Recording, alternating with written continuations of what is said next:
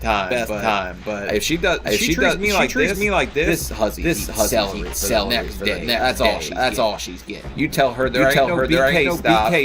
There ain't nothing. You're gonna get the same energy from me.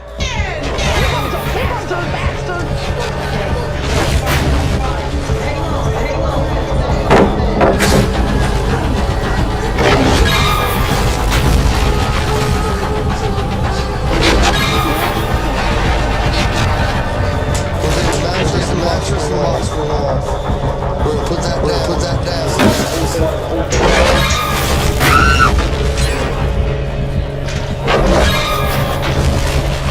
Why do we keep wrecking business? You're wrecking.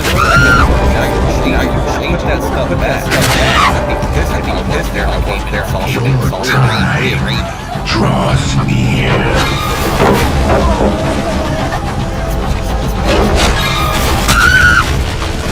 This is just too much for me. I should have never tried to do this.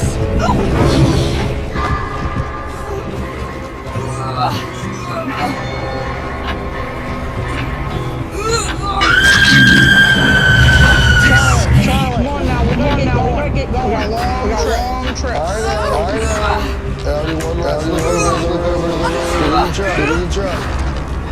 Is that another t-shirt? I've seen that fly shirt at least 4 times.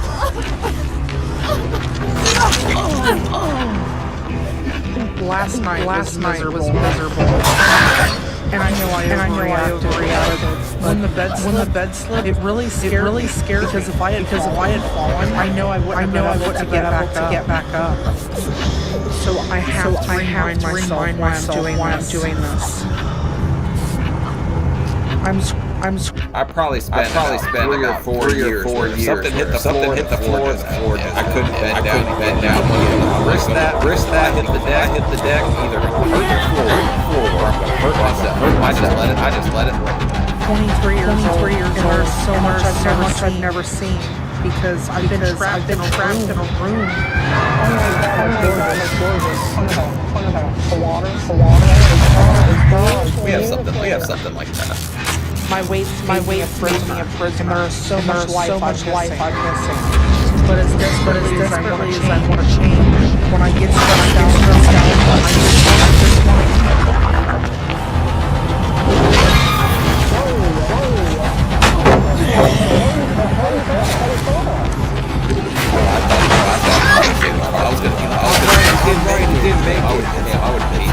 for something happened to them, just that she is such a dick.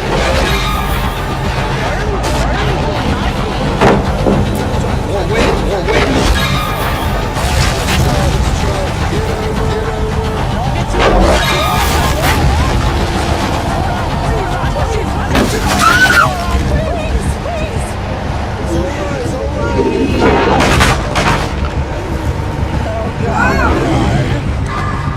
There's somebody that's never grocery store complains at, or at least I don't before I missed that part. But this sounds nasty. one uncomfortable gateway to happiness.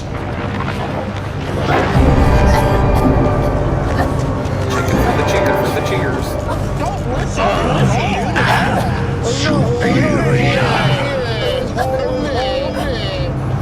Why do you act like that?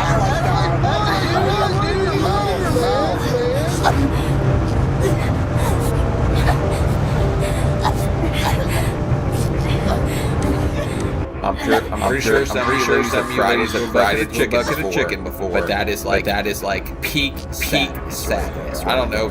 Some women do it over ice cream. This relationship, this has got to go. Relationship Dr. Sean. This 600 pound loving needs to get. Okay. No more stuff.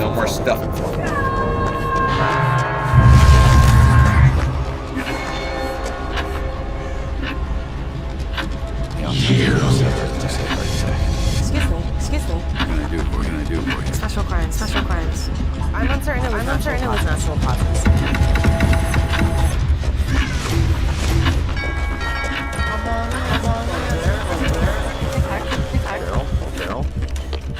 saw this thing, an app, ETF St. Louis. You meet these people, so you can spice up your life, spice it up. What's DTF? Down. Work together. Yeah, Ford was a colleague and friend. How did you meet Curl, peas, solid.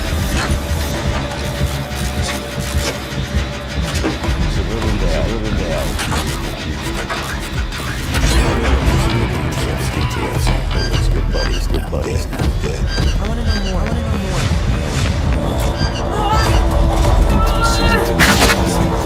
For so long.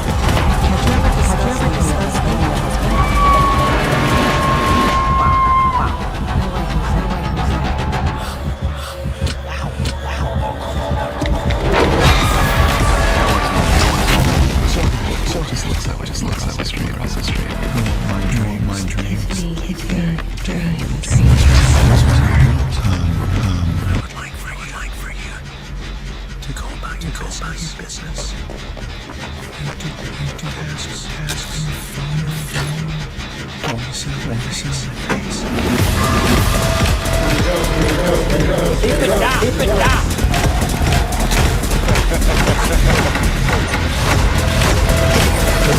What's going on?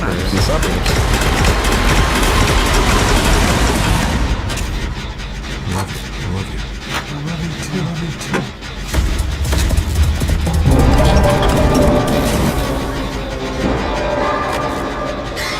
I will reshape the world.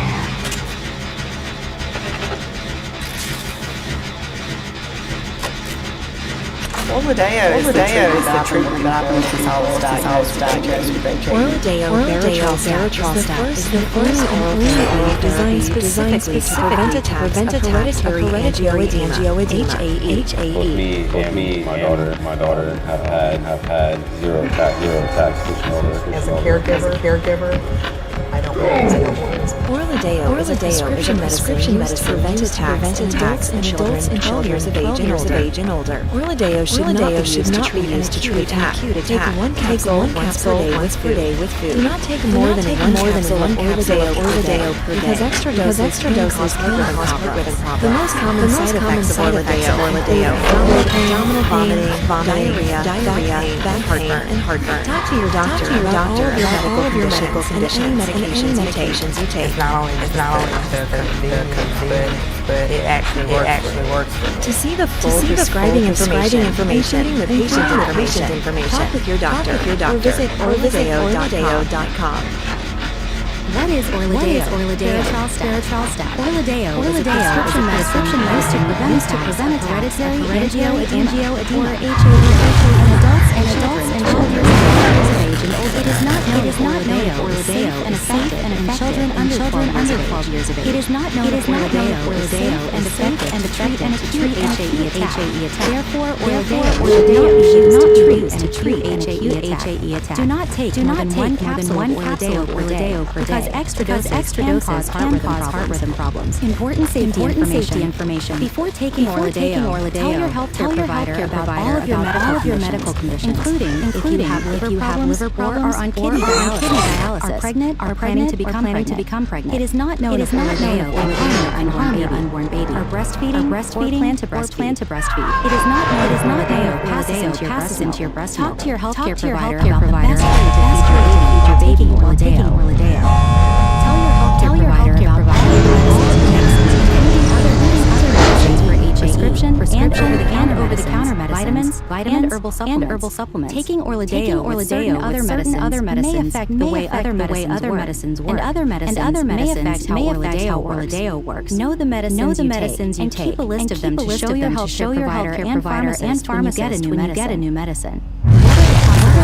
Side effects of Orladeo. Taking more than one capsule of Orladeo per day may cause serious side effects, including heart rhythm problems. A heart rhythm problem called QT prolongation can happen in people who take more than one capsule of Orladeo per day. This can can cause an abnormal heartbeat. Do not take more than one capsule per day. The most common side effects of Orladeyo abdominal pain, vomiting, diarrhea, back pain, and heartburn. These are not all of the possible side effects of Orladeyo. For more information, ask your healthcare provider or pharmacist. Talk to your healthcare provider for medical advice about side effects. You are encouraged to report side effects of prescription drugs to Pharmaceuticals Incorporated at 1-833-633-2279 or to the FDA at www.fda.gov/medwatch or 1-800-FDA-1088. For more information, please see the full prescribing information, including the patient indication information.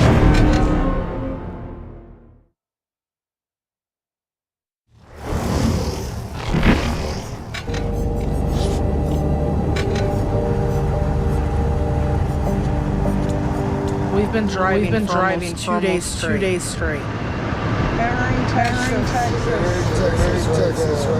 Home bucket.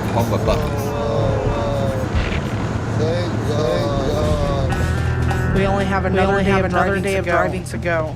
And I'm miserable right now. Finally, the hotel. To be fair, it's pretty miserable. And also, I'm thinking that head car probably costs about as much as the car. This has been one of the hardest things I've ever done. And I just hope it's worth it. Because there's so many things that are so uncertain about when I get to Houston.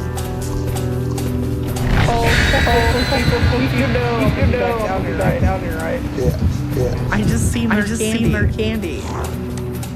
She is not on the wait list. Doctor selection. Also, who wears short shorts? You really trying to get him back today, huh? My entire family just picked up our life and brought it with us.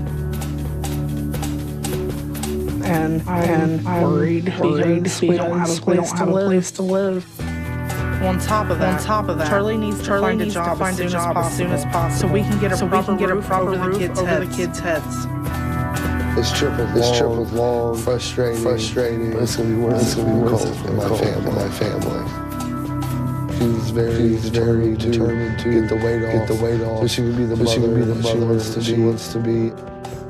If I don't change, my kids are either going to relive my childhood or watch me die. I think your childhood had it better than they do so far. They're still started there, and you never even gave them a chance at having a normal. So I think the second you were pregnant the first time, I understand how daunting it could be to be that big and want to change. But the second you start bringing new lives into the world, then you need to live for someone else. That should have been enough for you to want to change earlier. And I will not let my kids bury me in their diapers. I refuse to.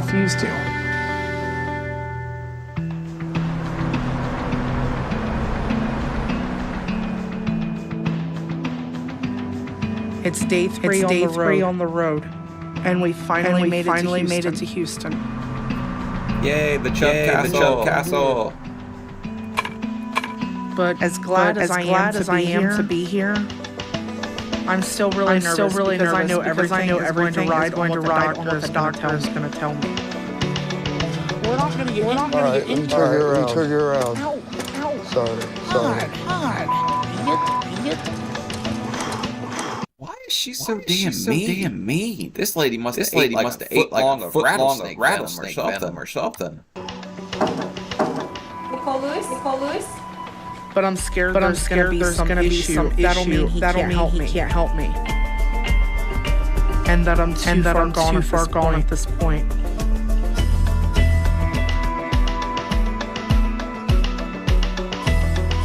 $684.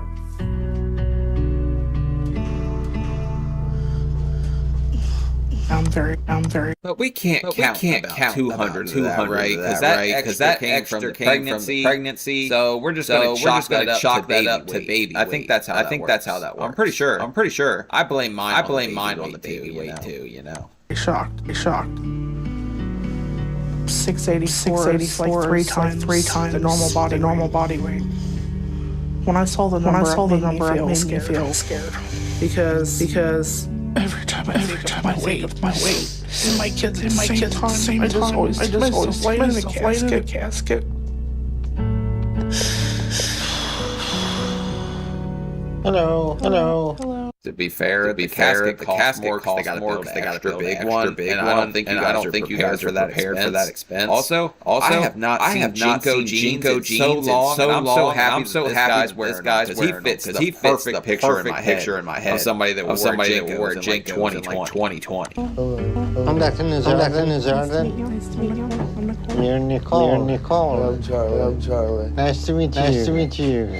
All right. So you're 23 years old, and you are 684 pounds? Yes. So what does your eating habit look like? It's not very good. My family has a fast food habit. I don't have a choice because I can't get up and stand and cook for myself. So I have to eat what's brought to me. So We just said that you're the one that cooks everything. You're not sure about the quality. They're going to deliver. Also, I'm pretty sure I heard something about getting turned on my tacos. So tell the truth to Doctor now. He's the fat lie detector. who bring you the food? My boyfriend and my mom. Why are you doing that? If she wants it, she'll fit if I don't get it for her. She hurts. So let me get this straight. You don't want to eat bad food, but you have to because you found it makes you. And you bring the bad food because she will get upset.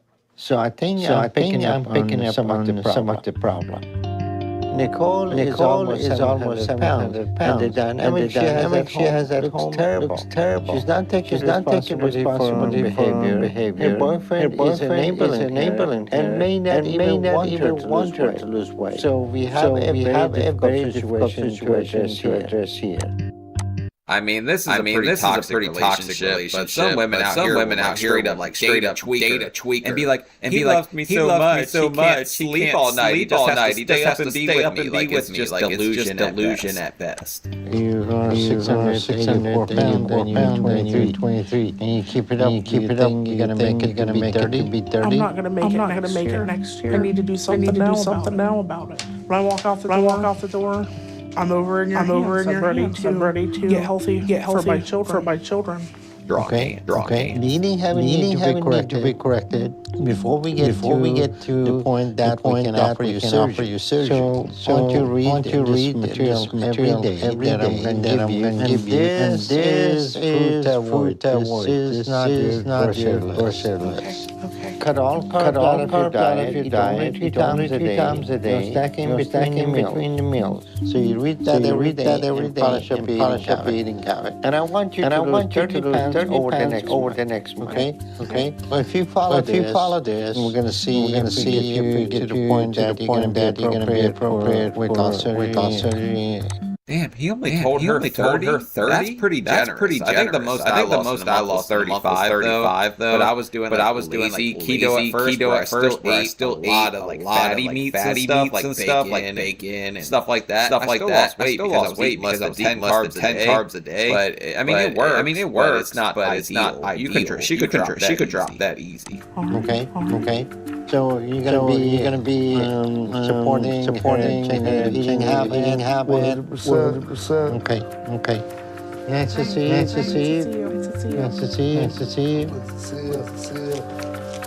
Bye, Dr. Dreamy.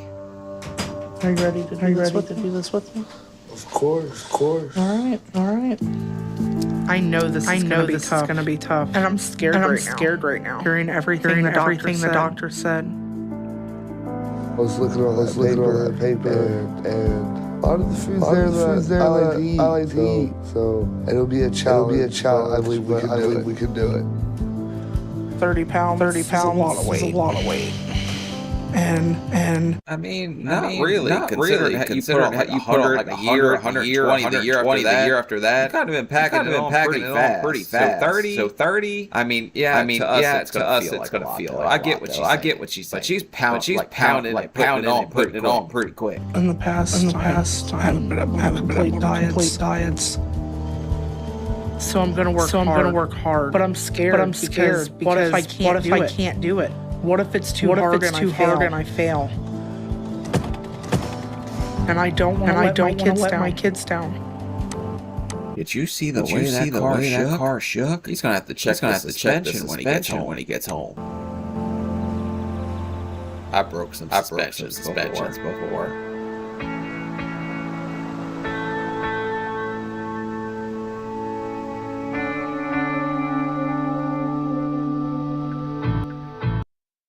Cancer care isn't just about treating the disease. It's also about helping people live well during and after treatment. At MSK, we don't just treat cancer, we treat people.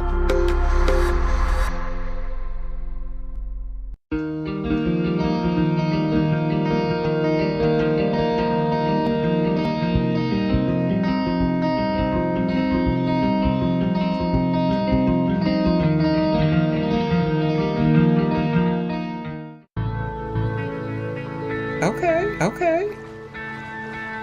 My family and I haven't been able to find a place to live yet. So we've been staying in a hotel.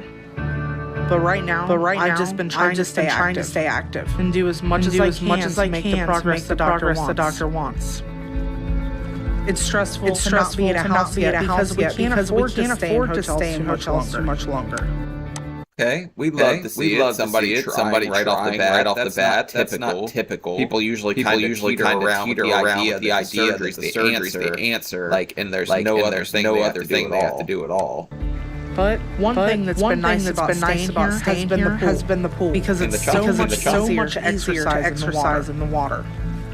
You're only given one life, and I haven't even begun to live a life yet. So I'm gonna do my absolute hardest to lose weight and feel happy for once. Hey, good looking. There's my handsome man. What's up? Yeah, that guy's a regular friggin' Tom Cruise, sexy man. But no, it's kind of funny to see how like floats or whatever. Because I had that problem when I jumped in the pool, and from losing so much weight, my love handles wanted to friggin' I looked like a damn stingray in the water. How was your workout? Really good. Right now, as hard as I can to make the progress I need. But I'm still struggling at times. And the temptation's the worst when I get stressed out about where we're living. But I just really hope we find a place soon because we can't afford to keep living in hotels.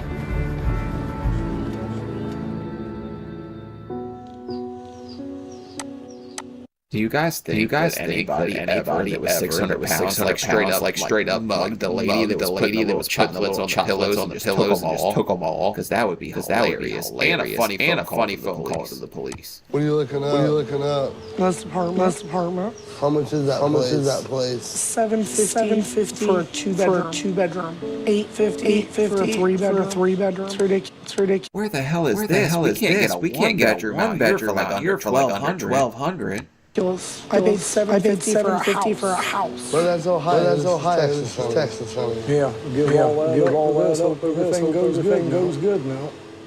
I'm moving to Texas. I'm getting really stressed out because we've been in Houston for a couple of weeks, and we still haven't found a house. Been living in hotels, and we're running low on money. Charlie's gonna have to get a job. He's been looking like some of the gas stations and stuff. Without Charlie getting the job, we're stuck here. And I don't know what to do. Once we're broke. It's very stressful. Are you getting hungry? Hello. My only go-to thing was food. Now that I've seen the doctor, I want to do this. So I'm trying. Stress eating is probably the worst quality to have, especially since they have no clue what they're doing from here. Charlie apparently is just a real winner because he's obviously beating the concrete trying to get a job every single day. I can tell that looking at him. He's obviously a hard worker. But shut up. That guy ain't looking for no damn job. He's looking for your next bag of chips or something. To eat as healthy as I can. How many of these do you want, Nikki? One piece of one serving. What is it? But me living in hotels. I don't know if my weight loss is on track because you can't microwave a bunch of healthy food all the time. I'm really tired of microwave food. You can microwave chicken? That don't sound good. I didn't know what you guys was eating for supper, and I ate a bunch of pizzas. What? I was uptown riding around a little bit ago. So I stopped at that pizza shop and I ate uptown. You ate a big old piece of pizza? Yeah, I ate a bunch of pizza. 4 slices for $5. Four slices of pizza. Yeah, I mean, they was big. We're supposed to be eating healthy together. I know, but that's why I come back here. It's pretty good.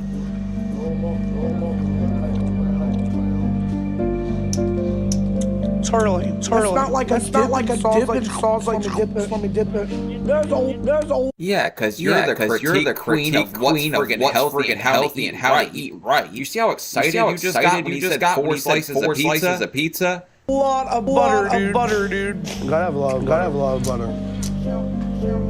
I know it's hard for my family to have to do this with me. But how they're treating me right now makes me feel like I'm on my own. I go back to see the doctor in a week, and I just need to stay on track till then.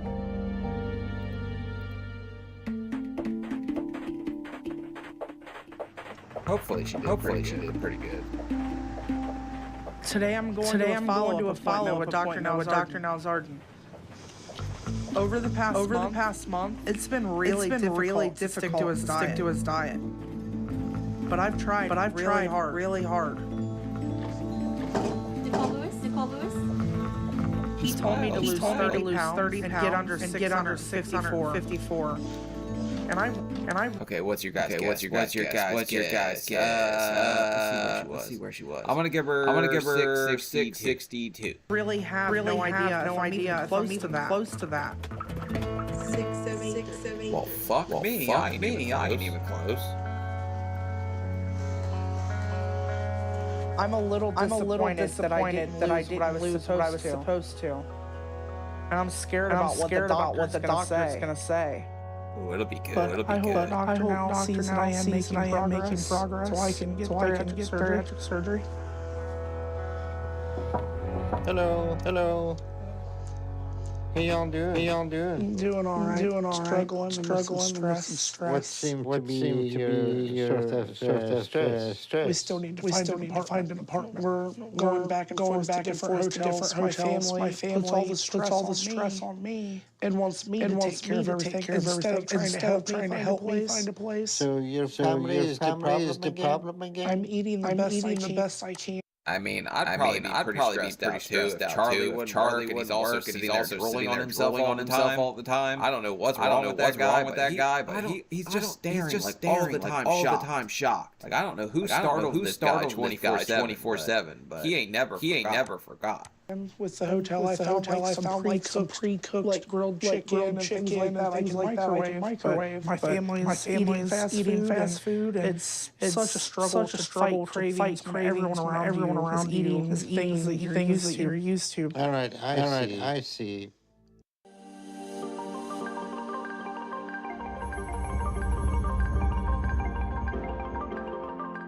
Welcome to China Considered, a podcast that brings fresh insight and informed discussion to one of the most consequential issues of our time, how China's changing and changing the world. I'm Liz Economy, Senior Fellow and Co-Director of the Program on the U.S., China, and the World at the Hoover Institution at Stanford University.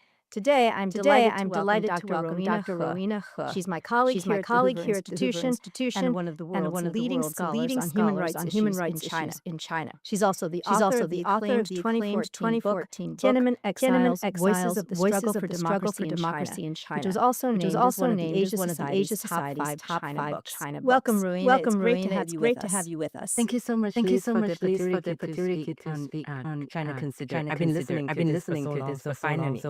I'm glad to be part of this. Well, it's really just a great pleasure for us to have you on. Let me start by taking you quite a number of years back to 1989 to the spring in Guangdong, where you were still a high school student, but ended up participating in the sort of demonstrations, the political demonstrations that had spread across China. And you wrote at the time, or you've written, I should at the time, but you've written since then that you took to the streets not because of hatred and despair, but because of love and hope. Can you talk a little bit about what you meant, what you felt at that moment, and what propelled you actually to go demonstrate? Yeah, that's a great question. Lisa.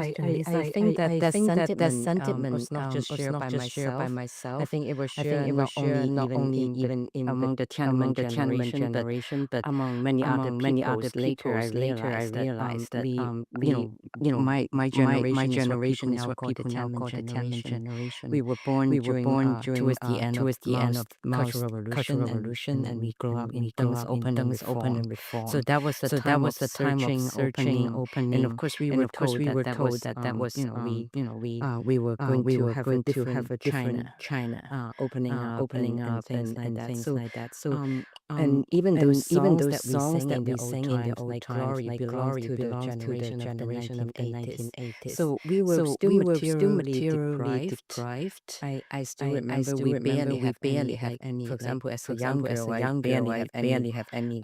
When I was a kid, there was dolls, like stuffed animals, things like that, and I really wanted to have those. When I saw it from my neighbor's family, and not like jazz and that kind of thing, but people's faces were full of hope.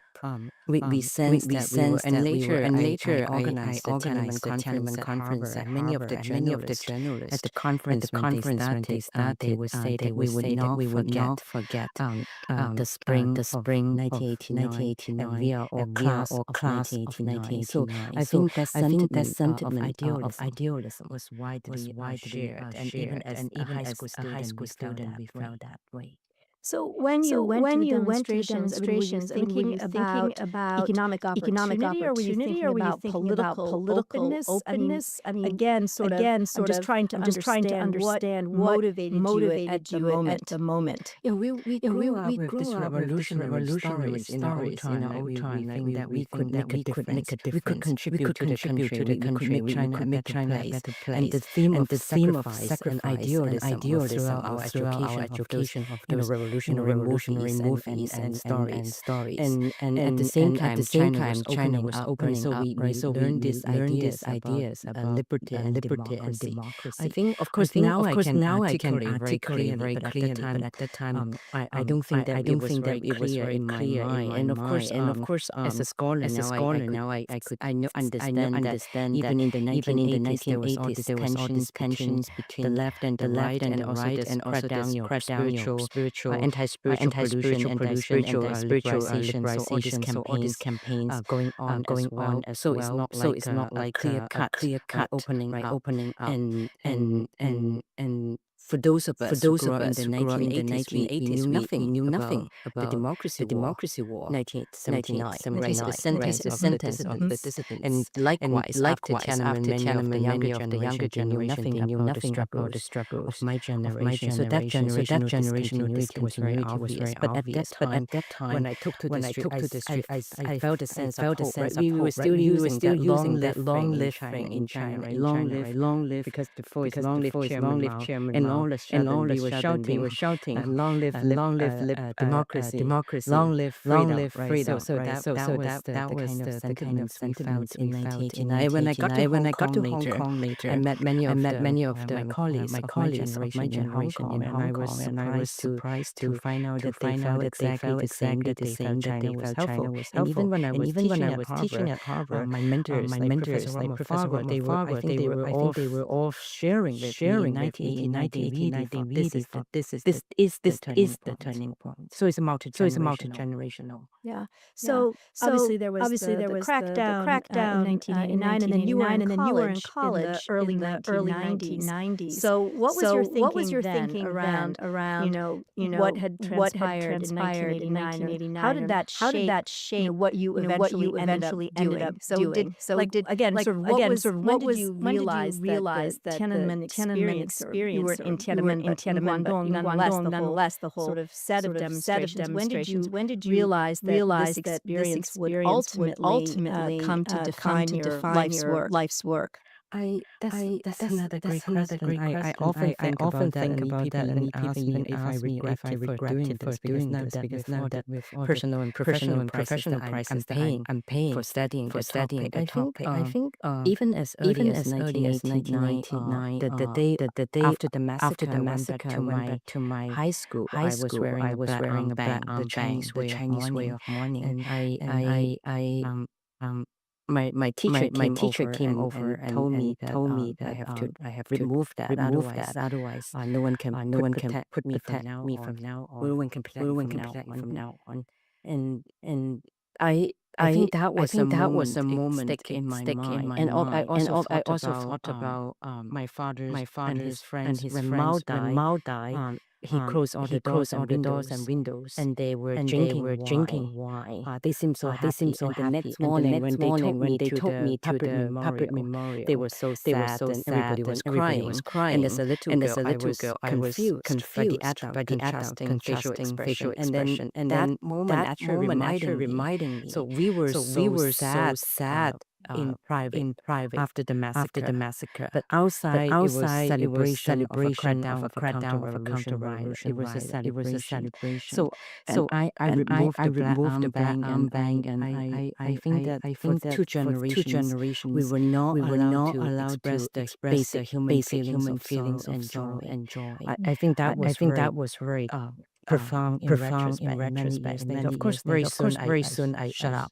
Right. So I stopped talking about it because I didn't want to go to jail. I didn't want to be expelled. I still want to go to college. So I think like many of my generation in 1989, and of course my father's generation, we learned to lie in order to survive. So that was on the back of my mind. And when I was in college starting, I should say that organizations like Voice of America. I remember the first anniversary of Tiananmen. I was in my dorm. All the girls, not everyone knew about Tiananmen. Not everyone knew what had happened. But a few of us, we were holding the tiny little radio in our hands. Even with all the interference of the signal, we were listening to VOA and Voice of America, and then we realized, oh my God, the word is still because we kept wondering, do people know what happened to us? Are they still carrying on? Or are we being dropped?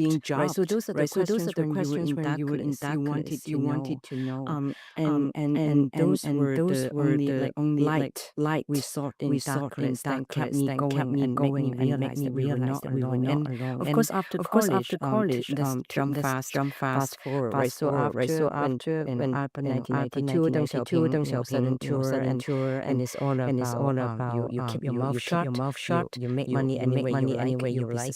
So I was very successful in the banking and financial industry. For a few years, I started to make a lot of money, and I started to live a much better life than my intellectual parents. But I think on the back of my mind that darkness in 1989 on the day of the massacre, when overnight, you saw your peers being slaughtered.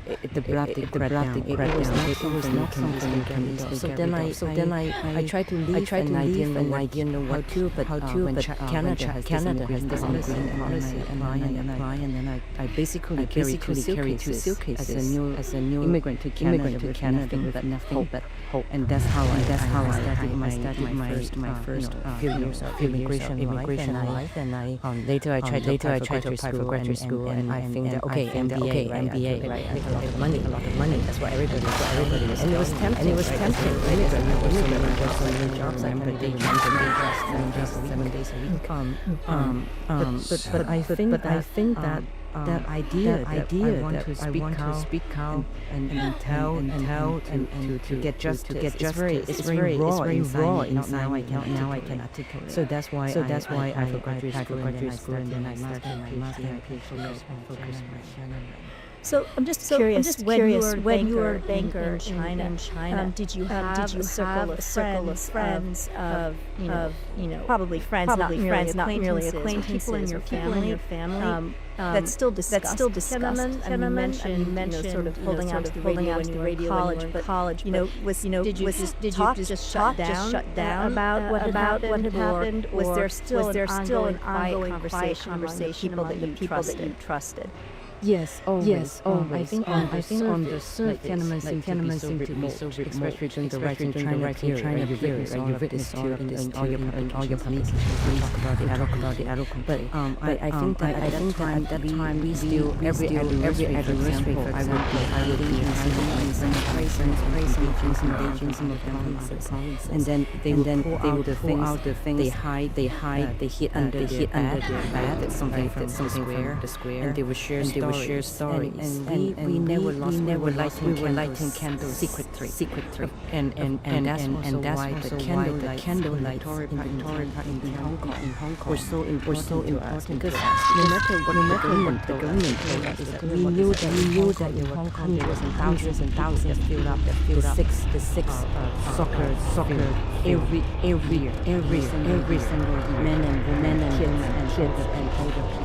Whatever they would just be there on time. That was a commitment for truth and justice for the victims. So we light candles all the time every year, and there were discussions about.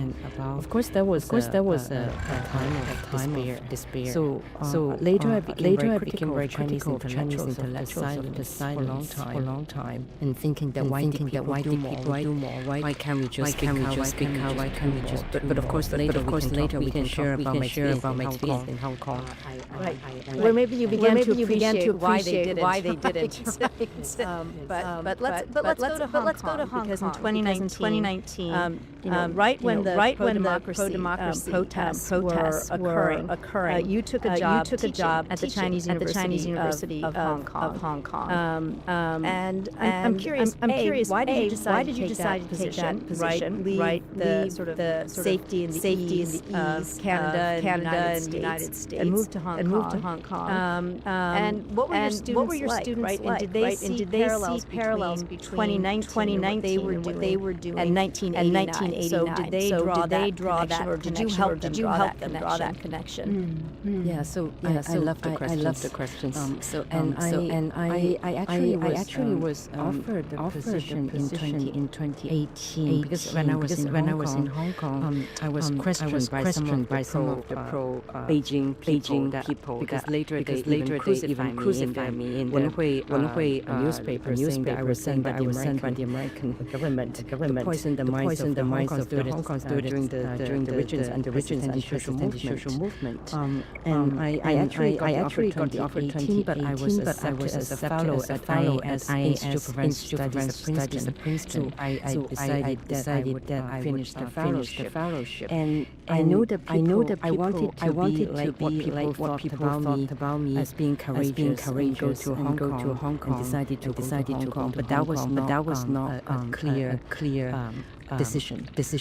I was actually terrified. So I can tell you why I went to Hong Kong. It was more personal.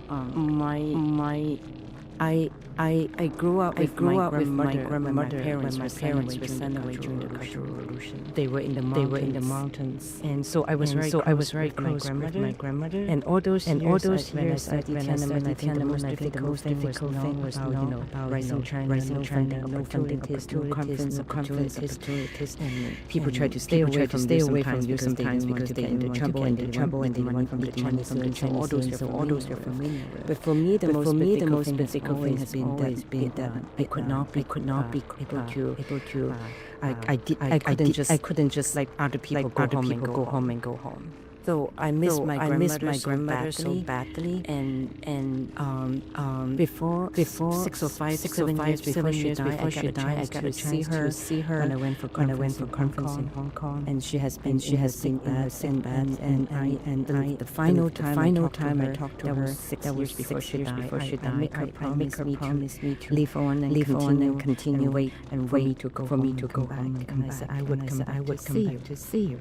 I touch her at the time that I would come back, and she was in her sick bag. She was very sick for almost 7 years, and everyone was saying, we don't understand why your mother hold on. They didn't put any machine on her, but she just hold on until she passed away on that year, 2016 or 17, like that. That was the year that I before Thanksgiving, and the only time you asked me that I regretted for doing Tiananmen. I wanted to be close, and I was even if I'm too far away from home, she would never be able to find me again in the middle of nowhere in the United States. So then I applied for the position in Hong Kong on the Chinese Christmas Eve, and I was so homesick. So that was my long story, my personal reason to decide to go back to Hong Kong. It just so happened 2019, and of course, before I went, I signed power of attorney. Before I got on the plane at Princeton Airport, and I sent it to Jerry Cohen, and I signed Jerry as my lawyer. If anything happened, if I disappear, if they said suicide, that's what happened to all the lawyers, as you know. And if I do a TV confession that everything I do, and all of those, that's not true. And I said I would like to have help from Jerry to get house. So signing that thing, I sent it out, and I went to the airport with my suitcases. And that was my pre-Hong Kong. And of course, the moment I arrived, it was the unprecedented social movement on the ground. And the first day I arrived, my students knocked at my door, and they said, Professor He, we have gathering on campus talking about historians, history person. That's how they call it. Before the Hong Kong history major, would you join us? I hesitated for a minute because I wasn't sure what's going to happen, and I just feel that I'm moving inside and outside. But immediately my 1989 self came up and feel that I need to support these young people for the same ideal that we had in 1989. So we started the long journey in the 3 years. So they very often came to my apartment. We eat together. They were sitting on my apartment floor until 3 a.m., 4 a.m. in the morning. And if they go for protest in the early days, I set up a WhatsApp because when I got to Hong Kong, I didn't have any social media. And if you call us, we know when we call you back. We use WhatsApp and later you signal. So I make sure everyone got home before I went to bed. So that was the kind of connection that we built. And to answer your question about comparison of 1919, we did not just compare 1990 when we went beyond. We studied the PRC history. We looked at the Yan'an rectification campaign. We looked at the anti-racist campaign. We looked at the Cultural Revolution. And I said that this is exactly the same regime that you're doing right now. So I think that kind of interactions and the sharings and communications was crucial when the students were making decisions, especially during the campus that took place in my campus. When the police was outside and whether they should leave or not. And they told me, Marina, don't come back. We're determined, we're ready to die. And then I said, you're not going to die. So I carry my backpack with like a meatball, instant noodles, and water. And at that time, all the roads were already banned, and I walked the highway because there was no more car allowed on the highway. I walked back, and they were crying, and I was crying after hours when I finally get together with the students, and they said we're ready to die. We're going to sacrifice like the students in 1989. And I said that I gave my life for justice for the Tiananmen, and I still cannot get it. What do you want me to tell your dad and your mom tomorrow if any of you die? And we started to cry together. But I said, think about those moments that we study in classrooms, and we talk about the anti-racist campaign. We need to survive, and we are going to all live together, and we are going to do more than just die today. So there were many of those stories. I can go on and on.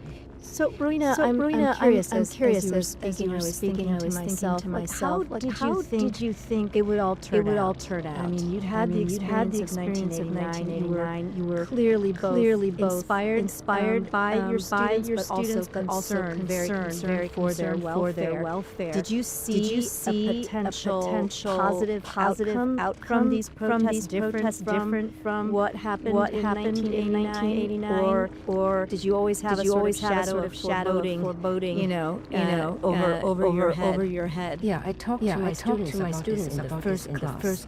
I taught in Hong Kong. That was the class boycott, and they were not supposed to come to. Wait, that was your first week? Yes, class boycott. Yes, that's my first class in Hong Kong. And I talk about what you asked me in that class. And of course, I try not to be imposing. So first of all, I joined the event on campus, and then I told my students I fully understand what you've been through and how you're feeling now. I understand that you want to have a boycott class week, and I hope that you boycott learning. I still think that it's important that you come to our class so that you know what you're dealing with. And to my surprise, not only my students came, many of the alumni came. We didn't have enough seats and chairs in my class. They have to go to another classroom to grab the class boycott week. And I started to share with them my experience, and I think all my students can testify. I said that if things continue, very soon we would not be able to do what we are doing now. We would lose our space, and the crackdown would come in, and they have every reason to come in to destroy Hong Kong. And that's what I said. So yes, the answer is I anticipated this from day one. I think in 1989, if you want to make a comparison, we were very naive. We thought we were children of the CCP and their going crackdown, even though we knew about the 1976 and June 9/9 and the crackdown and the April 5th crackdown and Tiananmen Square. But we still did not anticipate any of those like June 4th, right? 100,000 army soldiers, 47 tanks, firing on armed civilians. So in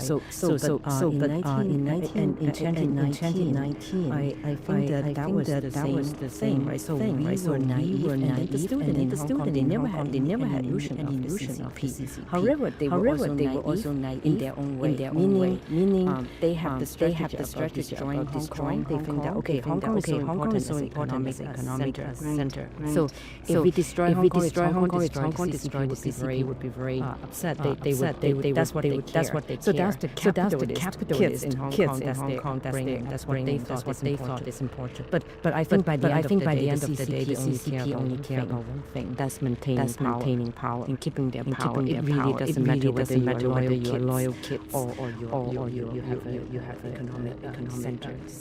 So right. I I think really important point. I think it was a mistake. It was a mistake. I believe that the U.S. government also made somehow when they passed the Hong Kong Rights and Democracy Act in Congress, which was well intentioned, basically saying that if the CCP cracked down in Hong Kong, that Hong Kong would lose its special status. I think that's just a fundamental misunderstanding, as you suggest, of what the priority really is for the Chinese Communist Party. It's not to have Hong Kong serve as an economic model, the Hong Kong Stock Exchange or anything like that. It's about political control, right? Ensuring that Hong Kong is politically aligned with the interests of the mainland. So it's very difficult to be on the ground when you're a human being, when you're a teacher, when you're a historian, and when history's in motion, and then you watch everything you want to show your support and understanding to the younger generation, of course, and trying to just tell them what you're doing is useless. So, but it's also, and I also tell my students, I said, no matter what, the bottom line is even after the imposing national security law, I would not censor myself in my classroom. There was a reporting system already, and there was all of those. So I still try to cultivate that kind of community engagement and trust that actually we continue up to today. And I was attacked, I was being criticized. At one point, you saw this not only in many other countries nowadays, deeply divided society. So the radical on both sides, people brutalize and radicalize each other, and there was no more conversation. So I insisted that if you come to my class, like from Taiwan, from mainland, from anywhere, sit down and talk. And if you cannot talk, come to my house, come to my apartment, let's sit and talk. And we build that kind of community through many of the activities. We went to the Tiananmen Museum, and we just chat evenings. And sometimes I have to record the girls' night. So we only the girls we sit on the floor and talking about, and then the main students to share what they learn in my class, boyfriend in China, and then they said, oh, then they drop her class, trying to brainwash you, and that kind of thing. So that was beyond just teaching inside the classroom. So we lived through the history, right? For example, when the statue of the goddess of democracy that was a copy, right? At the entrance of my university. So in 1989, I watched on TV, how the tank came in and crashed that in Tiananmen Square. So that's my generation's longing for we want to have something in the United States, this Statue of Liberty, and then we have this statue of the goddess of democracy. And they crashed when I was 17 years old. And then when I was in middle age at my own campus, in front of my eyes, they took it away 2021. So when that happened, I'm supposed to be historian. I'm supposed to document history. And when you watch history being erased in front of your face, when you watch your students were so scared, and then I have to before I left, I strapped and burn all their final papers before I left. And so many students came as a team to help me to destroy the papers. It's very painful to go through all of this. But that made me even more determined to keep the history and the memory alive. So in 2023, Hong Kong authorities denied you your visa renewal, and the Chinese University of Hong Kong terminated your contract. Did this come as a surprise to you, or were you fully expecting it? To be completely frank, I'm surprised that Chinese University of Hong Kong let you in 2019 to begin with at some level, right? But were you surprised at this moment, or did you know that this was coming? Even in 2019, you were not the only person who was surprised, right? I was surprised because I remember going to campus to give that talk, and I was wondering, should I pretend to be someone else? When my work was out there. So I remember I was talking to all my mentors at that time, and they said maybe you should just give a talk about your work. And I said, how is it going to work? yes, 23. So I knew that was coming because before I left Hong Kong for the National Humanities Center fellowship, I was not given a renewed visa to go back. And I actually was told that I could not leave. That was when I was terrified. 2022. Yeah, at least I can talk about so many things now. But for many years, I was so scared. You know that I just like everyone else. So I try not to talk about especially this kind of personal thing. So I was told that I could not leave Hong Kong without a new visa. So that was the most terrifying thing, and my students were terrified, and they were asking for information about what I teach. I need to submit materials. And I was asked. There's a template of many pages and asking questions. I think from my CV. For example, I think they asked what Harvard University. Who funded Harvard University? So they brought all these things from my CV. What was IAS Princeton? Who unfunded IAS Princeton? So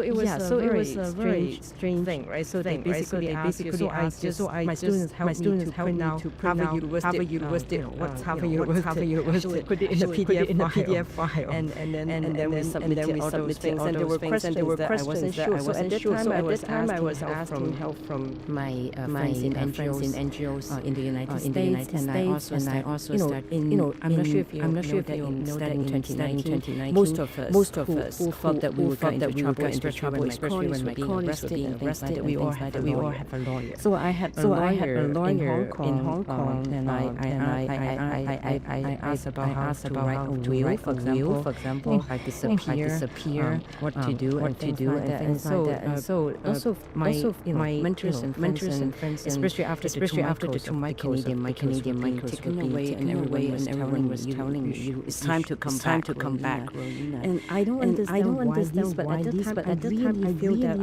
I'm just like my students refused to leave the campus during the campus standoff. I was so determined to stay in Hong Kong. I felt that I could not leave my campus now. So it's now in retrospect. I didn't know why I felt that way. But that's how I felt at the time. I didn't leave. So I had the lawyers. I signed the lawyers, and I don't think I should name the person because it's profile person as well. But eventually we decided that this is a good thing to do because that would be the privilege thing. So whatever we discuss would have to be reviewed later. So I wasn't sure if I could leave until I was told that if I was allowed to leave, and a letter, I would not be allowed to leave. So I was actually taken to a back room at the airport at the time, and all my students and colleagues were waiting outside, and I was just terrified in that room. But I still had my phone and testing everybody, ding, and I turn it off. They were all saying we would not leave the airport until you board your flight. So just minutes before my flight took off, I was sent away. And I remember I knew that I could not, if I would not be able to make it to the gate. So there was those airport cars. They were driving by, and if I pay how much Hong Kong dollars, they would take me to the gate. That's was thing about capitalism. I don't think I've ever heard of that, but that's good. Yeah, I come in and whatever, I just money, and I got to the gate, and I think actually those people questioned me in the room very nice because they called the gate to tell them that I was coming, so they knew they should wait for me. So I got to the gate, and then they got me into the. I boarded the plane, and then before I sat down, the gate just closed behind my back. And I remember that, and then the student, I tested, I just boarded, and they said hooray, and then my colleague said, Rolina, let's make a Hong Kong version of Rush Hours. I was just thinking this sounds like a movie. Actually, I'm sitting insane. So I don't think I would have felt safe until the plane actually took off. Even getting on the plane and sitting down. I feel like I'm living through this with you right now. I think until it was wheels up, I still would have been concerned somebody would come and haul me off the plane. Yeah, it's easy to talk about it now, but at this time I was terrified. People sometimes call me courageous or whatever for doing tournament. As my students, I was a very timid person, right? Even at the Harvard, when the nationalist kids, they send me emails, they can rate me and all of those. I was just so scared to death, and I was just terrified and all the time. But if there's anything that kept me going, that's exactly because of the fear that future generations have to go through. I have been through. Anything that's out of the courage is my fear. But that is perhaps the greatest definition of courage, right? Is to be able to stick to your beliefs and to act on them, even in the face of such threats and deep fear within yourself. To me, that's the biggest sign of courage. And to that, you have been designated among the top 100 public intellectuals. You've testified before Congress. Certainly in China circles, and even beyond. You are very well known for the work that you've done. Do you feel today as though this visibility gives you a greater sense of protection, or do you think it makes you more vulnerable? It's a long process, right? I first came as a new immigrant, then as a graduate, then as a lecturer at the bottom of the ladder in some academic settings. I've been through all of this fear. That's why often when I gave talks, I saw the organizers ask me to tell the scholars on campus when they came to the conference I organized. Don't be scared. Because they always newspapers to cover their hat, right? So they would just cover up and wear masks and all those. And then I said, I'm scared myself. How can I tell people not to be scared? The fear is so just real, right? So even the most recent public candlelight ritual that I attended at Berkeley last month after the Hong Kong fire. And it was organized by students from Hong Kong, Berkeley, and Stanford. So they were passing around masks, and there's only one student from Hong Kong. He went up to speak and was covering up from top. So he was not even attending a vigil. It was just a vigil for fire, and they were so terrified. So that's why when I was asked to go up and speak, I felt that it's my turn. The Hong Kong people have been lighting candles for 30 years in Victoria Park, and it's my turn now to go up and speak for the Hong Kong people, and of course now the second pair of shoe has dropped. Talking about that, I'm thinking about the Hong Kong Democracy Alliance will be trialed this month, January 22nd. Yeah, so my friend Albert Hall, Lei Chok, and Zhou Hengtong, so they are going to be organizing the candlelight ritual. So they were accused collaborating with anti-China foreign forces as if they were the country and China. But this is the second type of loyalty, right? If that's what I talk about the betrayal of loyalty in the 1980s. Liu Binyan, the exile journalist, right? He had a very well-known article about the second kind of loyalty. So he asked the question: will a loyal citizen be allowed to criticize its government when the government is not doing its job? So that's the second type of loyalty. So I think these people in Hong Kong, they have been lighting the candles for us when we were so scared. And the month before I left, because I left the last summer of Hong Kong, I went to the court trial of the Hong Kong democracy at 9. And I remember I got up very early in the morning and then I went in and then I watched my friends walk out. They used to be quite fatted and strong and they all seem to have all in gray hair and I was on the sign of the freedom and they are now being they're supposed to be criminals being tried and that's rich position of the fear and now it's just I don't even have a word. So that's why I hope the international community would not drop these people who have been carrying on the work to do this and now to answer your question in a roundabout way. I have been through a long way. I don't think that being well known and being would give you additional protection. But it doesn't mean that international support is not important. I think it's extremely important. But from my own personal perspective, I have been through a lot trying not to be even in Hong Kong, especially when I was an adult. Right, you need to cultivate your space. You need to protect your classroom. You need to protect your students who are like your children. Then that's your responsibility to be invisible, so that you can continue your work. And in that sense, I think we should not lose hope and we should not be despair about China's future because the hope in China actually are those that you cannot see. It's invisible. But one day when the chance come, just like in 1980s, everyone said the kids just only dancing in Topo. But eventually, all of a sudden, overnight, it started again. Yeah. So I want to follow up on this point. About the youth in China today.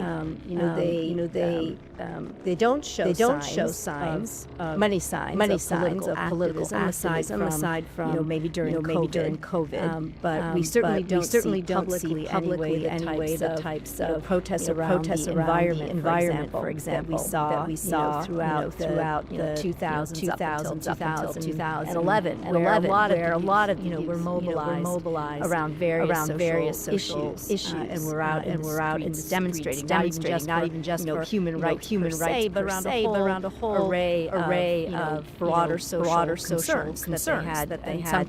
Sometimes of course they were linked also to issues around human rights. We don't see that kind of thing. The repressive apparatus is so much stronger today than it was then.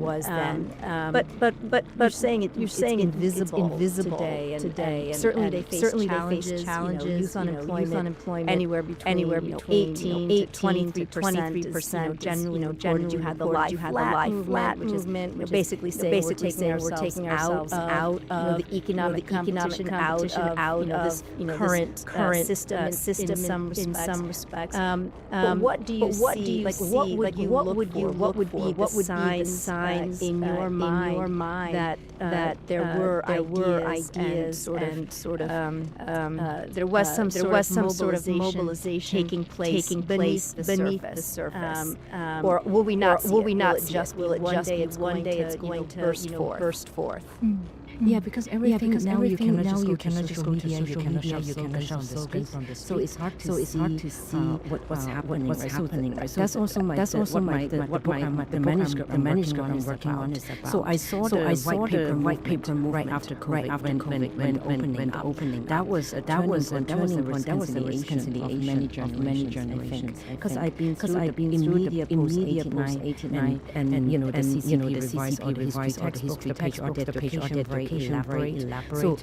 So at some point they produce a generation that cannot distinguish between the regime and the nation, right? And they anyone who's critical of the regime as national traitors. And that's where the attacks against anyone like me who are critical of the regime is coming from. So that's when I started the national project when I was at Harvard and Princeton. But after Hong Kong, after COVID in the post period, I saw this huge change among the younger generation because all of a sudden they experience themselves in their real life. What the government has been lying. There's a white paper about COVID published by the CCP.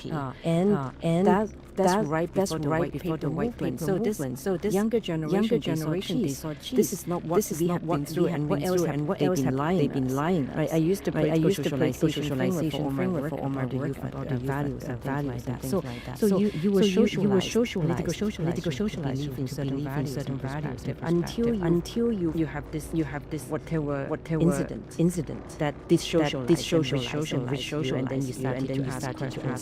It's always associated with psychological pain, of course. But then that's how many of the students at one point after the passing of the national security law, I gave a talk on Zoom in Mandarin to a few hundred of Chinese students organized by maintenance students. I almost decided not to do it because that was right after the passing of the national security law, as I mentioned just now. I actually wanted to withdraw. I agree, and then I said maybe I shouldn't do it. Terrified. I don't even know who would be on that. Sure. I felt that okay, and that was the only time I spoke in Mandarin about Tiananmen to this large group of Chinese students. And after that, they genuinely asked a lot of questions during Q&A. And later they shared with me how they felt, and they said that Professor He, please remember us. Like I was from I don't know how to translate small cities. Small cities. Second, third tier cities. So were they? How did they find out? How did this even come together? They have their own way of civil society. They have their own way of connecting to social media, and they just find out. And of course I know they dissolved afterwards. So I didn't even know who the people me. It's like a it was so underground. So they everything. They just we got a signal group, and they were connected to me by some professors in Hong Kong. And after that, the dissolved the next morning. I don't know where they are, who they are. But that's what I meant. So you have all the students again and again. They were curious. They wanted to find out. And I think many of them remember like Professor remember in the future if you feel that the Chinese youth are there and they remember there were many we cannot speak but we are here. We're here with you together. So I think it was that kind of incidents that I saw cross generation, not just one generation that keep me going, and not just in one place, in everywhere, and not just Chinese, but also Chinese people in diaspora, Hong Kong people in diaspora, and now the many of the younger generation who are now in Canada, and in Canada they have the what's that called, the light bulb project. So the younger generation could come over. So it's not. It feels like they always said game over. And I said that the game would not end until we gave up. So I almost want to end our discussion on that note. But let me just ask you, what about the role of the international community, and putting aside even the Chinese diaspora. What role should the U.S. government, for example, play, if or other governments? What can they do to continue to support people in Hong Kong, for example, or should pressure on human rights still make sense? There's no more human rights dialogue between the United States and China. I think Germany still has one. I don't know that it has any actual impact. But what would be if you had a recommendation, for example, for the President of the United States, let's say for President Trump, about what the U.S. could or should be doing? What might you say? I feel we should always include human rights as an important item on the agenda of China relationship, and not just for like moral reasons.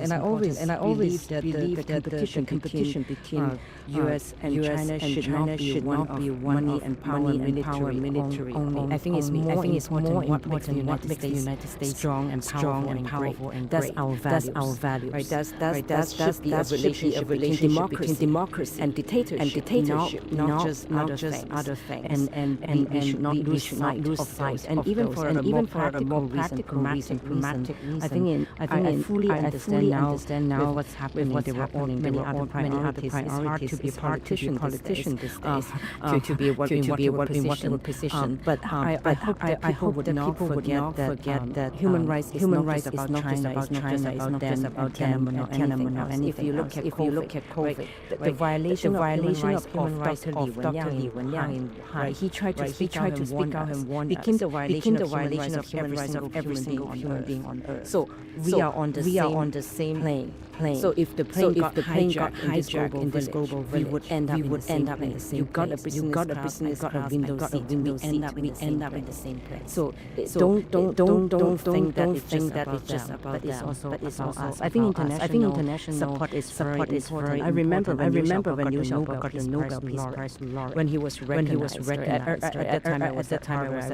I went with my some other Chinese. We were jumping in Harvard kindergarten. We were jumping like, Liu Xiaobo got the Nobel Peace Prize, yes. And all my friends were sending me messages from China and said that I'm so happy. I haven't been so happy since that day, since that year, since that night.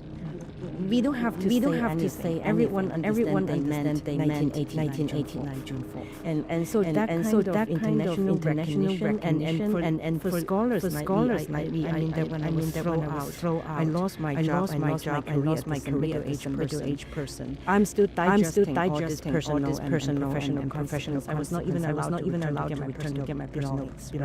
Right. But then intellectual there was institutions and scholars and people like you give me awards.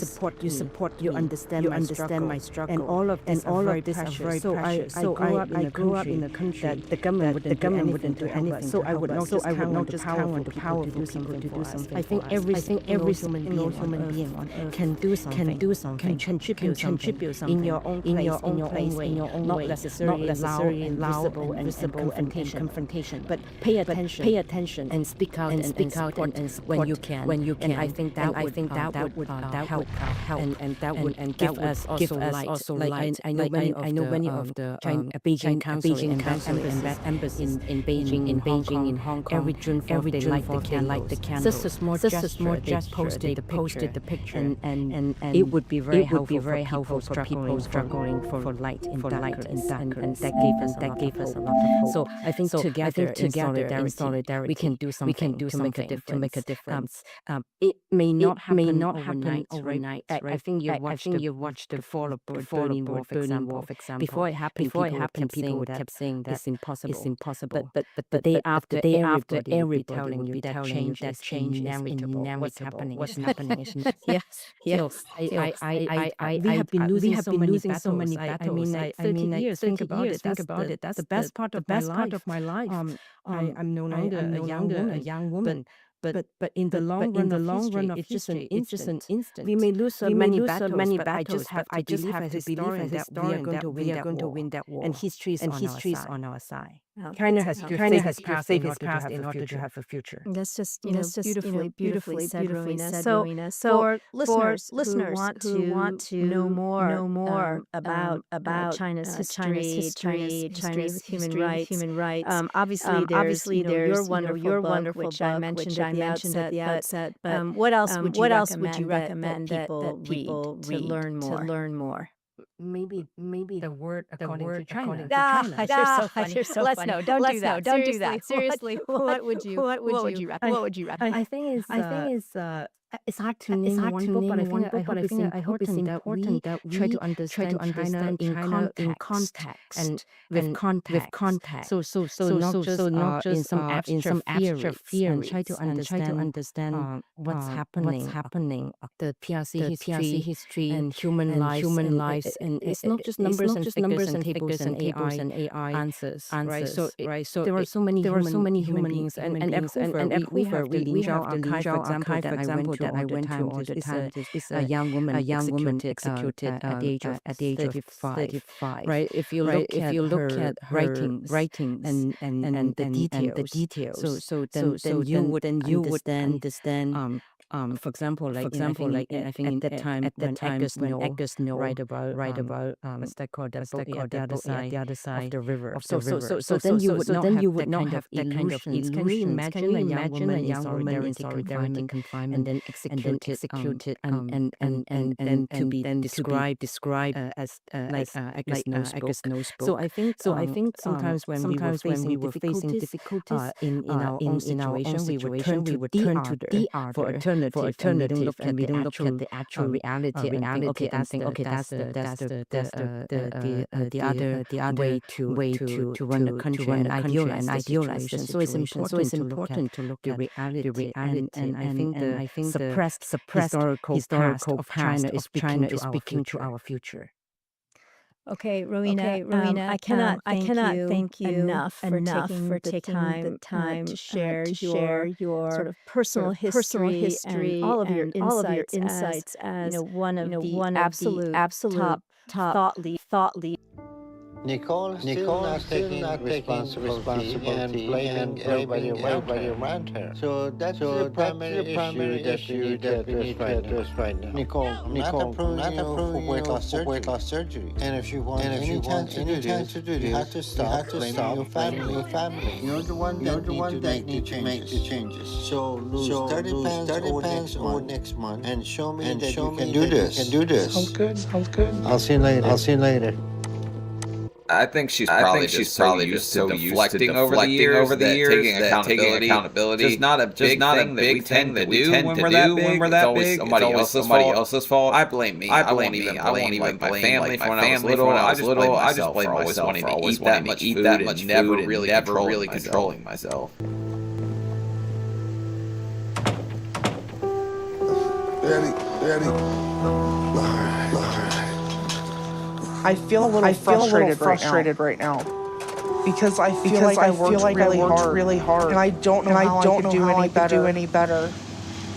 But I'm scared because I know this may be my last chance.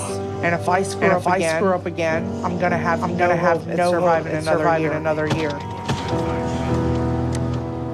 She slams that thing with ferocity right there. But I guess you just shut without hitting her stomach. Also, you didn't try that hard. I missed that part. And you were eating corn, which I'm pretty sure corn has carbs because I wouldn't eat that. I was on my diet, not eating carbs.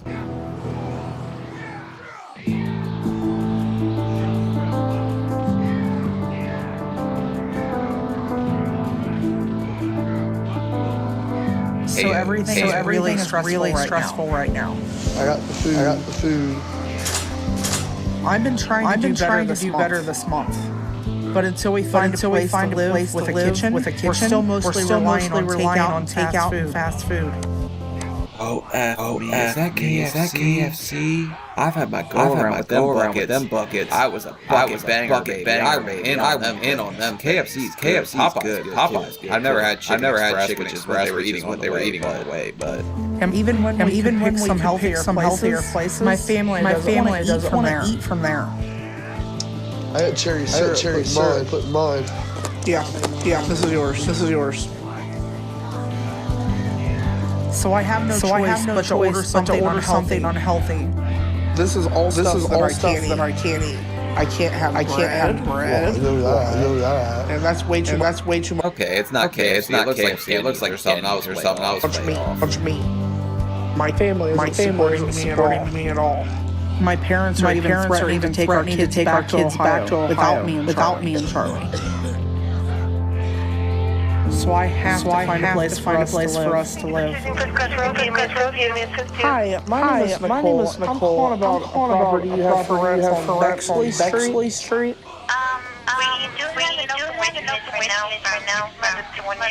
Okay, alright, yeah, I need something immediately. What did they say? Also, how are they gonna rent a place? They have no proof of income or anything. Charlie won't work. That guy absolutely refuses. The most work he does is rolling her up that little lip in the doctor now's office. We needed something 2 days ago. We're down to like $580. When that money's gone, it's gone. And my family, we're gonna be homeless. And I. If we count inflation, that 580's only about 30 buckets of chicken. We're screwed. We got a month worth of food left. Won't let that happen to my kids. This sucks. Giving up what we had to give, you know what I mean? This ain't my fault. It's just a situation that happened that we gotta get through together as a family. Doesn't help when I'm getting every day in the situation. My mom nags me and says she was still in Ohio. I don't see. None of you guys help. I mean, literally. Nobody is. I'm going for jobs. Have a job. Nobody else get jobs. I hope to God you didn't go to the job your shirt turned out like that, tag out the back. This lady's stinks. But to say that none of this is her fault is kind of a wild stance to take. I mean, I can appreciate the delusion that goes into being that big and thinking it's not your fault. Handle all your job applications. Talk to real estate agents. I'm not seeing nothing. Do nothing. We had a house, place to stay and play, huh? Drive nuts. Wonder why, I don't give.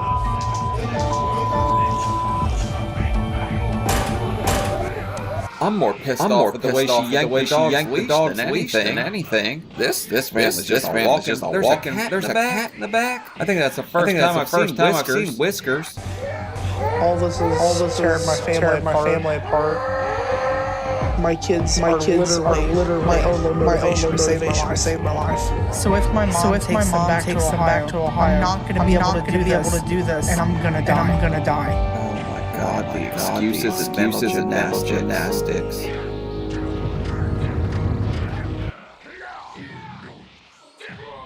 Y'all, I am so worked up today because I'm having deja vu to 2020. Like, are we really doing this again?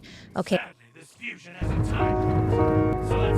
Charlie and I have been out all day looking for a job, but we still haven't found anything.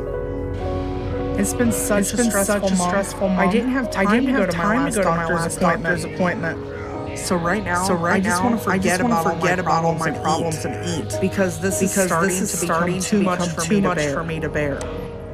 You're almost out of okay. You're riding around looking for a shocker. You ended up at Berg's it looks like. But this guy sitting here with cigars every second. $580. Them cigars are gonna pretty quick. Even if there's little cigarillos or something. You guys just wildly misguided where you need to go, what you need to do. I'm doing it for my kids. You lost 11 pounds. Realistically, that's a little bit of water out of your body. You're not trying at all. Can I get a double meat cheeseburger? Large fruit punch. Number 3. Anything else? No. I've been holding back for so long. And right now, I just can't wait to eat something that tastes so good. I know this is the food I'm supposed to be eating. Damn, it looked like she almost didn't wait to get the wrapper right through the paper. But I don't think it's going to cause too much damage to just a little when I really need it.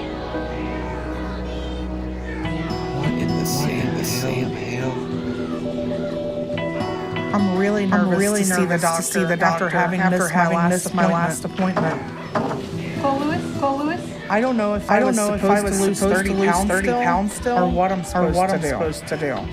So I'm scared. If the doctor doesn't approve me today, my family's gonna give up and move back to Ohio. If that happens, I have no hope. Oh shit!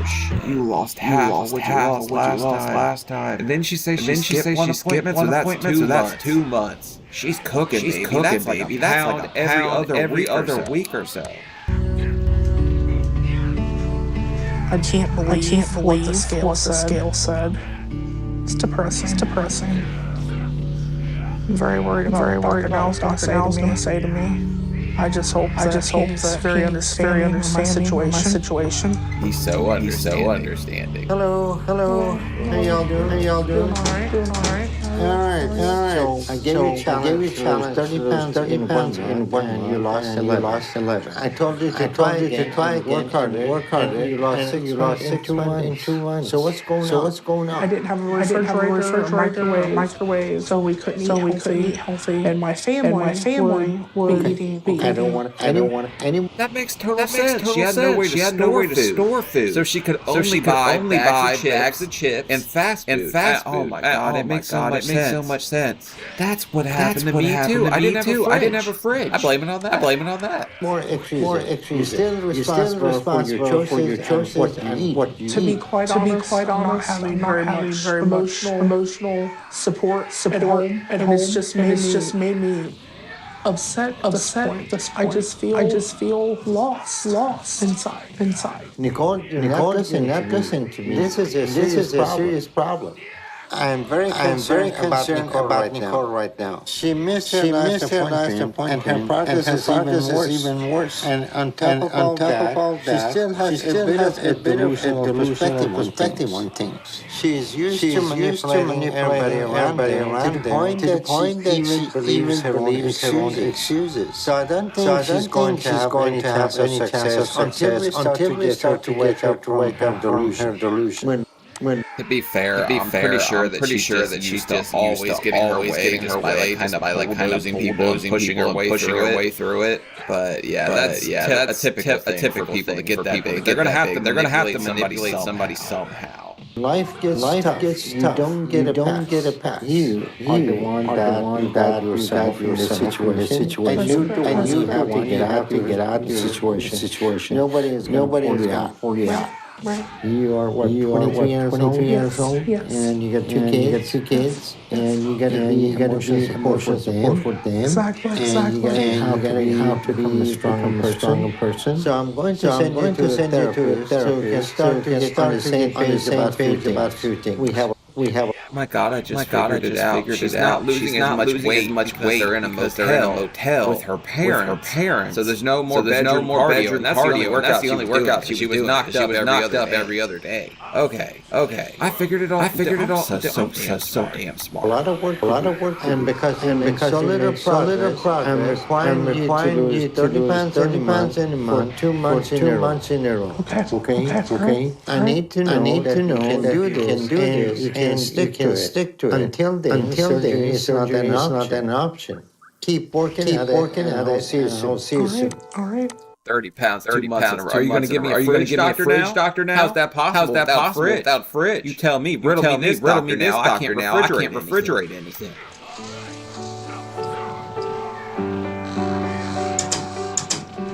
I'm really discouraged.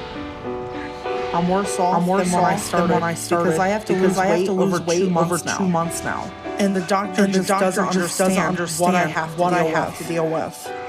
Because I'm completely dependent on my family. At the end of my life, how am I going to value?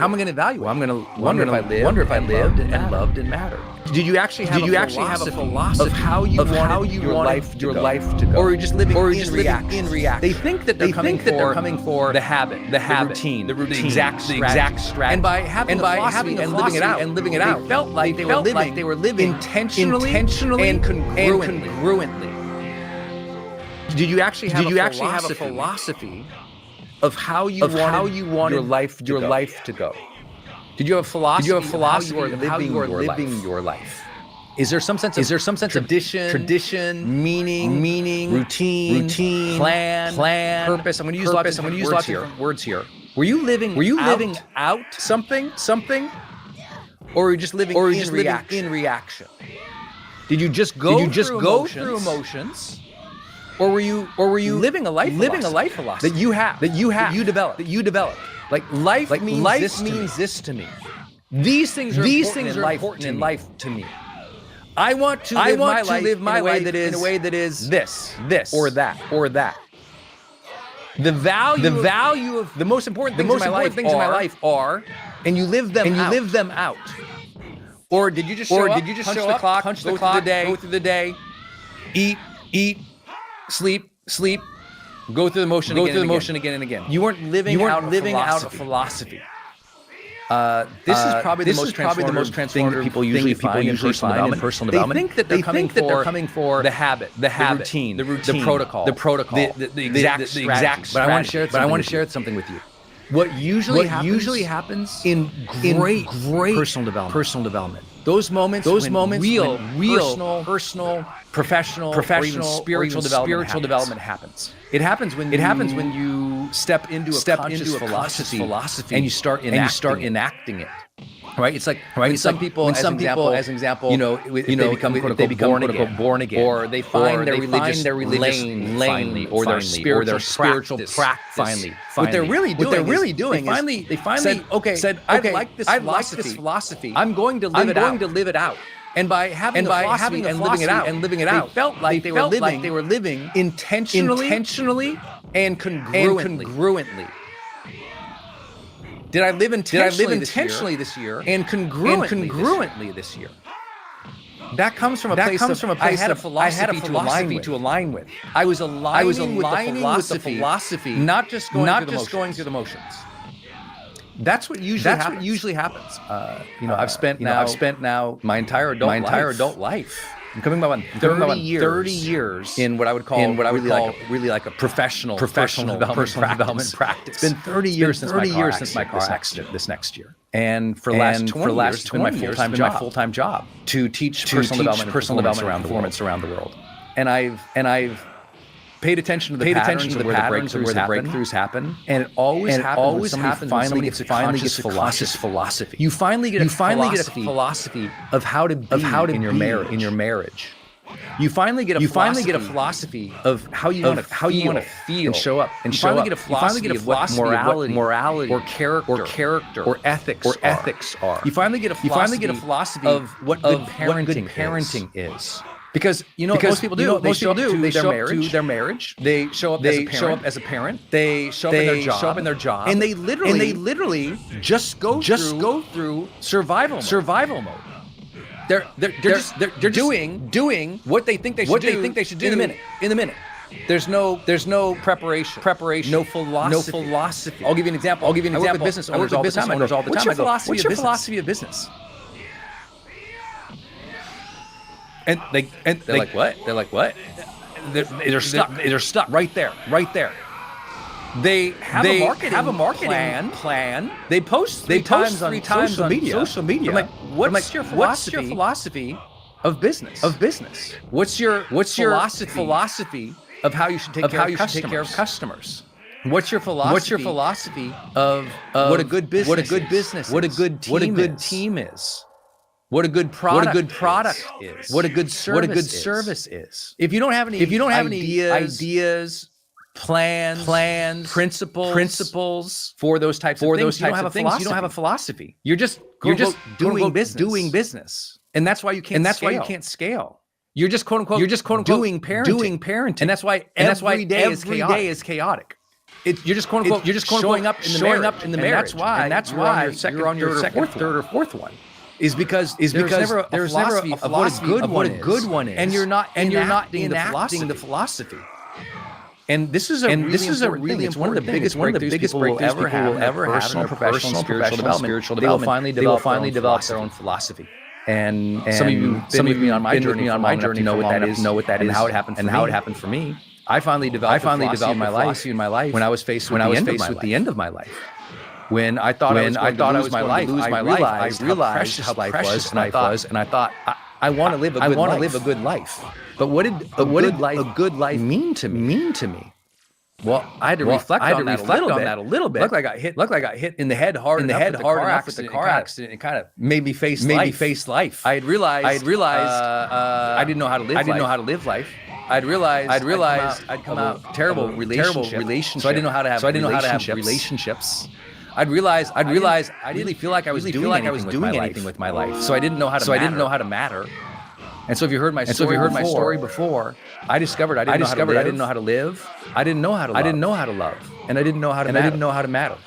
And so for me, life came about living and loving and mattering. Before that, I was a directionless young man.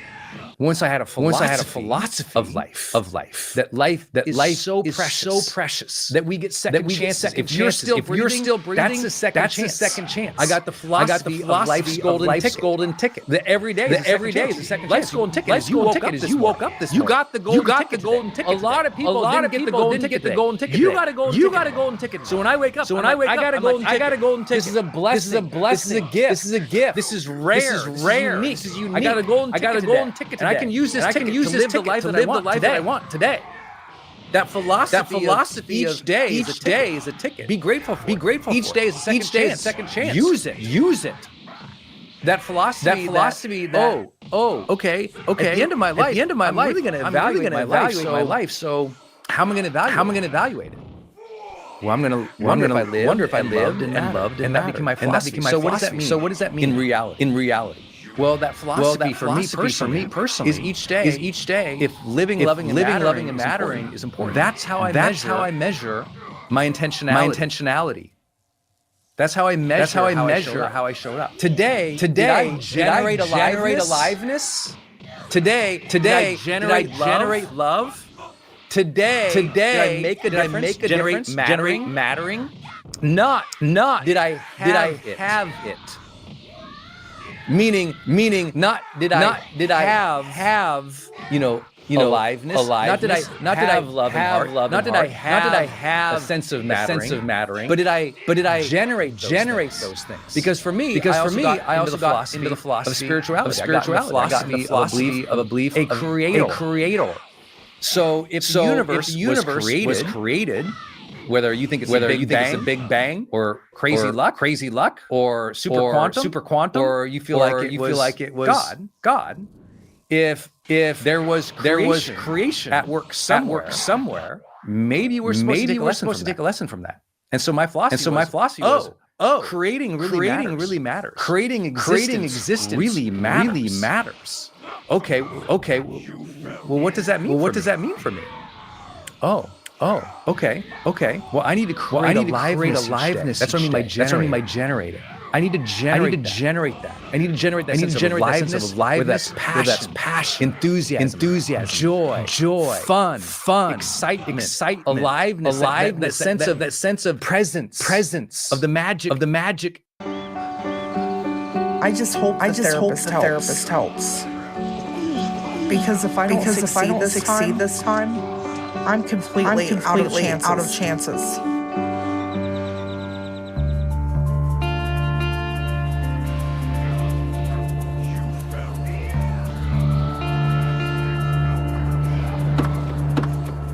I'm going to see the therapist like Dr. Now wanted me to. I don't really know what to expect. And the thought of it kind of makes me sick to my stomach.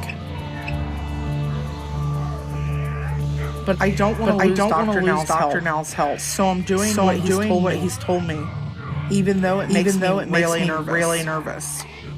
I mean, therapy's probably really good for her, but that's the longest I've seen her walk this whole episode. So if we could just keep getting her to go to therapy, we're gonna keep working them pounds off.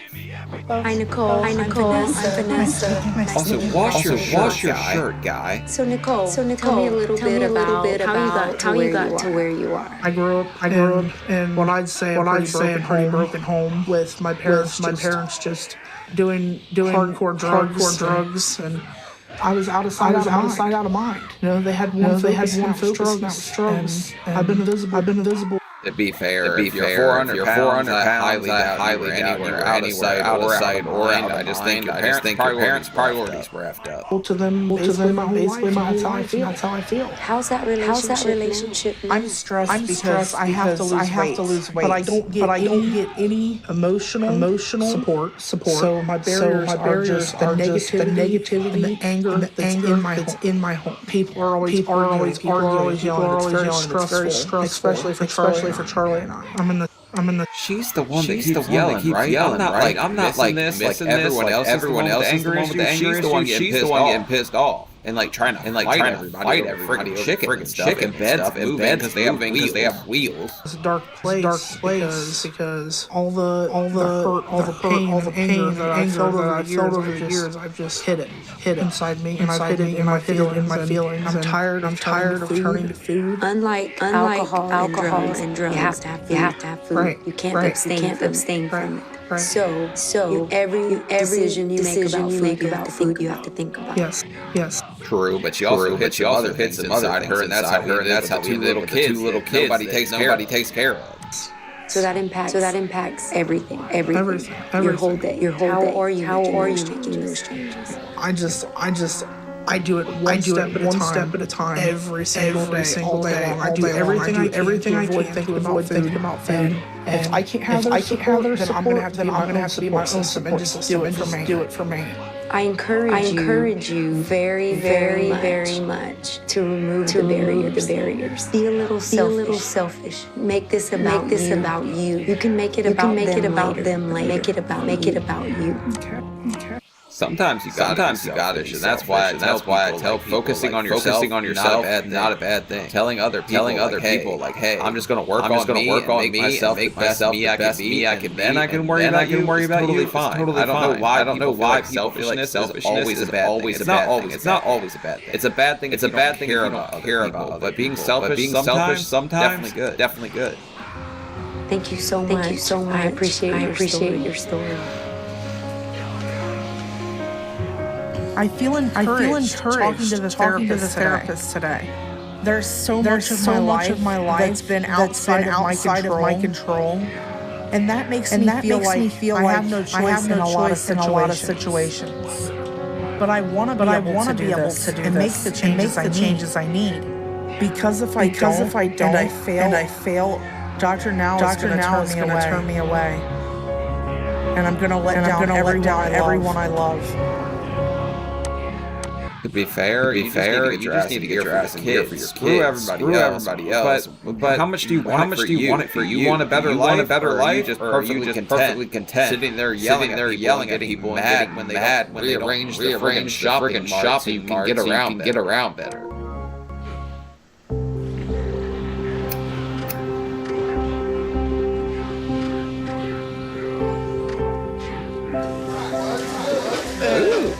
It's been a really good few weeks. Charlie found a job, and we were finally able to rent a house. Now that my family has to spread out, we're getting along a little better.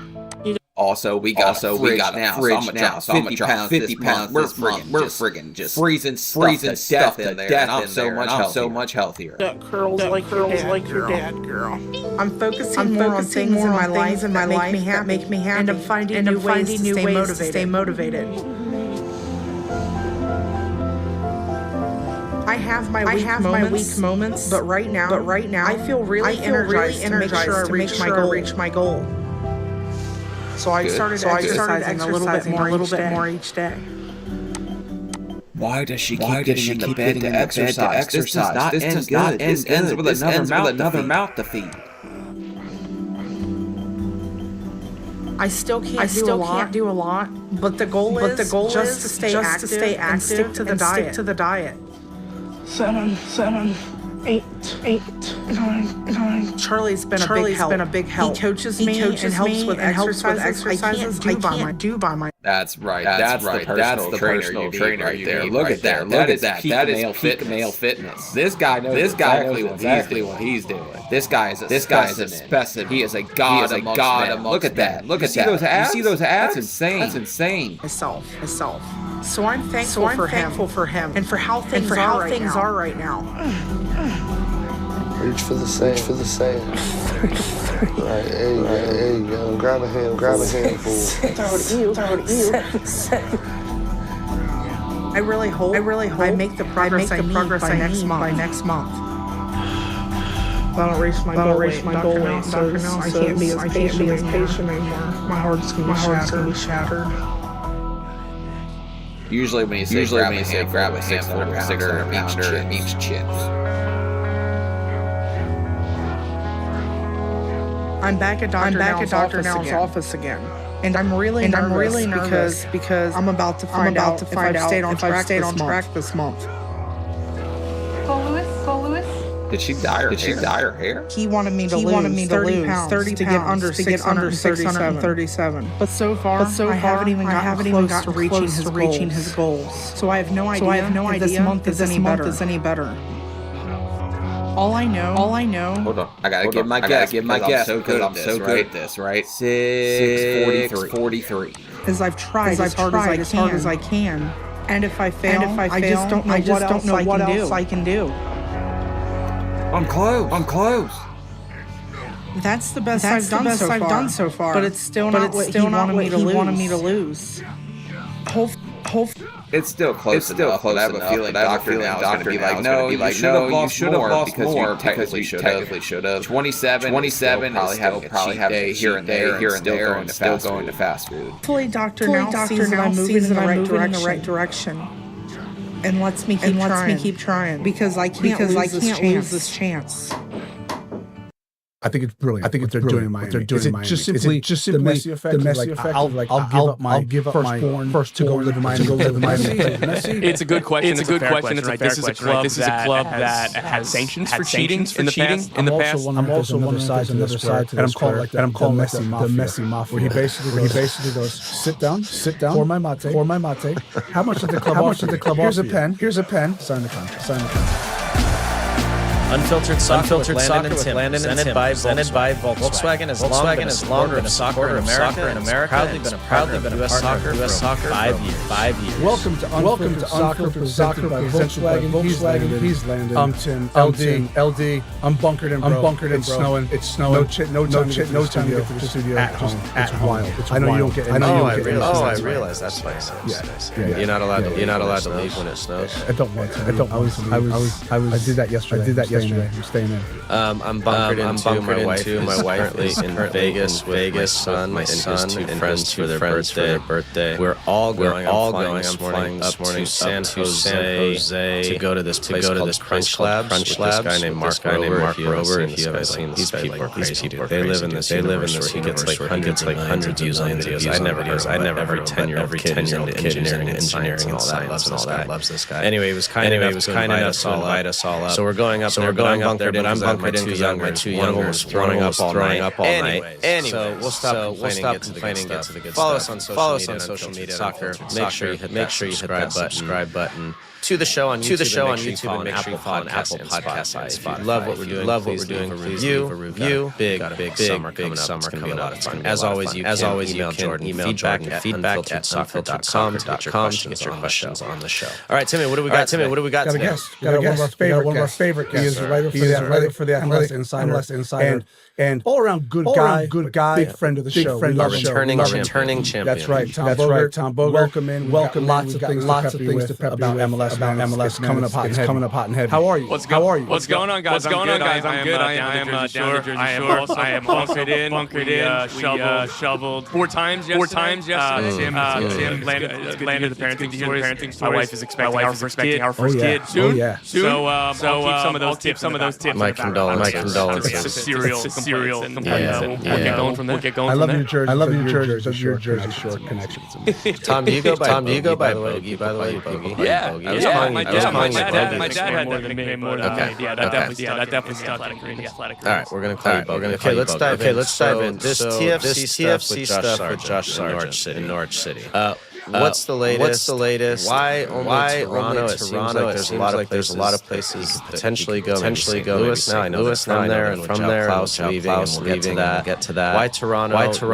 Will it happen? What's the latest? Yeah, there's lots. On. So Toronto FC and Norwich negotiating over Josh Sargent beginning of December. Josh Sargent this wants to return to North America for family reasons. Him and his family just welcomed their third kid, and this is why he didn't go to Germany when there was a bid accepted for Wolfsburg. If he was going to leave Norwich, he wanted to come back to MLS to North America. Toronto FC is what he has his heart set on. There's reports of interest from Nottingham Forest, some other places. Like it's immaterial because he has made it clear to Norwich City, to other clubs. I only want to go to Toronto. And a quick sidebar, you brought up St. Louis. Yeah, maybe. But this is all hypothetical. This is not a team that spends the kind of money that would require either sign him for a transfer fee or the salary. I'm assuming the club does not spend that much money at the moment. Toronto FC is the team that Josh Sargent wants to go to. It is very fluid. There's a lot that we're going to get into. I'm assuming that it will happen eventually. Things are very tense, but it's starting to thaw a little bit.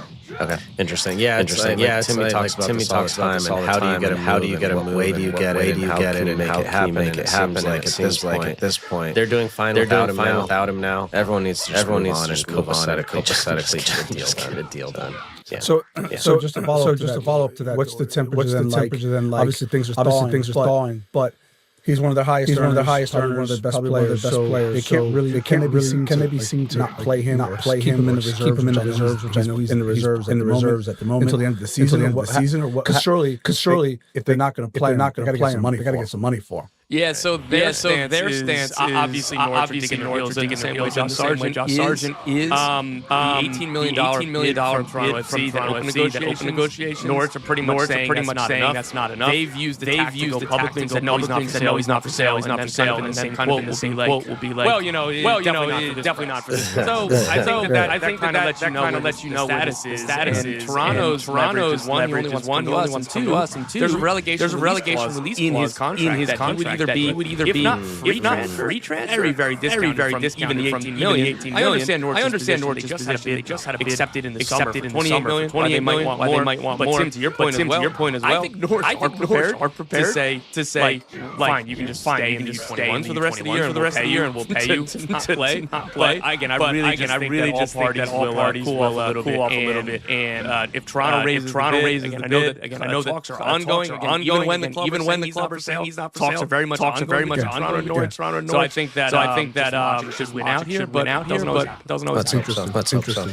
What's going on with what happened with the Tristan Black? This was fascinating to me because it got announced that the deal was done, and then you quickly jumped on it and said, "No, the deal's not done." Now the deal clearly was not done. So what happened there? Is there still interest? Can that still happen? Will it still happen? Where's that now? Where's that at? So Inter Miami submitted the Vancouver Whitecaps. It ended up being around $3 million, which league record for a center back moving within the league for the reigning MLS Defender of the Year. I'm told the first bid came in during like this is something that Miami was interested in. Like it wasn't after the final. It was as they were planning for 2026. Vancouver don't want to sell them. They've been about that as well, saying we're not. And by the way, being very clear to say, Inter Miami are not doing anything underhand. They're being completely respectful.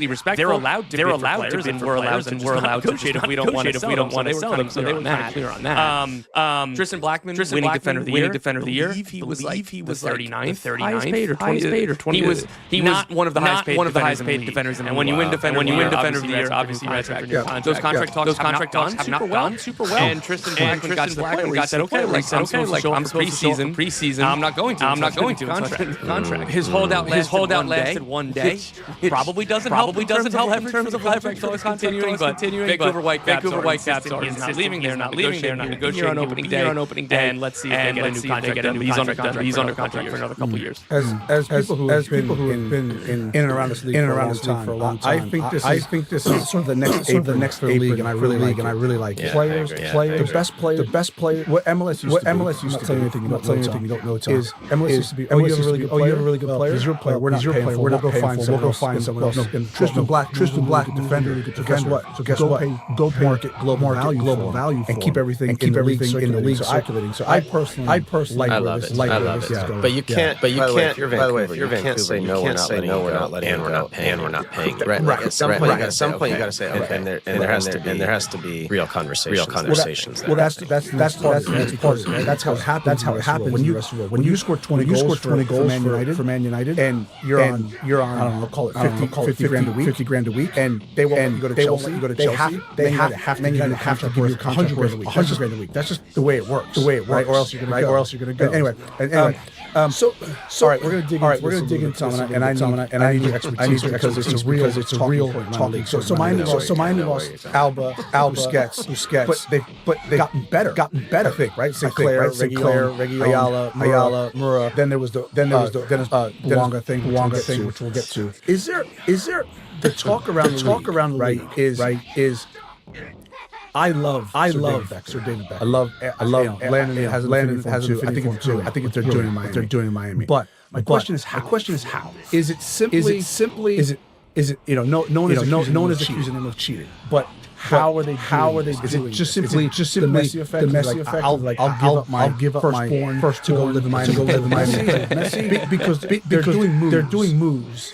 Like other teams can spend money too. Other teams have shown they can spend money too. They're not doing these sort of moves. So how are they doing this? It's a good question. It's a good question. Right? This is a club that has sanctions for cheating in the past.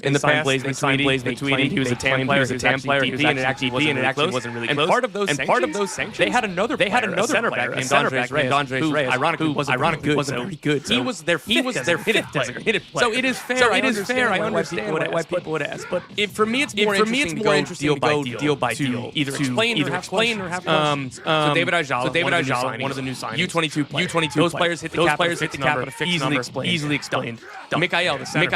He's on loan. Very easy to explain why you can get that done without being because there's no transfer. Okay, done. German Bertrand, the center forward, they're signing from Monterrey. $15 million. DP. Again, that's just money coming out of the owner's pocket. To the salary cap. So those three very easily explained. Dave Sinclair, free agency. Miami is limited to 90% of whatever Minnesota United ultimately offered Dane Sinclair. Again, another easy explanation. And we can talk about free agency stuff. Let's say I keep using Miami, Justin Hack was one of the most valuable free agents on the market in his entering his prime, career best season. He signed a one-year deal with the LA Galaxy. That's interesting. Miles Robinson signed a short-term deal with Cincinnati. A year and a half later, he's got a new DP because they weren't allowed to give it to him in free agency. Right? Those are fair questions. But that's what's happening with Dane Sinclair. I don't know that for a fact. Know that for very clear. But if that's what's happening, that's not a Miami specific thing. Right? So then you keep going further. And the one that I completely understand is Tadeo Allende. Tadeo Allende was on loan last year, about $1 million on the salary cap. He had broke a record for most goals in the playoffs. He ends up having 20 goals across all competitions. They have to sign him on a permanent transfer from Celta Vigo and give him a contract. So if he didn't get a raise, which you could ask, he just broke a record for MLS goals in a playoff season. Okay, let's say he didn't get a raise. What would the transfer fee? Because that gets factored in the salary cap. Allende is not a designated player. And we'll see when the figures comes out. I haven't heard personally what the transfer fee was to Celta Vigo. I haven't seen it reported in Spain. I'll tell you that's also interesting. These things usually get reported eventually. So we need to find out what the contract is. Again, I'm not saying with any evidence that there's something here. But when I talk to people around the league, that's the one they don't point at Dane Sinclair. Right. So with that one with Allende, so they. If they had, let's say the transfer fee was $3 million in his salary, so $4 million not altogether, and they had enough GAM if they had $3 million again, can they buy him down with the transfer fee as well? They can use that. I don't know the mechanism. Right, and not to bore everybody, feel like plus 15 for MLS rules here, but the way that the budget number calculated is salary per year plus transfer fee divided by amortized over time. Let's use round numbers. 5 million transfer fee and a 5-year. That means he can be paid about $1 million. And so that's the argument for how it happens. But again, they are fair questions to be asked. Interesting. I'm also one another side to this where, and I'm calling like the messy mafia, where he basically goes, sit down, pour my mate. How much did the club offer you? Here's a pen. Sign the contract. He walks out. A bit like Nottingham Forest. If you've read the report. And the message is getting. I joke. Yeah, but that is. I mean, that is a real fact. People want to play with it. I don't blame them. Can we move on to my guy, Ricky Pooch? Mm-hmm. So. You and I talked a little bit about this, Tom. What are the feelings around him and his future? And then it feels like the stuff is a response to that. Where does that lie? In general. So Ricky Pooch, heartbreaking. Like one of the most talented, joyful players. It's beyond his quality and technical ability. He plays. It's how central he is to the Galaxy, not just their success, but like the way they play. And man, before Messi arrived, I think he or Denny Blanc was watching the league. He's still up there, and he is one of the very best players in the league. Towards ACL in the conference final 24. He played another 30 minutes or so on a tour, set up the game's only goal, get them to MLS Cup. He's rehabbing all year, supposed to come back by the end of 25, and he didn't. Things out delayed. The Galaxy weren't very good, so they weren't rushing. And it turns out, same knee, he needs another surgery this winter. He's out for the season, which is awful. The club are still firmly behind him. The club are still very much backing him to be back in 27, and we'll be building around him again. They put him on the season-ending injured list, takes away his opens up the international slot. The club have now are finalizing a deal to sign Brazilian forward João from St. Louis. That's like a $2 million cash deal, and he will become the club's third DP. As far as I understand, unless there's a new contract. I don't think that there is, but my understanding and safe assumption is that he would be a DP for right now, which they're only able to do because they're opening that spot with Ricky Pooch's injury, and a little bit how they play. And there's a conversation. They've signed Justin Hack. They've traded for Jacob Blessing, Union. They're going to be better than last year. Greg Vanny, when he was at Toronto FC in the Bradley Altidore days, he would regularly go to a three at the backs, and maybe they could do that this year, and maybe that reliance on number 10, because Marco Royce is still playing one of those forward spots, but the team needs to change the way that they play, because without Ricky Pooch there is no correct. Because I always defer to Landon, who is obviously a club legend there, and has sort of his finger on the pulse. I've said all along, like it's devastating with Ricky Pooch, but I don't know if you can bank it. He comes back and he's brilliant, amazing. But I don't think you can bank on that. So I actually think pressures on the Galaxy. Let's get better. Let's be really good. And by the way, he comes back and he's firing, amazing. But they have to sort of move on respectfully, and then plug him in and work. And so that might mean changing tactics. Let's stay out west. Plain and simple. Where did things go wrong with San Diego FC and Chucky Lozano? Oh man. So I don't have all the details on this. So he was not thrilled with playing time. Genesis of him being suspended was things were building throughout the year. It was more or less like the last thing that happened, and it was a big explosion. They were playing Houston Dynamo in October. They hadn't scored any goals at halftime. Head coach Mikey Varas says, Lozano, you're taking you out the game. Chucky blows up, screams at him, and within the locker room. What I was told is that it wasn't just a Mikey Varas situation. It seems that the the other players with his reaction. Ironically, Chucky Lozano goes out the game. They score 4 goals in the second half. They did really well keeping this on wraps. Nobody even noticed that went into the international break. Then the next game, Chucky's not in the team, and it's like, okay, well, he's had hamstring issues, like maybe it's a rest, or maybe it's just a small tweak. And then Mikey Vars's says, not injured. And then that kind of set off alarm. And it turns out it was an internal suspension. He gets brought back into the group, but by the playoffs, he's not starting. And San Diego are saying this is just like a personnel. We don't see a prominent role for Lozano this year. And Chucky's going to want to be playing more ahead of the World Cup just in general. He was very productive when he was on the field. I believe he had like 18 or 19 goal contributions, and his underlying numbers were solid too. So it has to be more about the personality side of things, the way it is in the locker room, because he was a productive player. Maybe not quite up in the salary that they were paying him, but I think it just makes sense for all parties to move on. But San Diego are in a really tough spot. He just signed this long-term contract, and the sporting director's come out, and I respect it, but he's like, hey, he's not in the plans this year. So Cruz Azul has been reported to be interested. Last I checked San Diego a week ago or so. There hadn't been any contact from Cruz Azul. If you're another team that is considering Chucky Lozano, where would you start the bidding? I would say we'll cover $1 million of his salary because we're saving you. You look at it as a sunk cost. If we don't take him, you probably have to buy him out. You have to pay him no matter what. So we'll give you $1 million and that saves you money. I'm very curious to see. I respect the transparency, but I think it was a mistake. I think doing put that out publicly, and now all of a sudden all of your everything. You do it privately and say, look, we're happy with him, but it's just not the right. Let's get a deal. But now it's not planned that way. Now it's you have no leverage.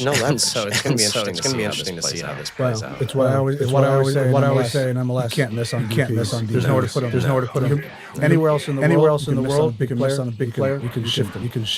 My pushback there, like generally agree, and mostly that San Diego did first in the West because they nailed their other teams. And whether or not like.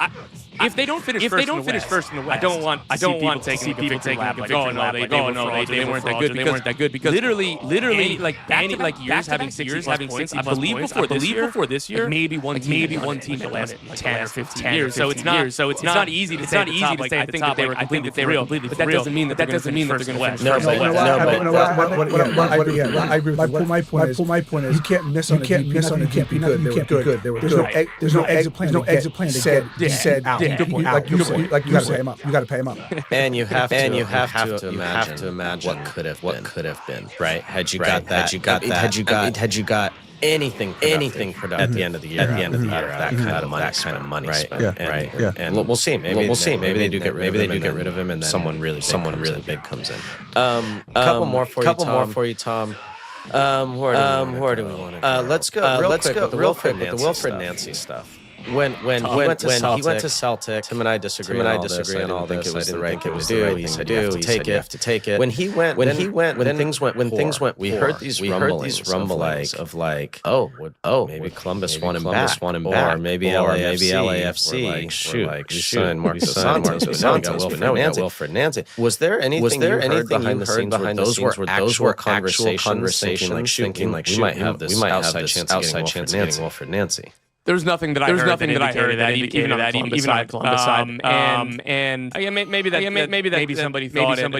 I just haven't heard it. It's very possible. From my understanding, there was nothing. And I think for Nancy. He's a proud guy, and he's determined. It went terribly, right? Terribly. It could not have been worse at Celtic. I would be surprised if his next job is. Maybe that's a little from me because you'd be surprised if it is. Yeah, because again, maybe that's naive because he could have his pick at any job. Become one of the highest paid managers in the league. He would have a lot of control because of what he's earned in Columbus and Montreal. But he's always wanted this next step. For him to go to Celtic and it go disastrously after a month, and then be like, all right, I'm back to MLS. I'd be a little bit surprised from what I know about him. But again, that's probably naive. The most money and the most control and the most security would be in MLS rather than going mid-table league.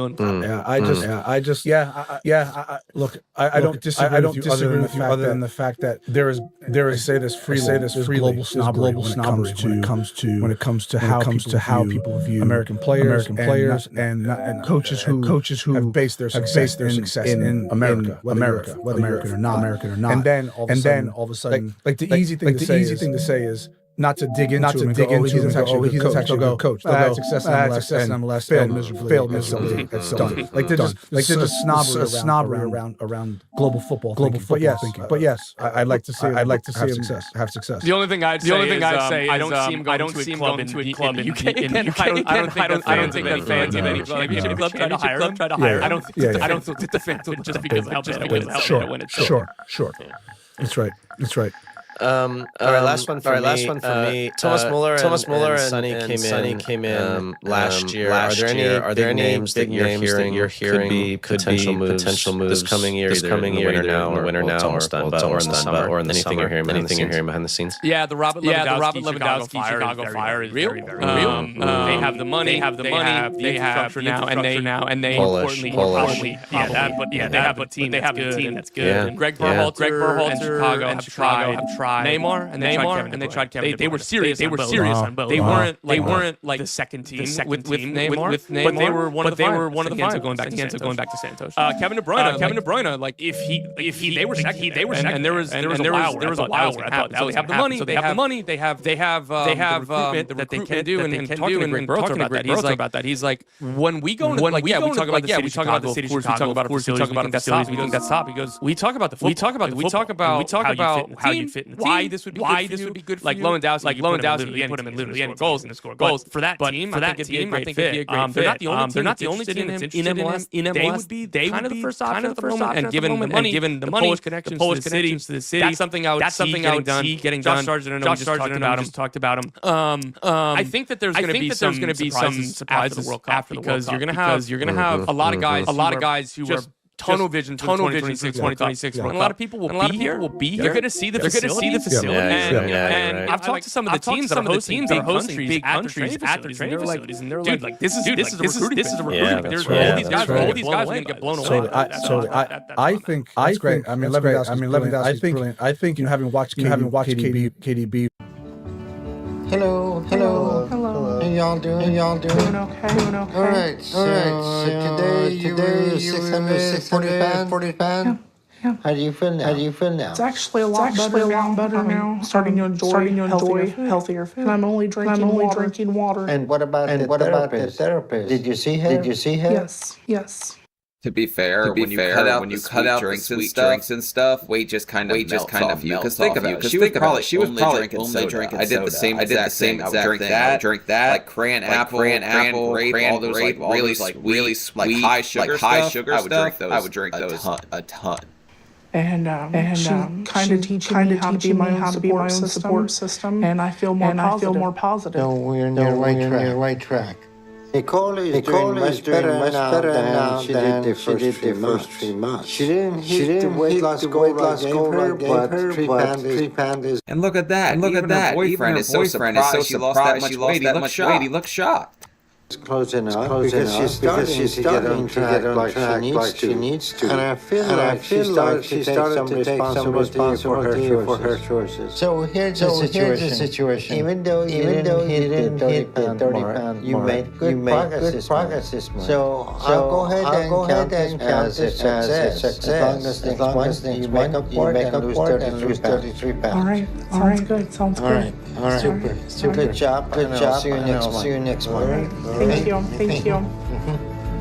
Good job. Thanks.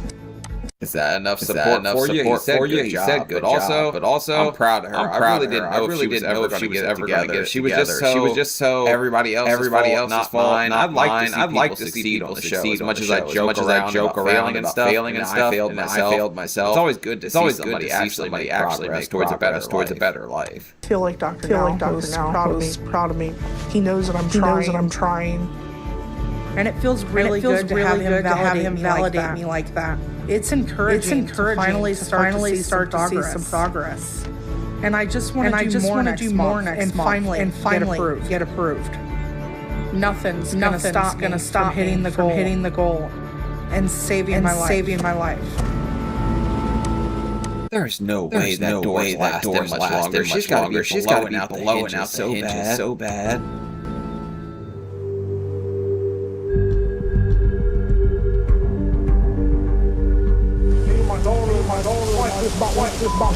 Jail.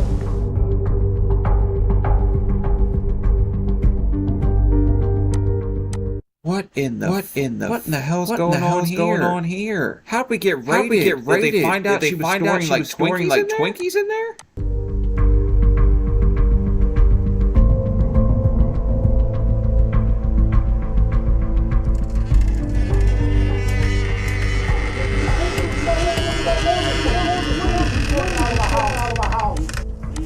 Oh my God, Dr. Now sent the obese police to look for sugar. This guy's on a whole nother level, guys. Police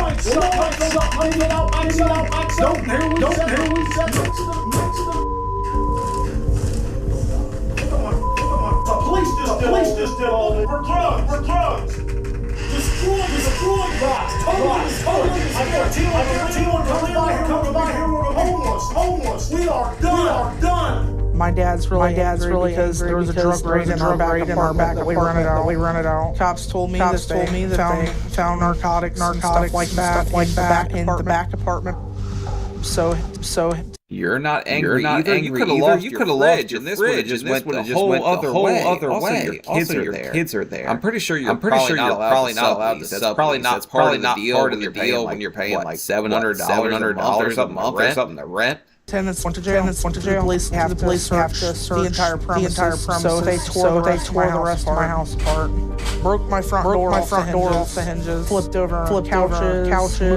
Moved my refrigerator out. And I just immediately got scared because Jaden was crying. The cop told me to put my hands up. The police literally made me lift my stomach to see if I had drugs under my stomach. I feel very violated. Technically, people do not realize how good a place that is. And cops usually don't check there, but when they saw her, I bet there could be a whole kilo under there. We gotta check. I never been nothing like that from my whole life.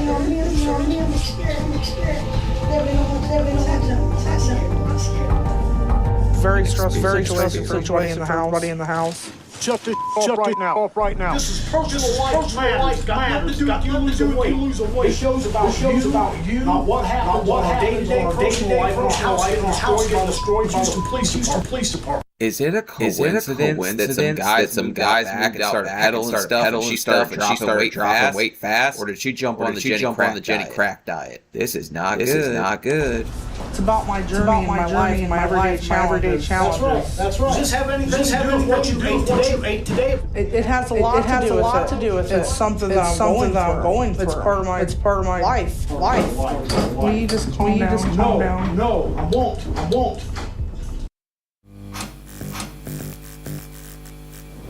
What's up, guys, and welcome to the Rotation Direct exclusively on Amazon Music. I'm Nyla Simone. I'm Mouse Jones. And this right here, this is the culture lives. The culture and the music talks back. Yes, and today we have a very special guest on the podcast. She's a DMV legend. Shout out to the DMV. She's not only a legend, she's also a native of my heart. For some time. Today, we are super blessed to be joined by Maya. Who's just looking amazing. want you to know that. Thank you. All right. Now, Maya, I know you're putting out new music. Yeah. Why now? Why now? Why not? I'm an independent artist, so I have that freedom, and I consistently release music as I feel. And obviously, it takes a while to go through the process of legal paperwork, which is essential. So that has been a journey. And now that it's taken care of, that's why I'm music cat. Got all that up. Now it's time to have fun. Yes. Are we gonna ever get a chance to experience these songs? Absolutely. Yes. She independent now. She independent now. Okay. We had to get that. I've always had this question, especially over the last, I say like 7 years, where the legacy acts like yourself and the other artists kind of hit the scene when you guys did. You guys tear the road up. Y'all can still hit the road, still sell out. What's the thought process behind? I'm not just gonna live on this catalog. I'm gonna go new music. Well, I'm a musician's daughter. So my father still gigs. That's the old school term. Performing every weekend on the road with his band. And it's how I grew up. That's what my living room consisted of. Music, joy, and feel good vibes. So that's a big part of my upbringing. And then also music is just running through our veins in our family. Something I would be doing whether I was a recording artist or not. Touring. I'm a performer and an entertainer. So touring is a treat for me. I love to be in rehearsals. I love to be on the road. Meet and greets are like the icing on the cake. You get to reach out and touch and connect in person, face to face. So it's a nice addition to be able to invest in your music, whether independent or not, whatever you want to do with your money. But I love making new music. I don't think I would ever stop. You don't have to. We'll keep loving releasing it. Touring some of your old catalog hits, but then when you're doing your own shows with your live band, you bring new music into your show and share them with fans. They give you direct feedback. Sometimes that's testing the market to see if that's something that you want to invest in before you release it. If they're giving you feedback, when can we get that song that you just performed? It's a great way to share like days, rock and roll do it all the time. And so I adopt that model too. It doesn't necessarily have to be a greatest hit. It can be something brand new. And in every crowd, every market is a little different. Sonically, what space are you in now?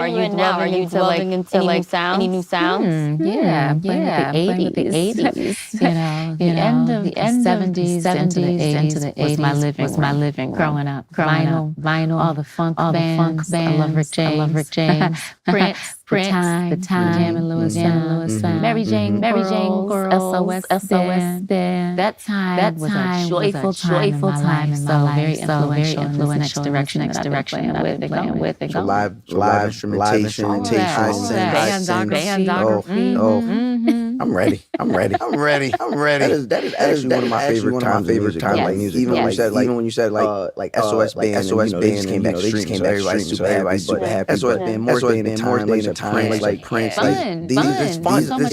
It's fun music. There's not like the song may not be super lovey, the song may not have the super deep, but it felt real good. And it's still musical. And reason being is because the last few independent projects I've been releasing, they were dedicated to anniversary dates that sort of around 420 of my very first album, 421. And so we all know what those numbers represent. Yes.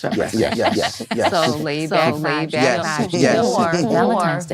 Day. Those are two very important release dates that started my very first single, 1998, my very first album, 1998. So I series of projects on those dates around slow jam, and then around more chill music. So the next thing we get from Maya is to complement my dance skills, which have only gotten better. I haven't lost, but the fun side, which is still there, even more now as an adult than it was when I was a teen. I'm having a lot of fun these days with music and this freedom. I want to ask about you just mentioned your first single back in 1980. What do you remember from that time? Like, what are some thoughts about that time? The music industry, just music consumption. Ain't cool, man. I'm really upset right now. I felt like things were going so well, and I was finally making progress. And this whole situation is the last thing I need. Because all I want to do right now is give and eat. Because Well, we do not need to work back. Also, just because negative things happen, don't give an excuse to totally destroy everything. At the same time, your dad did time for that stuff. So if you're filming him and putting it on there, we were rated, guys. Oh my god! Like, it's not gonna look good to whoever his parole officer. I don't know if he still has to deal with that. Food is like a friend. It always has been. It always comforts me.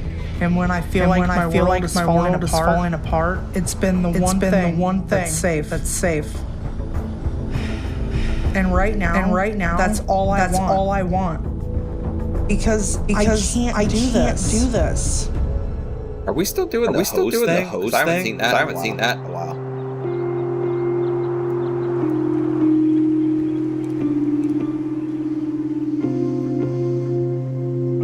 The past week has been extremely hard. Since the police raid, my household is full of just commotion. What kind of hard? Like to control yourself, or like the hard that he was selling out back? And it makes me scared and stressed, just like when I was a kid. And that's making it so incredibly hard not to run to food. But I called my therapist, and we talked about finding another outlet for my emotions. One of those ideas was to write down how I feel. So I've been writing poems and some songs. Okay, she's a poet. I got one. Funyuns, give me bunions. I like not to run. Yeah, that rhymes. Doesn't it? Sitting in a dark place, frozen my seat, enclosed space, commotion surrounds me. My thoughts begin to race, my mind starts to wind, and I feel the rage. Hands start to shake, and I'm losing grip, and I'm ready to break. About to blow my top and tear up this whole place. I'm trying hard to take responsibility for my own choices and not blame my family. But it would make a huge difference to feel like I have their support. Okay, I got another one. We used to eat 10 McDoubles. That's how we got in trouble. Somebody should come here and help me on the double. Damn, I'm good, baby. Look at that. Regular poet. So I'm working up the courage to tell them how hard it is to do this without that.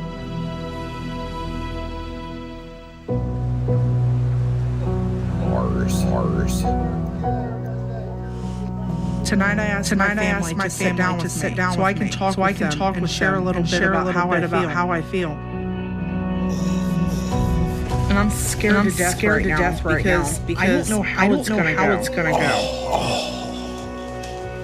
It's time for a change. So we just need to come together as a family. This guy could not. Damn, look at him. He's either a slave or he's working with Buddy out back. I'm not gonna say because I'm not sure YouTube say stuff like that. And all stay on the same page. I know that everyone gave us a lot just to come down here for me. And here we sit. I still don't have the surgery. And I know that frustrates you. I know it does. But I want you to know that. The doctor's proud of me. I know he is because I haven't gained any weight. I'm doing what I'm supposed to do. You know what I mean? But he just needs me to stay more focused because I'm not quite meeting the goals at each appointment. Sometimes I feel like really here for me. And me and mom don't see eye to eye. So we're always arguing. I know we get into it all the time. But I do care about you. I know you do. I'm just trying my best to get the surgery so I can make everybody believe in me. You gotta believe in yourself first. It's got nothing to do with them. It's all what you want to be there for your kids. You want this and that, or you more worried about how they came with you. Obviously, they're supporting you, and you're complaining about not having support. It's just weird to me. Well, I believe in you, Nikki. You're losing more weight now than you have your whole entire life. Right. You don't need to get this surgery for nobody other than yourself. You need to do this for you and them two kids right there. Them kids need a mother. Yeah. And I don't want to have to bury my kid.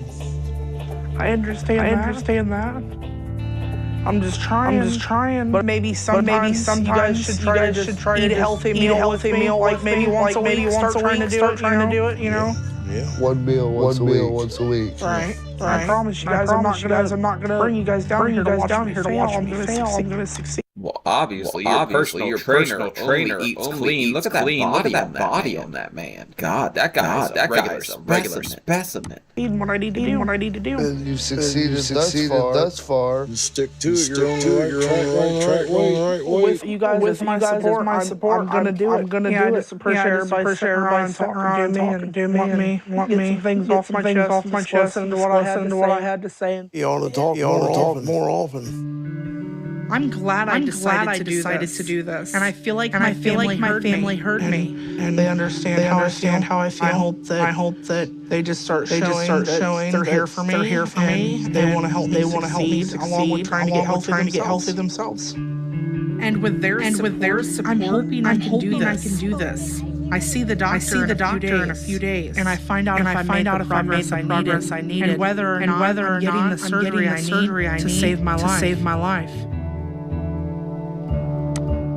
I mean, I guess it's always nice to feel like people are listening to you and they appreciate you or all this. At least they're understanding where you're coming from. At the same time, this is the nicest I've seen her so far. I'm not sure if it's because she's making positive direction towards her goal. But everyone there seems like they were supportive from the start. But I don't know, they're very dysfunctional.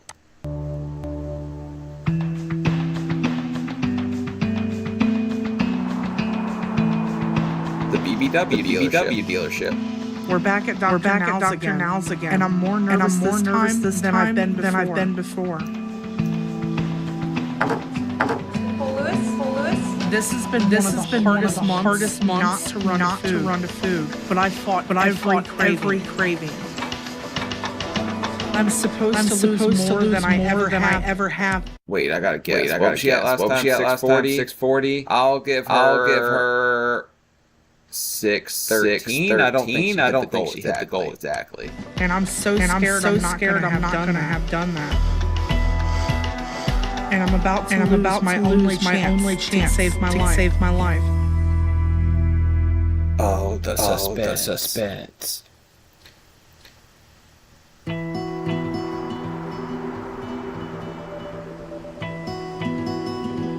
I'm so nervous right now because I'm about to find out if I'm getting approved for weight loss surgery. Dr. Now said I had to lose 33 pounds to get under 607. And I've tried harder than I ever have to do this. 608.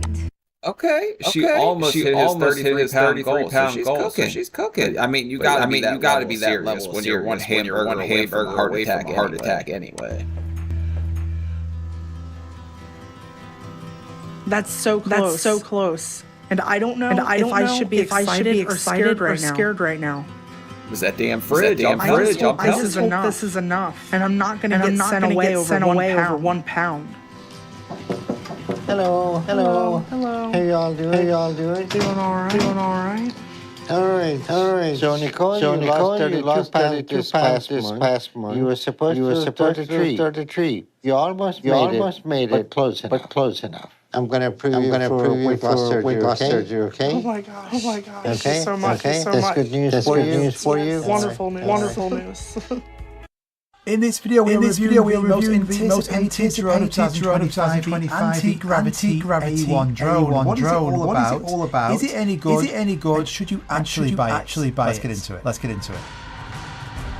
So after months and talk about this drone, speculation, we finally have it available for release. Anti-Gravity is a brand. We've got so much to get through. Let's get straight into it and tell you what this drone is all about. So we've had 360 cameras from Insta360 now for a number of years. Every year they get better. The latest one, the Insta360 X5. And I'm a huge fan of 360 cameras. Covering many videos on them. They're fantastic. So to think we now have anti-gravity incubated from Insta360, sharing the information, technology, software. This can only be a good thing. Now you're going to see a million and one different videos on the anti-gravity. So we're not going to go through every single spec on this. I think it's more important to talk about the review side of it, what it's been like, the good points, what's not great about it, and should you buy it, also the goggles, the controller. But I do want to talk about the actual size and weight of this. You can see just how small it is. It certainly is palm size. Now it is under 250 grams, which is a great thing. It means you don't have to do any drone licenses in majority of countries all around the world. There's going to be two different batteries that you can get for it. A standard battery, which keeps that weight under 250 grams. So if you do like tiny drones, the size of this is going to be really similar to what you're familiar with. It's great that it's kept under 250 grams. Now before we talk about the goggles, if you're doing drone content, do me a favour, hit that subscribe button. Many more videos coming really soon. If you enjoyed any part of this video, hit that like button really does help. So this drone isn't just a 360 drone, it comes with these vision goggles and also the motion controller. So I'll talk about this first. So this is cool, nice colour, it has a trigger on the side of it, so all you do is pull that back and the drone will fly forwards. And what you do is similar to what we saw on the DJI Avata. You literally turn this to change the direction of the drone. And on the screen you've got this little pointer. You just turn where you want the drone to go and pull back on that trigger. Now the great thing is whilst the drone is in that direction, you can also look around. And as you look around, change the direction of that drone's going. It just gives you the chance to be like this bird looking down. We'll talk about that in a second. But these are pretty cool because it's not just that trigger. On the side of it here, you can control the speed of it. You've got three different control modes. Cine, normal, and sports. You've got custom buttons on the side. Now on the front of it, taking off, all you do is literally push this button up twice to start the propellers, and then you push and then you hold, and the drone will take off. And you pull down, and it will land. You've got your record button, your camera shutter button. And if you want to change the direction of the drone pretty quickly, you can just left or right on this scroll wheel, and the drone will change direction 360 degrees. And then here you've got to return to home and brake. So if you press and hold that, the drone will automatically come back to its home point. So you've got return to home on this drone. This is a really cool controller. I would have liked to see a reverse function as well. So on the trigger button, you pull back to go forward.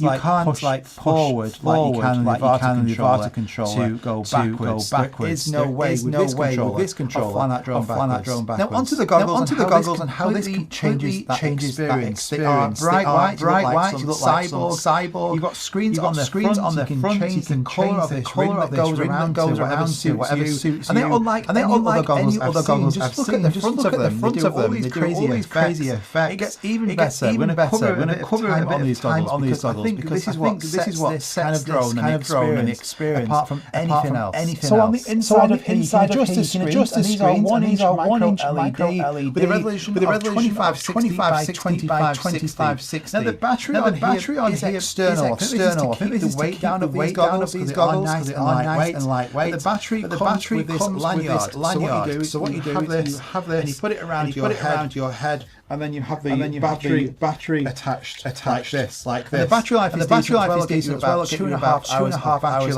battery life from each full charge. Now I do like these goggles for a few different reasons. Firstly, the transmission. So on the front of the goggles, you've got external antennas. Especially with the 360 drone, you want that transmission between the drone and the goggles spot on. And really impressed with the transmission quality from the drone to these goggles. But aside from the positive transmission experience I had. These goggles are just something else. It's the experience that is unlike any other FPV goggles, drone goggles I've tried on. It's just absolutely bonkers. So think about it. Normally, when you put drone goggles on, you see the wide angle view of that drone's camera, and it's normally like peripheral here. This is 360 degrees, and they've emulated that in these goggles. So you put them on, and you basically can look around and see a full 360 view. It doesn't stop. So say this drone is facing forward. I can see through my goggles what the drone is seeing. But if I turn my head like this, I can see to the sideways angle. I can look backwards. I can turn fully round and see the back of that drone. Look at the left. It doesn't stop. The view is completely immersive. And it just goes one step more because you can go to these really cool locations and experience it like you saw birds in the sky, more so than any other FPV drone. So this shot here, I was over the sea. I literally just hovered the drone, and I was like, I looked down, and I was over the sea. That experience of completely immersed. Because normally when you put goggles on, like AR glasses or something, as soon as you go to here, everything else is just like a black screen, and that's it. Experience ends like there. With this, it doesn't. It's 360. So as I'm looking down over the sea, I can look around like this and see everything like I'm there. This location here, I've got the goggles, I've got the drone over a volcano, and it's like I'm flying over the volcano. It's such bizarre, crazy experience. I can look down, I'm like, I'm over a volcano. It's absolutely bonkers. And it's crazy because normally when you're getting a drone, you go to a cool location, and you think, I really want to capture that. So I hit record, capture that location. Looking forward to getting home and viewing the footage, editing it to make it look good. Whereas with this, I was finding that I wasn't really that bothered about hitting record. I was more bothered about experiencing it like it was actually there. I've never had that before. So this location, it was like I was inches away from this snow on top of this mountain, and I could look around, and it's like I'm there. I'm not there. The quality coming from this screen is that good.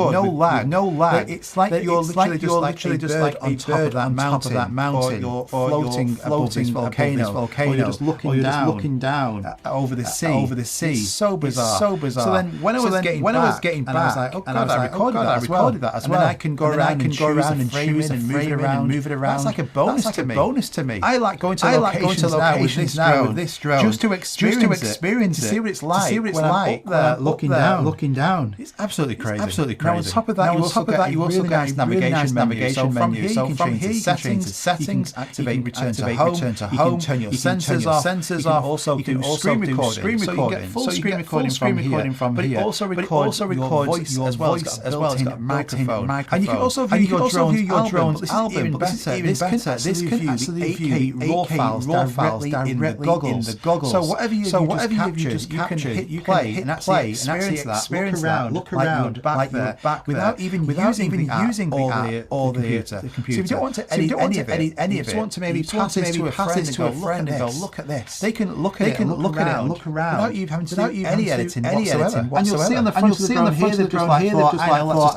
let's just add a few more special effects. So you've got these really cool graphics on the front of it. You can customize these as well, so you can change these to different colours. And this screen here actually mirrors what the camera is seeing. So if you've got somebody else with you, they can look through these on the outside and see exactly what you're seeing. It mirrors it in real time. I would say this, along with the drone, is the best piece of tech. These aren't just everyday goggles.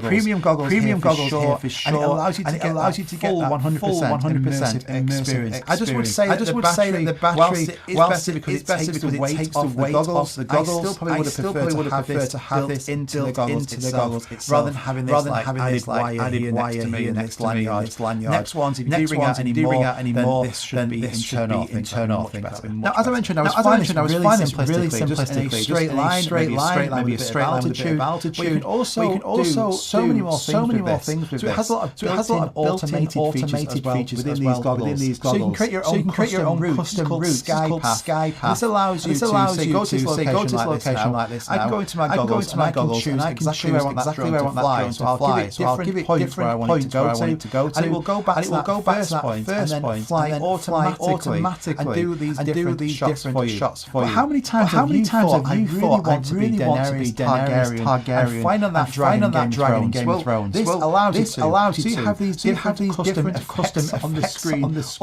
all in real time, called virtual cockpit. So this shot here, this is what I'm seeing through these goggles in real life. This is not an effect afterwards. This is what you see in real time. This dragon. So you can change this from different effects, like a spaceship if you want. I like the dragon one because I'm a big Game of Thrones fan as well. You can fly around, forwards, backwards, left, normally, but you're on this goddamn dragon. What even is this? And you can also do automatic shots as well. So it's got Sky Genie. This is similar to quick shots, and will do automatic drone moves just at a click of a button. And you can also do tracking shots. So you can deep track, identify a subject, and the drone will automatically track it. Now on the front of the drone, this does have avoidance sensors. These do look like cameras, avoidance sensors, and you've also got some as well. So you have front and downward sensors. So if you're flying this drone, detects an object, it will automatically brake in front of it. You can turn the sensors off manually, and when you put it into sports mode, those sensors don't work. Front and downward sensors on this drone. But the main reason why you're going to be considering picking this drone up is not only is it tiny, under 250 grams, on the top and bottom of the drone, you've got two 8K 360 cameras, just like we have on the X5, where you have the ability to record from the front and back cameras. We've now got a drone capturing that 360 view, and this is what makes it unique, unlike anything else. So the sensor size on the top cameras are the exact same sensor size as on the X5 360 camera. You can record up to 8K 30. And the trick to this is just like with these cameras, sets it apart from anything else. And it's to do with the ease of use. So I've talked about these 360 cameras. Why I love them is because I'm not having to worry about the framing, the composition, the angles to get. Especially on a family vacation, all I have to do is hit record, and it's recording that full 360 view. And then afterwards, when I get back home to a coffee shop, I can then choose all the framing, the aspect ratio. We can now do that on a drone. So you're not having to worry about reveal shots, orbit shots, top-down shots. You literally just get this drone and fly it in a straight line. It can be as simple as that. So these shots on the screen now, I was using this in the most simplistic of ways. Anybody can do this, and I wasn't having to worry about different angles or shots because I know it's capturing 360 degrees from the front, the sides, the bottom, everything is captured. So I can choose afterwards exactly that framing, how I want that video to look. And this just makes it so easy to use. And I do like the video quality as well. I did go into the settings and turn the sharpness down. Just looking at the colours, they look great. And I think for the first ever anti-gravity drone, this gets a big take of video quality. I would have liked to have seen a lot of flat profile on here, so we can have our own looks or do some color grading. We don't have that. We don't have that color profile. That firmware. But if you look at the video quality, the dynamic range, the way it handles the highlights, the shadows, in that normal color profile, I was super impressed. It's just like the video quality on the X5. So I'd say it's like having this with propellers. Now with 360 cameras, you've got to be careful with the lenses on them. If you scratch them, you'll see that in all of your footage. Same with the drone cameras as well. So you've got a camera on the top and bottom, and you want to make sure that that's protected as possible. So to get around this, the A1 automatically deploys these landing legs when you take off to protect this bottom camera. Really cool. But just like we saw on the X5, where you place the lenses on this camera, rather than send it off to get repaired. And the same with this drone, it has replaceable lenses. All you do is put a new one on, screw it back on, 30 seconds later, you're good to go. Now the drone's going to be compatible with two different batteries, a high-capacity battery, and also the standard battery. And depending which bundle you get, you're going to get different batteries. The standard one is going to get you 4 minutes of battery life, and the high-capacity 39 minutes. I would say that the 24-minute one, this is going to be better for majority of people because it keeps that drone under 250 grams. Whilst this gives you 39 minutes of flight time, which is fantastic. It puts the drone over 250 grams. It's going to be depending where you're living, how you're flying the drone, licenses, etc. In terms of actual battery life, I found those to be realistic. I was getting about 20 minutes of flight time on the standard, and the high capacity about 35 minutes. Now, if you do get one of the bundles, it comes with this really cool battery case. So this charges two batteries. It has a kickstand, just stand on a desk like this. And then also on the front of it, you've got this display. So it shows you the current capacity of the battery. So put the battery in there. It will show you on the front of it the capacity. And when it's charging, it also supports fast charge. So for a battery case, this is really good. Nice and lightweight. Charges via USB-C. So it supports 8K video, 30 FPS. You can take photos as well. It's got 55 megapixel. I like taking photos in it. Literally, you take a photo. 360. You click one button on the anti-gravity app, and it will turn that photo into a 360 video. So because it's capturing the whole view, 360, you get this really cool video from your photo. Now, for a small drone like this, wind resistance is always a concern. It has level 5 wind resistance. So in the areas I was flying, naturally windy, but it did handle all these wind conditions absolutely fine. There wasn't a moment where the drone couldn't take off or I thought it was unsafe. I did have the high wind warning message on the screen, like normal. I just carried on, and it wasn't a problem whatsoever. So it's got a lot of impressive tech built into this. 8K camera on here, 250 grams. But for me, my takeaway with this drone was that it gives me that ability to have that experience. I've got the 8K camera on here, I've got all of that technology. It allows me something which other drones don't, and the full 360 view, be able to look around in these goggles and appreciate that landscape. So a lot of the time, I was find the drone, just hovering it in place, wherever I am, looking around in complete awe. This is absolutely crazy. Now, when you've captured this content, you can play it back on the anti-gravity, or you can actually get it on your phone, which is my preferred way, because it's much faster, and you've probably got your phone with you there and then. So you get the anti-gravity app. From here you can see all the files. And say, for instance, this shot here captured in horizontal. But because it's that full 360 view, it allows you to change that aspect ratio whenever you want. So I can go onto this shot here, and I can change it from horizontal, one button, and now it's a vertical shot in that same location. And because obviously it's capturing front, back, down, up, left, every single angle for you, I can go and go this shot now. And now I want to see a side view. So I'll just get my finger, and I'll drag it to the side. Going from the right side, and drag to the right hand side, top down shot, and I can see all of this. It's the same on the computer as well. Using a mouse to move it around. And this allows you to get so many different angles whenever you want. If you don't want to do any of that, you want to automatically edit your files, you can click auto edit. Say go to this location, you might 4 or 5 different shots, 5-10 minutes long. It will identify the parts of all of those videos, and create your own video with music, all done automatically by one button. Pretty good. So I'll put the prices on the screen. Now it's going to come in three versions. Whichever bundle you get, you're going to get the same drone, same controller, same vision goggles. What you will get is extra batteries, a different battery, capacity batteries, propellers, a drone bag. So if you want the full kit, I always recommend getting one of the bundles. But if you want to just experience this, you don't really care about batteries or propellers, and get one of the standard bundles, the cheapest way of getting this. So this is not a cheap drone. It's not intended to be a premium product. These goggles alone, the experience you get, these probably take up a big chunk of that price. I would personally get the mid-range one if I was to get it. So I'm getting the batteries, the standard batteries. Keep this drone under 250 grams. I'm getting all the extra propellers. Everything I need is inside of that kit. So if you want to go and check it out, I'm going to link at the top of the description. And if you do use that link, it doesn't cost you any more, but it does help support this channel very much. So the drone's super cool. Never seen anything like this before. I would have liked to see a log profile. It is just like the 360 cameras. It is only 8-bit, 10-bit. And regards to this controller, whilst this is really good, I would like to see a dedicated controller where I can use two hands for more precise flight. So overall, super impressive this drone. Competition is great, especially for consumers. And it's not just dominated now. We have a really big name in this drone market. And the first ever 360 drone, under 250 grams. Really impressed. Go and pick this up. The experience you're going to have with these goggles. Just look around. Just like, he was right. Unlike anything else. So hope you enjoyed this video. Let me know what you think about this anti-gravity A1. Any more questions? Comments down below. Can't wait to have a read of them. If you enjoyed this video, hit that like button, and I'll see you guys on the next one. Bye-bye.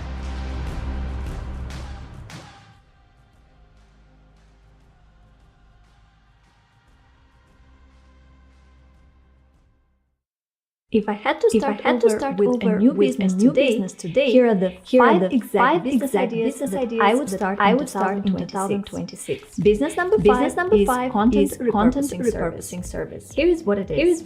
You take someone's long-form content, YouTube videos, podcasts, webinars, and you turn that into short clips, TikTok, Instagram Reels, YouTube Shorts, carousel posts for LinkedIn. Now, why does this work? Because most creators spend over 10 hours making one piece of content, and then they just post it once. They never touch it again. But that one video could become 20 different pieces of content across different platforms.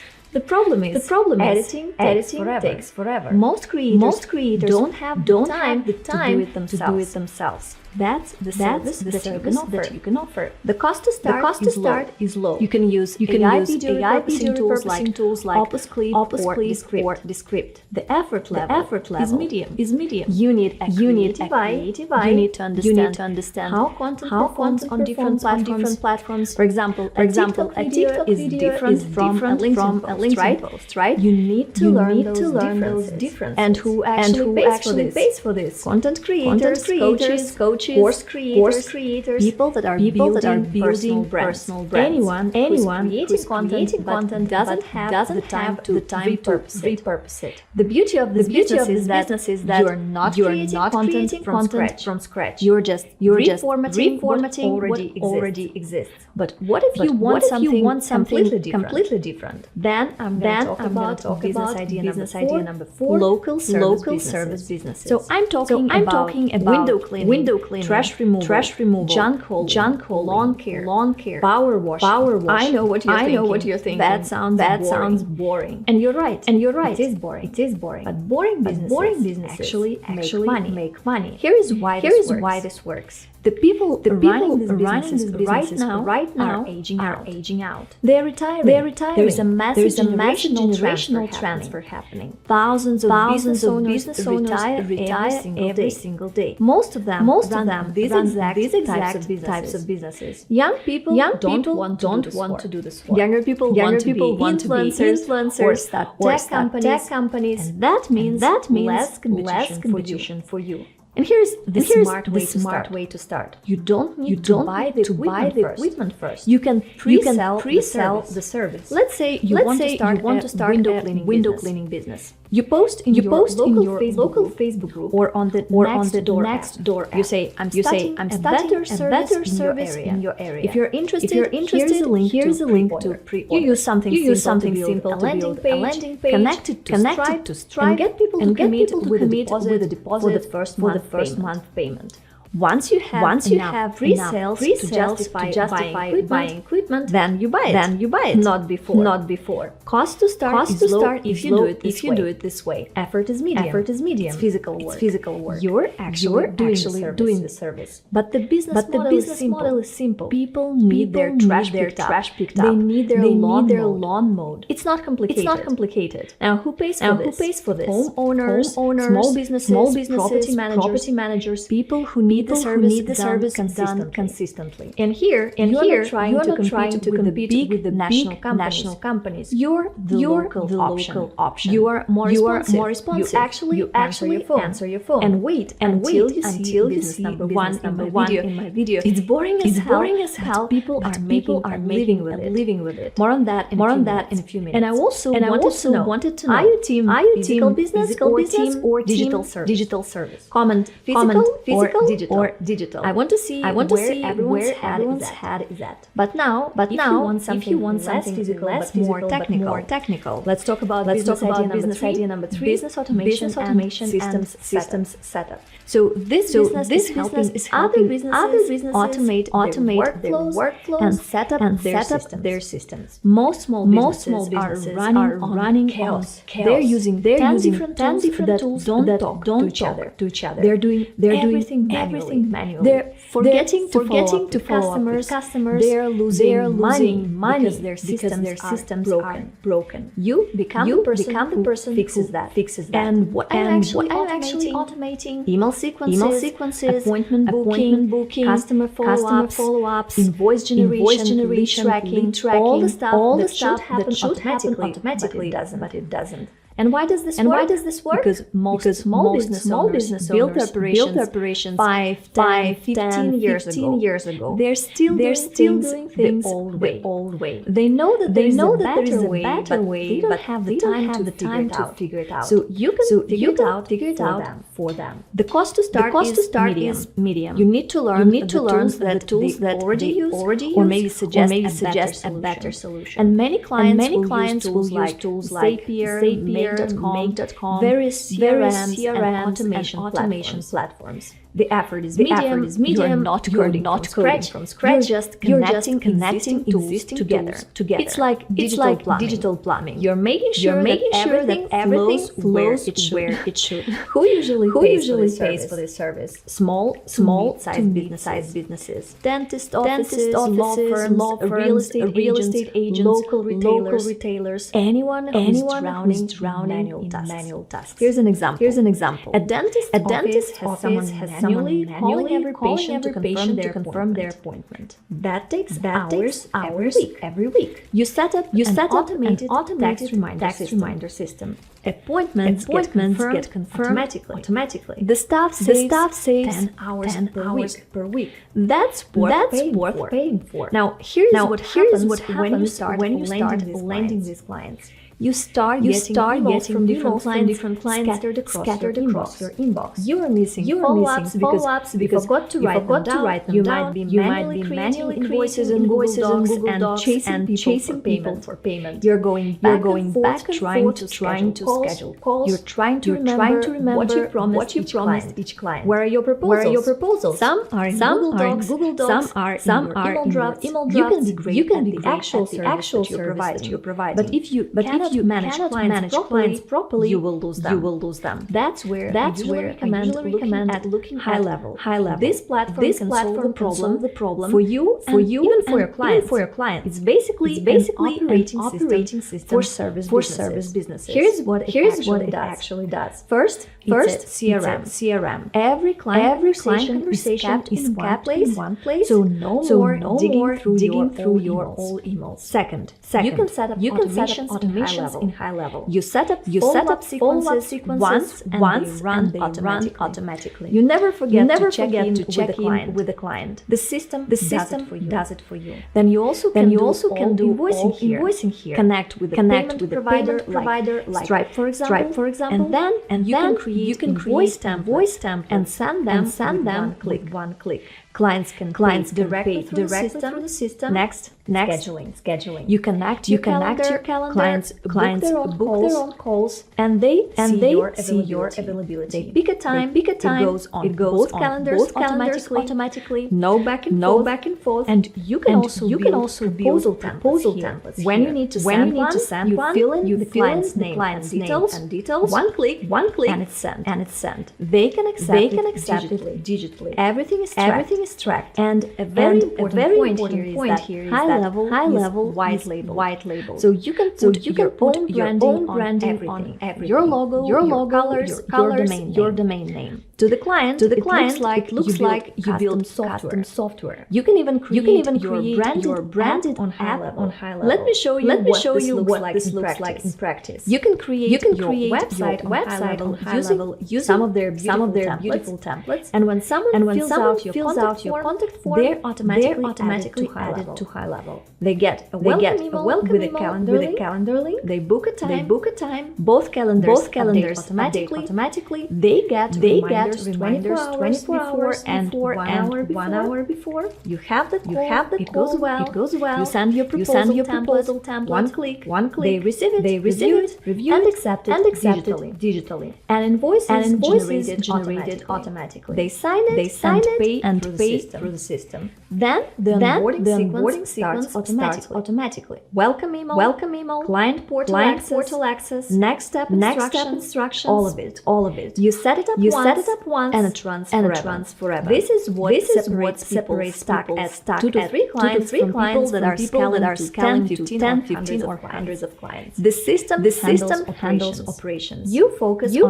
on delivery. I'll put a link to the high level in the description. They have a trial that you can test out with your first few clients. All right. Let me show you the other two business ideas. Business idea number two is perfect if you like talking to people, and number one is perfect if you never want to talk to anyone. Let me explain. So business idea number two is lead generation service. Here is what this is.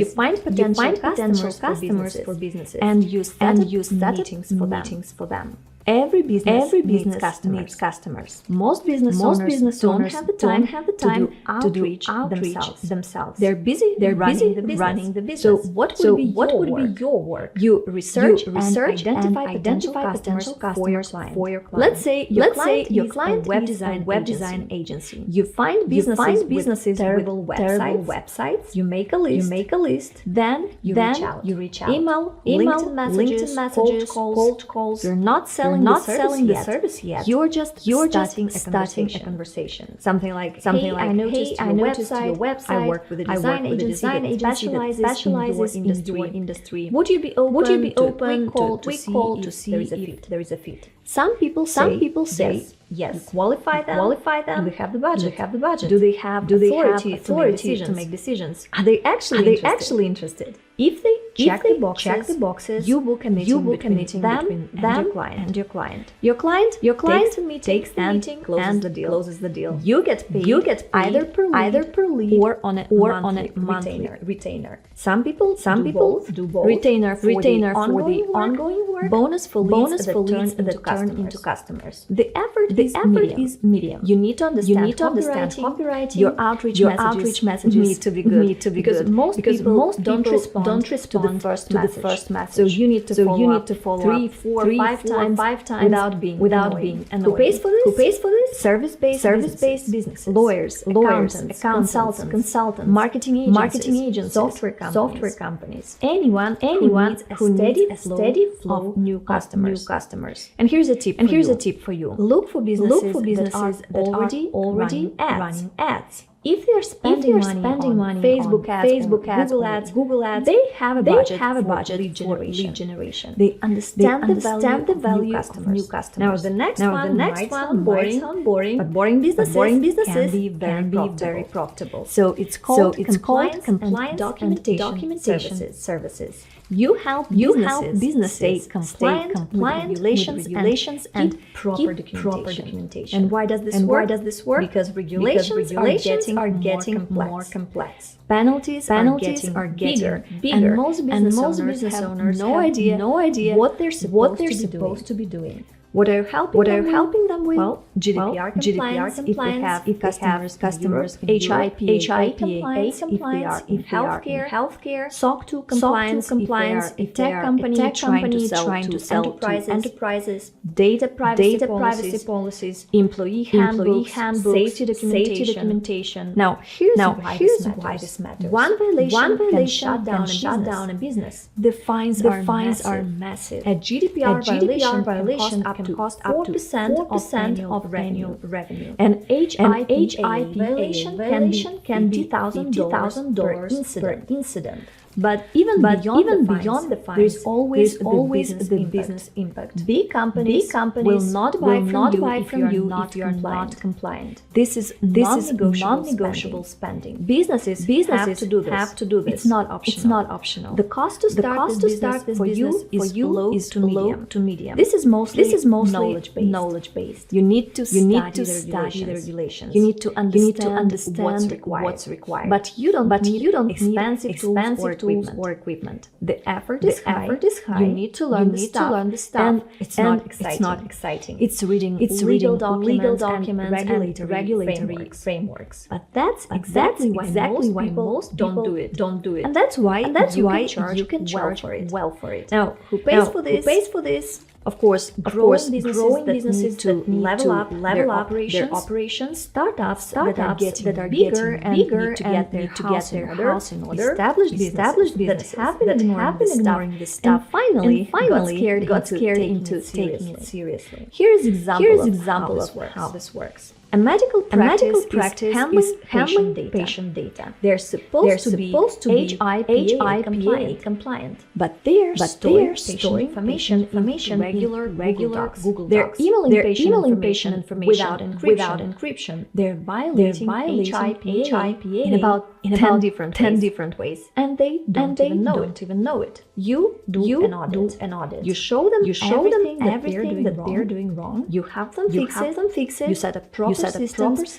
You train the staff. You document everything. And now they're compliant. They're protected from fines. They can sleep at night knowing that they're not going to get shut down. That's the value that you're providing. So you've seen all the business ideas today. Here's how you can actually pick one. Commit to at least 90 days and see how it goes. And if you want to learn about the best business ideas you can start this year, then check my video link. I'll see you in the next one. At the beginning, didn't do well. Wouldn't it be some shit though if he sent her home over 1 pound? Also, I just realized he looks like the guy from Home Alone. I think so. The guy with his hair stands up. That's him, isn't it? I didn't know we had a celebrity the whole time. And she wasn't responsible for her actions. But her dedication to losing weight shows that she's ready to make changes. And I think the surgery will be appropriate to help her to move forward. I'm very proud of you.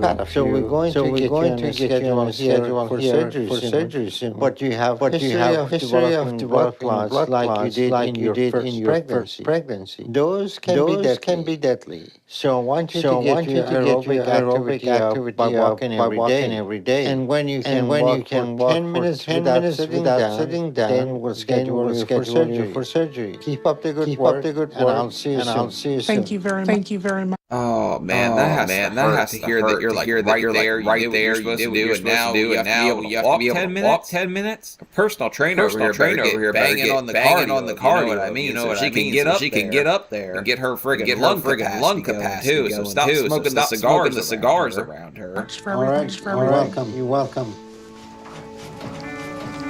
What happened? Got it. I know.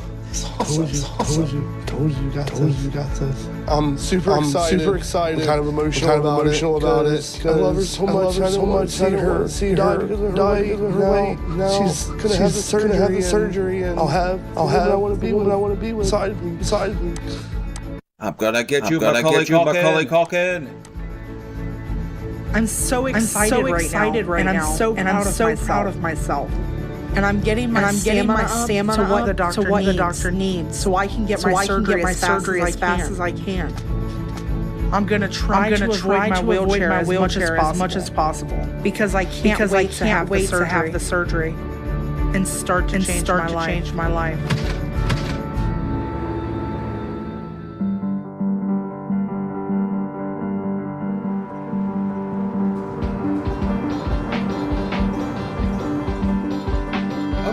Okay. Now we're cooking. But I guess we didn't get her stamina up. Do you think they made her walk on a treadmill to see if she could walk for 10 minutes? For 10 minutes, like they just turned around, like okay, we'll do it.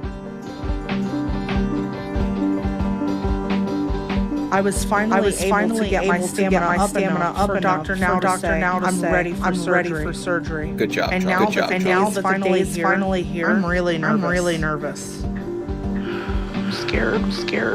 Just go to sleep, and you'll wake up, be all better. I don't. Please take care of the kids. So much. just want to tell my parents, Charlie and my kids, that I'm sorry for being big and being a burden on them. And something happens to me, just know that I'll watch over you. It's kind of crazy to see that she went from being so nasty and mean at first to actually being someone that I feel for by the end, because I know exactly how it feels like everyone around you are just a huge burden, and you really do feel that way that big. So I feel for her on that front, but at the same time, the surgery is always a big deal, but it's usually not fatal. I think it's a very low percentage of people that die. But you are high risk. So I guess she's not being that dramatic. My biggest fear is something could go wrong in the surgery because of my size. But tired of fighting every day to live. So I have to do this. And today Nicole is having her weight loss surgery. I'm planning on doing a gas procedure on her because most of her weight is in her abdomen. So there is not going to be enough space to do a procedure like a bypass. Okay, I wasn't aware of that. I know I had done. I didn't know that there was a thing where there could be not enough space because your abdomen is too big. And turn the room light off. During gastric sleeve operation, we remove the majority of the stomach. Look down to the bowels. A sleeve gastrectomy limits what the patient can eat in one setting. And if the patient remains delicate, it will lose a lot of weight quickly. You turn up the dish, don't on it.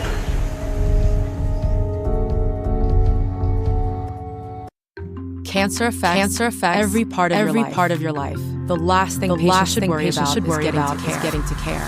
That's why MSK has care in many locations.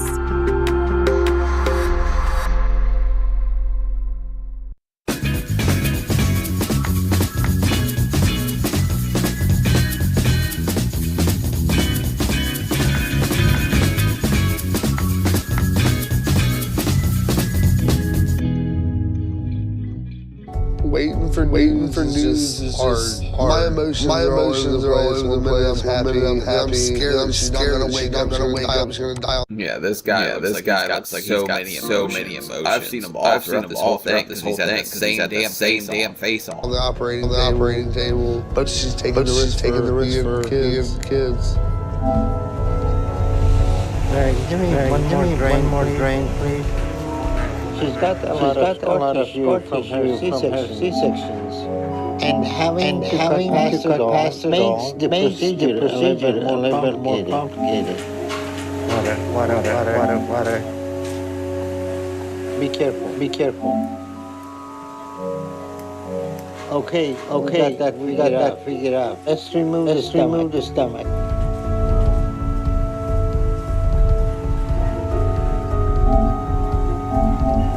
Room light on? Yeah. All right. That looks good. The surgery went very well. We encountered adhesion from a previous C-section, but I was able to manage it and still successfully perform the sleeve. But also, you see them little for like drainage. I didn't have one. I keep seeing them on the show, but I didn't get one of those. Okay, you did great. This surgery will keep her focused for a bit. But she still has to deal with her emotional issues to keep making progress long term. And that's going to be hard for her. Nikki. Hey baby, you alright? Someone. Where's my mom? Your dad's leg was hurting. So they went home. They've been gone for a while. We let us see her away. You're alive. And you woke up. Think about this. The beginning of the rest of our lives. Yeah, the first paint, all that pressure, man, gas in there, it feels so bad. They want to hear you like fart or burp or do something to see that you're passing the gas they pumped in there. But that feeling like you need to burp, but you can't, what drove me nuts, man. It felt so bad.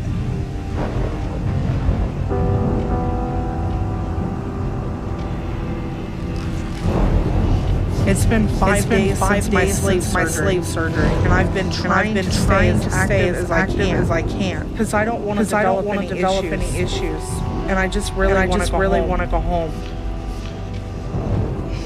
I haven't really felt hungry. The night before my surgery, I was actually in a grocery store, and I literally had a breakup with food. I said I've. Damn, did you tell him you were cheating on him this whole time? The healthy chicken and stuff? But I guess it really is like you're breaking up with the food that you're used to, the stuff you've been eating all that time. But she's an emotional eater anyway. She was getting turned on by taco. So I guess that would feel like a breakup.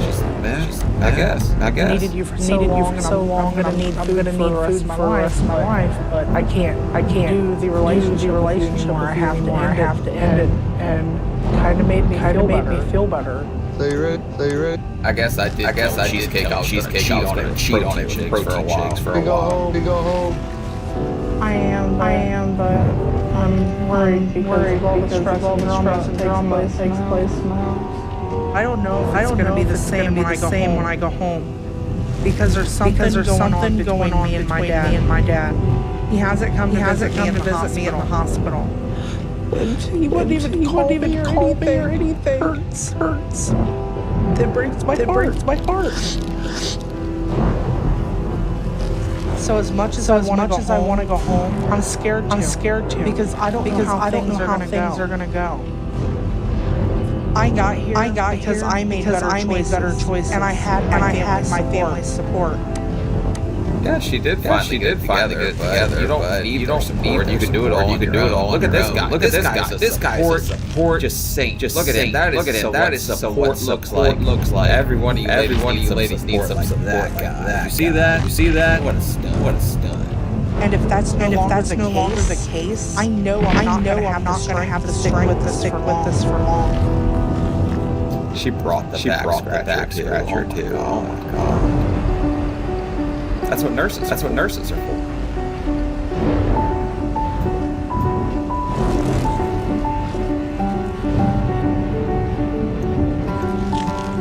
Only 20. What the hell are you doing?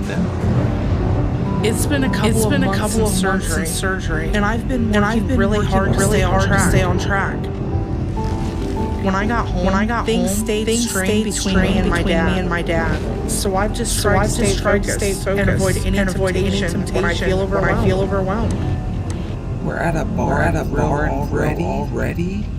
Oh my god, she just did what she had to do to get it done then. I've seen people like that. I don't get all that work to get there. But then again, I guess hers want that much like work. I was doctors, that. Do that. The world had a pandemic. Sean cheated on him, then he gave back, then he lost more. It was a hell of a ride. So I was a little motivated to keep going. I guess she just wants damn bar and grill. Sorry, that just said. I can't believe that. People do that. Charlie and I have been going out to stay active and spend time together now that I can do more. Because I've been pretty much bedridden our whole relationship.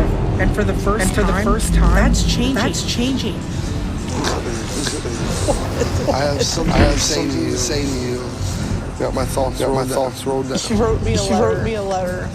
We've been together 4 years. It's been a crazy ride, full ups and downs. And I'm glad they've been with you. You have something I've never gave to anyone. It's my heart. You are the one I want to grow old with. When I think about you, I feel the love my whole life. My heart beats for you. I love you with everything I got, Nick. Can I ask you something? Okay. What? You marry me? I'm crying. And this guy is just Casa. Did you hear that? He's a regular poet. I was waiting for the line. See that face? I want to sit on that. Like that was coming. He just cut it short for the show. Track your fitness, sleep, and more. Day in, day out, and day out. With your own personal assistant. All encrypted and secure. Only with Bevel.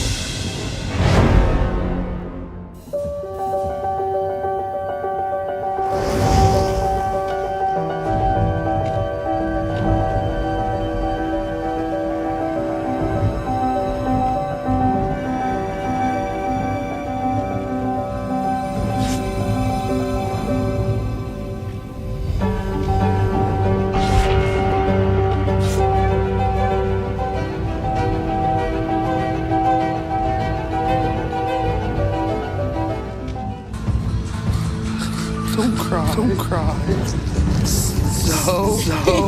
So? Yes. That good? I want to do this journey forever. It's not your journey anymore, it's our journey. See the ring. Ooh, look at that. Bezos got you. That's blinged out. I can't even tell what that is. That thing might have came out of the gumball machine.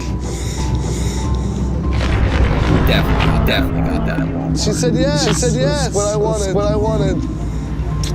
At this moment, I'm feeling ecstatic, engaged. The woman I want to be with for the rest of my life. I never expected this. I like feeling top of the world. Do they make engagement rings with like your birthstone in them? I thought it was strictly diamond for us. Like diamond or bucks. Guys just believe. Amahurst, whatever it's called. And like I'm finally starting to have a real life. I never pictured proposing right. Honeymoon at Hooters.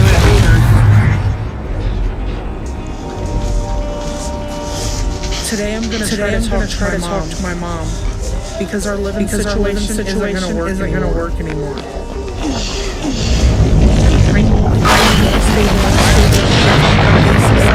And be the mom my kids deserve. I really want to. You did not just see the link your mom out. I mean, you two were button heads. Like, I'm gonna get this surgery. That's why your dad's at the hospital. Oh, you little This conversation with you and Dad, he's just we moved to Texas for me, get my life, for me to be able to move, we have to take care of raise kids because I'm too moving. I want to be able to go out, get a place, because I'm going to be able to take care of that. And I think it's best that we go a lot of screen negativity and a key. But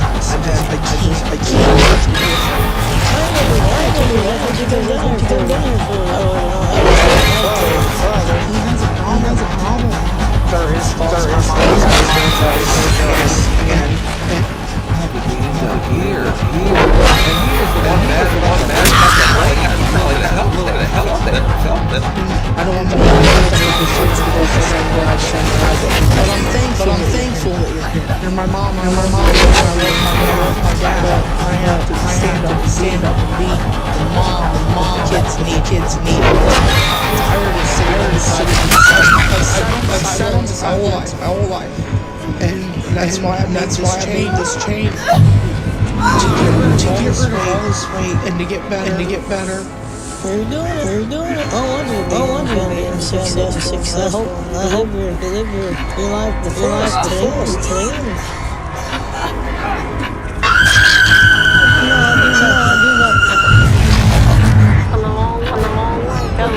Oh, that's nice. I like to see I like to see this, but these two are gonna butt heads about it. You should be pretty thankful mom was taking care of your kids all that time.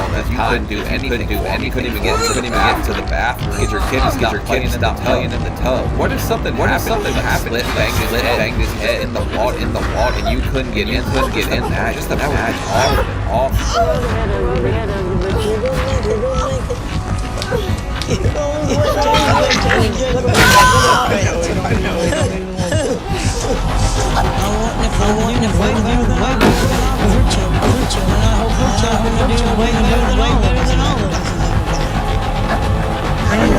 This is gonna be hard. I love my parents. But this is the greatest thing to do. I think it's really I'll give up my It's a good question. This is a club that had sightings for the band. Your time draws near. He basically goes, sit down,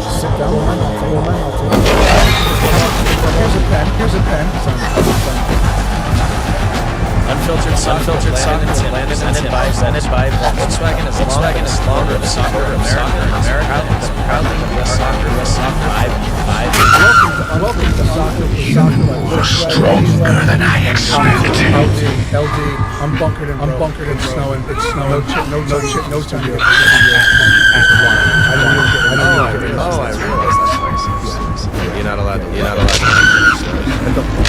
I did that yesterday. I'm bunkered into my wife currently in Vegas.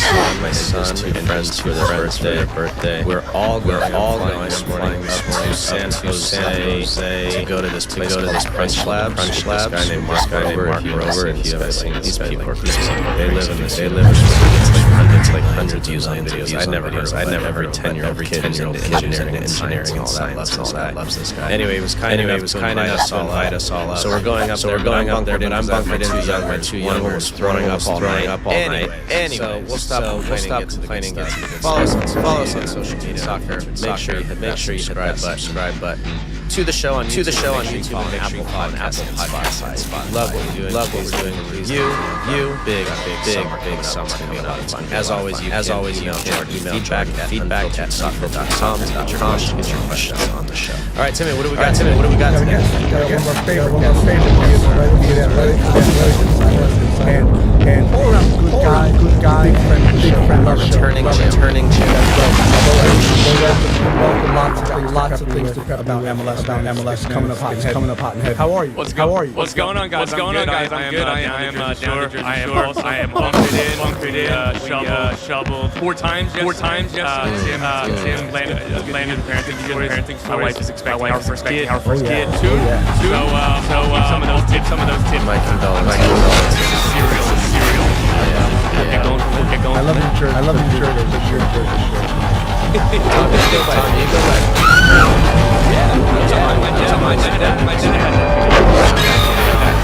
Your time draws near.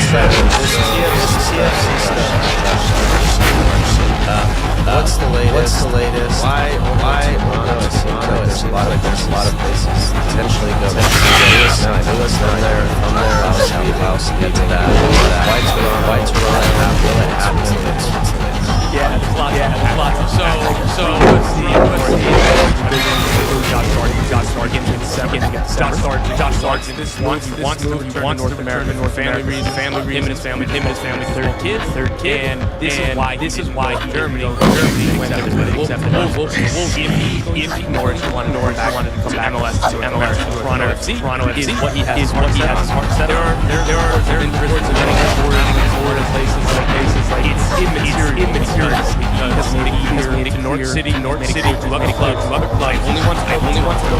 And a quick side up to St. Louis. Yeah, maybe. This is not a team kind of money that would require signing both or the salary. The club does not spend that much money.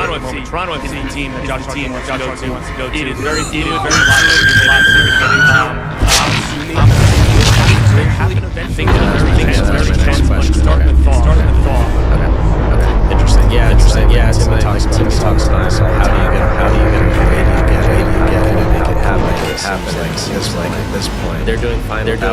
without him now. Everyone needs to just move on and copacetically get a deal done.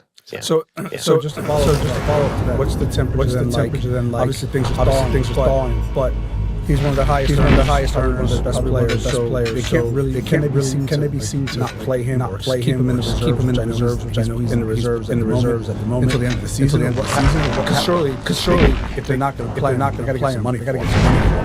Yeah, so their stance is obviously North are digging the same way Josh Sargent is. $18 million from Toronto FC, open negotiations. Pretty much saying that's not enough. They used Republicans said no, he's not for sale, and then kind of in the same quote will be like, well, definitely not for this. So I think that kind of lets you know what the status is. Toronto's one, he only wants two, and two. There's a relegation release in his contract that he would either be, if not free transfer, very discounted from even the 18 million. I understand North just had a bid, accepted in the summer, 28 million might want more.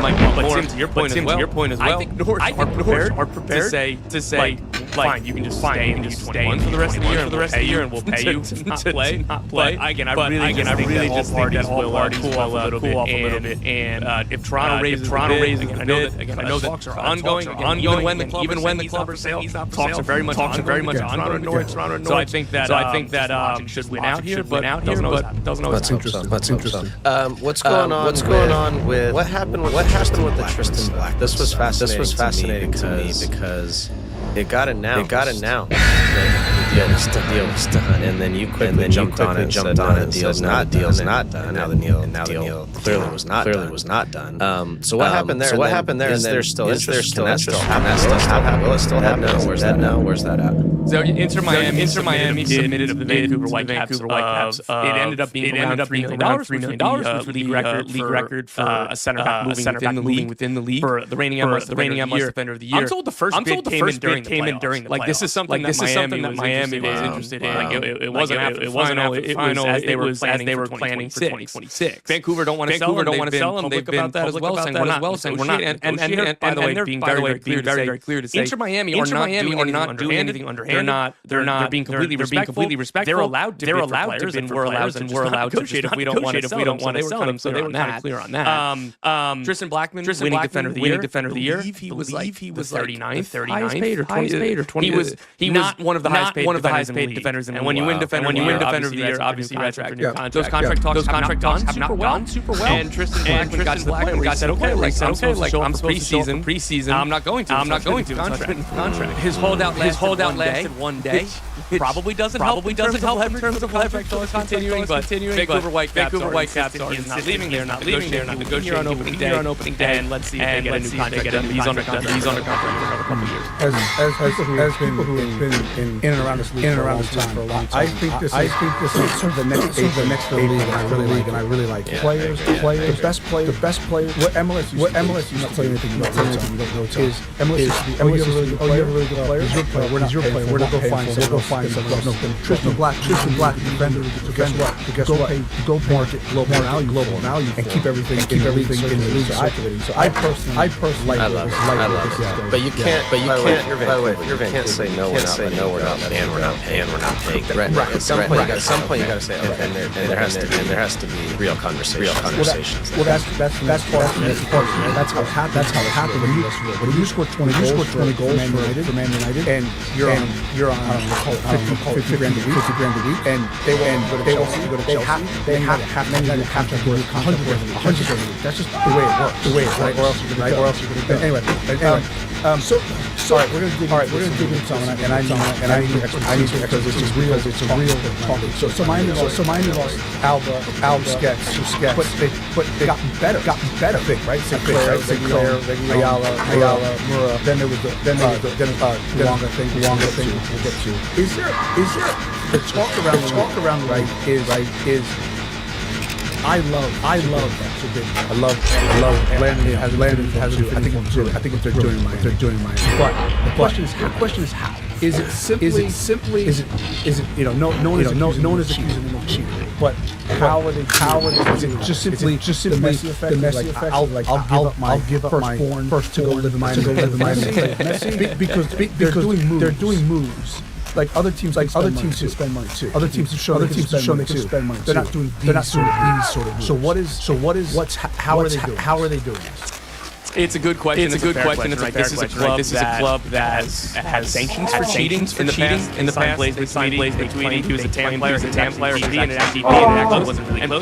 And part of those, they had another center back named Andre Reyes, who was ironically good. He was their fifth player.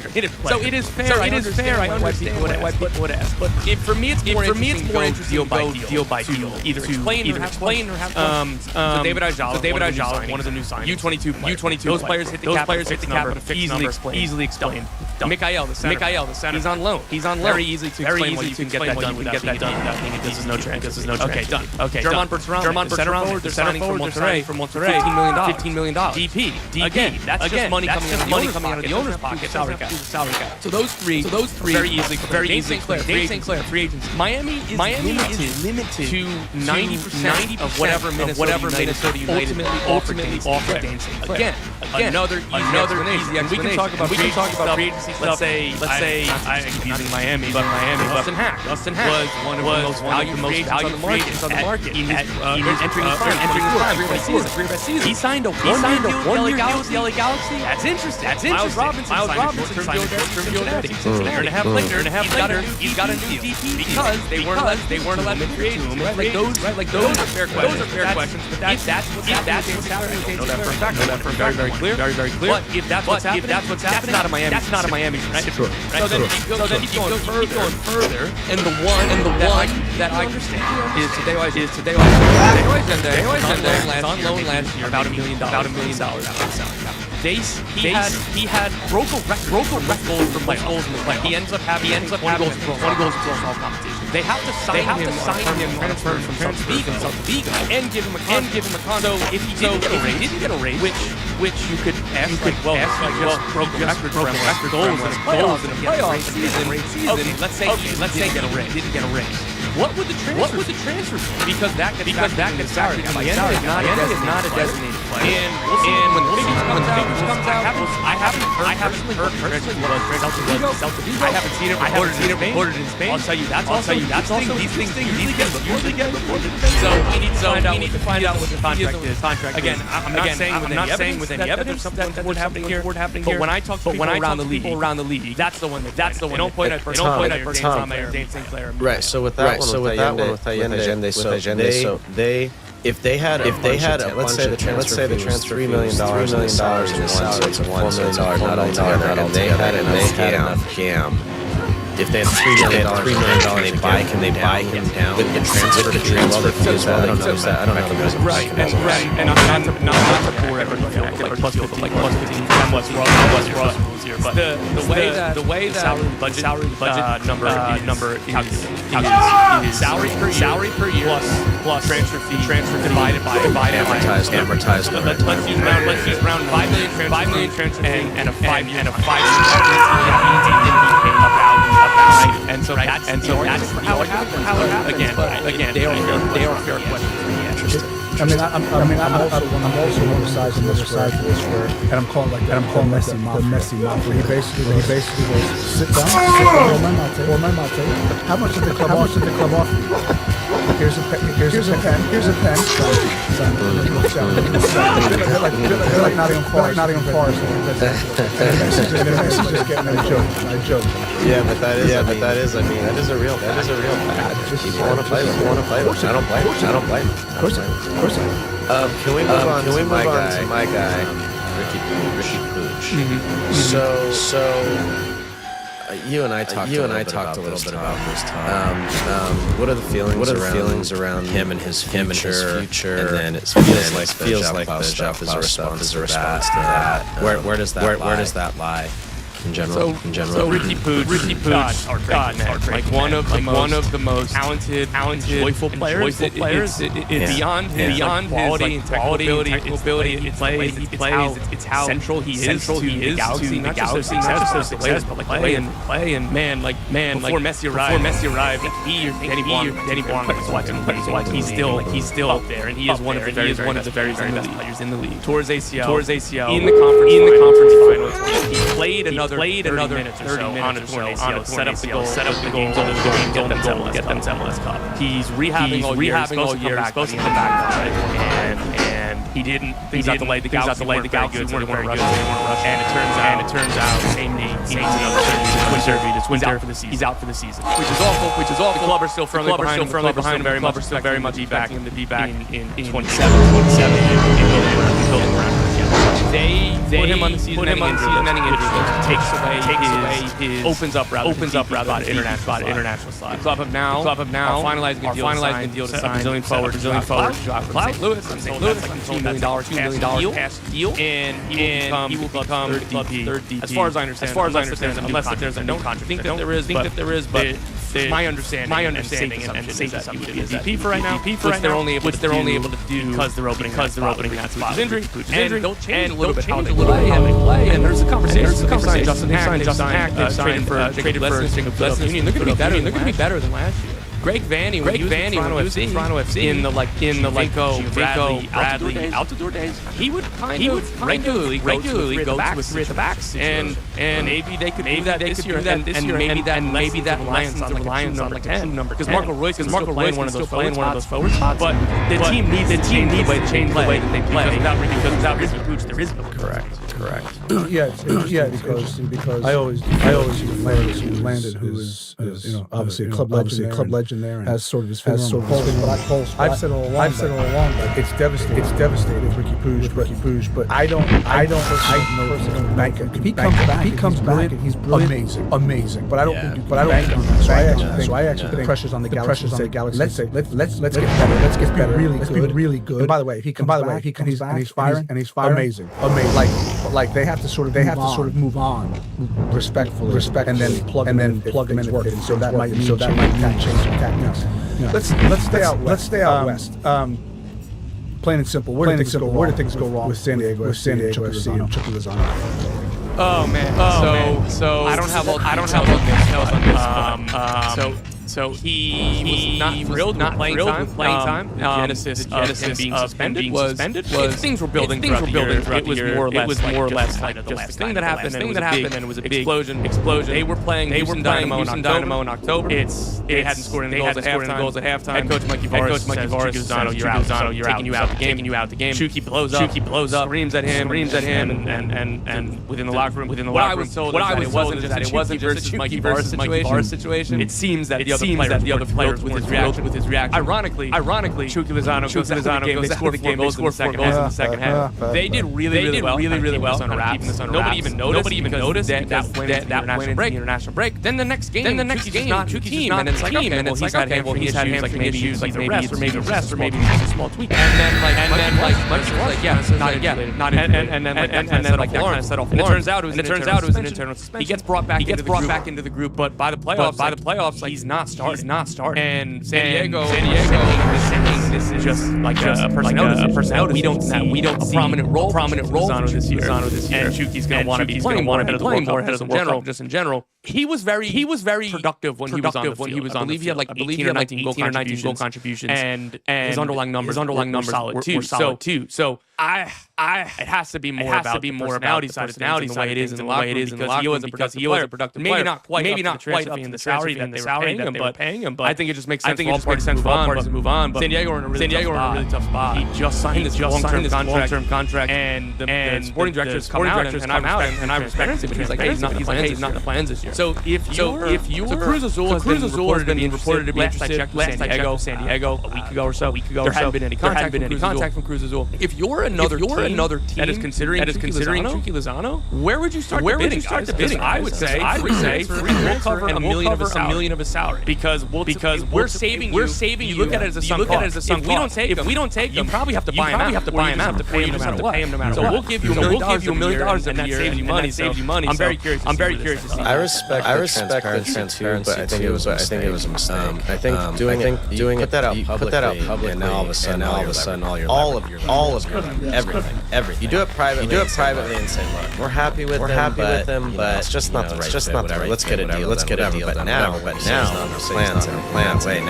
Now it's you have no leverage. It's interesting to see how this That's what I always say. And I'm like, can't miss them.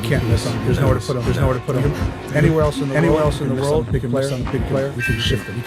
To it. My pushback there, like generally agree. Mostly that's correct. San Diego did finish first in the West because they nailed their other teams.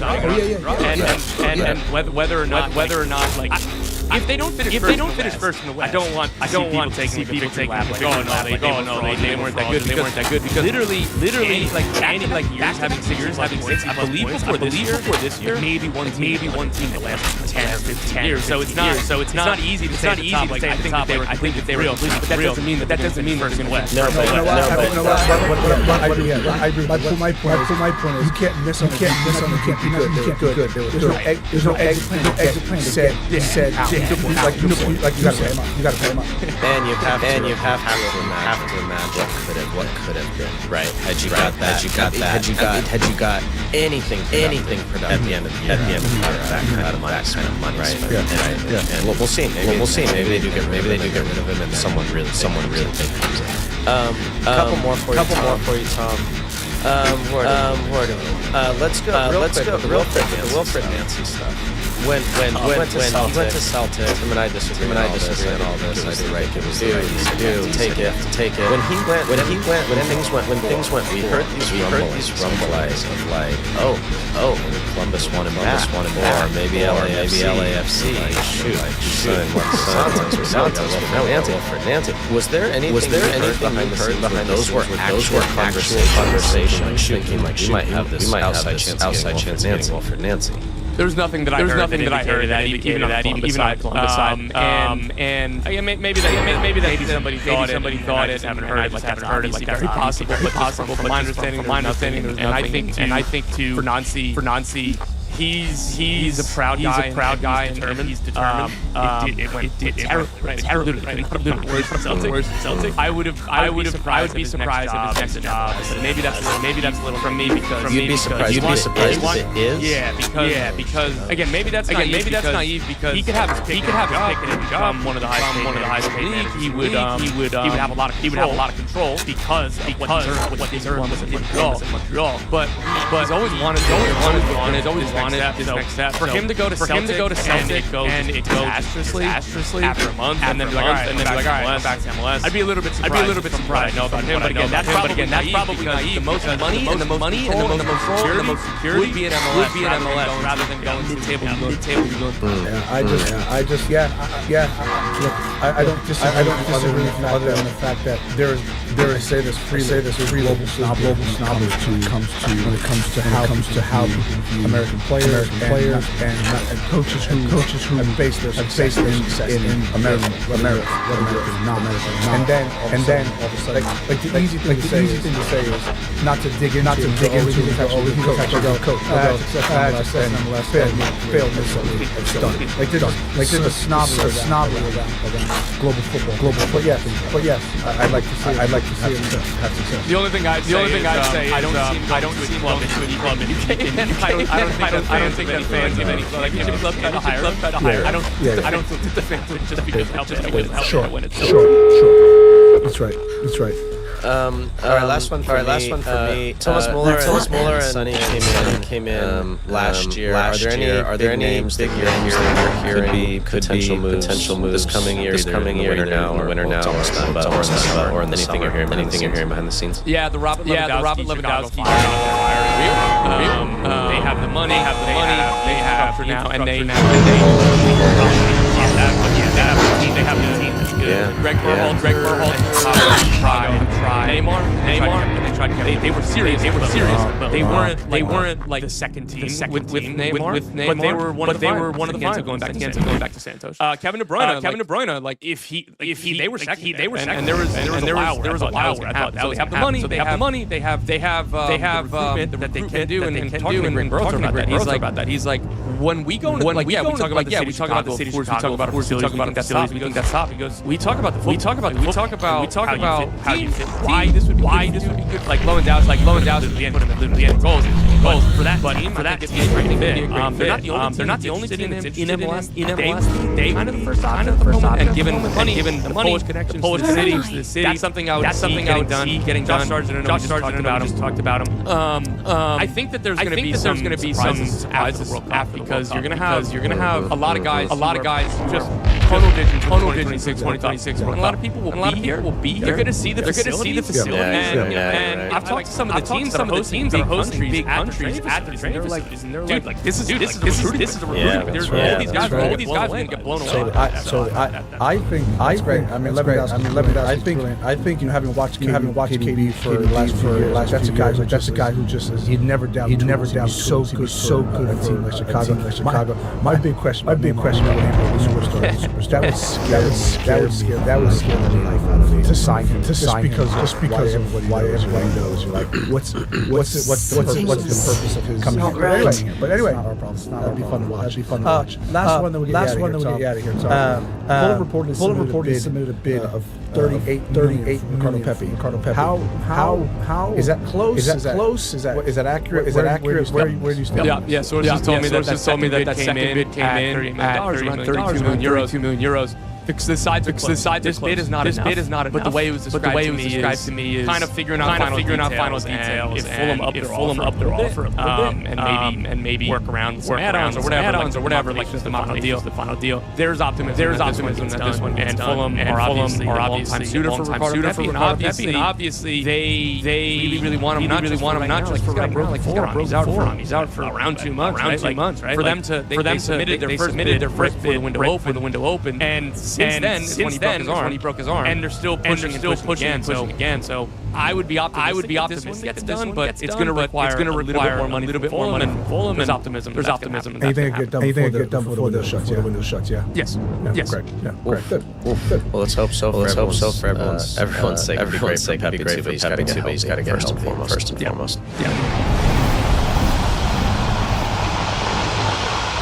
LD, it's time for unfiltered sponsored by Choose Chill. Coors Light Delivered. Go to CoorsLight.com/USLNT. I was gonna ask you who chose Chill, which is quite one person on the planet this week that chose Chill. Only one. That is the one and only Trinity Rod officially resigns now with Washington. She got paid. And becomes the highest player in the world, according to her agent. That's real number. She also yesterday in LA scored in the national team. Captain. You can call her Captain Trin now. Honorable mention. By the way, huge shout out to Michelle King for ponying up the money. I was at this event with her in New York, and they asked her at the end. There was all these prospective donors to donate money to U.S. Sox. Like, is there anything you would say to everyone out here? And she's like, open your checkbook out, start spending money. She did it, and she did it with Trinity. Trinity, congratulations to you. She's amazing, Tim, and we both love her. Yeah, I think that when we talk to Emma Hayes and we look at Trinity Robinson went through some injuries, it just for me can't, and I believe you can't treat every player the same. Some players get special treatment. That's how it works. And by the way, she's earned her keep. She's quite literally changed the face of women's soccer. A lot of women do that and she is the latest installment of that. So congratulations to you, Trinity. You got paid, playing, scoring, captain. Long may that continue. Cheers to you, Trin. Choose and chill. All right, Tom, thank you very much. We're going to take a quick break. When we come back, talking Ajamong, McKenny, and Reina right here on Unfiltered Soccer. Tim, as always, presented by Volkswagen.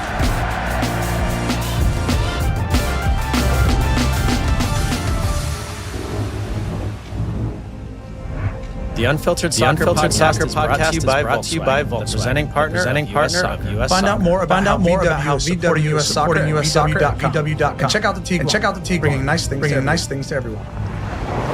Rolling sound. Reset. Hi. I'm referee number two. So sorry I'm late. Violation. Red card. And cut. I can do it again. Oh, we got it. this is your car. Yeah. Bye guys. How much are we paying this guy? I don't even know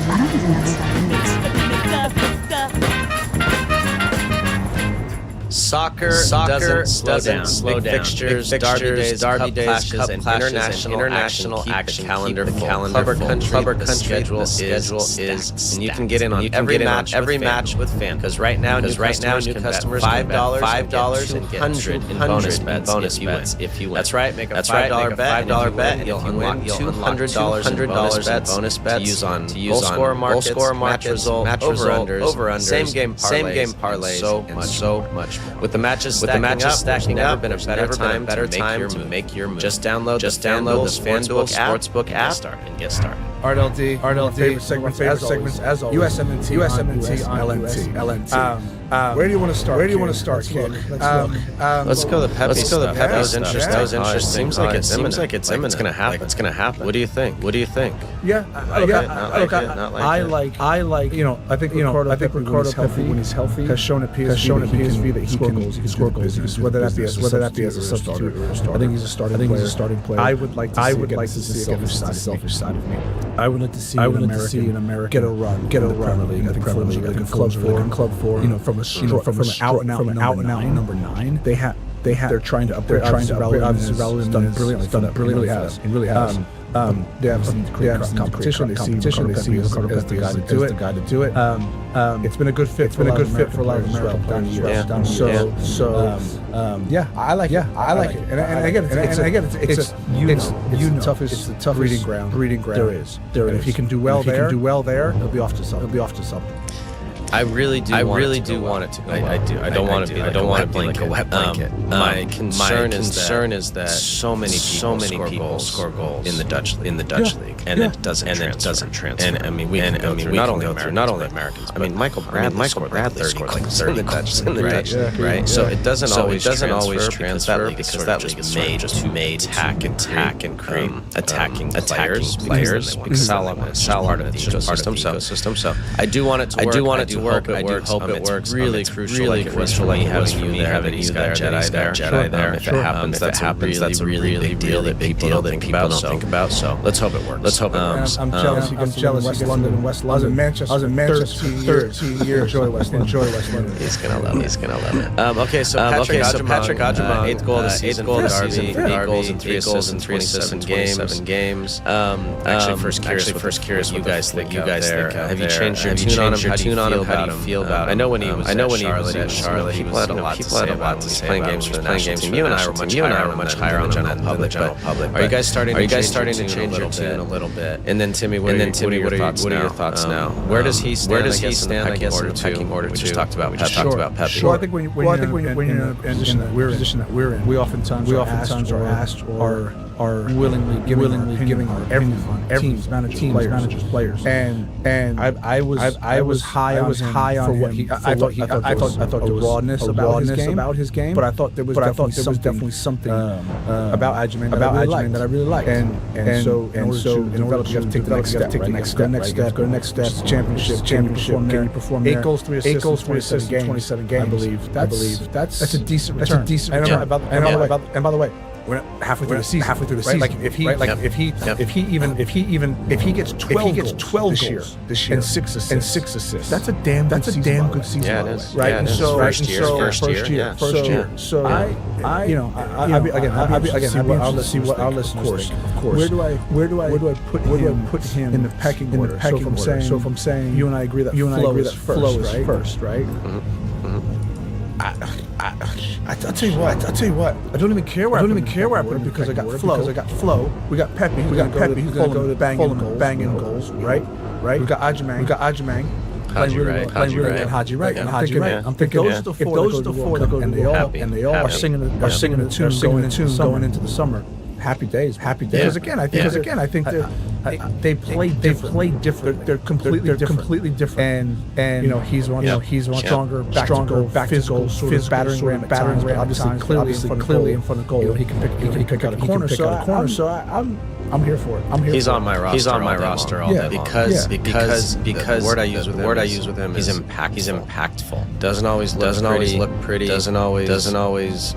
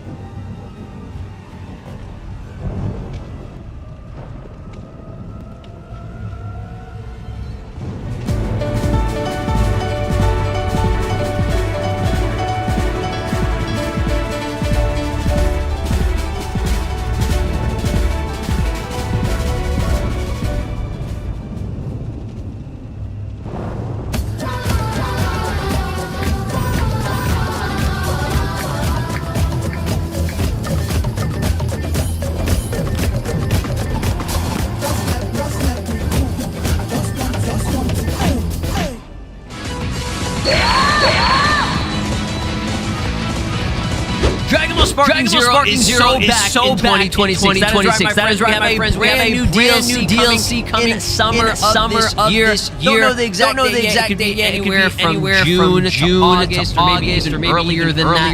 We'll have to see, but there will be free updates, which you guys have experienced. The very first free update that literally after the reveal of this. One day later, we have the Mission 100 from Budokai Tenkaichi 3, aka Sparking Meteor. It's great. They're doing a good job. They've listened to us very well over this past year, a little over a year now, and they are pretty much adding everything that we have requested, with the exception of some things. I know people crossplay or rollback netcode or whatever. I don't know if we're ever going to get that. I honestly wouldn't expect it, just because a lot of these games don't do it.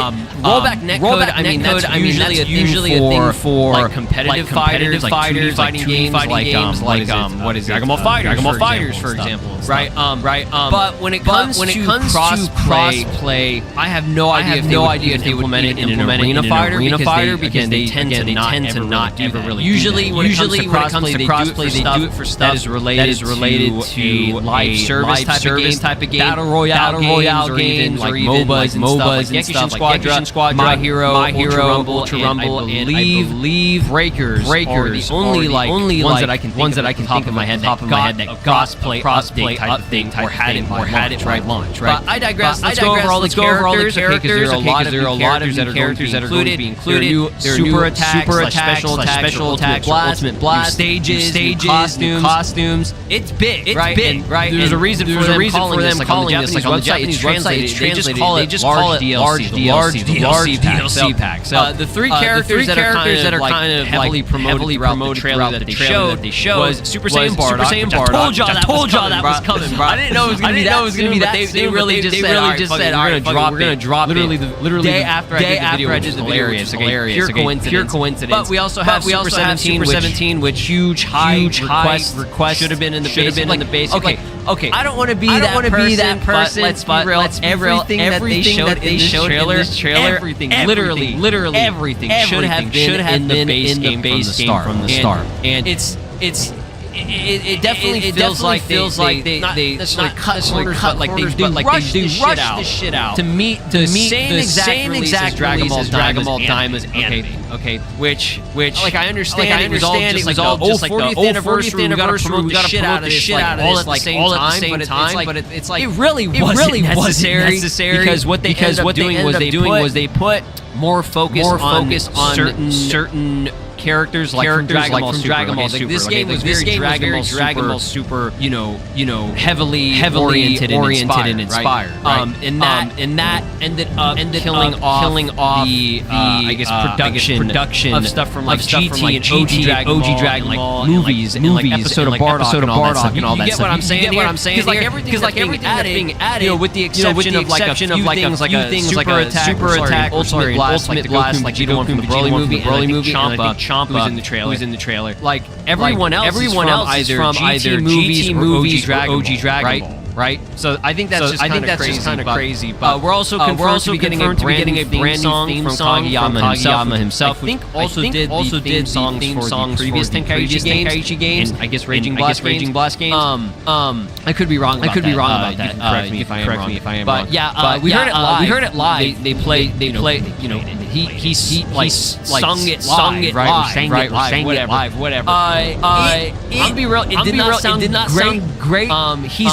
He's an old guy, and I'm happy he can still get up there live and sing, with his age and everything. As you get older, your vocal cords and everything, it starts to not deteriorate in a sense, right? I think it's gonna sound much better. Post-production. This is gonna be recorded and edited, and so we'll hear that. And I don't know if we're gonna pay for that. If we do, that's also gonna be hilarious because that's another thing that should have been in the base game, from the beginning. Ended up kind of just dropping the Dragon Ball Super. What is it? I forgot the name. Ultimate Battle theme.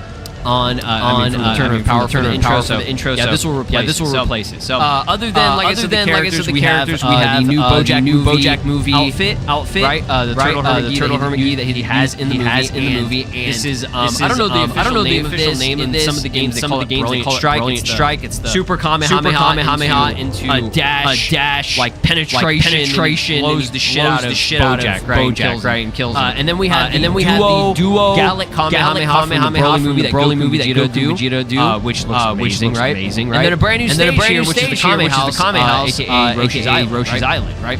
So there's a lot more to go over. So let's go over this. Shout out to Andy because they went and broke down all the characters listed here. So this is pretty much everything that you need to know about the actual DLC itself, right? So Super Saiyan Bardock, Demon King, Piccolo, Super 17, Devilman. Surprisingly enough, Grandpa Gohan, God of Destruction, Champa, Mercenary Tao, Zangia, and Paikon will all be added. I don't know if they're all going to be added in this upcoming DLC. Again, they're really heavily promoting these three: Super Saiyan Bardock, Demon King, Piccolo, and Super 17. Right? The rest of them, I'm going to assume will also be included because they showed it. It's not just pictures. They showed actual gameplay of them for like 1 to 2 seconds. Right? There's like movement of them actually like fighting. So I'm pretty sure these guys are included as well. So 9 characters is a lot. Okay, and it's not just 9. Like compared to the other DLC, we had around like 8 to I think 11 or 12 characters, right? But a lot of them were just transformations. These are all unique characters, right?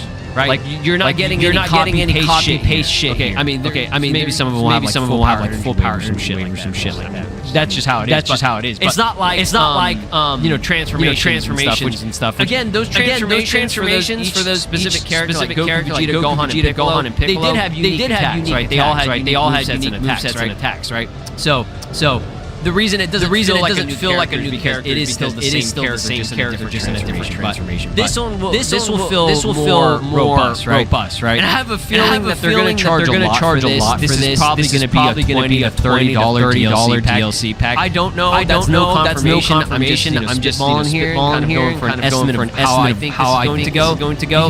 Because there's a lot, and it's stated that additionally the game will include new super attack stages and more. Now, I confirm 100% if the super attacks or ultimate blast, the maps, the stages, and other stuff, like modes. I don't know if that's going to be a free update stuff or DLC stuff. Ideally, we would want that stuff to be free update stuff. Okay, that kind of stuff isn't as much effort as DLC characters. DLC characters, even though all of these should have been in the base game, right? I will give leniency on that, and I will say yes, I understand they're going to charge for these characters because that's a complete package. You're getting a full character model with animations and attacks, right? That's like everything. But we're talking about super attacks and costumes for already existing characters. That shit should be free. Right? Even the stages, right? Those should be free as well. I know stages are a lot that they do for it, right? But we had a free update stage, which was the Demon Run, right? So if they showed us that they're going to be free updates there, why are they going to make us pay for it somewhere else? You know what I mean? And then not only that, like a new game modes, unless it's like some new story. That shit should also be free. You know what I'm saying? Like I think you guys can agree with me on that. So all this is going to be released by summer 2026, right? TurboTax locations are now open in your neighborhood. So hand off your taxes to an expert today. Now local experts taxes with 100% accuracy. The next generation of quality from Tacoma optimized for forgiveness, reimagined for precision, and designed ideally fewer squares on your scorecards. All performance, all quality, all price accessible. Fairway is calling. Golf.com. So again, let's go over all the characters, break down everything that you need to know about these. I don't know the official names of some of these moves. You guys can tell me what they called them in the previous games. Remember. But Bardock, he did show a new animation, a new attack. I mean, it is still that blue key blast that he does. But it's specifically the one from the episode of Bardock. Charges, beats the shit out of Frieza. I think in the trailer, and grabs him, does the classic rotating dragon throw, throws him up in the air, and while he's on ground, he shoots a giant key blast upwards, right? And you call it Riot Javelin, or whatever the name of it is. We also had Demon King Piccolo who shows off his I guess two-handed blast attack or whatever. What do they call it? Demon Cannon or some shit. I don't remember the name of it. Yeah, specifically, I think that's also the same one from Tenkaichi 3 or just Tenkaichi games. Now this one's interesting for Super 17. They do show that they do the merging between Super 17 and Hellfighter 17. Right now, I'm assuming that's just going to be an outfit. And I'm assuming you'll have to have. Actually, I don't know how that's going to work. Right? Are they gonna make a separate, or maybe you know what they could do? I think like an awoken type of. It's gonna function maybe as a transformation. That's the thing. I don't know if it's gonna be transformation or a fusion mechanic. That means that they're gonna have to make a Hellfighter 17 character separately, right? Unless they would let you put Android 17 on a team. But you would have to specifically use that outfit. Yeah, I'm not sure exactly how it's gonna work. You guys can let me know. And then we have the photon cannon, Super 17 bomber. Again, I forget the name of the move that he's using right there. But highly requested. This was probably I would say the number one most requested character. Just because he's they had everyone the main big villains from GT with the exception of okay. Devilman is coming back. That is a huge surprise out of all the characters that they you're only seeing his legs and his feet. But we know that's Devilman. Right? He was in the previous games. At least Tenkaichi 3. That is very interesting. That out of all the characters, they did go for Devilman. Not Arale, not Chi-Chi. You know, not Pilaf. They went for Devilman. I'm not saying that's a bad thing.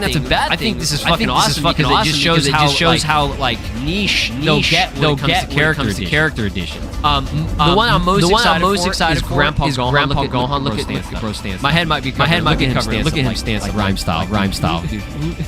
When I saw this for the first time somebody posted it on Twitter, bro, I could not contain my laughter. It was him just. Why propose up like that? This motherfucker's dead. He's got the halo. He has the mask. He looks awesome, dude. I mean, that's Grandpa Gohan, man. Grandpa Gohan being a playable character in a Dragon Ball game is the coolest shit ever. So him returning is so good. And again, this is just there's still more characters that they're gonna add. I don't say they're gonna. They can add. There's still a lot of them missing from Tenkaichi 3, right? We're finally getting Tao. Excellent selection. He should have been. I mean, at the bare minimum, they should have had Tao, Kid Gohan, Kid Goku, and what's it called? Demon King. Those three should have been vital for OG Dragon Ball. And all they had was Kid. It wasn't even Kid Goku from the OG Dragon Ball. It was Kid Goku from one fucking couple frames from the Broly movie. That version of him, which I will die on this hill and say that this model, the Kid Goku model. It might be the only model in the game that looks like dog. I'm sorry. Like every other model, even if some of them don't look the best, like I'm fine with it. But he looks so bad, dude. This version of him looks so bad. I don't know why they decided to do that. I can understand. Whatever. I'm talking too much. I'm yapping. PyCon. We're finally getting PyCon, dog. Again, should have been a big base game. It is what it is. Whatever. Zangya will be returning as well. I think she was in the previous game. In Tenkaichi 3. I could be wrong about that. But yeah, Zanga, and Bojack, they should always be together, right? As much as I would like Beto and Bujin, and Goku, aka Koga, I ain't losing too much sleep. Zanga, you gotta have her. She's cool. And then Champa. No confirmation of Vados, but Champa will be coming. I think both of them should be added to this game. I don't know. We'll see. But yeah, that is character stuff. Again, this is all they showed in terms of super attack stages and new game modes. Again, we have the Broly movie, Vegeta Kamehameha. I don't know if they're gonna make a new outfit preset for this. What? Because these are outfits that already exist in the game, but I don't know. We'll see. But Gohan's is a new outfit. Bojack movie, Turtle Guri. This was one of the if not only the only outfit that was in the files of the fucking game at launch. Like people data mined, and that was a file that was already there. So they probably had some of this shit already like in development for a while or left over, right? So if you really think about it, I don't want to think about it like this, but it's kind of fucked. Because like how many other things did they have prepared and planned out what they were going to do for it?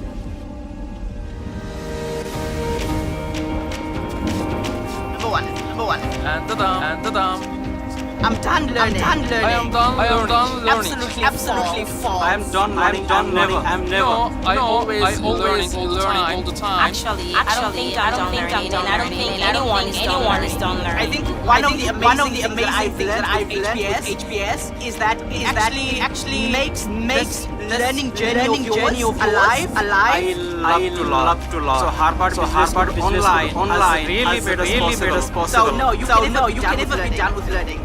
That's untrue. That's untrue.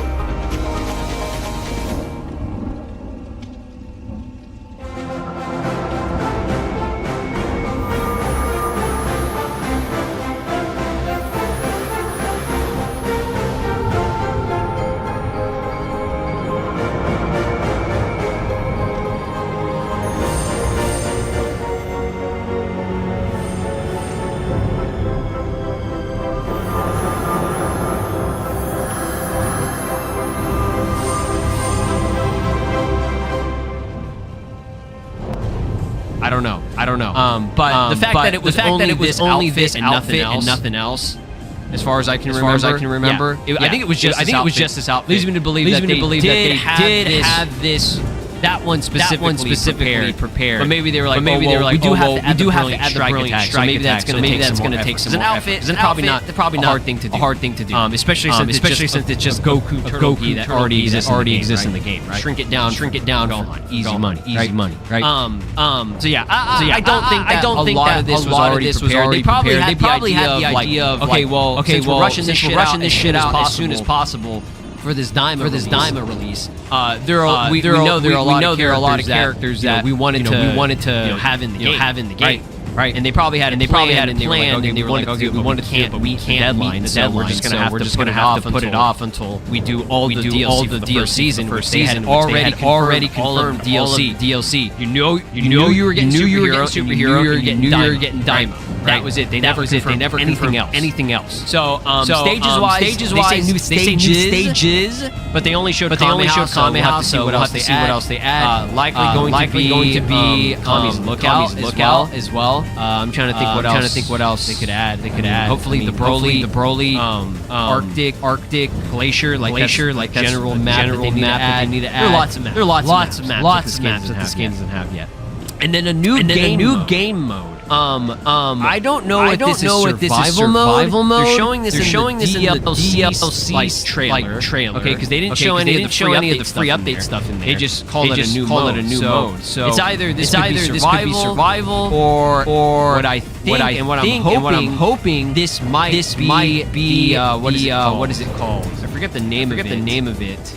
It was the story mode in Tenkaichi 2, where you would roam around, like it gave you like a free roam type of thing. I don't know if that's what they're gonna go for. I don't know. That's the thing. I don't know if this is the survival or this is a separate mode. In the DLC presentation trailer, they said as well as a new game mode in addition to the DLC. So they didn't specifically call that survival. So maybe this is another mode that they're adding. Y'all let me know what you think this could be, because it shows the map in different locations and characters on the map. Leads me to believe it could be maybe that. I don't know, man. I really don't know. The only thing I can think of is that it would be that Tenkaichi 2 story mode, which I forget the name of it. Dragon or something. Whatever the name of that mode was. You guys know what I'm talking about. So I don't know. We'll see. Dragon History, something like that. Maybe that was the one in Tenkaichi 3. I digress. But again, that's your roadmap. I already went over it. We will be getting survival mode confirmed as a free update in spring. Anywhere between probably March and May. And then our new DLC release will be in the summer. And don't forget the Switch DLC lagging behind. That'll get releases during winter and I guess spring. I mean throughout the rest of the year, right? So after that, I don't know what else you're gonna do. Likely there will be more updates and more DLC. Again, I would not hold on to hope all this stuff, with the exception of what was already stated as free updates, will be free updates. I think everything else is going to be paid DLC. Again, I do not agree with a lot of that. I think with how long we've waited for this stuff, a lot of it should have been added in the base game at launch, but they didn't. But they couldn't meet it. So they couldn't get it. I get it, but. Yeah, it's just I don't know. The only thing that I think should be free updates are stuff like this, stages, game modes, outfits, and attacks, right? Characters, yes, that's. I understand. They're gonna charge for that. Okay, I'm not agreeing with it and saying like, they should be charging. No, if I was the one in development or in charge of all this stuff, even if we lost money over this shit, I would be like, these people wanted like this stuff in the base launch or whatever, and they requested it. Really should have been in the base. We're losing money on this. Give it to them. Just give it to them because it should have been in, right? Again, I understand there's a lot of depth time that goes into characters. So it's like, okay. But come on. This shit should be free. That shit should be free, and not only should be free, but they should be doing since they have a whole roadmap now. What they should be doing is having stuff released in between. You know what I'm saying? Again, I'm not. I know this game is not a live service game, but the fact that they're giving us a roadmap and providing stuff kind of like in a sense like a Xenoverse type of game.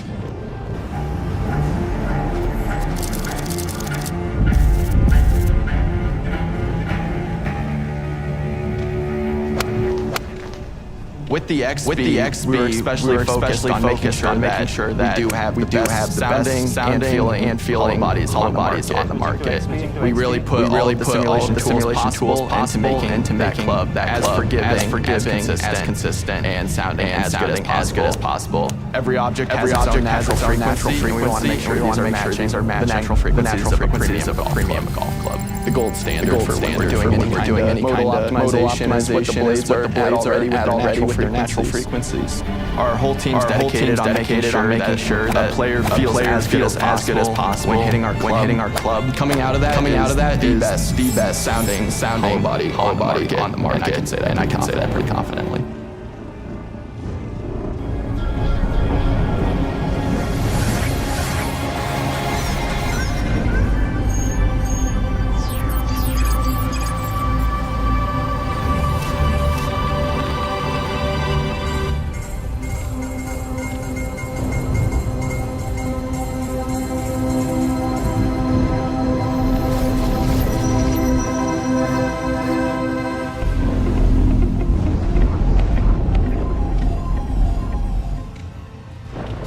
Right?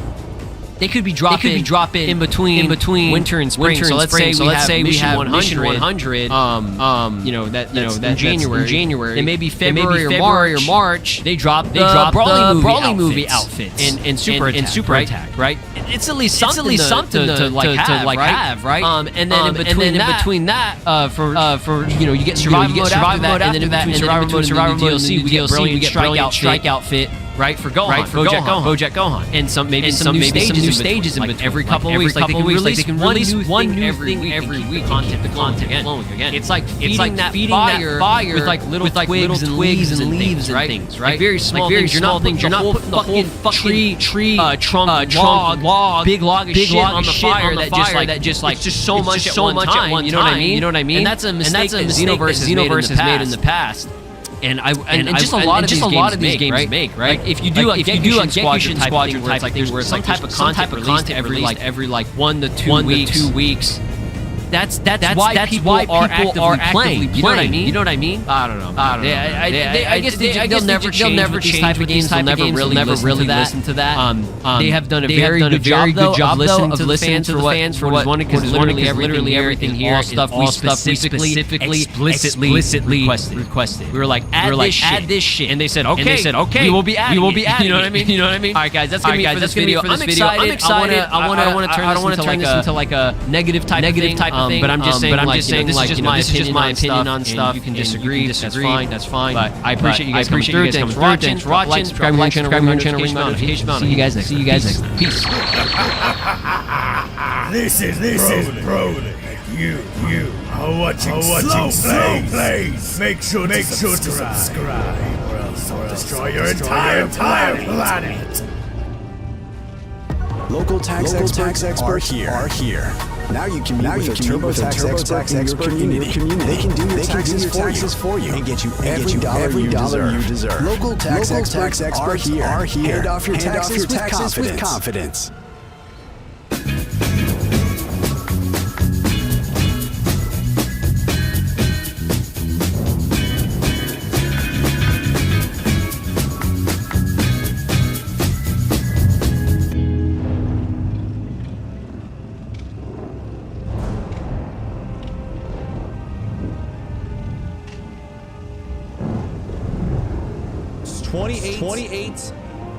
Dude, that right there is why the very hard.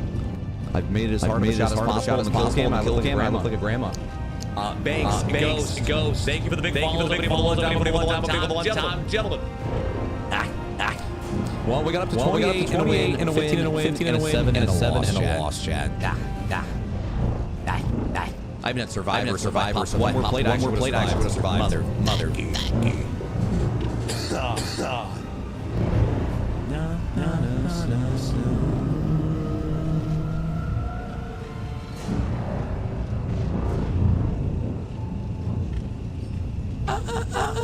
What do you feel like doing? Yeah, let me see.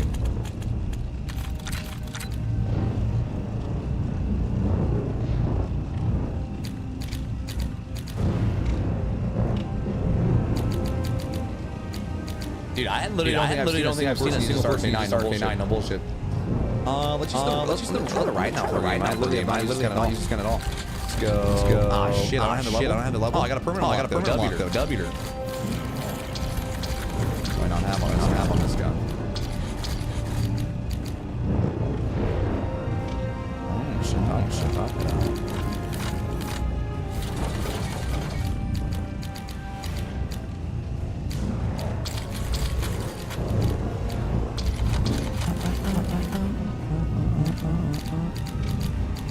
Round and the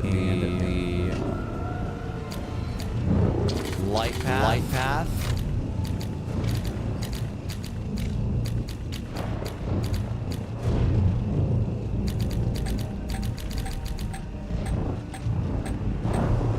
Let's try this bad boy out. Oh shit, quick. Yeah. The Strike Nation coming through with it, baby. Come on. Strike. Huge challenge. Dollar per kill, some bonus on the top there. For the W Royale with Striker. Chat, we lost the win streak, but I mean, it is what it is, man. I literally touched my head. There's not much. At that point, that's just like unavoidable loss. You gotta take them legit. Derek's love you. Love you originality. Love your originality. We're getting a lot of originality messages today. W nerd. I'm not even sure original, but I like that. I like that. Get me in there. Ladies and gentlemen. Ladies and gentlemen, get me in there. Thank you, Derek. I appreciate you, man. To play again someday. I kind of want to do like a sub game at some point here. We'll have to figure something out. Talk to me.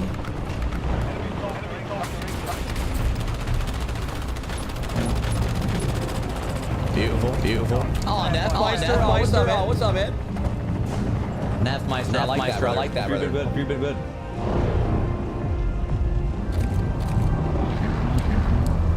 Jalen, I'm very good Saturday, brother, my man. I don't know why he's playing so bad. I mean, he was always a really good player. I have no idea what happened to him. I don't think it turned around though, because I played against him in like Ghosts. It's like freaking 15 years ago. Not even now. That's probably 10 years ago. All right. Bounty chow. Let's see what we can do here. Marcus. Chow, let's go for as many bounties we can in one game here. We're on this stash. Get on it.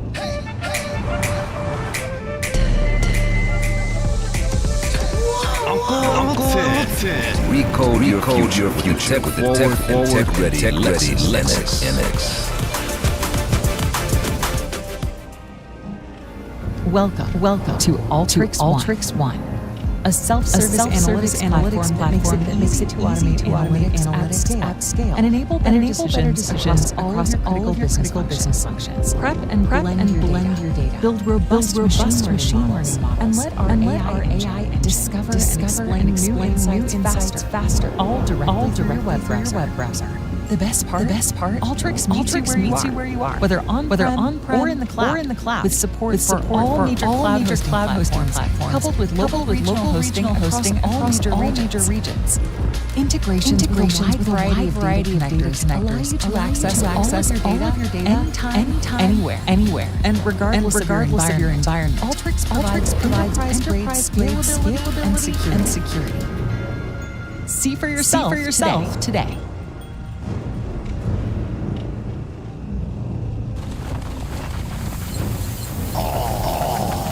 That crate always like a special, tiny bit. Under dip.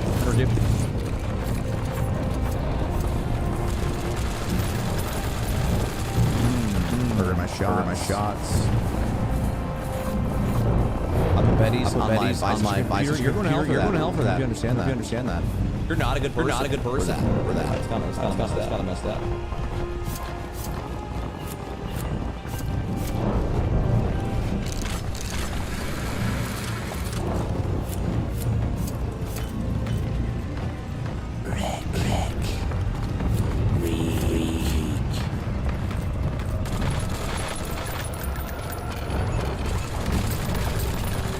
Beautiful. Another bounty down here. Talk to me. Get full close. Shroud this riding. Oh shit.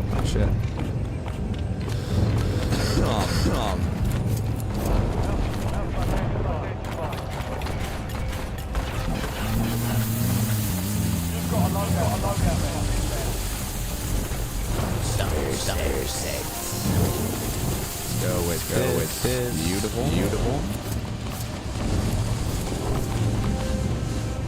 Oh my god. Yeah, buddy. Don't be honking your horn at the dragon. Come on now. What are you doing? Koala license registration bucko. Grass.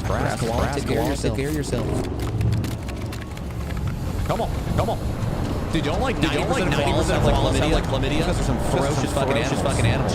Jesus. Chat, apparently koalas are not as cute as they are. They're vicious. They only eat food that's poisonous to them, and they all have chlamydia, chat. Disgusting little bastards. See. I'm on 1.7. Google it. Google it, chat. I watched a koala documentary. Beautiful. Apple user, thank you, buddy. Yo, we're getting a ton of compliments in chat. What the hell's going on? I like that. Keep them coming.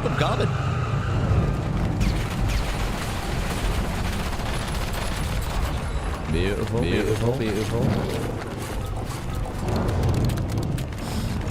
My steps coming on time. I'm on 1.7.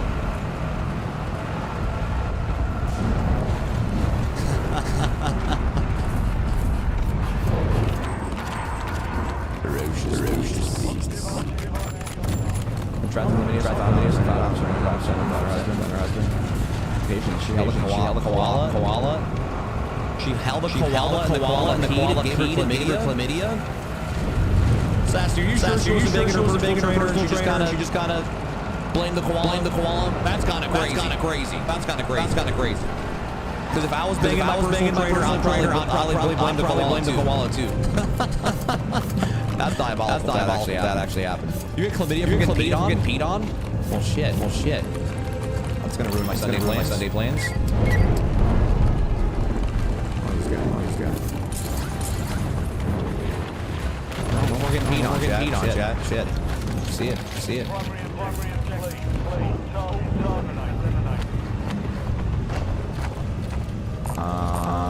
Sit over here.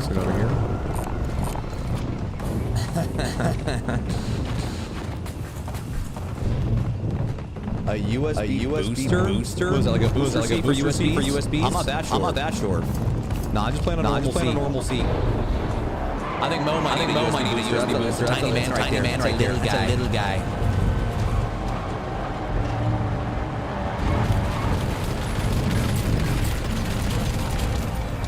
Yo, this ride is kind of hitting.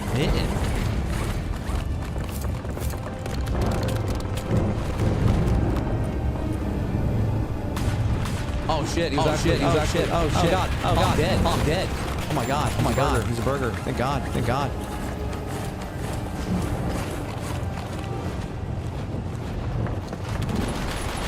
Yo, this might be the best sub in the game. Am I bugging? Am I bugging right now? This thing's kind of hitting.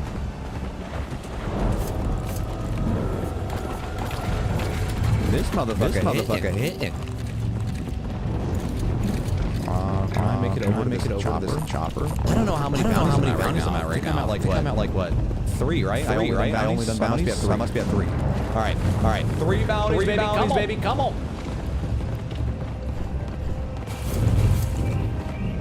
I didn't realize there's a magazine that makes the hip fire even better.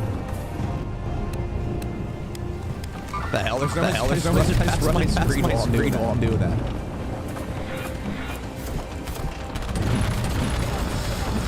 Wait, this thing's actually fire. Yo, Furman with a 38, baby. Come on. Furman with a 38, baby.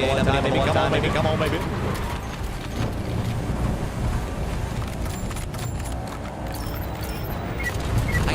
Night, Scorpion. Looks like you ain't the Scorpion king, motherfucker. I can smell what the rock is cooking. Get him out. Furman, the dragon. We're a nice designer for your main, pulling up the cheetah print. No, Chad, this actually might be the best in the game. I'm not even joking. What the hell?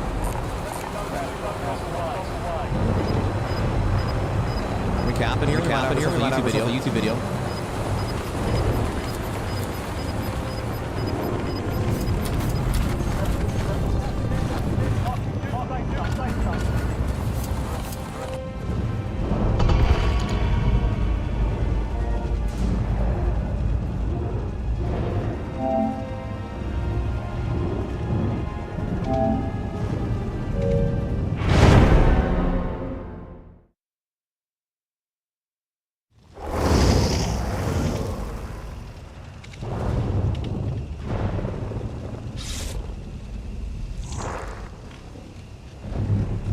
It's homemade. It's homemade. Katie Austin is in the house. We've got incredible menu today. We're kicking things off with BJ showing us one pan of chicken. Finishing the whole thing off with a basil margarita. Good. Stick around. Hey, I'm Joel. Dad, husband, and sustainable chef in Seattle, Washington. I believe the best ingredient on earth isn't what's on the plate. It's actually what's around the plate. The people, places, stories. That's what inspires Homemade Live. Each week we go live from our kitchen in front of a studio audience, famous friends. We share food memories and recreate them on the spot. Welcome to Homemade Live.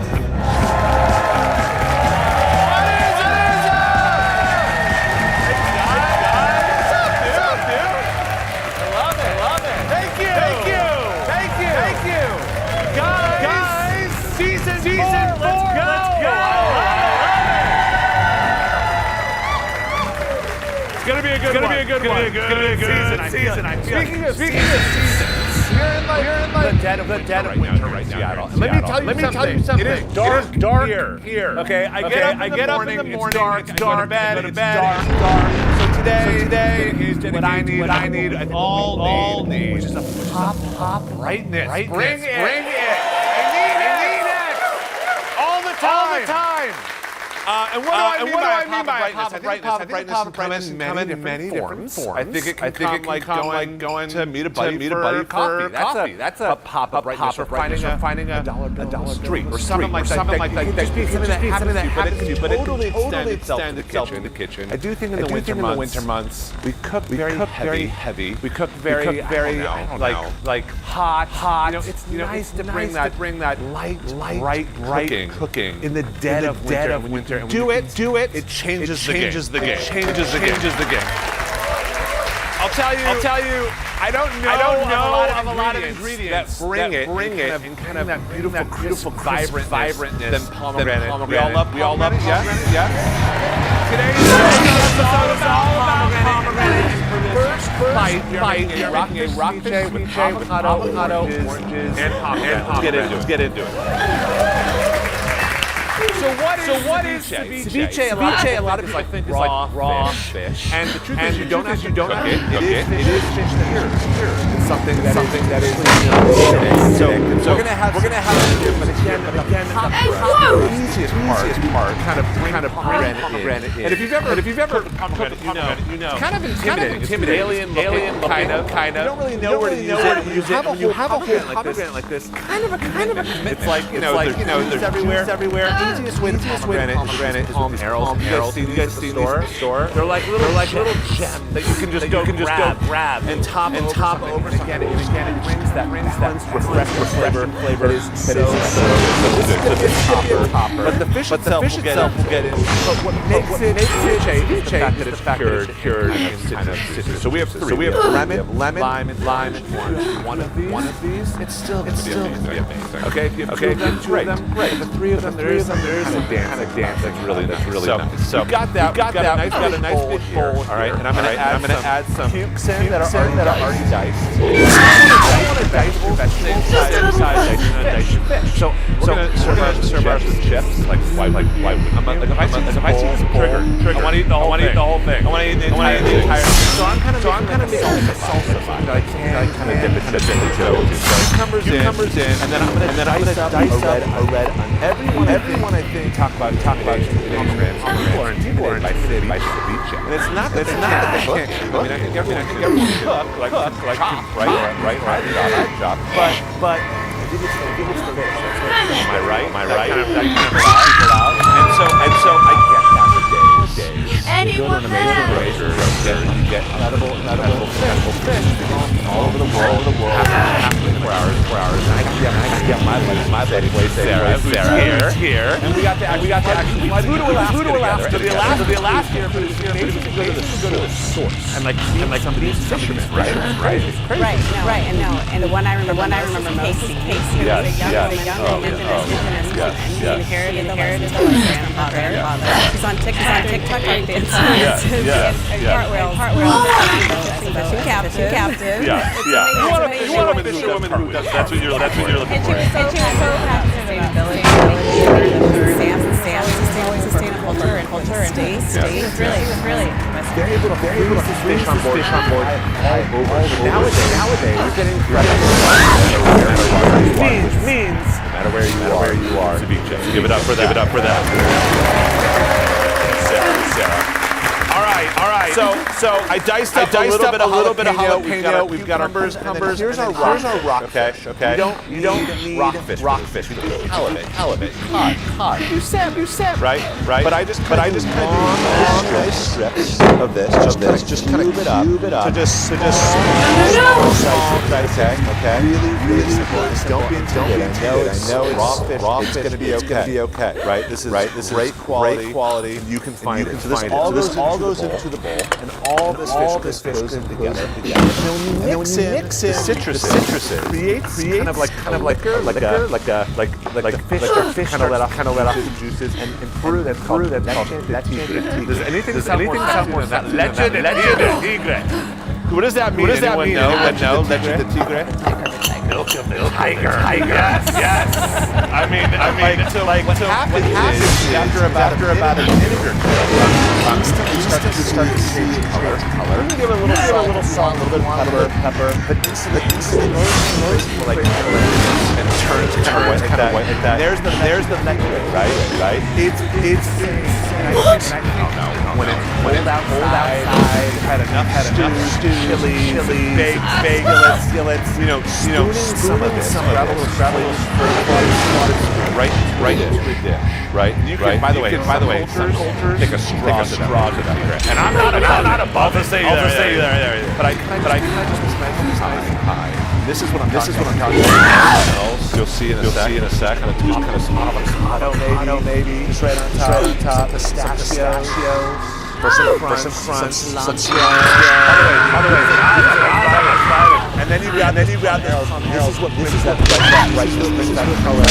Think about this. Serving this with chips. You are a hero. Give it up for this.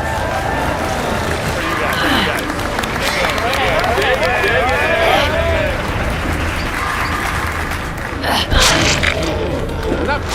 So good. Speed shade. All day. Guys, right back. Stay with us.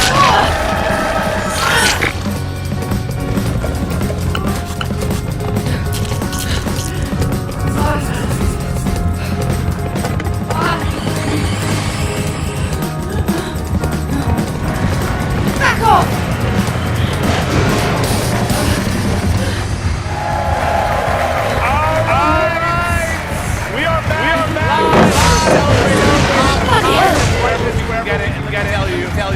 We got it. It's here. Please welcome next guest. Body recipe developer, illustrated model, creator, give it up for Katie. Austin. Hi, buddy. Oh, thanks for having me.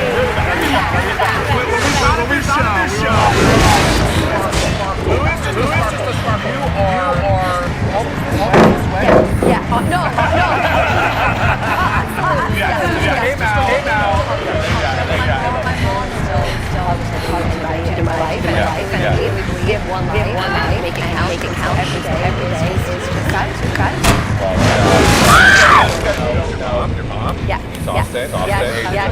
She's amazing. Obviously, guru, amazing. When was she like? Was it like 80s, early 90s. Videos.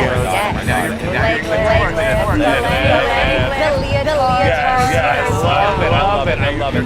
You're taking running with it. You're this six-time sports illustrated model. I don't know about. You're changing direction. And they're looking for more like hairy. So my age. So do you have any moves that are So happy to So my favorite pose. Hands on the head, and a little bit of a hip. Because you want to create that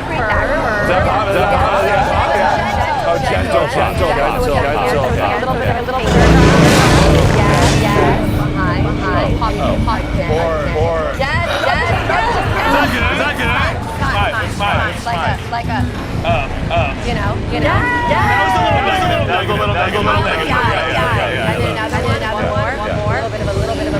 Force them.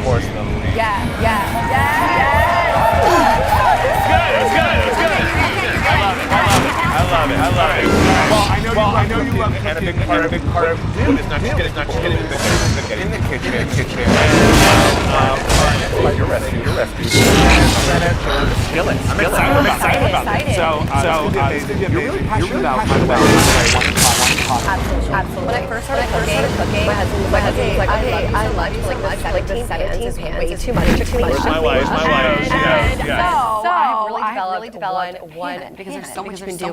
Also, it's like a quick and clean out, which I love. Like you just have like a protein vegetable, I just throw it all in a skillet or a cast iron, cheese on top, put it in the oven. It is. Step one. What are we doing? We are cooking up. So, a little bit of oil. And these are thighs. I mean, I love it. All right, so please go in a little salt and pepper. I got it. Yeah. There you go. High poses. I love it. I'm a pepper gal. I love it. By the way, for me, pass that oil. Please. Okay. Come on. Guys, give me a slow clap for the soil. All right. Come on. Okay. So you have followers look to you as kind of that bright light. Is that like for you? Is that like that? How do you settle into that? I feel like my job is reporting. If I can help women specifically, I feel like that's important to me. If someone says, oh, I lost weight on your program, or I'm feeling amazing, mental health is better because of your workouts. That's all about. It's cultivating that community. It's not just about like, I mean, the posing it's actually helping. That's a problem. All right. So the chick is serious thing. We're just kind of like flipping it around. And while this is going, we've got some other things. We've got some Brussels sprouts. We're going to cut out some Asiatics. Let me see your knife. Oh gosh, I feel like Get ready. Let's see. I didn't practice this. Okay, but I'm just already terrified. This is serious stuff to have it like this. Please put it flat. Okay, there you go. All right, so we're slicing these. Do you have any tips on how to not cry? From the onions or in life? Put a wet towel in your mouth. In your mouth? Yeah. Like a little napkin. Okay. And the vapors of the actually go to the towel. That is that. Yeah. Wow. Ridiculous. Less ridiculous. Sobbing. You know what I mean? So once it's kind of brown like that, just kind of put them on a plate, and you're going with the onions, Katie? Yep, going with the onions. Can you see on the bottom of the Katie, why I love this recipe? All that brown bit, right? This is layer. Sear the chicken, then you steal all those bits. We can just toss it in the garlic. Oh, amazing. That's where I love that. Over to my mom's or like my aunt's house because these hands probably have never been really washed. Oh, really? All these flavors from like 4 years ago. Yeah, I love it. Kills the journey. That's right. All right, so this cooks up now. I know a lot of people have friends around.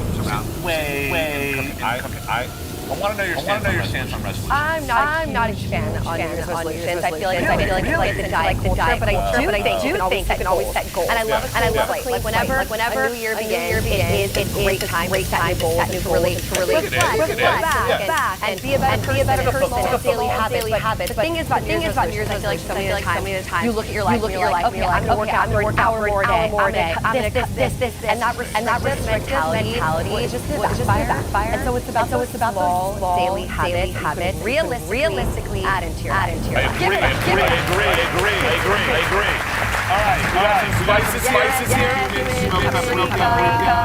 Oregano, and I just cut. By the way, add spices to the pan. Give them a quick toast to the pan, right? Before you add anything wet, kind of wake up, right? So that's. By the way, how insane does it smell right now? It smells so good. Can I please just facial, before my Sports Illustrated? Yes. I want a Cuban. That's what I want. I love it. All right, and then we have veggies. We do have the veggies. Brussels sprouts. They're just so great. They're nice to have. Awesome on it. By the way, Brussels sprouts got a total resurgence. Do we just have a moment for the Brussels? They did. They're so good. Done right. So disgusting. They're done wrong. Potatoes. Yeah. Now I know. You got your hubby. By the way, you were hubby. How long have you guys been married? A little over a year. A little. Okay. So great. Absolutely not. But he does all the He does all the I love it. What was the wedding like? Did you have the food at the wedding? The food was very important to me. So I wanted. I've been to 34 weddings in my life, which is that's a okay. Yeah, that's one for almost every year. Yeah, literally. I had 17 weddings in 1 year one time.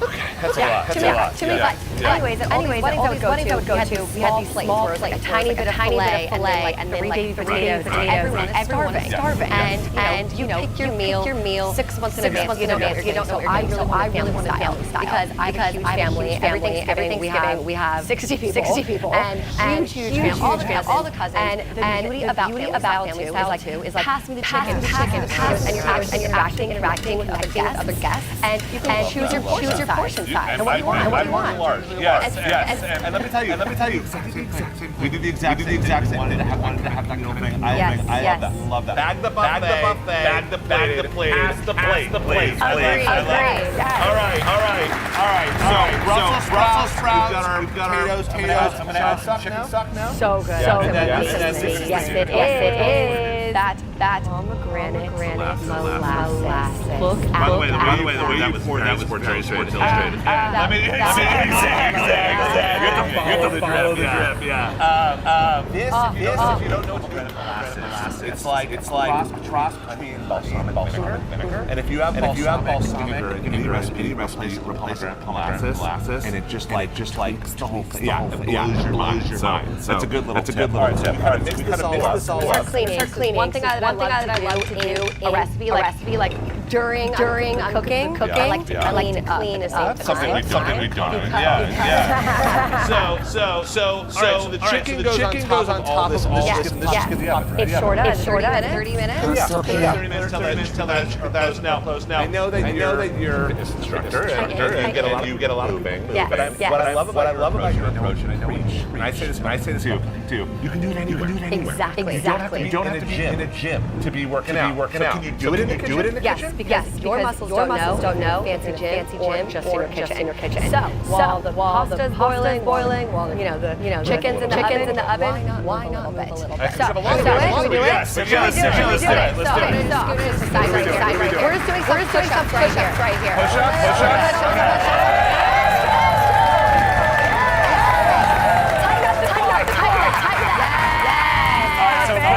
A little bit of leg lift. Get ready for the short sales. So good for those outer thighs, but again, making sure posture is key. So shoulders back and down. Really engage that. We're now talking. Lift that leg up. Which leg? Gorgeous. Now, hands overhead. Do a little bit of crunch. Oh, yeah. Crunch it out. So knee to elbow drive. Ridiculous. Ridiculous. One more spot. exactly what I We gotta say because Squeeze what? because if you don't squeeze it, no one else will. My mom said that in 1983, so I still think so. My wife said that 10 years. Okay, so I'm gonna grab the chicken. All right. So this chicken again, about 30 minutes in here. You guys look at this. Crispy. Gorgeous. Brussels sprouts. That does look good. All right. So to me, again, like this is what I want. In the winter, it is stewy, but it's what I want. Brighten it, lighten it. We can light it. That's what we do. Palm arrows. Yes. So we're gonna do a little feta first. Yeah, we can also do some goat cheese in this as well. I do love feta though. Like you think about it. Feta's got a little acidicness to it. Like it has a little sourness to it, which makes sense. Makes sense heavy like this. Facts. I'm here because I'm All right, and then a little bit of lemon. We're just kind of giving it a zip, right? At the very end. And then you want to do a little bit of the palm arrows right here. And look at that, the garnish. It not only adds amazing garnish on that, brightens up, and love. Honestly, so many dishes that you wouldn't expect, like guacamole, just to put it right there on top. It's such a simple thing, and it just goes next level. And it has a different texture too. Yeah. Kind of burst. Guys, moment. Cookbook shot. This is the only photo shoot I'll ever do. Wait, do your SI pose with it. Ready? Let's go! Love it. All right. We're gonna try. I do want to ask you. What's kind of certain? What I've been hearing about is the KA. So what is that? It is my platform that I actually created when I was 21 years old, 10 years ago. And it is hundreds of workout classes, it's Pilates studio level, right in the comfort of your home. It's also hundreds of simple recipes. So lots of one pan, a lot of staples that you'll always come back to. And it's really fun because we have thousands there that have really made the community really special. And meeting them in real life has just been so special, so life-changing. I love it. Give it up. Community building. You're such community building. Love it. We don't have a knife. Very homemade. So we're gonna go inside. Okay. Good.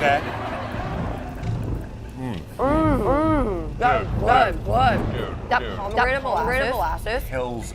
Wow. Wrapped whole chicken. That is insane. I love it. So good. Salty. Comfort. That is really good. Katie Austin, give it up for Katie. We'll be right back.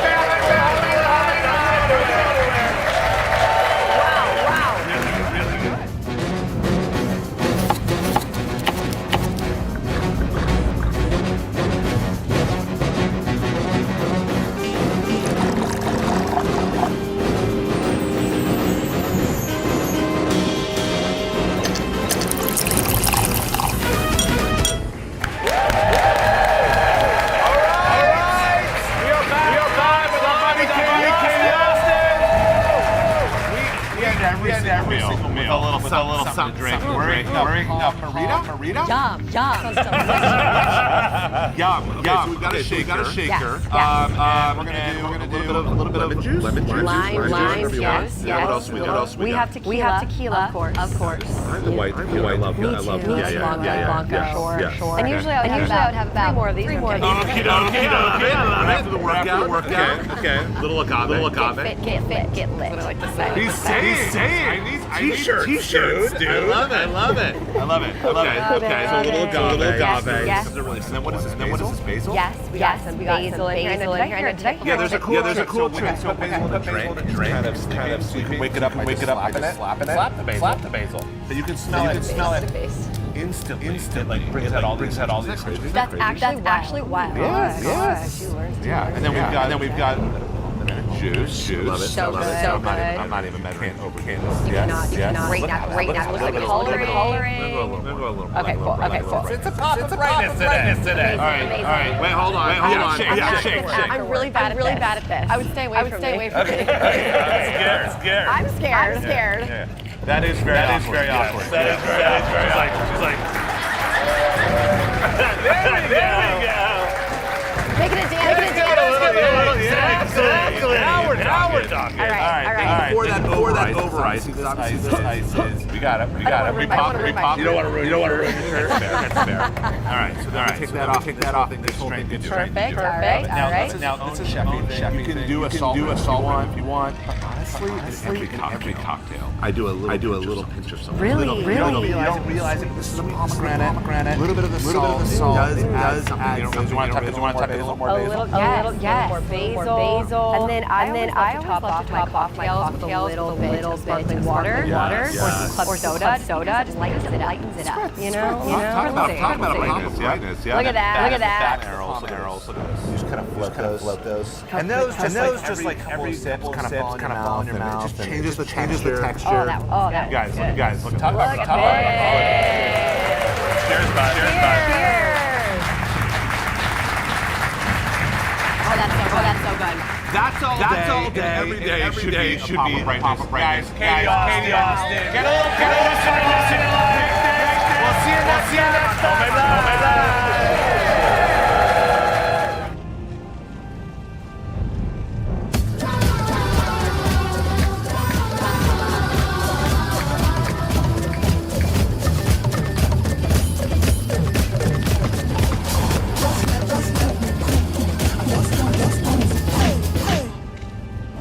What you want?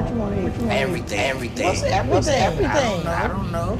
Eggs, bacon, grits, all that. Oh, Lord Jesus. Okay. He will eat whatever you put in front of him. There's nothing I like better than getting really full with food. Hey, Gary. You ready to eat? Yeah. I just heated up. What are you eating? Nothing. You got it all in your mouth. I just heated up from the grocery store. Now you know. Let me see. What you know? It's all over your mouth. Well balanced. So I hope I'm doing really good with the scale, and that I'm going to show some progress. I might even be down to the 600s. So the weight is 764. Whoa. Okay. Damn, how did it get that high? I did not expect to see that. Hey, what's up, Sean back, my 600-pound life, and this is Gary from season 13. This is the newest episode, just came out a couple days ago, but he is 32 years old, weight unknown. So he's also in California, which sucks. Pretty warm climate for somebody to be 600 pounds. A lot of sweat, a lot of rolls, and imagine things are getting a little wet around there. But California, cheeseburgers. I don't know. Maybe we'll see some other plus-size celebrities in this one. I don't know. It's California. Anything can happen, right? You never know. Hobo come out, throw a hamburger at him or something on Skid Row. Yeah, let's give it a see what Gary's got, and hopefully success story, right? Every one of them success story.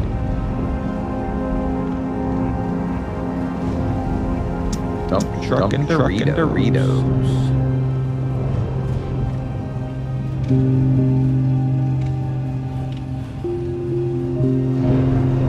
Awful tiny bed for 600 pounder, but Febreze got some kind of incense. It looks like under here. Maybe sniffing salt. I don't know what he's doing in his spare time.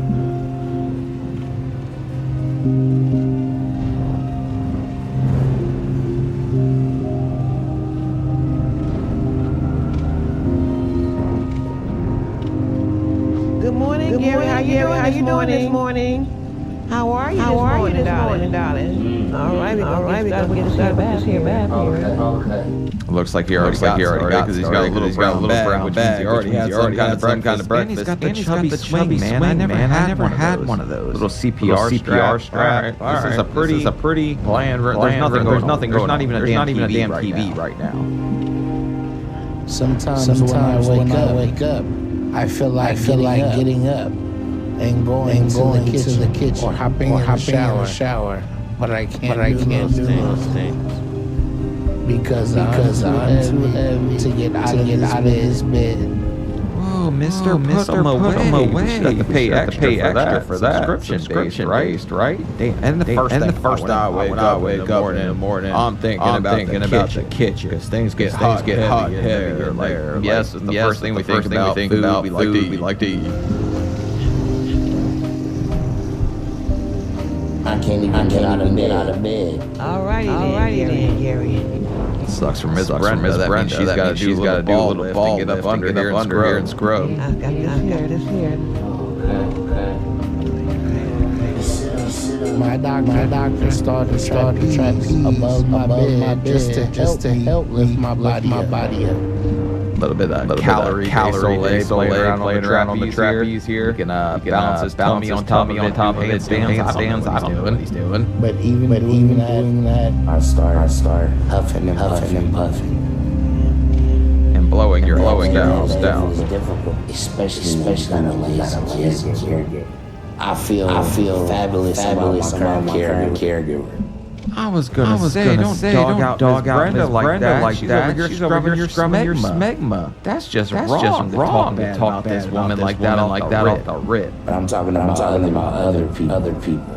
Okay. If that person doesn't thoroughly clean me, then we have a problem. You know. What's the problem? To throw some kind of fit at somebody then get up under your huncho? Like, I don't know what exactly he's gonna do. We have a problem. Scrub your own ball. It's a routine. You know, wash, rinse, wash, dry. Wash, rinse, wash, dry. Then you got those people that do wash, dry. Turn. Why are you describing the hooker? We know how it works. Scrub a dub. Get up under the tub, right? Wash, dry. What happened to wash, rinse, dry? Everything. Because when you wash, rinse, went out the friggin' window when we ate enough Reese's to become a whole trapeze team. Wash, and then dry. All that dried up becomes more dirt, and it becomes even more icky. Here you go. Get your shirt. Here we go again. Back with you right. Side down. You got it? I thought that was a sheet for a second. I definitely that was a shirt. Alrighty then. All right, Gary. I'll see you tomorrow. Okay. After my caregiver leaves, my mom comes over. Don't massage your belly like that. After Brenda did those unmentionable things to you, he's still ready to go. He's raring to go right now in the kitchen. Hot and heavy. Brenda, the ball row. Breakfast for us. That's when everything turns around. Ooh. Hey, Gary. Hey, mommy. How you doing? I'm fine. You good? Yeah. Okay. So you ready for your breakfast? What you want to eat? Everything. What's everything? I don't know. Eggs. Just slide the fridge on in here. We don't need to make these trips to the kitchen anymore. That's way out the friggin' way. Mama meal plan can move it in the room. Bacon, grits, all that. Oh, Lord Jesus. Okay. He will eat whatever you put in front of him. You know, he's constantly eating, and he's just getting bigger. I'm just hoping that he can lose the weight so he can get up and walk because I know he can't live that way. Okay. So what if we put some Ozempic or something in front of them? Just saying. Maybe a little trim spa on top of the grits. I don't know what you could put on there. There could be something on there that could get him like some kind of burn, calorie burn. Okay, Gary. How many eggs you want? 4 eggs. Okay. That's nothing.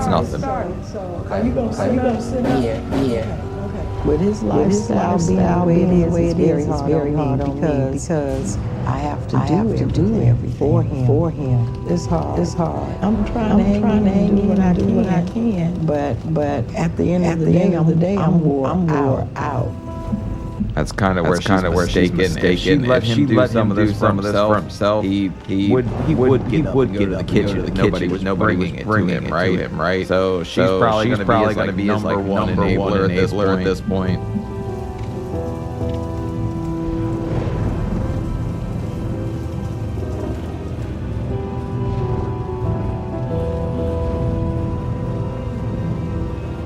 There is nothing I like better than getting really full with food. And I'm trying to shake it.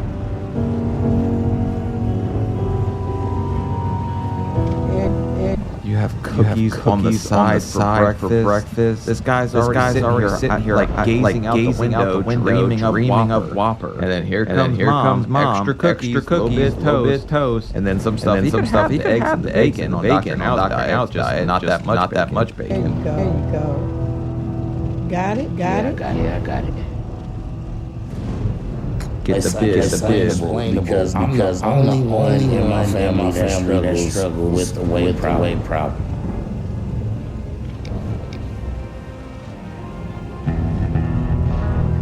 Or the only one that's sucking down like a whole clutch of eggs every morning and a bunch of bacon. That explains a lot.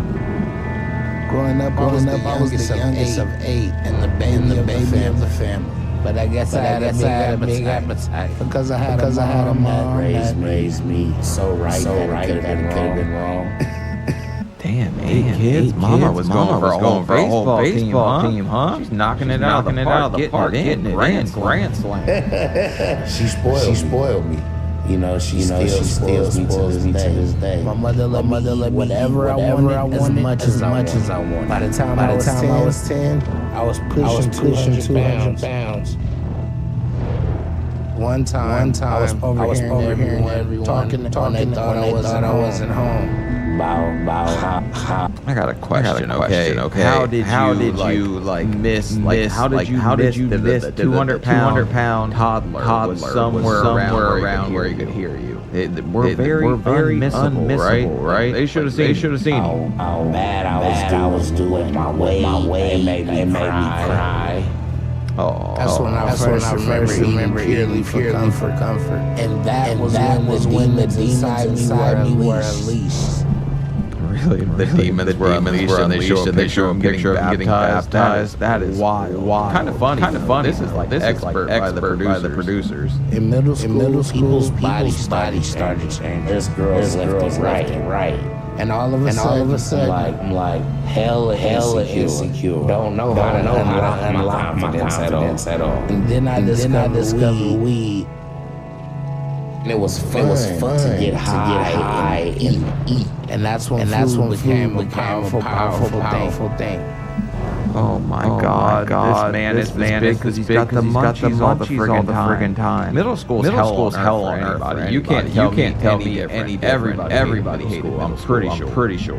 I just stopped doing schoolwork, and I was absent a lot. And then I came to school one day, and the vice principal told me to come into the office, and they were like, hey, your grades are not where they need to be. You need to go to a continuation program to catch up.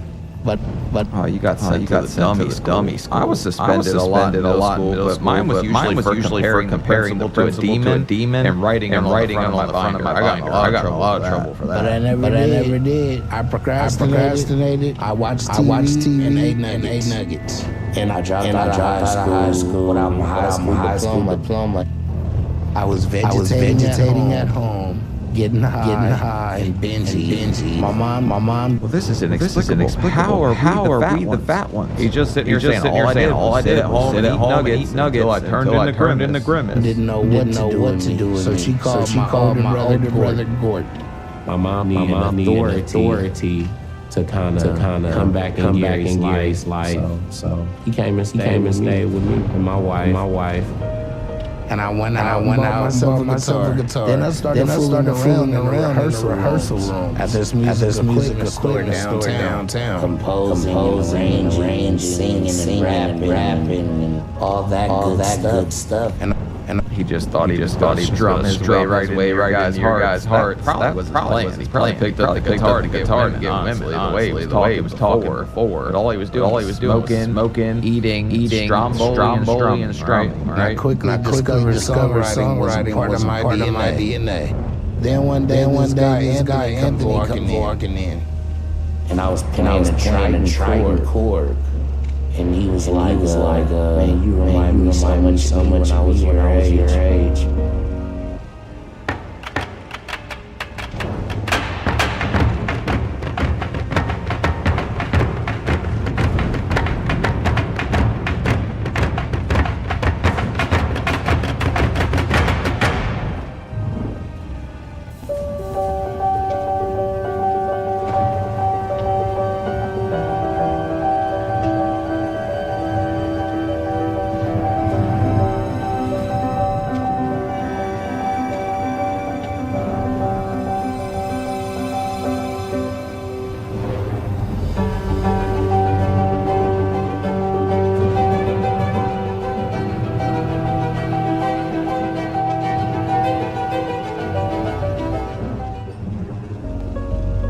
like, let me give you the number to the studio. Oh my God, he's hanging out with T.I. and Nelly. Well, the knockoff version. These are like team T.I. and Nelly right here. And that's when everything changed for me. I took him to a studio session, and he recorded his singing for a song. How the hell did Pee Wee Herman get involved in this damn thing? And the main executive producer wanted to fly Gary out to New York City to film the video that Gary could not make because he got too heavy. No way. He could still fly at this point. And he's got the grill going on. Rob the door, make me a grilled cheese. So he was sad about that. They ended up doing the video anyways. In a matter of weeks, I was hanging with celebrities and large. My anaconda don't want none because I can't find it on these rolls, son. Around this time, my cousin introduced me to crystal meth. So I tried it. I did it for 2 days in a row. And even though I wasn't planning on doing it after that, I just did it every day after that. Well, that's just confusing because STEM fast, Jenny Crack's supposed to make you lose weight, right? Like they should be getting pretty damn skinny on that every day, which sucks also. Like I feel the guy, but you know he's made every bad choice he could so far. So he's just got to turn that around. And after that, everything spiraled out of control real fast. You know, being young and going into adulthood, I can see that Gary suffers from addictive behavior, and I didn't realize it. No effing way is his breakfast sitting on a cookie with cookies on top. Mom, you're just setting this guy up for failure at this point. I really didn't. I stopped composing and arranging, and I started to lose sight of my regular life outside of using. But on the days I managed to hold off getting high, I would lean heavily on binge eating. Whole pizzas back to back, 10 burgers in 24 hours. It was. You know those kinds of cookies he's eating. One day, I ate nothing but those cookies, which explains how I got 605 pounds. But I must have 20 of those puppies. It's the only thing I ate that I might have been pushing 30. Bad. And before I knew it, I was over 600 pounds. And then more. And then the day comes where I was so big, I couldn't even get around on my own anymore. One day I came home and Gary was at my door, crying and saying he don't know what he's going to do. Oh, that's sad. Was he crying because he couldn't fit through the door? That's terrible. Man, I didn't see that coming. Poor guy, man. I said, well, you're gonna have to do something. So he stayed the night, and I made him recovery rehab for people that are on drugs and everything. Oh, that's why he was crying. Okay, I thought like maybe we need a construction worker to come in here and knock down a wall or something. When I went into my program, I relapsed in that program so many times. And the thing is, when you're under the influence of drugs, and then you get sober, and you stop doing drugs, you start to eat. At least I did. Yeah, they call it addiction. People go from one thing to another because they don't have that vice anymore, so they need something else. This guy back in the food apparently, which is horrible. Then they got to the point where I got too fat to be able to get out of bed. It's coming up 9 months since that day, and I'm getting tired of spending all day, every day in bed. I got good news for you. Mama made this a bed and breakfast. You ain't gotta do much. My mobility has worsened. It's because I'm overeating. With the proper bariatric walk. I can only stand for 2 seconds. But I feel blessed to have the mother I have. What is she going to AutoZone to get like a jumper cable to get this guy to get started and get the hell up out of bed? She's my best friend, and having her take care of me makes my life easier.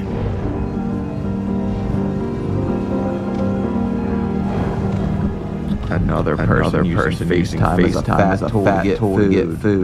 Man. Also, he's drinking milk laying down. That's pretty damn impressive, actually. Hey. Tell me what you want. Okay. You want cupcakes? Yeah, but they gotta be vanilla only. Never met a 600-pound person discriminates on cupcakes, but all right. You see it? I'll get these. I go every other day to the grocery store. It's rough on me because of the time, because I have my own appointments and doctor's appointments to make. You think I'm superwoman, look something. So get more damn food. Not every other big old smile. He saw the cupcakes. He knows he's about to have them about 30 minutes. Chocolate milk. They have chocolate milk. Yeah, that's good. I'll get 2 of those. I'd get upset about buying a lot of junk and different things, but he gets really irritated and angry. So I just ask him what he wants, and I get it for him. I try to keep the peace because I just tell him no, I'm not gonna get that or get this. It's mad. Yeah, Reese. All right. So if somebody gets mad at you, okay? I'm just saying they're bed bound. What's the worst thing they could do? I mean, they could pull Steven Asante and throw like a pijak at you like he did to the nurses, but that's about all he's got. What kind of ice cream you want? Like a sherbet ice cream. Now I know the total psychopath. Who picks sherbet? Yeah, orange sherbet. Some chocolate. Okay. That good? Yeah. All right. Okay. Bye. The way I eat is different from other people because very rarely do I feel full. So I tend to want to eat double portions of starchy meat. Double portion of starchy meat? Is that what he said? I mean, this is every other day. She says she's picking up this kind of haul, which tells me this guy is racking the calories for like 10 grand a day. Once I start eating, it's very hard to stop when I'm eating. Being addicted to food. It's something that I'm constantly trying to shake. He's flicking the goldfish crumbs off his chest before his mom gets there. Hey Gary, you ready to eat? Yeah. I just heated up. What are you eating? You got it all in your mouth. I just heated up from the grocery store. Now you know. Let me see. What you it's something all over your mouth. What? Should have hid the evidence. He come in here and he whips out of his Snickers in his prison pocket or something. I need to change, or this isn't gonna end well. Holy shit. Well balanced. Don't hear tits. What do you mean balanced? This is a well-balanced meal to you? You're out of your godforsaken. When I saw him bedbound for the first time, couldn't get out the bed, couldn't go to the bathroom. I was hurt. You know, I've been working with Gary for years. Helping these type of situations, and I was very upset that he had let himself go so far. You know. I mean, if that food's hot, it's really gonna be cheese on his double chin. That's gonna burn a lot. Having all the support he's had throughout the years. Pretty good, huh? Mac and cheese. Mm-hmm. I'm 32 years old. I have a lot to offer to the world. I'm tired of being like this. If I don't stop, I'm gonna have a heart attack and die. Look, everybody's got something all for the world. So damn, is there any left on that? Just eat the bone. Everybody's got something to offer, right? You just got to figure out what it is that you can do for people, or what it is that is your purpose in life. He's got a purpose. I don't know if it's a rapper. I don't know if it's whatever. This guy's got some purpose. I got 4 or 5 year stops. Does he have the signal on this forehead? Maybe that's his purpose. Signaling Batman. I know this is my last chance, and I don't want to die this bad. Hey, how are you, Doctor Now? I'm doing well. How you doing? I'm fine. How are you? How long have you been able to get out of bed? Now propping up the laptop with a cookie sheet to talk to the fat shaman. Wicked work right here. It's been going on for like 9 months now. 9 months. How much you weigh down? I'm about 7:45. So what do you do all day laying there? I wake up at like 12 to 2 p.m. I get on my phone, go on my app and watch my shows. Hop on YouTube, but okay. 7:45. That's a lot of damn Sherbert. All right. 12 to 2. What an early riser. Play my games on my phone, and that's how I start my day. You know, late breakfast every day, never early breakfast. That and I collect baseball cards. That's my hobbies. The baseball cards still come with bubble gum. That's extra calories. But you didn't tell him that you fantasizing about fun and start off your day with cookies. Let's tell him that part. Plus I'm a musician. So just being in bed is really hard for me right now. Just 9 months in bed down felt like 9 years. Okay, you're not able to get up and go to the kitchen or get the food. Ooh, Doctor Now's about to go in on some enablers here. Just because you're a musician doesn't mean that the only thing you can eat is hot cross buns, right? Who is bringing you the food? My caretaker, my mother. So bring you whatever you ask? Yeah, but my mom kind of doesn't let me what I want all the time. She kind of leaning me towards the healthier side of things. Well, I'm trying to figure out, are you the problem for asking the food or the problem bringing the food? A little bit of both at this point, right? And his mom did not give any pushback. How many cupcakes you want, sweetheart? I'll go to the grocery store every other day for you. You want some chocolate? Double big, right? She didn't give any pushback. I am the problem. The thing is, if my caretakers don't bring me food, then I can always use an app.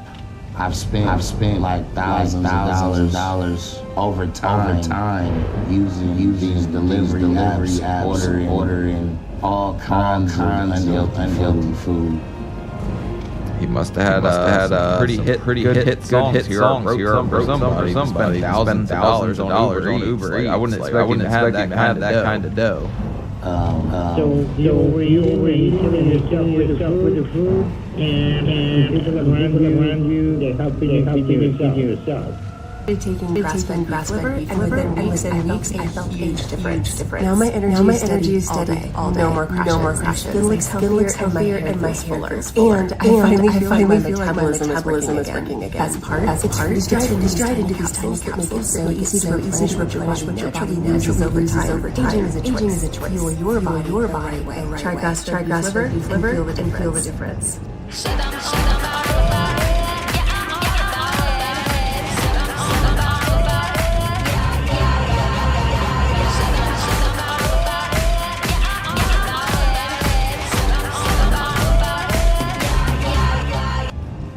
You bed in the bed, and you have no activity.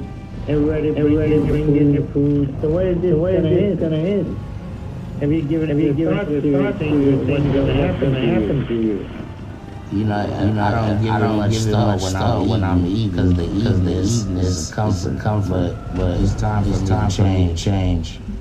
There's no real thinking about your future at this point. It ends two ways, right? Either changes his ways, or he's going to end up in the grave, which is the saddest part about this. The guy seems nice and all, but there's not many options here for us. And I'm willing to take the sacrifice of not eat as much to get better results. And the only way that we're going to get out of bed is going to be you.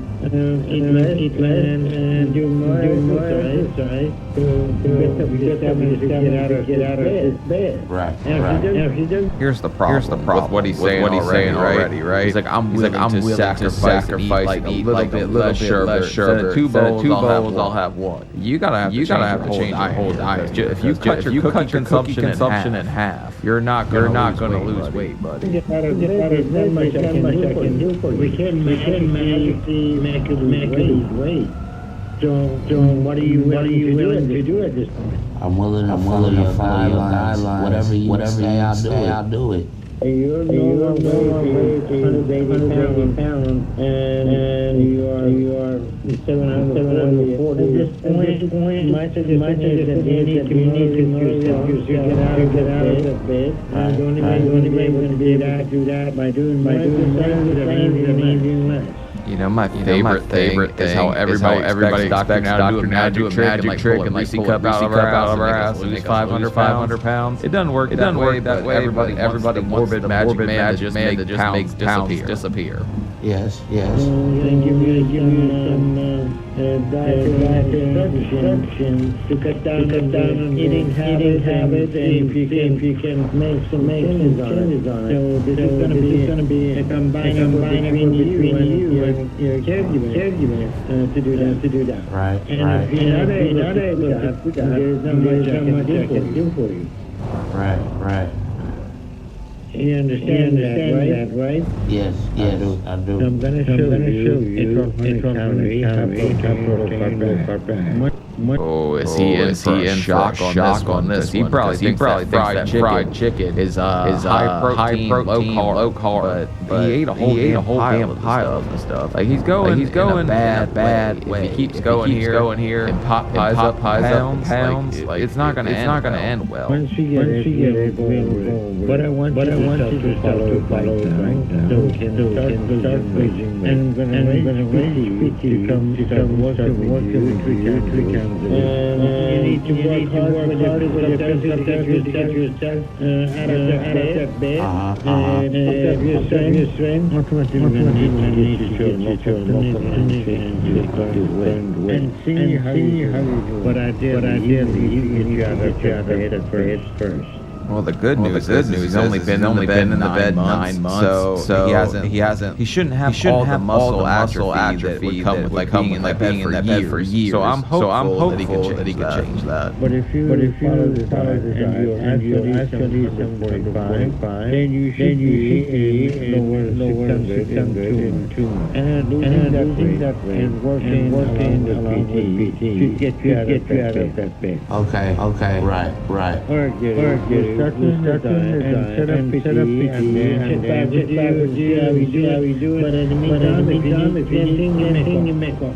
Okay, so will I be coming to Texas anytime soon?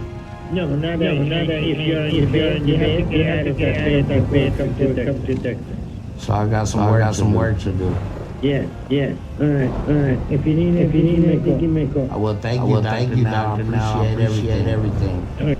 See, I can already tell by what he's thinking that all he has to do is get to Houston, get the surgery, good to go, right? There's a whole lot of stuff that has to lead up to that, and I'm not sure if he's willing to put in the work right now. Hopefully he is, but lower 600 in 2 months, doable for somebody this big, but that's a lot of change really fast. That's going to be rough. Okay. All right. See you soon. All right. Take care. All right.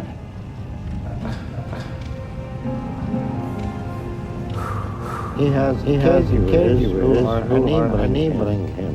So he's like a zombie that eats whatever it's in front of him. So the first situation is going to work to get him out of bed. And I don't think we should be comparing to the Walking Dead or anything, but yeah, he's eating a lot of food. He definitely has enablers. And hopefully he will be able to make some progress to do that. It's been about a week since my call with Dr. Now, and I've been making adjustments to my diet.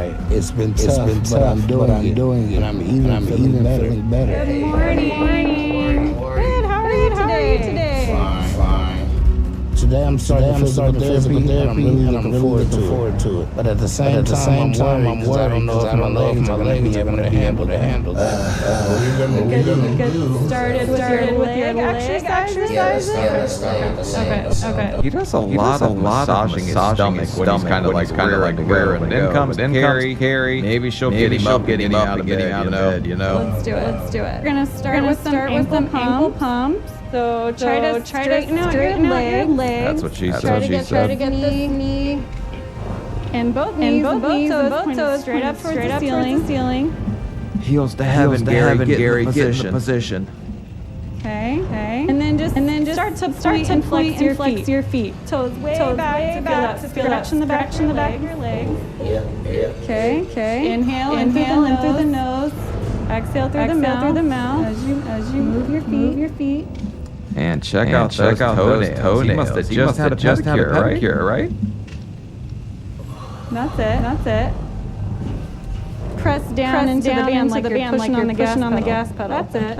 Uh-oh. We're tying people turning into bariatric BDSM. There you go. And then push down. Good. I'd say his prognosis is great as long as we keep moving forward with standing. He has to work on his exercises every single day. No excuses. And then of course his weight loss. He's got to really own it some weight because that'll be much easier for him to move his body around once he. Look here, Carrie. I'm appreciating the fact that you're a sunny side up type of gal, but I don't think we've seen any great prognosis yet. Hopefully Gary turns it around. But I don't know what about this screams to you like this is a great situation to be in. Right, Carrie? Loses the weight. Okay, let's bring the legs over. Gotta angle yourself this direction. That's it. Okay. The more I'm you need to lean forward. Damn, Carrie just grabbing ankles and tossing people around in this damn Carrie, like she's about that business, huh? There you go. Lean forward. That's it. Lean forward. Uh-oh. Ooh, gravity. How's that feel? Upright. One small step for man. One giant leap for my cheesecake crevice that I just flashed everybody with. All right. Take some deep breaths. Just push down through your legs. Just get your butt off the bed. Excuse me, was there tags on his shoes? Is he planning to return these things?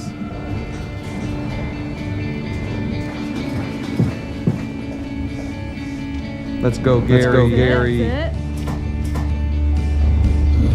Breathe. Squeeze your thighs.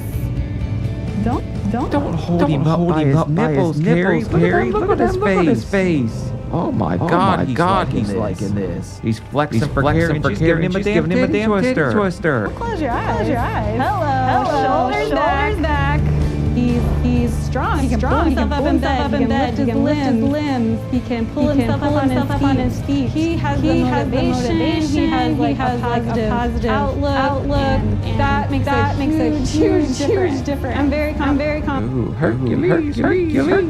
Confident that he's gonna make it. What are you feeling? All in there. Good. What are you feeling? You just told me to clench my cheeks and not close my eyes. I'm afraid of what's coming next, Carrie. We're not doing anything in our no zone, okay? Don't fall back. Keep leaning forward.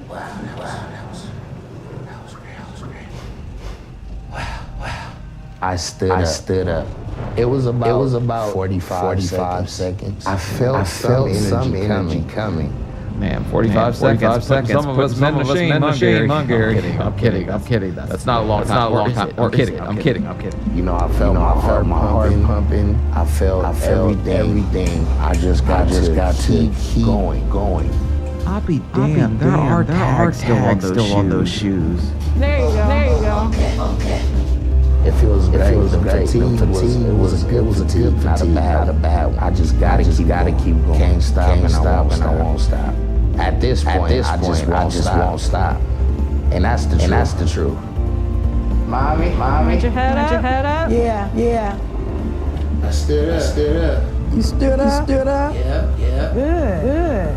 And you're tired. That's a good thing. It's actually kind of cute that he wants to call his mom in there. I stood up. It's a big deal to him. He's been in bed 9 months. But the first thing he wants to do is tell his mother. That might be the most heartwarming part of this whole episode. On the positive side, I'm feeling really good about how I can sit on the edge of my bed now. Good. Inhale. Exhale. But one of the hardest things I'm frustrated about is that it's been a month. I'm working with physical therapy, and I still can't walk. I don't have. Okay, how many clenches did you think before you were ready for the marathon? Baby steps here, buddy. Carries back. Clench your princess. Brought us the rubbers. Keep working with those. You'll be walking in no time. I have the muscle strength, and I can't push past. It's too painful. The therapist said I'm not gonna get past this unless I take a step every day. So I'm gonna hold this card. Don't worry, I won't let go. But I'm worried about when I'm on my own without the help. You know my mom can't pick me up on her own.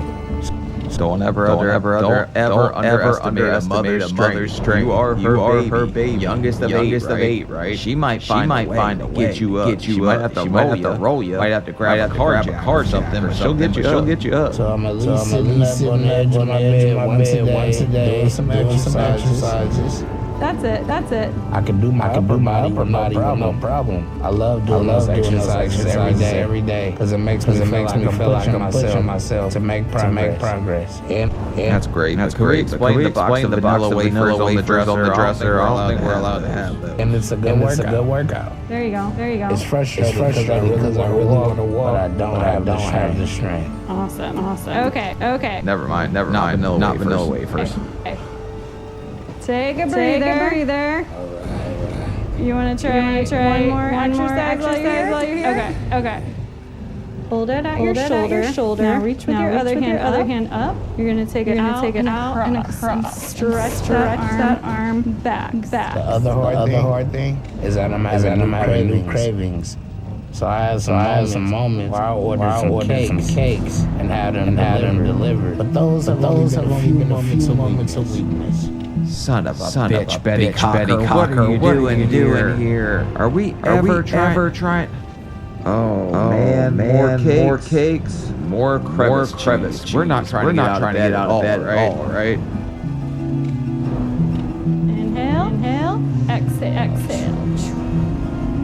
My mom is helping me a lot by making me good meals. It don't taste good, but it's better for me. And it's making me still to healthy stuff. Because I know Dr. gonna check with me in a month. And that's right. He's only got 2 months. How many moments could you have had? How many cakes? Are we talking whole cakes? You guys think he just ordered like a whole cheesecake from the Cheesecake Factory on Uber Eats? He's gonna know that I know all the right things so that I can be ready to go to Houston. Doing this stuff right. That's what's gonna get me there. And that's why I gotta do it. Because I don't want to be stuck in this bed forever. All right. Good job.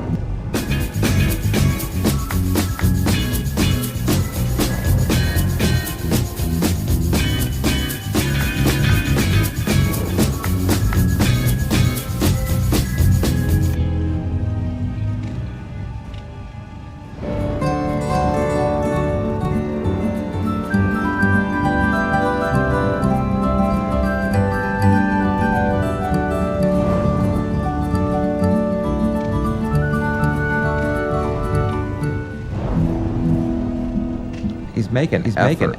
Effort's all I can really ask. Talking about weakness already while he's doing his PT and how he can't walk. It's kind of showing me that he's getting into a negative mindset already, even though he's just starting out. But you're gonna have to clock in right now, Dr. Nam. Irritate. Well, you're gonna have to do it.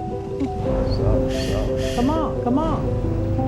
It's been 2 months since my call with Dr. Now. So it's time for me to follow up with him. Somebody starting out the day a little hangry. Must have not gave him his hefty meal, whatever. What are they called? What are those like microwave TV dinners? Hefty.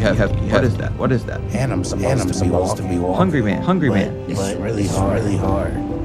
I tried, and I'm just not there yet. So I'm hoping Dr. Now will give me another 2 months to get there. I'm sitting right here. So you okay? Is that okay? Yeah, keep pulling in. You be moonwalking in no time if you laid off the pies and stop having moments of weakness per se. Because I think I can do it in that amount of time. As long as Dr. Now understands that and gives me another try. Okay. Gather yourself together. Just gotta do it. Yeah. I'll be right back. Okay. Calm down. I know.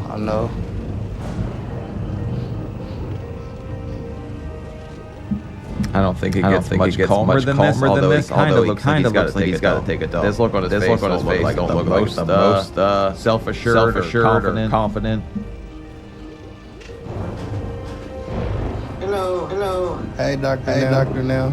Hi, Gary. How you doing? I'm fine, Dr. Now. How are you? Did Dr. Now put a sandwich behind his head here? Is he eating people? My 600 pound video calls. Hides a sandwich in the background. Eyes lock in on it.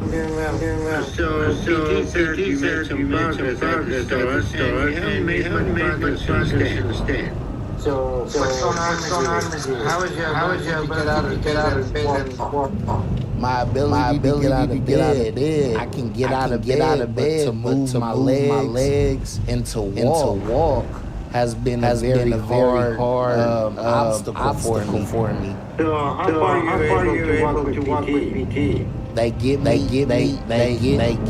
the walker and they stand me up, and that's it. Well, standing is the first step. Okay. Look, he's acting like he should have just been walking already. But at this point, you've been bedbound for 9 months. You're gonna have to put up with the obstacle course. Like, have faith in yourself. Trust the progress. Just get to work, man. You could do it. Everybody can. Everybody's got more in them than they realize. Like, I can't say that enough. Yes. What are you doing in between physical therapy, your stamina, and get you walking? Nothing. Why nothing? You're not motivated to do anything to walk? Damn, that was about straightforward. You could at least said you're sitting here playing Guitar Hero or something, burning some calories. Lately, I haven't been motivated. And when you're gonna wake up and your life? What are you waiting for? I guess I'm gonna stop waiting. So what are you gonna do different this time? Do you want to change your life or not? Yes. If you want to change your life, what changes are you gonna make? I'm gonna start setting alarms 11 a.m. instead of 12. I'm gonna stop telling my mom to bring me a Reese big cup, and I'm gonna sit here and chug and chew all the way around this damn apartment. Tell me so I can write it down and make sure that I know what you're gonna do. Well, I have to do more than my physical therapy visits. But they tell me if I stand every day, then I will improve so much better. So that's where I'm at right now. That's my obstacle. And I've been reading your book. Well, that's good. But really, so nothing short of effort is gonna make You mean to tell me there's no spells in here for the chubby challenge? Like, come on, now. Put a little bit of magic in that puppy. No magic. All right.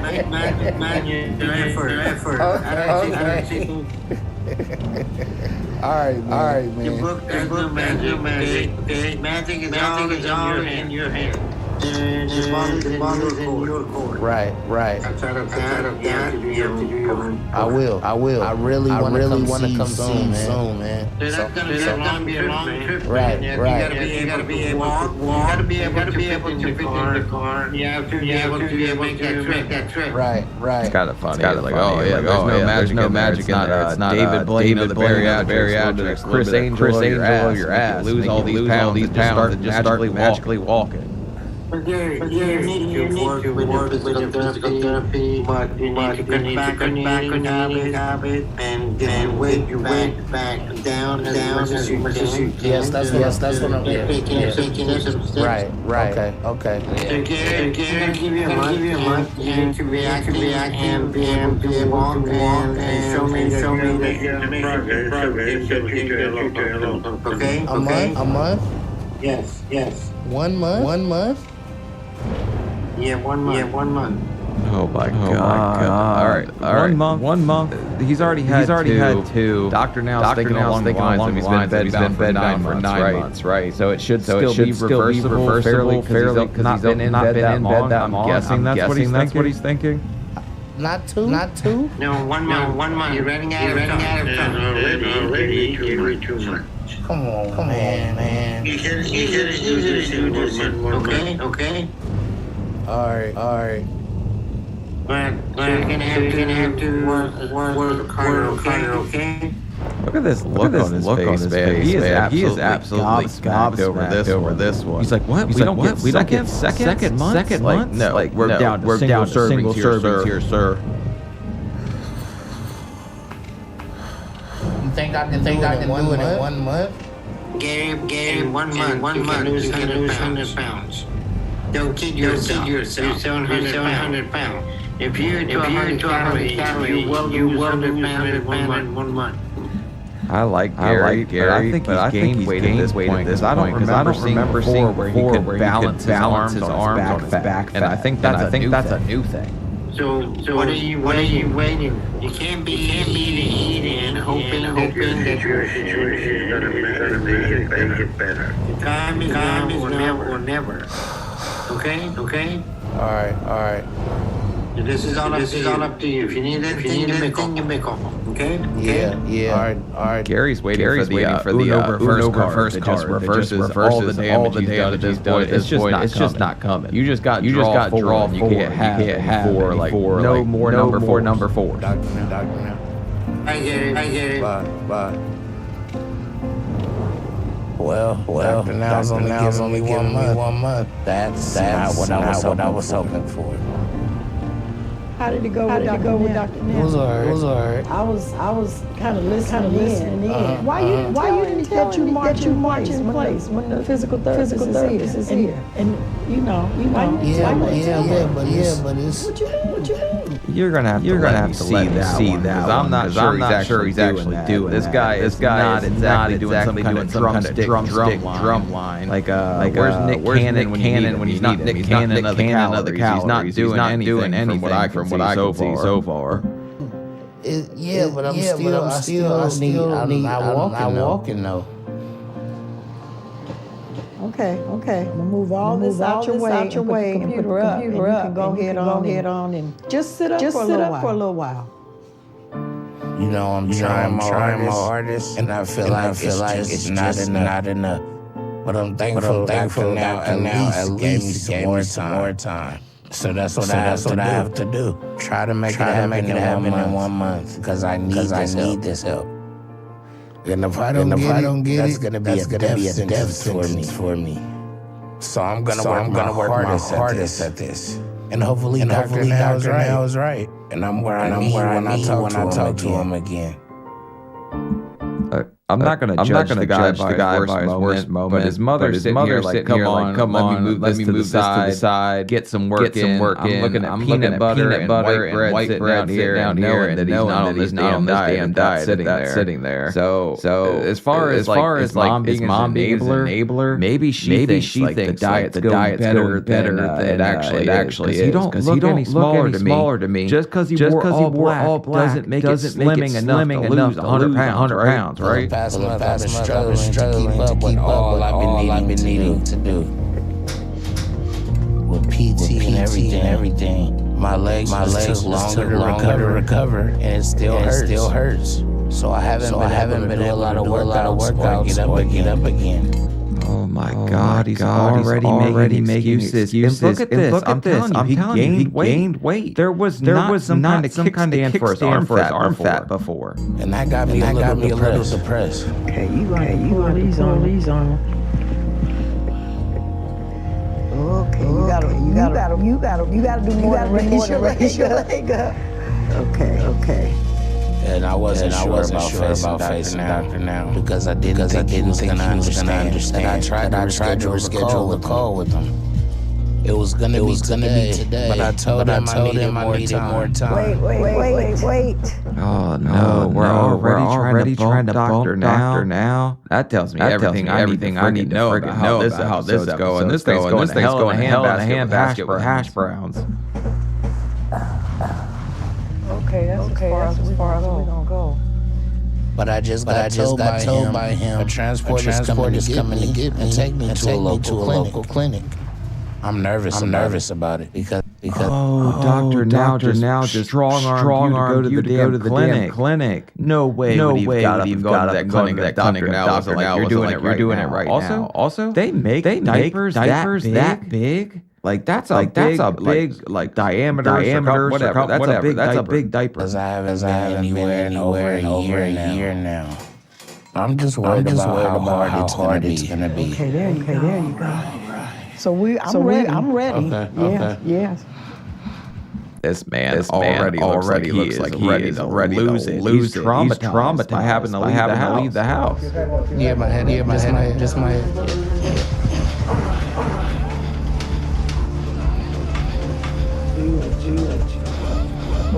This wheezing is not good. This guy in the back pretty brave. His head under there. There's some fall damage coming. All right. That's good. Okay, now I can scoot over. But do it slowly. Okay. So now.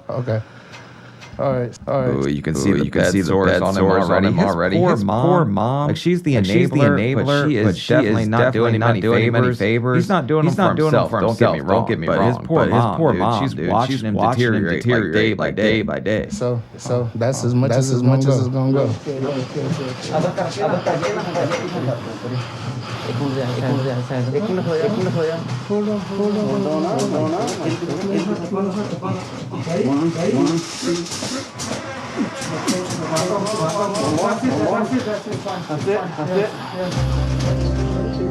Somebody translate what these guys because they're speaking Spanish, right? They're probably sitting there going, that's a big. They're probably saying pretty funny stuff if you translate it. All right.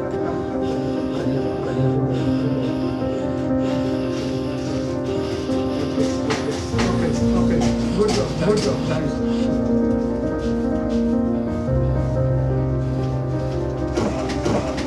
Keep going. He go through there. Yeah. He go through there in his chair all the time.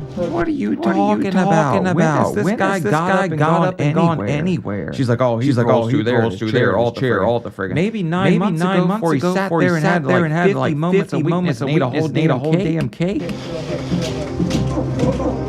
You good. This is the first time I had to change the scenery in a while. And I remember walking the path that was through campus, the main path, and it felt like it was forever. Every step I was taking was getting longer. And I can visualize seeing the trees around me, but dark, long, shadowy, and I was lost and terrified. And I'm excited, but I'm that guy said he's like, we didn't bring the U-Haul. Like, he should be able to fit in the van, right? I don't know. He's strapped down pretty good. He should be all right. I was so nervous. But at least I'm in good hands. And I'm hoping Dr. Now. Let me come down and that's all I really care about right now. I'm just keeping my eyes on the prize and hoping that happens.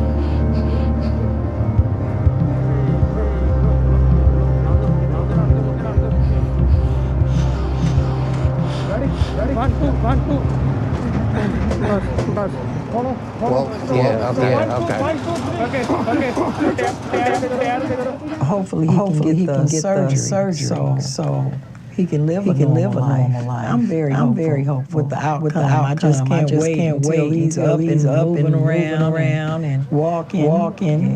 Yeah. Look, I'm hopeful for Gary too, but Gary's going to have to help Gary. Like nobody does it for you. It's the you've got to save yourself, Gary. You can't just sit here and keep saying, well, this is supposed to change, and not put forth any friggin' effort. It's going to drive me insane if the episode keeps going this way. What do I think my weight is going to be once I get to this weigh-in? I don't know. I'm pretty anxious about that. All I can think of, there isn't a number that's going to stay the same ever. So numbers fluctuate. We just have to wait and see. You know the funny thing? They should do every time one of these episodes comes out, they should do the over-under on all these sports betting to see if you can lose all the poundage. Like what's the over-under on this guy being 650 odds? Like 3-2 or something like that. It would be fun if they did that on some kind of sports betting book.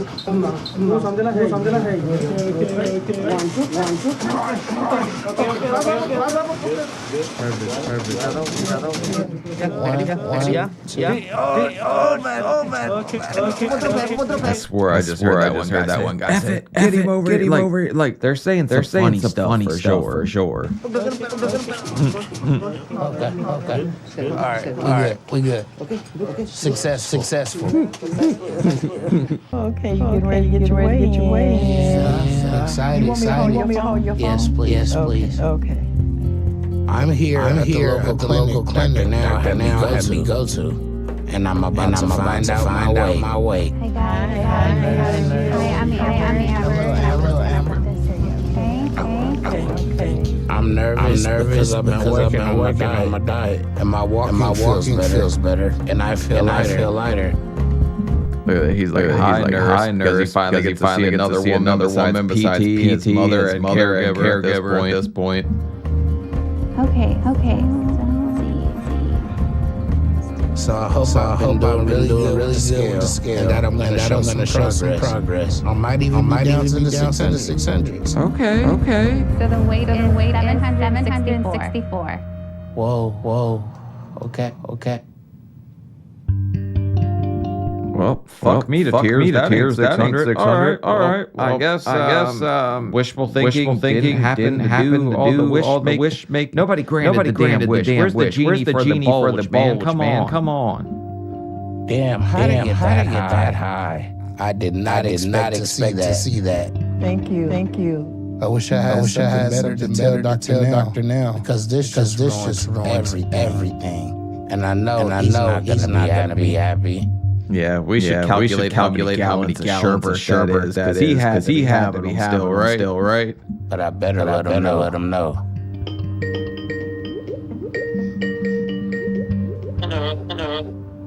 Hello, Doctor Now. How you doing? I'm fine. How are you? I'm good. Thank you. So we got to the clinic. We shouldn't have to get so much up. But they're going to some tests and make sure there's nothing going on. That's going to need a medical assistance.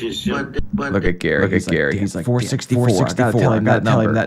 Can we round down? Maybe. They should also let you wait. So what's going on with your weight? My weight is 764. I see. Your days so you haven't lost anything, huh? No. Why is that? Well, I have to try harder with my diet. Okay, I'll give him the benefit of a doubt because he might still turn it around from this point. But Gary 100% thought that those rubber bands canceled out Reese cups. That's the assumption he was operating with. Just eat more healthier. Yeah, you haven't done things with your diet for 5 months. So what is the big healthy gonna do? So who's losing weight? And you're not walking. And you say you're trying hard to do better, but you don't. So what option is left for you? The only option is to change and do something different. You're correct. But you keep saying, and not anything. So why have you 5 months? I don't have an answer for it. I've been in bed, struggling to walk. Look, he's gonna say that. I have to change, but he's not putting any action behind the words, right? Yes, you have to change. It's obvious. All of us have to change. We've dug ourselves into this hole, and now we have to climb out. The only hole you can't dig yourself out of is the grave. There's hope for Gary. No matter how many times he keeps effing it up, keeps messing up, but he's gonna have to get out of his own damn way. Because right now he's tripping over his own fupa. And I've been doing my physical therapy. And my diet, I haven't been eating unhealthy. I just have to eat less. Whatever you take it once in a day, to maintain your you understand that? For you to be 764 pounds, you're probably eating 8,000 calories a day. Hot damn! I just got cut back on portions. That's still 8,000 calories a day at that size. That's a couple gallons of sherbet a day at least, right? If you stick with a couple of calories down, you're probably going to lose 100 pounds in a month. You're not cutting anything right now. I'm not eating a lot of fattening foods. I'm eating sugar-free food.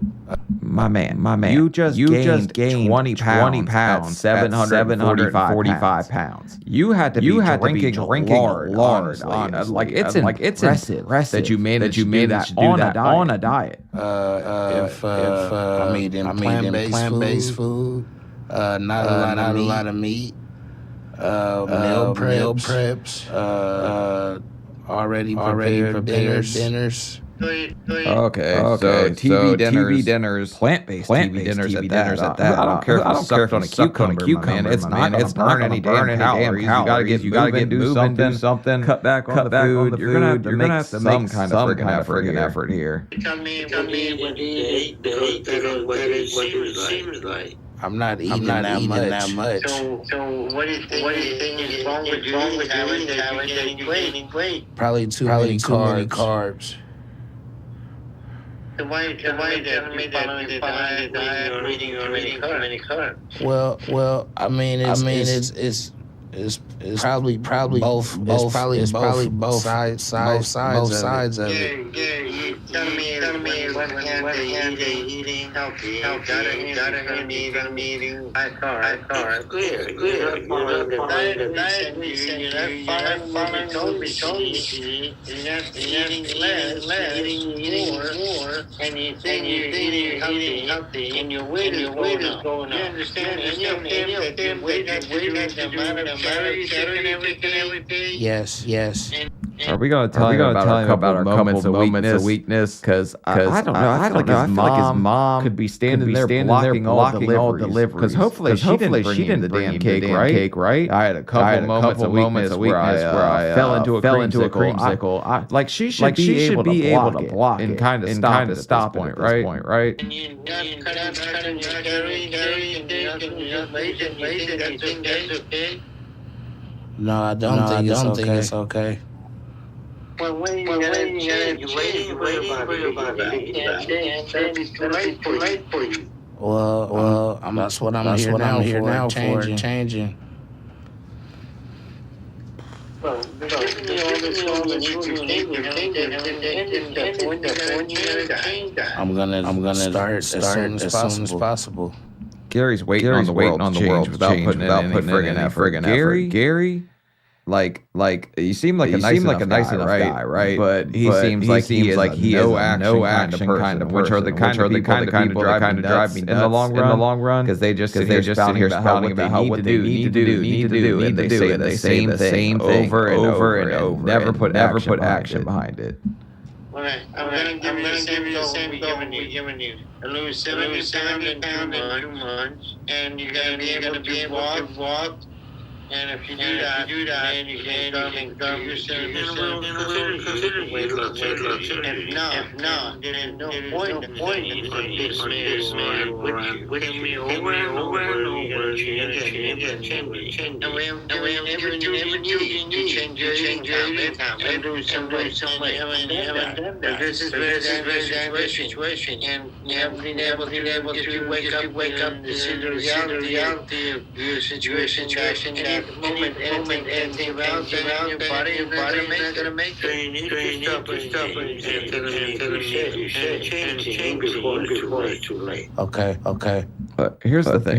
Gary's playing junk food Jenga, right? He's sitting here stacking food on top of each other, and thinking that if he takes one out of the middle, it's not gonna all come tumbling down, right? That's the kind of analogy I'm gonna give for this one. So he's thinking he can have a little bit of that, and he'll still be okay. He'll still lose weight. It just don't work that way. That's the sad thing about it. His whole life has to change. I kind of expect mess it up at the start, but at some point he's got to get it right, where it doesn't end good. All right. They're gonna make sure you're okay. And everything they're gonna send you, and then in 2 months, check back and see how you're doing, okay? Okay. So at this point, everything is up to you. It is, and I'm gonna do what I have to do from now on. I'm gonna be a lot more strict with myself, and I'm gonna meet my goals. I believe I can do it. Alright, so stick with it, Howard, do your part, and 70 pounds in 2 months, and we'll see you then. And if you need anything in the meantime, give me a call. All right, doctor now. Alright, yeah. All right, bye-bye. Bye.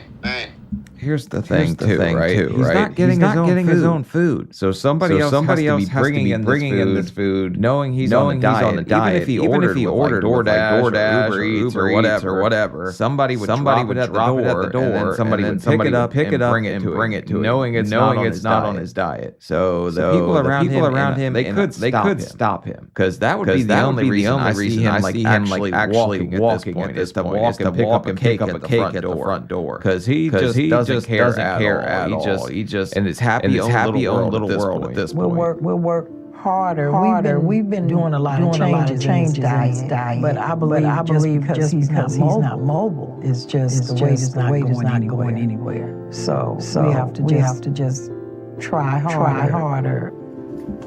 Oh, mama, you are off your rocker. If you think him not walking is stopping him from losing any friggin' weight at this point. It's got nothing to do with the fact that the man's cheesecake out from under his chest. That's got nothing to do with this at all, right? I wish I had lost to report about today. I thought I was going to. But now I gotta make it right. I gotta do what I need to do. So I'm hoping today don't mess me up as far as long term with him. Thank you. And I can get some test results. And we can get this on the books. I gotta bounce back from being upset. But I'm already on my way where I need to get. Wait to leave. I got news for you. Just because we're shaped like a bouncy ball, don't mean we you hit that floor. The floor is gonna be hurt, and you're hurting. Like that's a lot of weight to hit the ground. You ain't gonna bounce back up. I've got a good feeling about today. Stand, and then take some steps over to the chair, turning as you go. I'm getting a motorized chair to get out of bed and move around. I just have to take some steps to make it happen, and I think I'm ready. Oh my God! We are giving this man a vehicle to get to the Velveeta. Why are we making it easier for him to get to the kitchen? Like he should have to walk there, right? We don't need the motorized chair at this point. There you go. You're up. Yeah, I'm up. Come on over this way. Back up. Reach back. Wow. I'm in the chair. You're in the chair. Might as well start riding. Today, Gary got out of bed. He transferred to his wheelchair. I'm out. Fresh air. How does it feel? It feels invigorating. Good. All right, clench him, Carrie. What are we gonna do now that he's got a freaking chair and honey buns on his freaking thigh? Good. So just getting him outside and getting him not only sees himself making that progress, but connecting with nature, connecting with his neighbors. He gets motivated. That's what motivates him. Wow. This is nice. Feels hella good. I know. It's like perfect weather today. Perfect weather. Oh. Look up at that blue sky. Yes. I see it. All right. So here's the thing. Okay. Keep saying that. I don't think anything motivates this point. He could care less. He just wants to say that he's doing something and none of it. There's no action at all. Try to get your foot inside the walker. There you go. I'm working harder than ever before this past month, especially with PT, and making progress with my ability to walk. That's it. All right. Reach your butt back. There you go. Good job. A little bit of gravity. Hey, but you made 4 or 5 steps though. That was great. This guy keeps talking about gravity like he's gonna defy gravity somehow and levitate with his legs. He's still sitting here, still doing the stanky leg, barely walking. It's been over a year since I've been getting around like that. I'm so excited about this. Whoever thought I would have been able to do this, man? That was awesome. No pain, no gain. Well, no pressure, no gain. All right, let's go. Come on, Gary. I need a little effort out of you, man. I'm happy he's taking some steps, okay? But it's just not enough. He should have made way more progress. I want to say at this point. I've been taking steps and going outside and getting more mobile, but it made my legs sore. I'm still going to try to get up and show Doctor now. I just hope that don't hurt too much. My mom has to do work today. So I'm hoping my neighbor to help me with the camera. To show Dr. now I'm using my legs. And Dr. now is happy and tells me that I can finally go to Houston. You see how exhausted he is, how he's not able to keep his eyes open. That's what sleep apnea looks like. When you're not getting into a deep sleep, there and you look like you're ready to conk out at all times. With the pinstripe panties on over here. Hi, Jerry. Hi. How you doing, Jerry? I'm fine. Good. I hear you made some progress with your mobility. I've been progressing, sitting at the edge of my bed, taking some steps. Well, I'm glad to hear you are able to stand and take some steps. But looking at you don't look like you lost any weight. So what's going on with your eating habit? My eating habit, I haven't been that much. I've been changing my eating habits around. I haven't been like out of whack. I've been trying to stay in the same, eating, less starches. All right. This guy is capital D for DiGiorno delusion. And Dr. Now's got a full angle this time. It's not just like straight cam on the chin. So he can see all glorious 764 pounds right now. So better believe Dr. Now is calibrating the chub and seeing that you ain't really done nothing yet, buddy. That's rice. Well, what do you mean less? When something means not part of your diet. And you're 700 pounds and still eating those things and you think less is going to help you? Right. So I'm concerned about what your weight loss has been. But we'll see about that if you can get out of bed. So can you show me how you stand and walk? Yeah. Well, I gotta sit at the edge of the bed.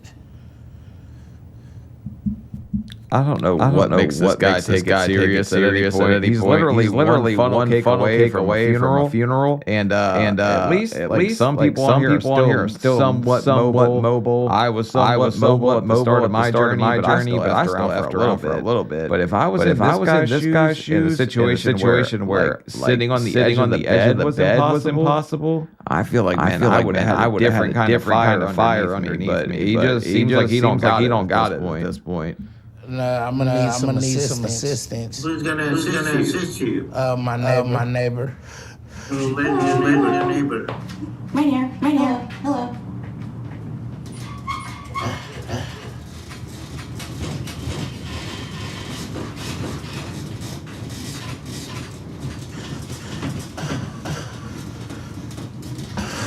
At this point, Gary's just calling all these women over so he can show his friggin' underwear, right? Like if you're Rotella, whatever it is, if you're her, you're kind of mad that you had to come here and help this man in his skivvies, right?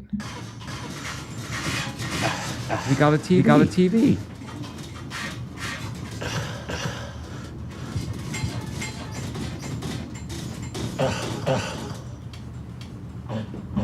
Oh yeah, I'm telling he's got bigger or something. I never noticed this side boob action before.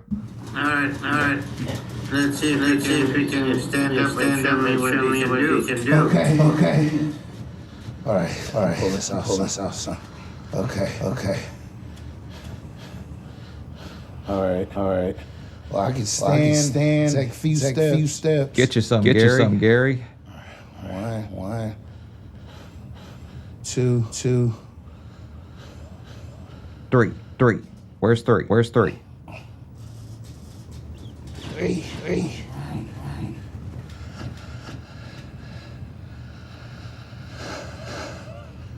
Got it.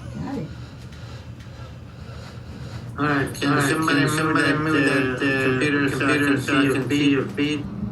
Dr. Now's trying to get mobile. He's just one call away or one Zoom meeting from him buying friggin' drones, flying them over to see how fat you are, and get area mapping of where you're walking so he can see daily. Like I wouldn't be surprised if Dr. Now has drones in the future. Can you see better now?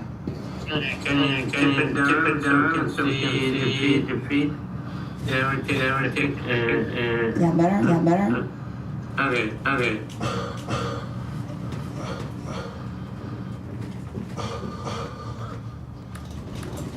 What? What happened? I had to sit down. What the hell do you think happened? Drumline over here is not exactly marching in place. That was the marching we were talking about? Sign him up for the friggin' army. He's ready to go, right? That's all, huh? Well, I took like four baby steps. Sure. But that's not enough for you to be able to come to see it. I'm glad to see you are trying to get out of bed. But this is a very low private made over several months. Look, I'm happy standing and trying at this point. But kinder care of the calories, like the baby steps ain't gonna cut it here, buddy. We're gonna have to take full steps. At some friggin' point, we're gonna put down the funfetti and take little fun steps. Man, I don't like it either. The standing is getting better. Well, Gary, 8 months since I talked to you. I know. You barely made any progress. I'm just now getting. I'm sitting on the edge of my bed. I'm just now getting really serious. I'm fighting my procrastination right now. Because I'm shut procrastination. Don't even touch what you're doing right now, Gary. You're out of your godforsaken, man. I'm trying to make it to Houston, and I really trying to fight the good fight.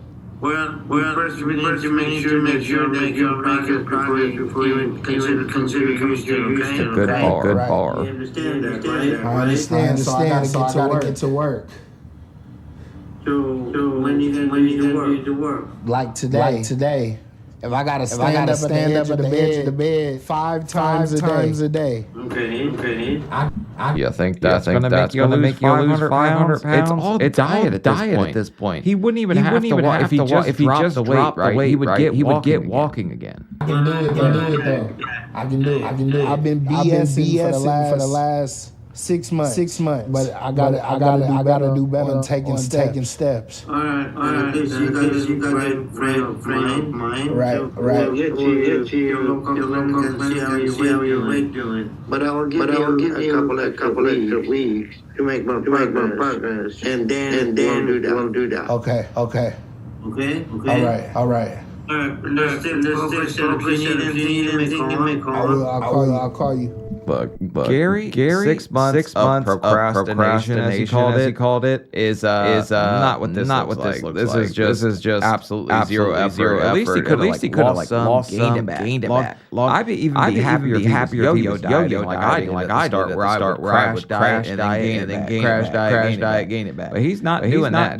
He's putting forth nothing. Like he's got nothing for us at all. It's annoying at this point. all right, see you later. All right, bye-bye. Anything else? No, that's it.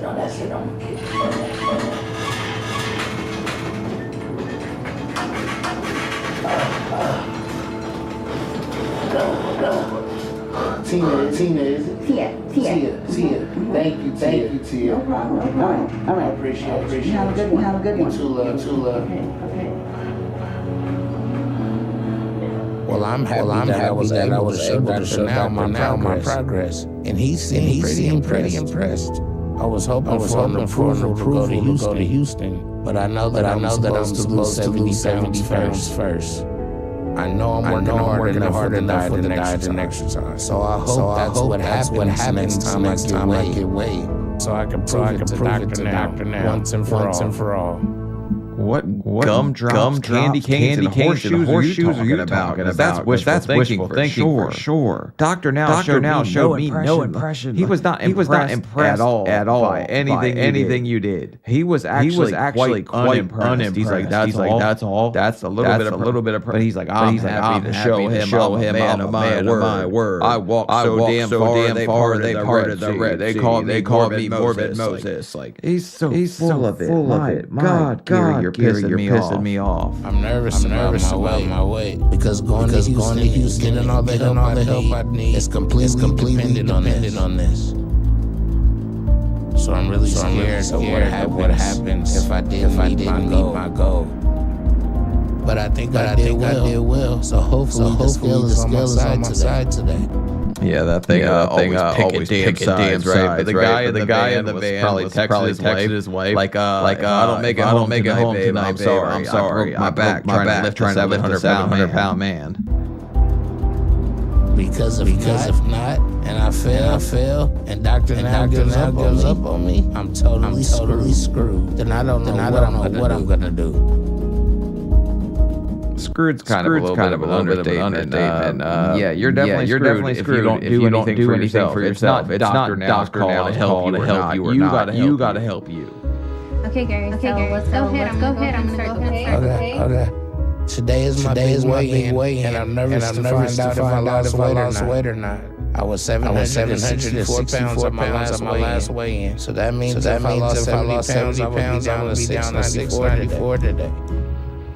Okay. Today you weigh 759.30. Well, I'll be damned. Water world here. At this point, you took a wet fart. So, or they changed his diaper. I mean, that could be water weight right there. He lost 5 friggin' pounds. All right. That's why I'm calling it water weight. Damn, that's not good. Okay, so let me raise the bed for you, okay? Let me know when to stop. Keep going. All right. Right there. Sit sideways. So I have you relax still, and then the operator will be in with you, okay? Okay. No problem. All right. Sitting sideways. Too many sliders, maybe this way.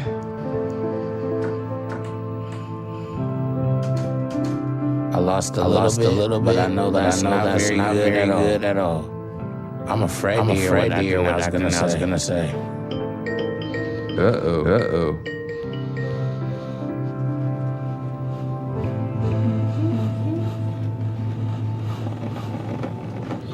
Hello, Dr. Now.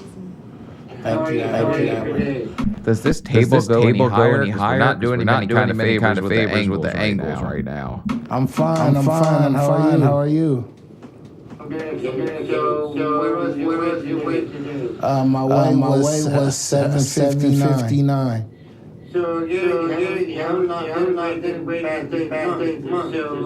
Yeah, I lost 6 pounds. But that's a little progress. Oh my God! Yeah, I lost 6. Don't discount me that 6, Doc. Like 6 pounds doesn't mean shit when you're that big, right? Literally, water weight. It's nothing. Listen. When you're 199 pounds, is not weight loss. I know. I understand. Okay. So every time you step on tomorrow, you may find under. So this is like weight loss. In 8 months, you haven't lost anything. In reality, you're eating the same amount of food. So don't get yourself that eating life. Right. Problem. Gary, he really wanted to say he would have to be doing the same exact thing, like putting forth no effort at all. Mother sitting here saying he's eating healthy. Maybe she just doesn't know. Honestly, maybe he's sneaking food. But I don't know where he's sneaking it from. Unless he's got little Debbie under his love. I don't know where he's getting it. So you need to pay attention. So this is going on, and you're not progress. So I'm going to give you 2 months, 70 pounds. That is my goal. And you can lose 4 times that if you do the diet. Stick with the healthy, you can even lose 1 week. So you need to do that. And also build up work on filming. You need to 70 pounds in 1 week. Like I get Doctor now says it's capable. He's had to have seen it, but that would blow me out. I have no idea how he pulled that off. You'd have to weigh at least half a ton. Walk the next time. Okay. You walk the transport. You don't need to carry you. You got that? Right. If you do all that, then I'll bring you to Houston. But if you bring you back here, and that's it. Okay? Yes. All right. So being 759 pounds, you don't have much time to wait. Right. We're almost at the end of this episode now, so I can tell you right now, this is not going to end very well. He is not going to ever walk more than the baby steps he's taken. So sad story all the way around for Gary. His mom watching him in this state and helping him get to this state. Right. Anything continue. Okay. Yes. So then do some tests on you and make sure it's okay. Okay. Yes. Gary, do you have any questions? Right now, just ready to work hard and get that weight go down. So what are you going to change in your eating habit? Change my eating habits. No sugars, no starches. Protein and all green vegetables. You have told me that a number of times already. I'm going to start scraping the icing off the cupcakes, Doctor. Now that's what I'm going to do. That's going to change everything. Here we come. 600 pounds. No icing. You haven't done that for 5 days, and you haven't lost much weight. So hopefully you this time. Yes. Minimum 40 weight loss, and you do that. And see if you can walk a distance, then that becomes tuition. If you're not able to do that, then we're done. Okay?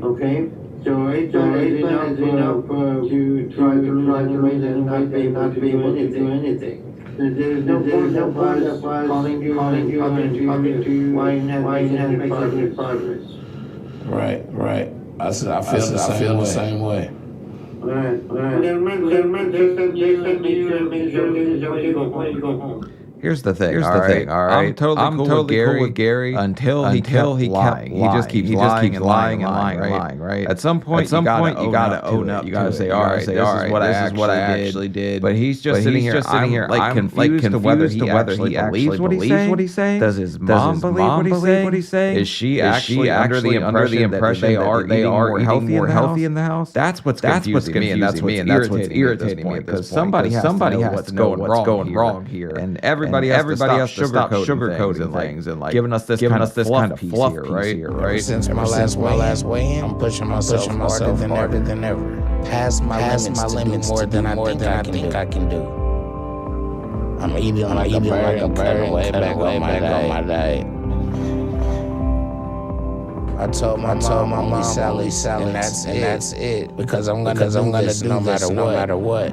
Look, salads are great, but if you're drowning in half a bottle of Hidden Valley, you're gonna end up bigger than the Grand Canyon. Just saying, salads aren't the answer to everything. I'm getting out of bed twice a day to make sure my legs are getting stronger. So that I get better at walking. I know Dr. Now is not gonna give me another chance after this. 5 cents. It's do or die time. It's the fourth quarter, the ninth inning, or whatever you want to call it. This is where I gotta dig and give it everything I got. Yeah, dig deep and start getting out of bed more than twice a day. Why is that? Like I get that it's hard for him, but why is that? I'm doing everything. I'm getting so buff here. Look at these muscles. Twice a friggin' day, baby. Let's go. Like why is that the end all be all? Like you said 5. I heard him say 5. But 2 seems to be his limit. 2, 3.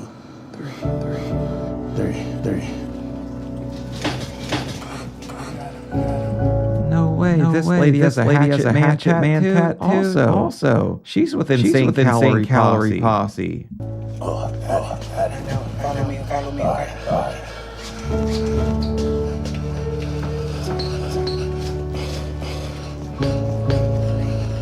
Almost there.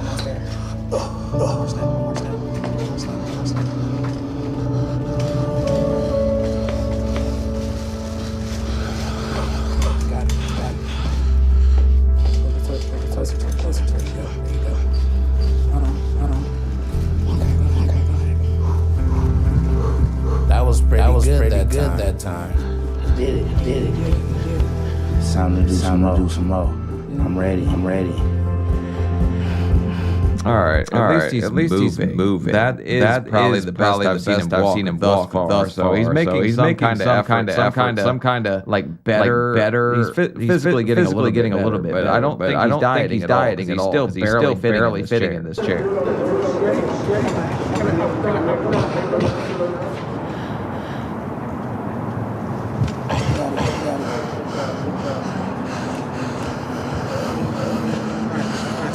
So I'm on gravity out here. It's just like you in a hard surface. That's Newton's law. Fig Newt eating so many fig Newtons. Gravity. You get out on the concrete, it's a little bit worse the chubbier you get, right?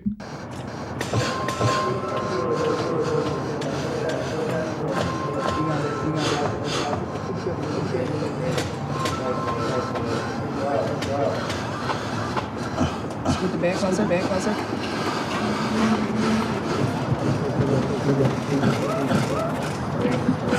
All right.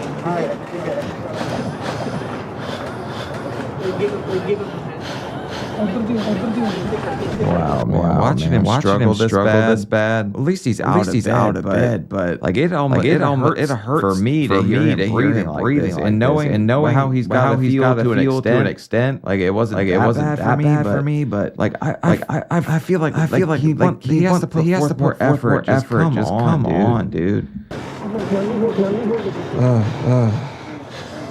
Gary, hold your leg. Yeah. It's not enough people.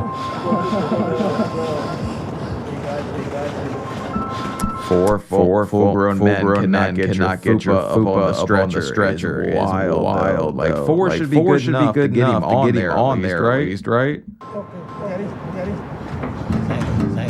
My progress this year might not have been what it should have been. You think? Dr. Now said I had to lose 40 pounds in a month.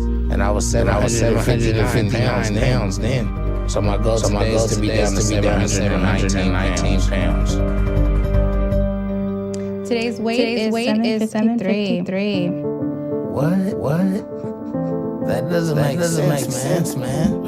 Kodak, come on. You know you were sucking down cupcakes. Where I've been doing everything right. So this is really discouraging because no matter what I say now. Ooh, the scale doesn't about to rip you a new one. Them air calories got you, huh? Them gremlins sneaking funfetti into my breakfast protein shake. Doctor, now I'm trying hard enough. It just feels like it's not fair. So I got lose 10 pounds in a year. You have to be brushing your teeth with cotton candy. What the hell, man? Gotta talk to him now. But he's not gonna be happy with me. How you doing? Fine, Doctor. How are you? I'm doing well. You guys notice when he gets nervous, he plays with his nipples a little bit, right? Look at him. He's still doing it. Gary, I hear that you're walking. You managed to walk a little toward Amber. Yeah, I did. I walked to my transport, yes. So they told me they still have to carry you part of the way. They carried me halfway, but I did 50% walking. Gary, you are full of shit. You took five steps, sat in a chair, drove outside, took another 5 steps, sat on. You didn't do half of the walk. You rode most of the way, and then just did a ride along with the four guys that weren't enough to get your football on the damn table. Just for only? Yes. Alright. You did almost a year. And you still are 750 pounds plus. And at this point, we have done everything we can. We've given you everything how food to eat and diet. But you comply with it and promises and do it next time. So I don't see anything else we can do it. Damn, I didn't expect to get a fatty already. I thought he'd give him another chance instead of giving him 21 Oreos and get him up out of here. Yes, you have made some progress with your mobility. What I'm going to do is PT for you, and it'll be one day you stuff at PT as well. Well, I'll be working hard. I'm gonna make it to Houston. Well, if you work hard and lose enough weight, and you can do Houston without transport, then we'll work with you. How hard are you working here, Hamburglar? At this point, it's ridiculous. You are doing absolutely F all. You've done. I don't know why he keeps spouting this. I'm gonna be doing this, and he does nothing at all. He's one of the worst patients I've seen on here. Other than that, I wish you the best, but I want to remind you that you don't have time. And if you don't start doing what you need, then this may not end up very well for you. Okay? I'm gonna prove that I will come to Houston. Well, I'll be glad to see that. But until then, we don't playing game. Well, we'll see, Doctor. Now I'll see you out there in Houston. All right, Gary. At this point, you're sucking down a whole Pringles and then talking about how much pounds. Like it's ridiculous. This guy's out of his damn mind. He is just the bigger male version of Penny. She did the same thing with I'm losing so much weight, this and that, nothing. Get anything, I will call you to do what I have to do. Thank you. Well, I wish you luck. All right, thank you, Doctor. Now. You're welcome. All right. I wish you Lucky Charm because that's the only thing we got. You're sucking down Lucky Charms too, man. Because there is no luck involved. Just do it, dude. It is unfortunate that Gary has wasted almost a year making little to no progress. He should have been up and walking on his own and down at least 100 pounds in the first couple months. He has had all the tools he needs to do that. And he still hasn't made the changes he needs to take any step to change his life. Maybe losing the chance to be part of the program will be a wake-up call to see that he's the only one can change the situation. I actually don't know about that. I don't think anything is Gary's wake-up call until he gets into like even worse shape than he's in. And I don't know if that would even because he's just delusional to the max, like turned all the way up.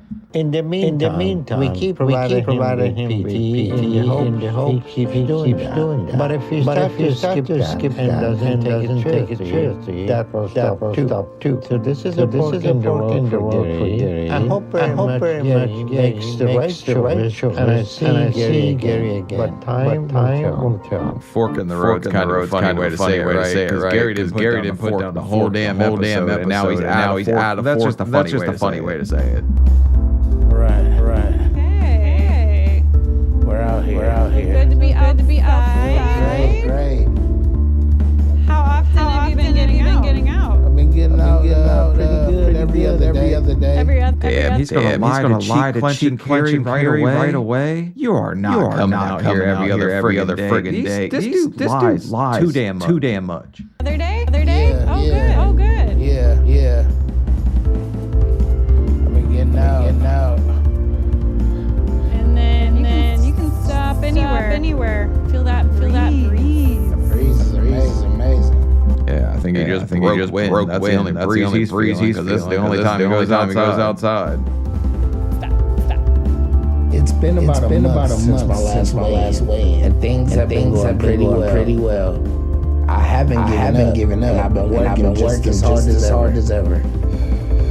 I'm thankful to Dr. now for giving me PT, and I'm not gonna lose the chance to have that privilege. So I just kept grinding to get where I gotta go. What are you grinding, Gary? You're doing nothing. Dude. I'm gonna lose my damn mind. Just finish this episode. My mobility keeps getting better. Okay. So you're gonna stand and you're gonna walk as far as you can. Okay. Take some deep breaths. Okay. Just do the best you can, all right? Okay. Breathe. He's up. Legs. Push up. Stand up tall. Look up. One foot in front of the other. One step at a time. You got this. Head up.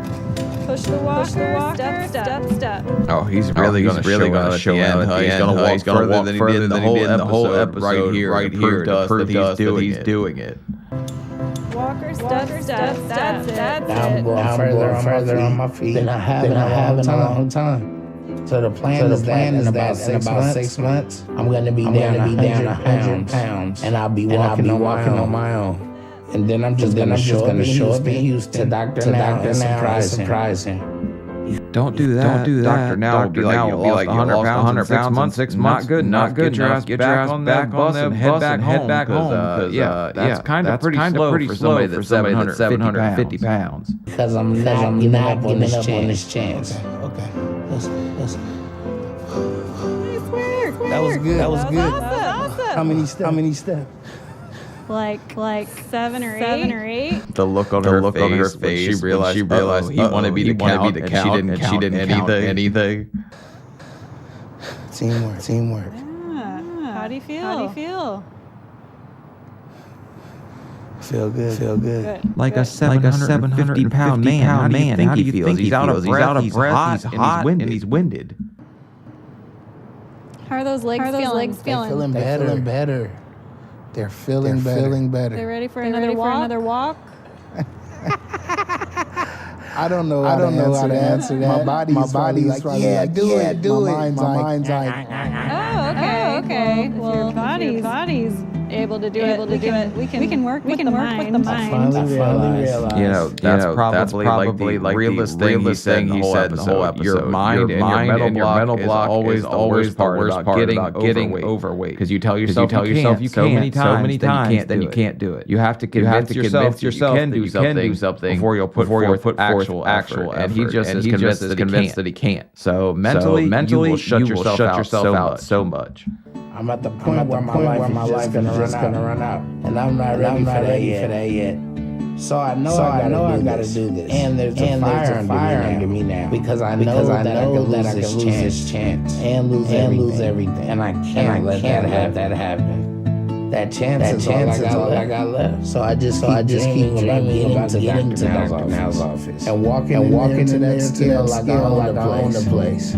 Look, I would love to see an episode where he actually does that. Fire underneath him, wood fire oven pizza. That's what he's doing. But look, he's walking twice right now. This reaches his max for getting up in the day. So looking good and feeling good. And when I hit my goal, and I'm back on a program with him, he's gonna put me on a surgery schedule, and then my new life will be ready to start. I took about 12 steps today, from taking 2.5 steps every time to taking 12 steps. It's amazing. Hey, it's an improvement. Like he's doing I guess something.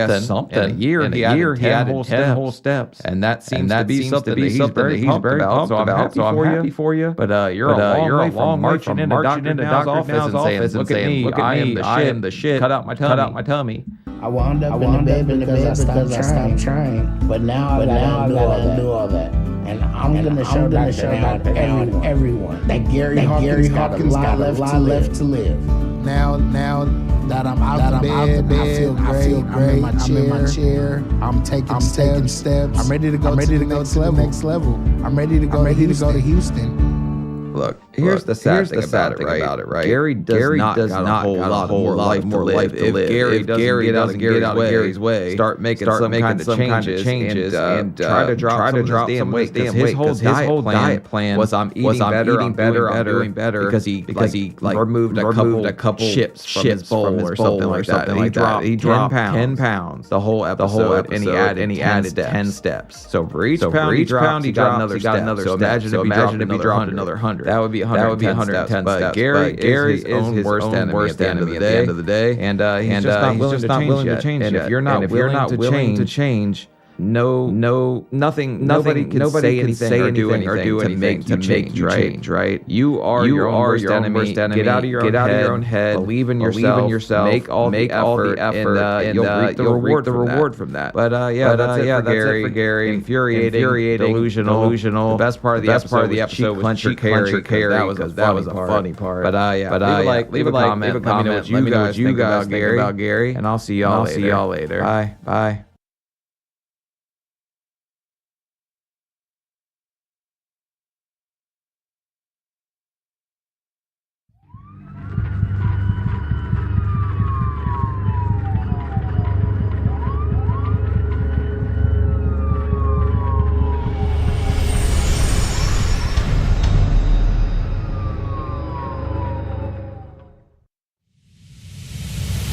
Hey Jared, I just had to talk to you about the incident that happened on July 1st. On July 1st, he came to the arcade in Troy to meet the female, right? Because I have it on file that he was there to meet the female. No, he did not know. He didn't know. He had no idea. He didn't believe her. And Okay.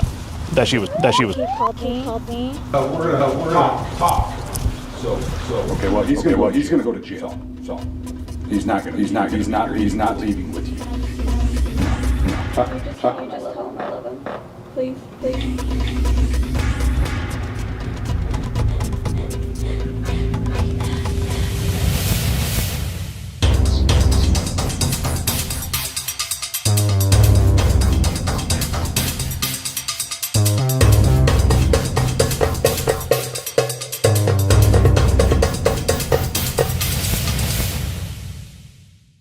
What up, boys?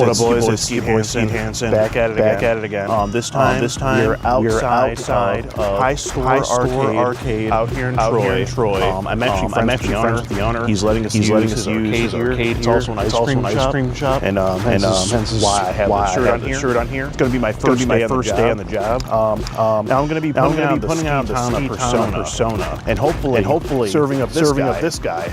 A double of justice. His name is Jerry. He's 25 years old. He thinks he's coming here today to meet a girl.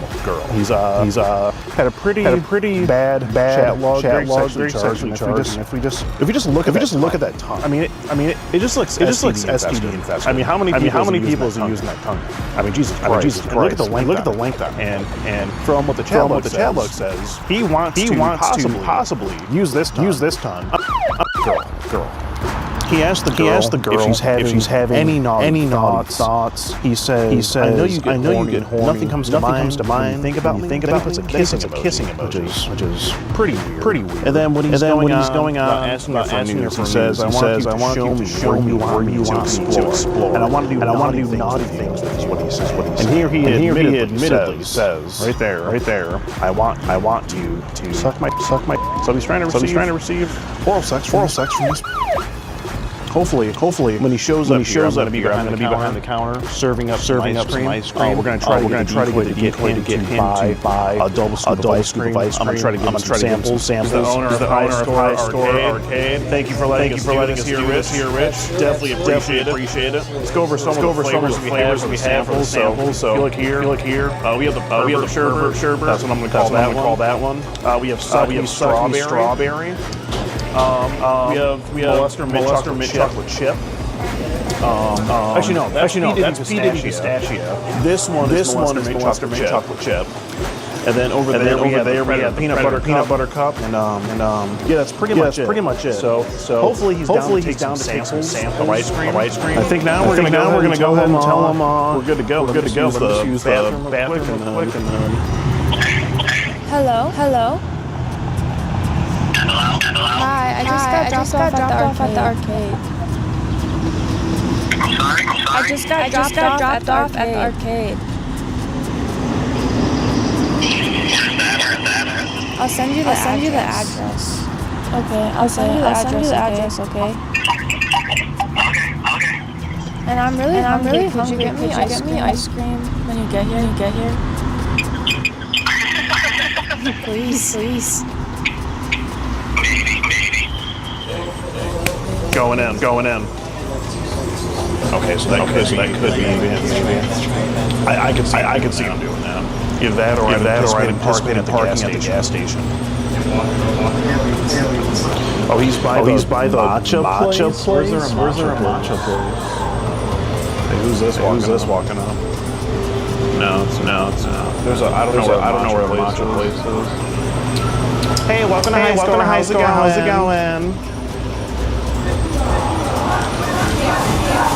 He said he's by a place. Is there a matcha place? It's right there. Okay. So it's probably where we park. It's probably gonna come from that way. And that lady didn't acknowledge me at all. I was like, hi, welcome to High Score. I don't know if she didn't like me because I'm black because I'm gay. Or both. I don't know which one. And he's gay. Oh no. What? What'd you say? He's parked somewhere.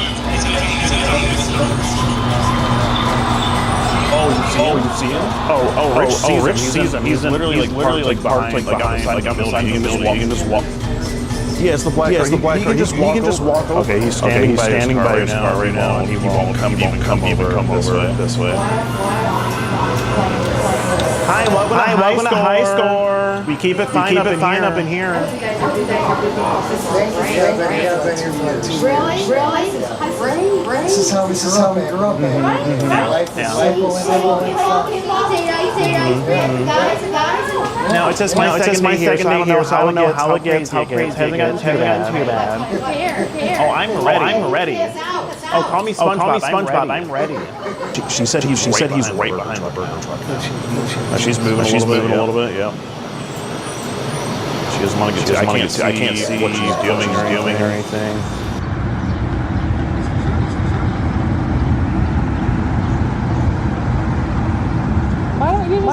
come? Why don't you just come?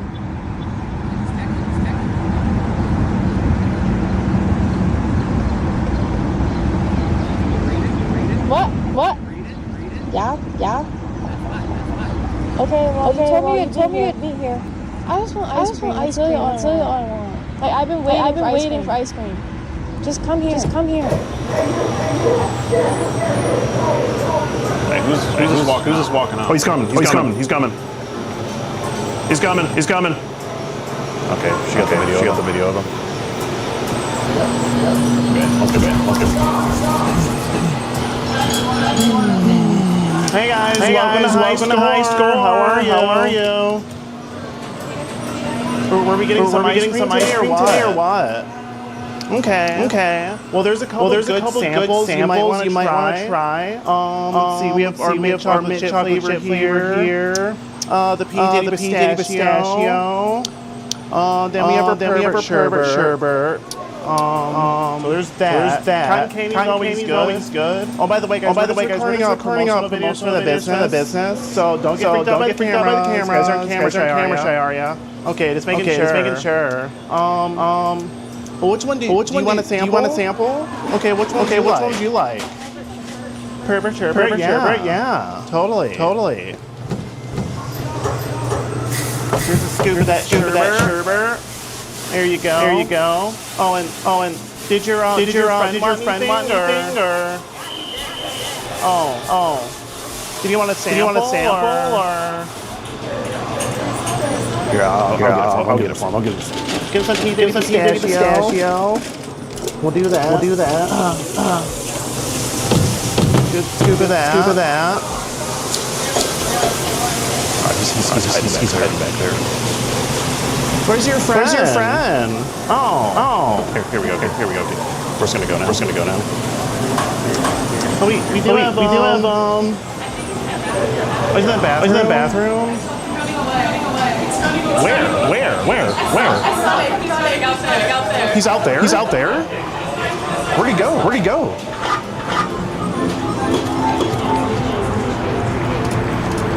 Said he ran out. I don't know. Oh, there he is. Hey, sir! We have your license plate! Where you going? Damn you! Jared!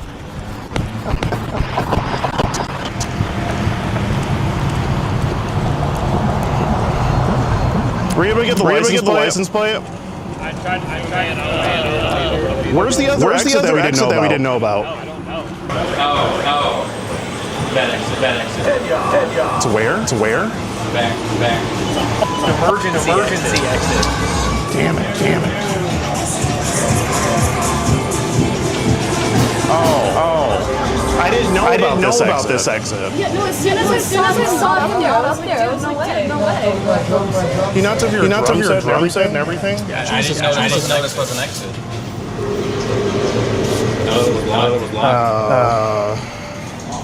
Well. I guess there's an emergency exit back there that we didn't know about. So he just turned it hard and unlocked it. Oh, and he did that. Right. He just said why was the security block wide or why did a guy chase me to parking lots across if it's not a setup. Yeah.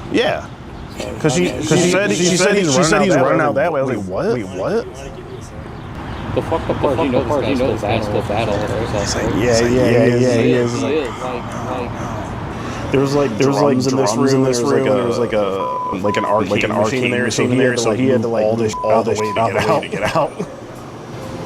I mean, I'm so gonna. Oh, there he is. Is it? Okay, here he is. Yeah, I just didn't get a video of him like any confession. How he runs out the back door. That's great. Oh my god, I'm so mad about that. He said, you want bro, he's still real. Alright, we'll just be like, we'll come back and I'll walk up. Yeah. tell them that they said they'll give you guys free ice cream. Whatever you want. Yeah, just as an apology for the inconvenience. And he said that employee isn't going to be working here anymore. Dude, he still wants it to be real though.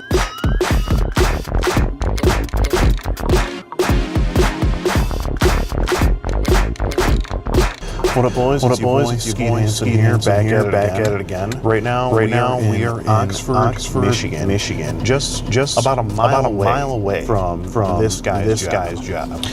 This individual, Jared, is 25 years old. Had a very sexually charged conversation with girl, and recent, couple weeks ago, we set it up for him to meet at an arcade, which he did, and he made contact with Decoy. He was in there.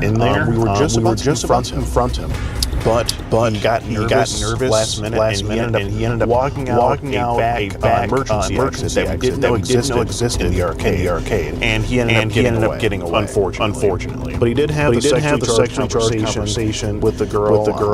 Kind of already went over. He showed up at the arcade. He has not made contact with since he's left the arcade. But after he did that, luckily, I was able to snag his license plate number. And I submitted all the information to a private investigator here in Michigan.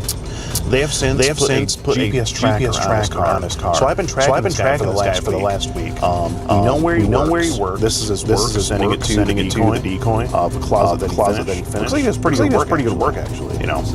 Too bad he's a predator. Now I'm pretty sure his company is too happy about using company time to commit felonies in tech. So right now we're gonna go head over to his job, try to talk to his manager, let him know what's going on, and kind of just gonna go. I don't really know what's gonna happen. So according to the GPS tracker, it looks like he leaves his house around 7 in the morning. He goes to work, parks his car, and doesn't come back until like 3 or so.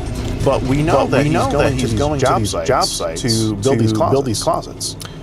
How is he doing that? Using his car. It looks like the only thing I can think is using a company vehicle. He parks his car at the company over there. And then he gets in a work truck. It looks like he did take a picture in what looks to be a work truck. So he's also using this company's work truck to commit felonies online. I don't think they're going to be happy about it. I don't think the police are going to be happy about it when they find out about it. So we're gonna go to his employer right now. What's going on? Let's just see right now if his silver Ford Fusion that he arcade with is here. We have the license plate number, so we'll be able to confirm it. Oh, great! There's a Ford Fusion parked right in front of that. Okay. Let's go. Let Jared's manager hopefully know about his doom their company. Excuse me, hello. Oh, thank you. Hi, how we doing? Hi. So on the predatory investigation, we have a suspect interest that we believe to work for this company. A Jared. Does that sound familiar to you? I'm Drives the silver right over there. This would be a picture of him. Let me grab something. Okay, or whoever's in charge, manager on duty. That'd be great. Thank you. Lovely closet work. Too bad that's what I'm here for. Hi, would you be management? Hi, Steve Hansen. I'm with the predatory investigation unit. Actually, I was thinking if we just step outside just to keep a couple things. Known in here. Okay, we can. Okay, great. Got it. Okay.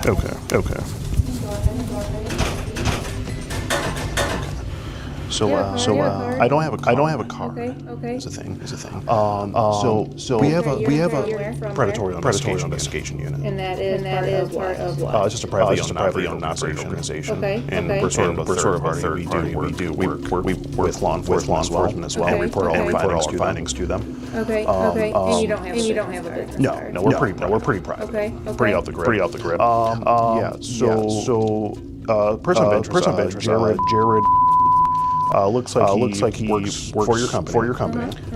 He drives the silver Ford Fusion right over there. He has gotten reports that he has been talking online sexually with a female. He came to meet this female on July 1st.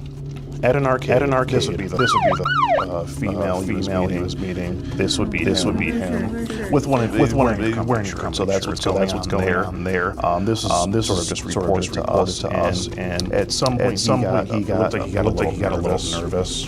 And he fled out the back of the establishment here. And not only that, I'm not going to get too specifics here, but he is seen sending pictures of himself in what I presume to be one of your work vehicles. That's a picture he sent. He's out. I mean, his car would be here. Yeah, we saw his car's here. Because this is about the time that they coming back. Okay, great.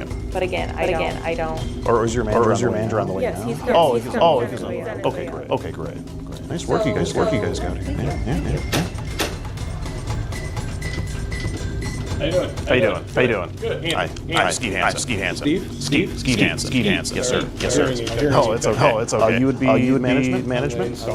Okay, great. Would it be okay if my colleague joins us for this, just so we can? So we record everything just to present to law enforcement. You're on work. Okay. Gotcha. But before we go any further, is it okay if he comes in? I'll go get him. Yeah, this is my colleague. We just record everything just for law enforcement. Oh, I thought you said it was okay. I mentioned that. Did he say the word recording? I'm shocked. Oh, I said we record everything. We're still trying. Oh, gotcha. Okay. You can. Okay, we can wait outside then. All right. Oh, the keys. Yeah. He's been in the car. He's been in the car the whole time. Yeah, I've been. Recording our permission. Oh, we haven't started recording. This isn't gonna be. That's why I was waiting to come in. So that's why I thought you heard what I said. I said we recording just for. Okay. Just our communication. Not visually recording. Oh, just not visually. Understood. Okay. I mean, you have to understand. I'm a little taken aback. You are our company here. You don't have official business card. Right. There's photos, tablet of an investigation that you have done. There's no communication thus far. Not thus far. With the camera. Right. Well, just the conversation, just so law enforcement has everything. We just give them all the communication with everyone involved. That's fine. Since we're reporting it. Right. Okay. Right. That's just how we. Go ahead and please. Okay. Sure. What your question is as far as those are. Okay. Well, this is how we do things. Sorry, I didn't.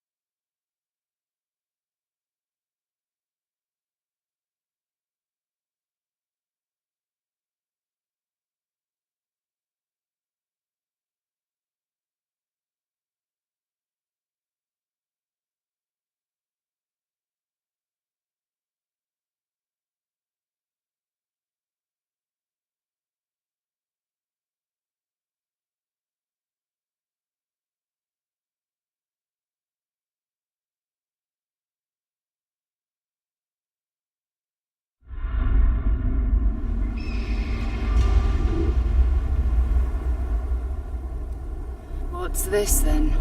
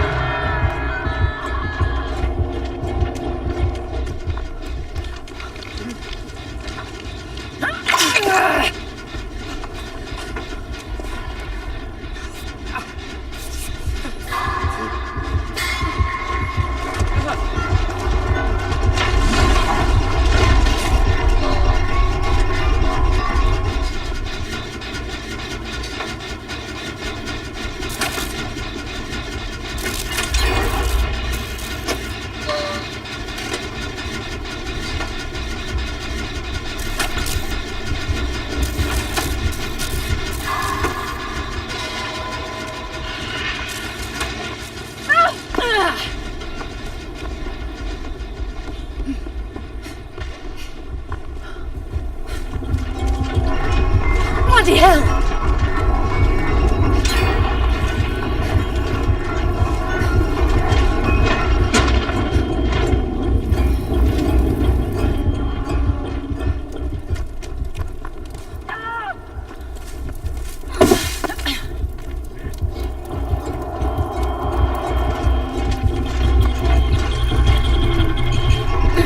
Wait, no!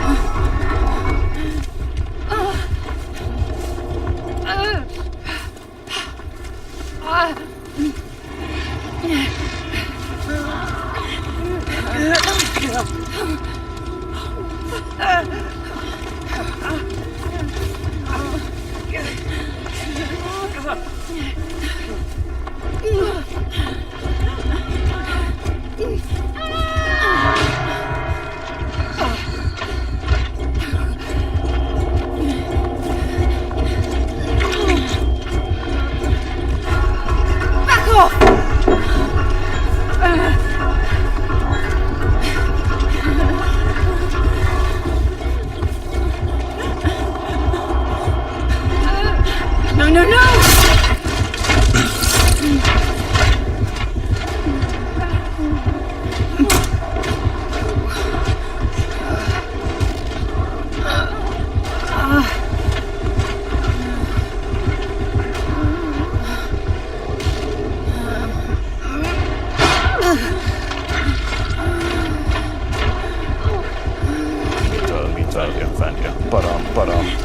Offend you, but you haven't seen him up.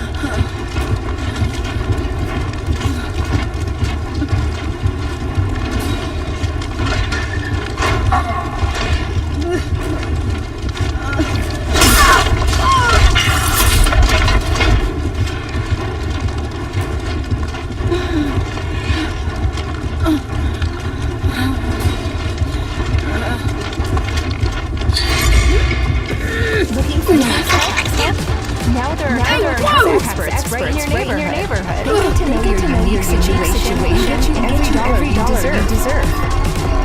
So hand off your taxes to a local TurboTax expert today. Cancer care isn't just about treating the disease. It's also about helping people live during and after treatment. At MSK, we don't just treat cancer, we treat people.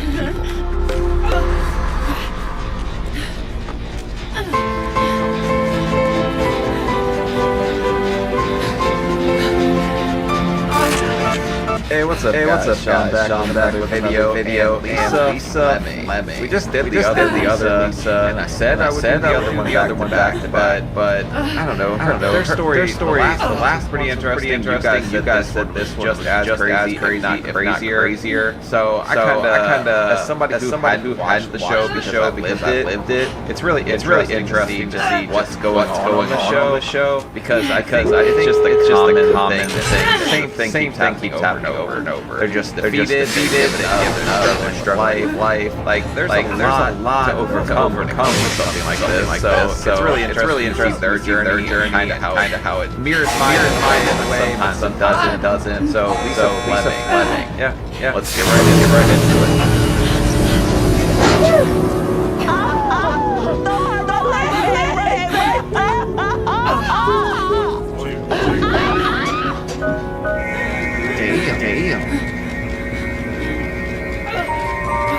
When all is given what's easy, you sometimes forget it's more the challenges that make you stronger.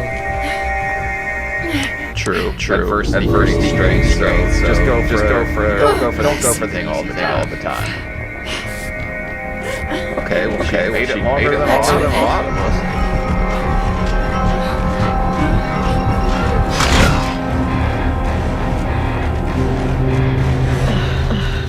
1, 2, 3. Why do we always start the day just coochie out like that? I swear they're like, okay, for the first angle, we need you to pull your pants up and let us see everything. That's gotta be how they operate. Our life is so exhausting. It hurt. Uh-oh. I'm stuck in this bed. And I'm helpless. I can't. Oh my God. She's got the same necrotic going on as the last one. That's gotta hurt like hell. And also, it's crazy when bed becomes like a prison. Because you think that's where you rest, that's where you find peace, whatever, sleep at night. So if it's your prison, that's gotta be taxing on you mentally too. Can't go anywhere. Can't walk. The little things I can't do for myself. You can scrub your neck. About it makes every move difficult. It just hurts. My two daughters and five grandkids live with me, and I rely on my family for help. I feel a lot of guilt about how much my family have to take care of me. And it is so humiliating for my daughter to have bathed me. Yeah, I mean, you lose some of your humanity when you get that big. At least it feels like because everyone's looking at you like that. It's tough. But like you can't let no one can belittle you unless you give them consent, to be honest. So you just have to think better of yourself. And also that poor boy looks like he's seen some shit he never should have seen in his life. He's even traumatized. So. Taking care of my mom is exhausting. I don't want this to get any worse. But I wouldn't say I resent the things that I have to do for my mom because she only get one mom. So we all have to help her. Damn. Little man, strong as shit. He put his whole back into that. And then she's got the back end. Also, you're playing catch up with her. We're gonna keep it 100. Like you're smaller. I'll give you that. But you're definitely on the obese spectrum as well. You know. Help me! You got it. She's gonna. Don't even get a chance to be a kid because he's so busy catering to me. Oh, dang, you just broke my skin. I felt it. Quick MD connects with a doctor on opioid use disorder. Start medication to treat backed by science. No judge, no stick, no insurance required. Take control of a doctor today at quick.md. If English is your first language and you want to write your voice, sign up for a free Grammarly. I like to use their free AI features to have emails. Sometimes the hardest part is getting started. But with their fluency suggestions, I feel confident that my writing is polished, natural, and most importantly, sounds like Grammarly helps translate my primary language flawlessly and does it right where I'm writing. Another pro feature that I love is the one-click rewrite. This helps me rephrase entire sentences and paragraphs because these days less is more when it comes to your writing. Consider trying Grammarly Pro today to elevate your skills. Because using Grammarly helps me to go from English as my second language to my second nature.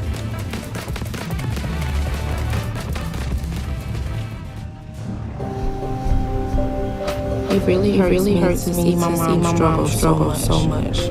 It's hard to watch. And what do y'all think that boss gonna do? Her ass is gonna eat that thing, literally eat it. Just swallow right up the back of the back. That thing ain't doing nothing. Cause she's in pain, but I have to do it.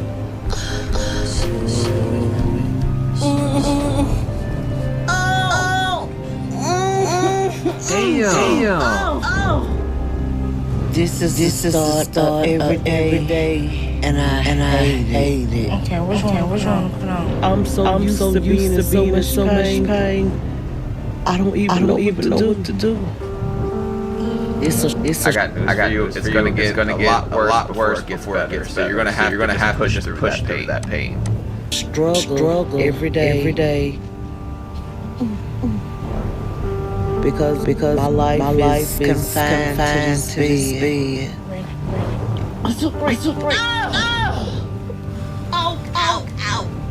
I can tell they're getting tired of helping. But she loves me, so she endures it. Now you gotta help me roll over. Okay, I need to check your leg. Okay. Also, is that those wires above her, like hanging from the fan? Cause you gonna cause a damn grease fire if that thing touches you. Just to be honest, I mean, there's more fat on us. Electrocution, like there's a lot of fat there to go out of control. You ready? You ready? 1, 2, hit it! Ow! Damn. Oh.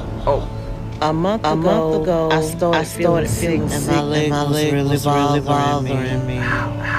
I kept saying, my leg is hurting bad.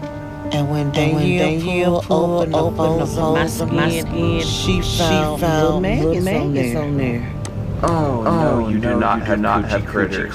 That's crazy. This damn lady's got a bug going on down there. Wow.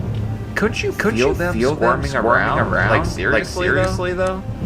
So now she has to check my leg every day, and I can't believe we got so bad.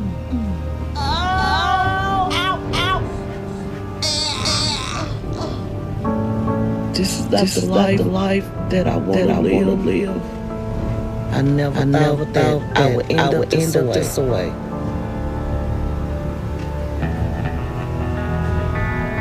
I started out as a regular child, having fun, doing things, playing. I grew up with five brothers. That kid's bow-legged right there too. So that might explain some leg pain. But nobody's born a monster like people are made monsters, honestly. So you've done this to yourself. Now it's up to you to try to fight your way back, which you can do. And my dad always loved us. Me more because I'm the only girl. I'm spoiled. But my mom never said she loved me. She would cook me anything I wanted. That was her way of showing love. She never. Well, then obviously she loved the hell out of you. I mean, that's not the right way to show love. She fed you a lot. That's how she showed love. You got some damn love, all right. Said it, and that's how she showed by cooking. Growing up, they treated like a in the family. She really loved a whole lot. She was always holding anybody up. But sometimes my mom also used food as the punishment. I remember this one time I asked for some cake. She wouldn't give it to me. I didn't understand. So I just took my finger and just rubbed all the icing off the cake. Oh no! Well, the cake didn't give her consent for that. Also, I'd be pissed if I just made this cake, and she just cut the finger blast like that would suck. And my mama called me and she said, I know nobody done this with you. And she set me down and said I had to eat the whole cake. That's bad, bro. My dad came, throw it in the trash can. My dad always saved me. And then when I was 9 years old, my parents divorced, and there was a hard time in my life. The only thing that made me feel better was eating. Ice was my friend at night. I had my own bowl, I had my own spoon, and I kept it in my room until my mom found it one day. She took my bowl and my spoon and threw it away.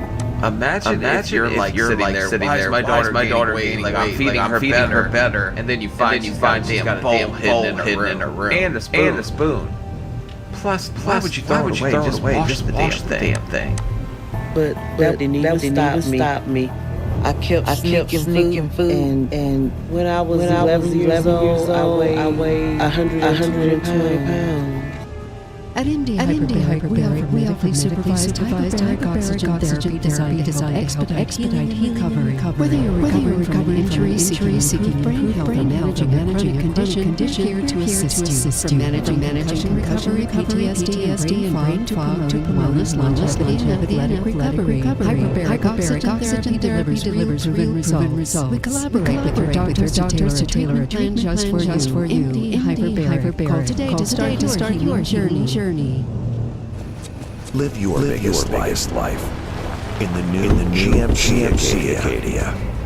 Get 1.9% APR on GMC Acadia models. We are professional grade. I was definitely bigger than most of the kids in my class. White. Kids picking at me. They was calling me big girl, fat girl. And my family started calling me names too. My mom. Is 120 heavy for 11? Because to me, I don't feel like it is. Maybe it is. I have no clue.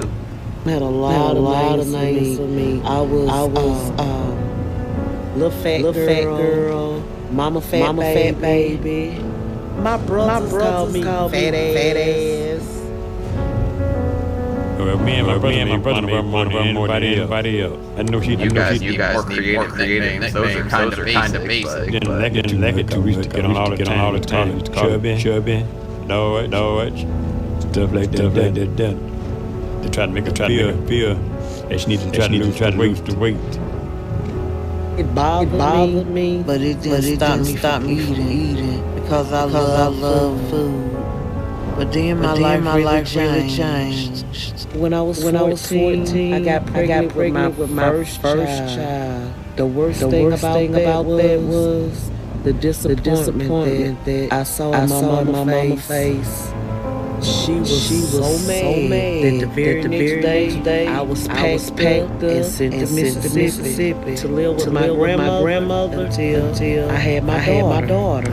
Damn though, pregnant at 14 is going to come with its own set of challenges. And if she felt her mother never loved her and that happened, she shipped her off, I could see how she spiraled more and more, honestly. But I knew one person in the whole world could save me. Betty Crocker. So I called my dad. I told him where I was.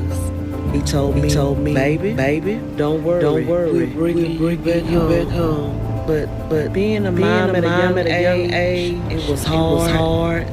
I turned to food. And by the time I made it to high school, I was 220 pounds. Around my brother introduced me to his friend, who I started dating. And at age 17, I had a son. Damn. We stayed together another year or so. And 19, I had my daughter. Damn, lady, you're hot for real. Just pumping things out. It's not a damn race. We tried to raise our kids together, but I just didn't want that. And I just wanted to have fun. But I was a parent too. And I worked in fast food. So I was eating fast food every day. When I had my last child at age 20, I got up 330 pounds. Do you guys think that fast food place noticed on the books, hey, crate of French fries missing? Because I had a buddy that worked at McDonald's, and we would show up there and he'd be tossing cinnamon rolls out the window. We would just take them. But then everything got worse. When I was 23, my dad got sick. He said, if you let them hook me up to this breathing machine, you're gonna have to be the one to take me off. And that almost killed me. But it was to see that die. And after that, I started eating all the time. And that's a lot to put on somebody. Like, hey, you're the one that decided to take me off. That's tough. So she had a lot of trials in her life. So I feel bad for her, honestly. But it's up to you what you do from there. You can absolutely take back control of your life. Drinking more. Long as I stay drunk, the feelings didn't hurt me. And my brother Eric was always at my house drinking and partying with me. Damn. One night, some guys outside my apartment was fighting. And my brother was shot and killed. My mom told me it was over. Wait, how did he get shot if they were fighting? Like a stray bullet type deal? That's so sad. This woman's just got thing on top of thing that just traumatized her. So, my God, I feel so bad for her. That's a tough life for sure. And they have your mom tell you that. My heart was broke. Peace. So I decided to leave town and move to Mississippi. And I met a guy. And we were happy at first. But over the years, things happened. She cheated. I grew unhappy and depressed. And during that time, I gained up to 445 pounds. And then in my early 40s, I found out my mom had cancer. Hand off your taxes to an expert in your neighborhood. Now, your TurboTax expert can file for you, so you don't have to miss a moment.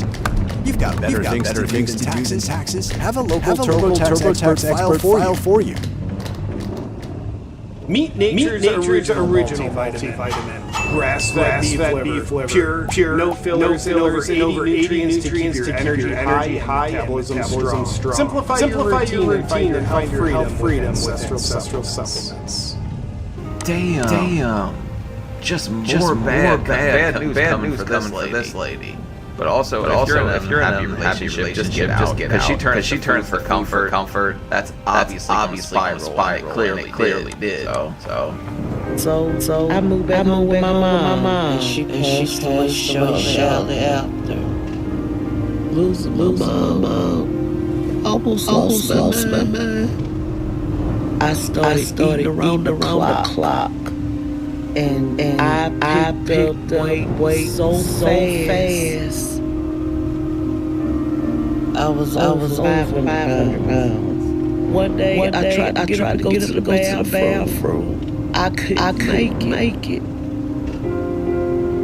And I physically get myself.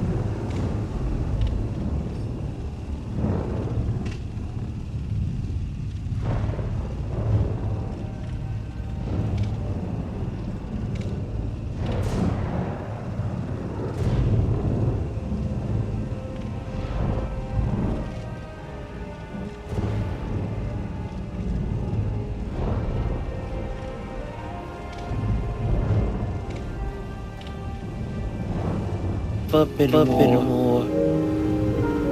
And this when I realized I'm stuck in this bed. It's kind of crazy once you realize like, oh shit, I'm at this point if I don't do something. But also I've heard her say a lot of, this happened, so I did this happened, so I did that. But you shouldn't let those things cause you to suffer long term. Obviously it's gonna be hard in the moment, right? But it's up to you what you make your life after that. So. But just when I was at my lowest, Herbert came into my life. And he's been with me for years now. We mostly talk online because I can't go see him because I haven't talked in over a year. And now I feel like a prisoner right here in his bed. And I'm over 600 pounds. You need anything else? Breakfast. What you want to eat? Damn, she broke a hell of a sweat trying to get her up. That's your cardio right there. Lifting Mama Dukes. I want to say grits, but I know you can't cook them good. So rice, turkey sausage, and eggs. All right. Thank you, sugar. You're welcome. I depend on Danielle and the rest of my family to bring me food every day. Food plays a major role in my life. If I'm mad, if I'm depressed, if I get agitated, I wanna eat. Danielle, would you put cheese in my rice? Yes, I will. Don't forget my pepper. You're gonna have to break that cycle where food is like your answer to everything. And also, damn, that bed frame is doing work, because I was too scared to be on the bed frame that was up in the air like that. Because I felt like I definitely snapped that puppy, but it must be good craftsmanship in Alabama, I guess. I got it. If I don't bring her what she asked for or something similar, she'll just order it herself or call someone else. Mama, you ready to eat? Yeah. And if my mom doesn't get her way, everybody has to pay. She will fuss, she will curse, she probably would put us out. My sister and I are here to help her. You want some juice? What kind of juice we got? Fruit punch. Can you wash my cup out?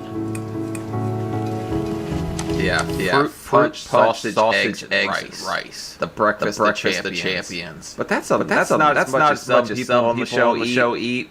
But obviously, if she's gonna throw them out and feed her, they're kind of caught in catch-22. But if you keep feeding her, she's gonna get so damn big you can't even get in the house. So you gotta stop somewhere.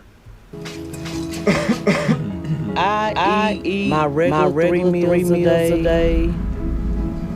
Plus 3 more. We don't have any more ice. Thank you. But the juice is cold. I don't have portion size. I like to stack my plate and get the business. When I'm eating, nothing goes through my mind. I'm happy.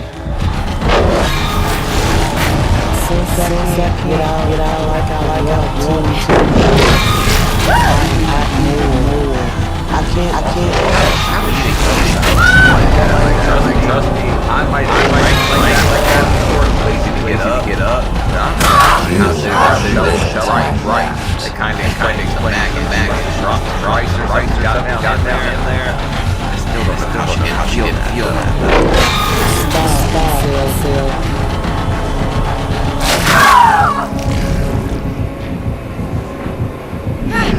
Oh shit. How still.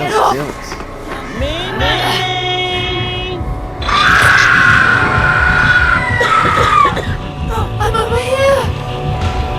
Ma'am. I'm feeling a little hungry. I think I'm able to put something up for you. Thank you, babe. A little hungry. Misha does stuff for me, but as far as coming in my room to help me, Mama, I just can't do it. Well, I mean, it's probably for her to see her mother like that. But also, I just don't want to do it. She ain't trying to find critters down there. Nothing. And you can't really blame her for that. At least your other daughter will. Also, you can do something around your neck. Maybe you get under there, but she's kind of like, I can't do anything. You can. So. But she's always cooking. On any given night, you're gonna have me up.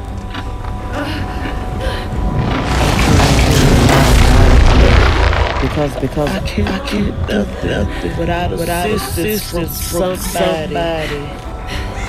My children are supposed to have their own life, but their life revolves around my life.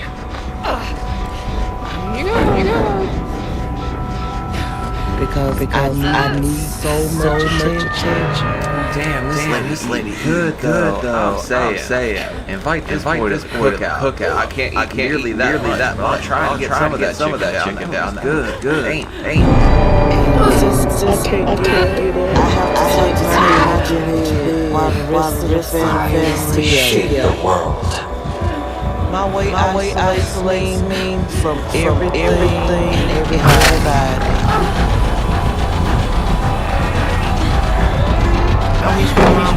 Make sure the choices in her life and just get up and just help me help her. I'm really sorry for my mom. It's her time without being to experience life with her grandkid. True. My daughter's so scared. I'm sleeping. I've done to myself. I mean, that's valid fear. But also, she's just kind of watching her deteriorate. I imagine extremely hard on her. But you're all sitting there and letting it happen at this point. So you gotta do something. And I'm killing myself. Facts. This is not the life I want. My life is a mess. I need help. I don't want to die like this. Or less chicken. I was cycling and was dragged nearly a quarter of a mile from the street down that on-ramp. The issues of traffic violence is arguably a health crisis. We are numb as a society to the amount of people who are killed and seriously injured every year. Something that we feel strongly about is that technology should be part of the solution. I think autonomous driving, it's a piece of the puzzle. Working together is how we're going to solve it.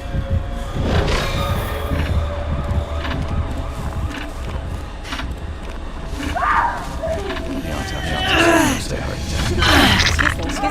What can I do for you? Special crimes. I'm uncertain it was natural causes.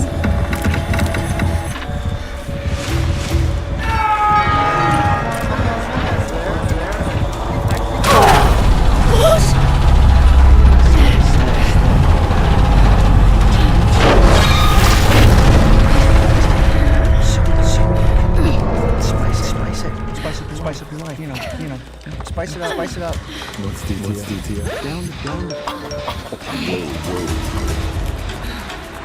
They're working together. Yeah. It was a challenge and friend. How did you get into?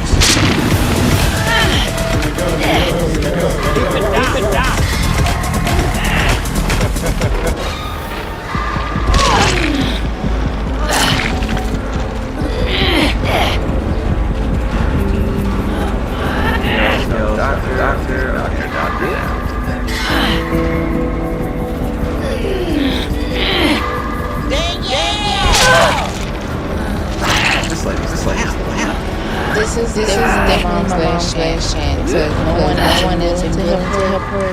When she yells, carry some ruffles. Because you know what she's yelling for. A pre-appointed snack. Last resort. And it's my last because I feel like she doesn't do what she needs to do. I'll be at the end of the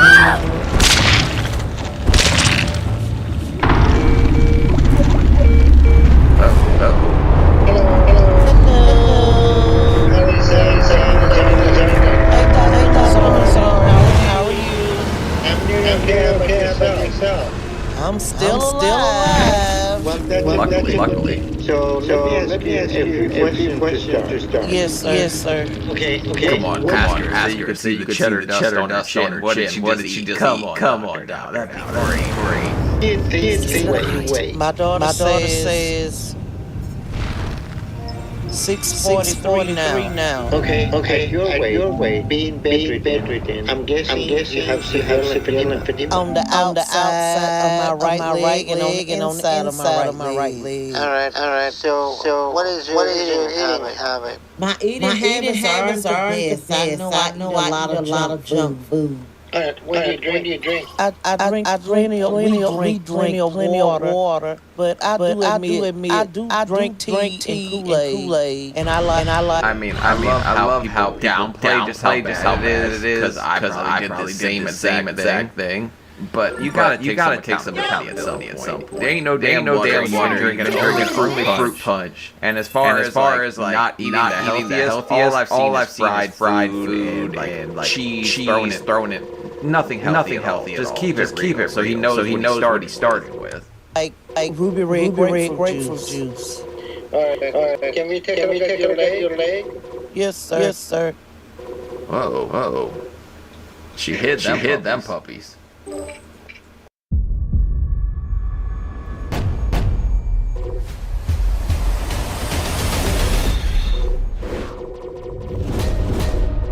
My family's had this land for 150 years. No one was taken from me. Does a wellness check. It's more like a memory left behind. I know you got your own conquer. But jumping back into the fire is gonna do you right. I'll get comfortable. Welcome to the U.S. Marshals. Hey Casey. Marshals. Tom never shared his buddies with Casey. Something special about him? You ramble and Stetson. Any of this ring a bell? No? But I dig his hat. Everybody's got to be double. Rough terrain. Wild animals. Violent gangs. 30 seconds. Been already, cowboy. Montana's been infiltrated. Violent criminal in this hemisphere. Where's the deal going Just over the Wyoming border. Called the Zone of Death. This job always takes us to the best places. The home is being a big devil. Murder is hides. You can't pass. Wrong side of the North Party. Building walls, people that you care about. Not walls. They're shields. Personal agenda. It's always a service form of Yellowstone's gone. Same for most of my family. And that's for vengeance. It's still, yeah. Let's go.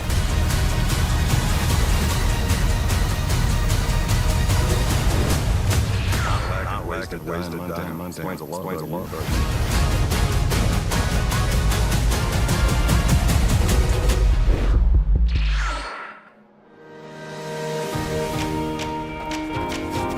Number one.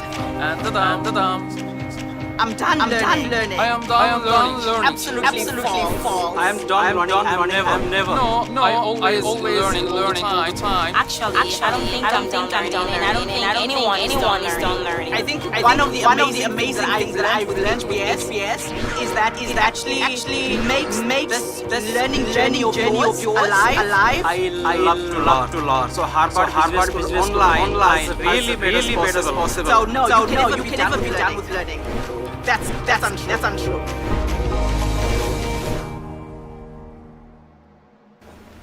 Oh.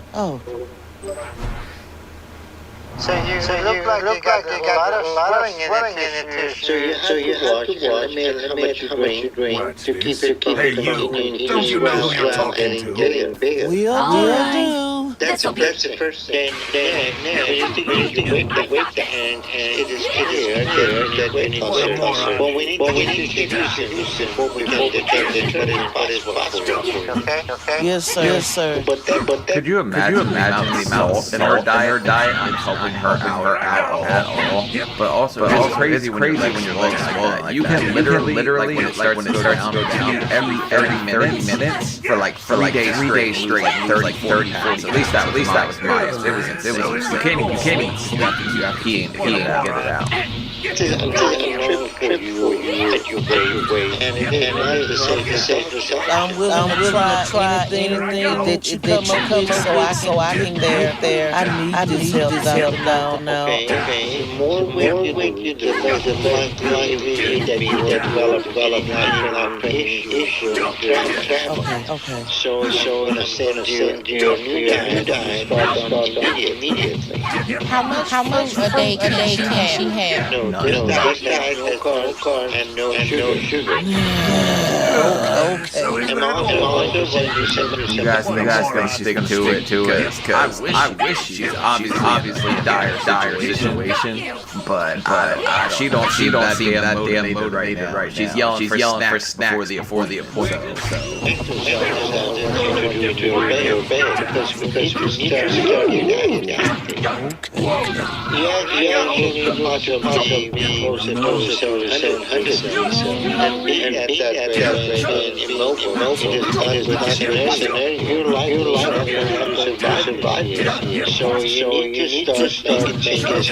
Yes, sir. Also, I've never heard her now like prescribed cardio. That was always a joke. I'm shocked that we're on this. What a moron. All right. Say hello to everyone. Yes, sir. I need to do something, okay? Your mom is normal, so she can only what you bring her. So I want to look at that and just with it. Okay. Don't bring her any issues don't supposed to come, matter what. Yes, sir. Okay, super. Damn, she's off. The second the camera's off her, she sits fuming. Don't you dare tell her that. This is the end for you. Okay. Yes, sir. I want to get Heard it. In the meantime, start exercise. Okay. If you need us, give me a call. We'll look forward to seeing you, okay? Okay, bye-bye. Here I go. I'm all warmed up now, at least. Do you think you're gonna be okay with this diet? No, you look. You said you can't have no fruit. I don't think the majority of the problem here probably pot of rice, 10 pounds cheese in it. But she's got some work to do, all right. I don't know if she's successful yet. Right now, I'm leaning towards the way she said the word diet, screwed up face. She ain't feeling this at all. Okay. We'll see. So let's go tonight. Go away. Let me have my coat back. Open it. The doctor said Hey, my dad tonight. I'm drinking my drink. Let's start now.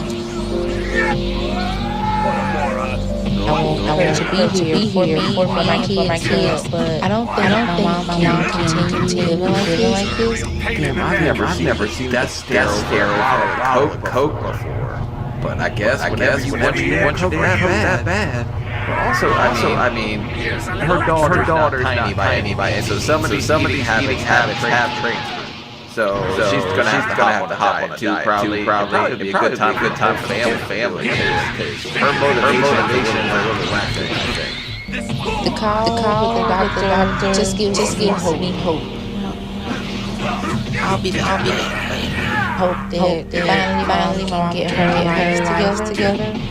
And hope that she'll take this opportunity and embrace it. She left the Coke.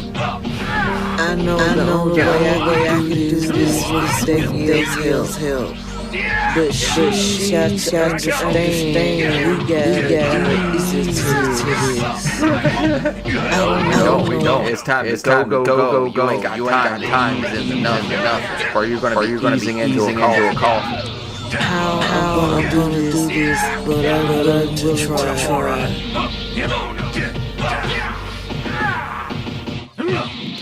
TurboTax location now open in your neighborhood. So, hand off your taxes to an expert today. Now local expert taxes 100% accuracy. What would be a challenge in a job like this?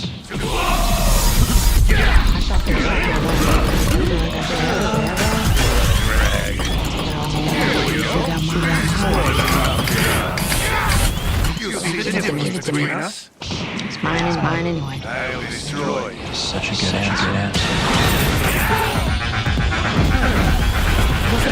Somebody that steal cold or sell it discount price. I call it triple F fast forward. I know how to spell philanthropy. Branding. Together, y'all single method design area. Velvet gang sting from my store. They take my shit and sell it because they're low-class bitches. With all due respect to urban bitches.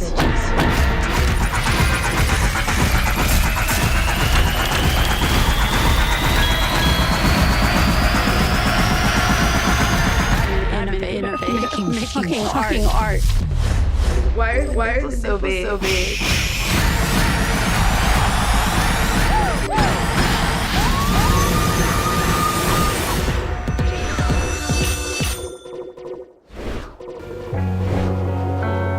All right. She dropped 60 pounds. Somebody take out that trash. Today I'm making a journey to see Dr. Now. Paramedics are coming to transport me in an ambulance for the 6-hour trip. I'm tired, I'm hungry, and I'm not looking forward to having a paramedic move me out of this bed. Lord, give me strength. I mean, you should be excited. This is the start of you working towards your life. I know it's a lot to go, especially if you're bedbound, but you need to find some kind of excitement in your life that doesn't involve sucking on drums, you know?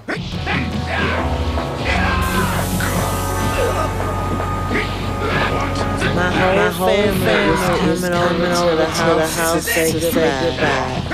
I feel the anxiety creeping up, which always makes me want to eat. What does? This is real land. Can I have a little Really? This is it. Hold on, Fleming. We just gotta finish the order. The ramp will be on the way in no time. You go on until she finishes her damn fruit.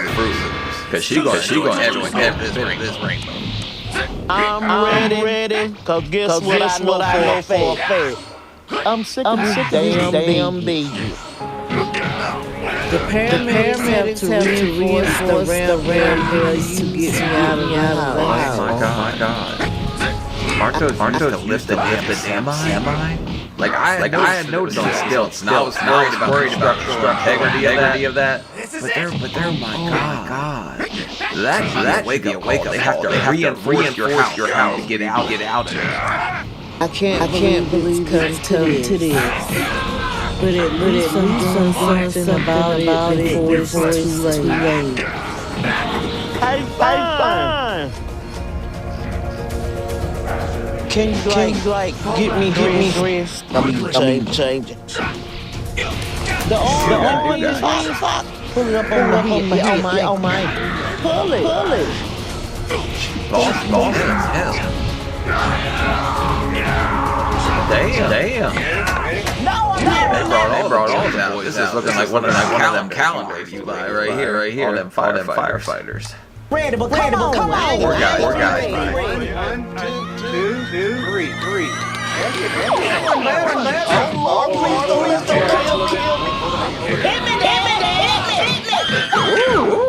There we go. Useless.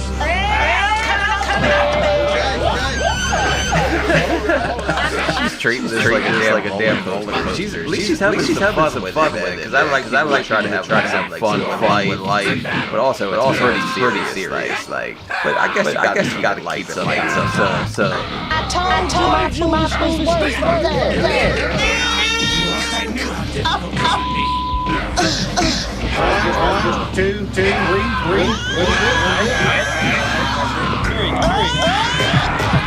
In my bag. This is my true power.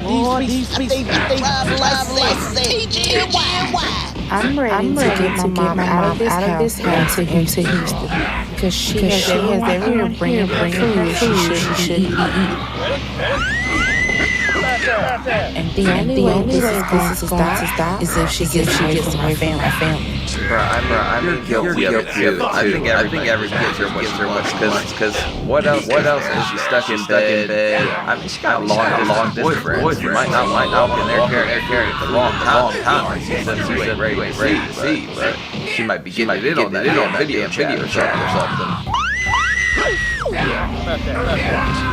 Keep everybody around.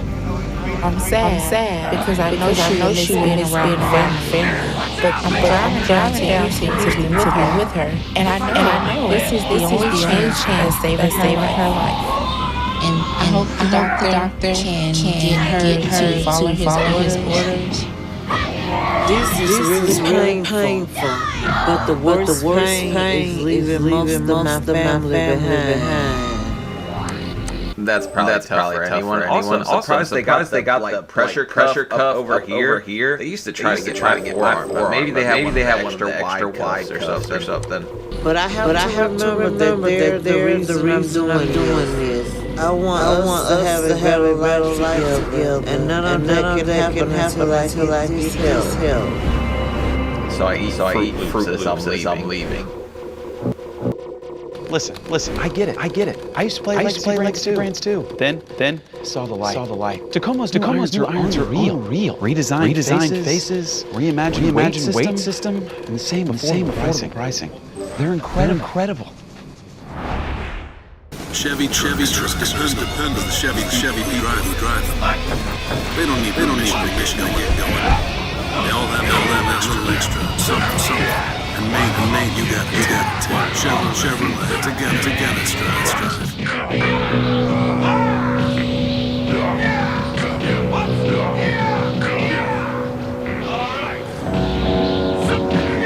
I'm happy to be in Texas. I'm 88.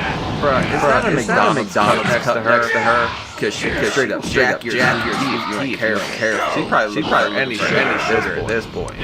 And I'm still.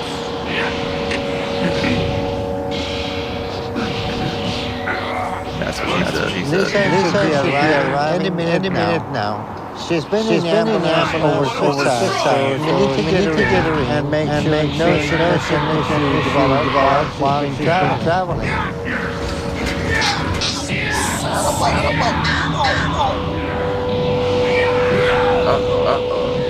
Scariest man alive. Toward that wall. For fact. Help me!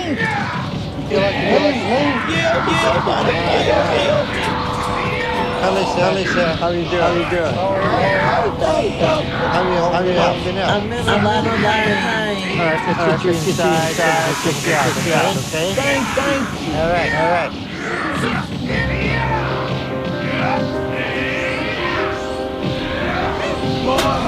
Please don't let me drop me. A little bit.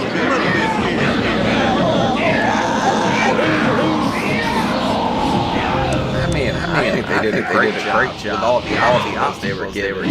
But you just negative Nancy. They gonna drop me. They gonna do this. She might just been joking, sarcastic, like I'm crazy, sarcastic. But she's being genuine on that part.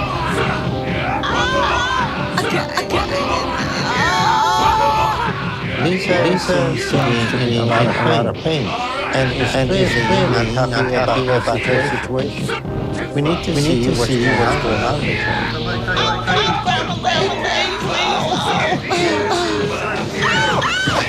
Damn.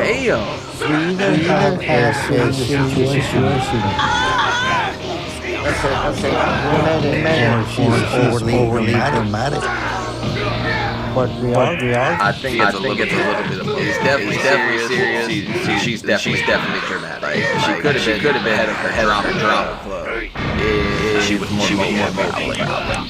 Going to start by being optimistic with her and see what can accomplish her lifetime. Hopefully how she's acting is not a bad sign of things to come. I'm fine. I've been sleeping long. Okay, Lisa, you're good. I'm hurting so bad. Just let it bother me. Yeah, all that man. You know, it was a wake up call for me when I was in the hospital for the first time I ever stayed overnight, and they had to move me to a wider bed because the one I was in was just not going up. Like that was I really need a wider bed. Put your weight down. Come on, there. We're going to go to a quick check on you. Yes, sir. That's how it is. So we are 7:00. You see that doctor now gets 700. That man's got laser focus on fat. He knew every damn pound there. That guy's so impressive. We thought you were at 642 when we talked, so you're a good bit off. And my concern is that if you stuck to that you should easily be able to put a man away. I don't believe you gained weight. You clearly need to fix the diet. You have not lost weight and you're significantly overweight. Was she really 6'2" though? But nobody can get weight on her. But unless she was a doctor recent hospital, guess it was close enough. But if you gain 60 damn pounds, you ain't getting fruit. I wanna do is cleaned up. I'm not gonna fight. This is not up for debate. Even if all your tests come back okay today, you're gonna have to lose this weight because you're in this situation. Your body can continue on like this for much longer at all. So I'm admitting you to the hospital to start you on a 1,200 calorie controlled diet immediately. Oh shit, she ain't ready for that. It's gonna save your life, so you should be happy about it. But also damn, that pillow is gross. Ew, you guys couldn't get her a new pillow for the road at least? Oh man, you need to take this seriously. If we don't get your weight down, you're going to die soon. Goodness. You understand? Yes, sir. All right, we'll take care. Thank you, doctor. All right. We aren't off to a good start with Lisa. She's already denying that she did the diet, but she clearly did it. Even her family seems to be frustrated. So there's a lot I'm seeing that is very concerning right now. But I mean, in all fairness, they can be frustrated. They played some part.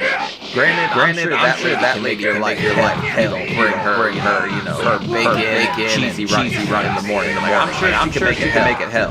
But you could always shut it down. They should have put the door up. They could at least shut it, not here, because she just had to shoot in the room.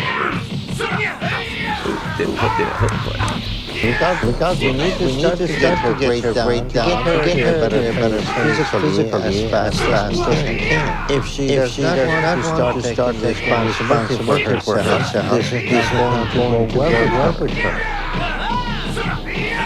I'm very frustrated because I thought she was doing better.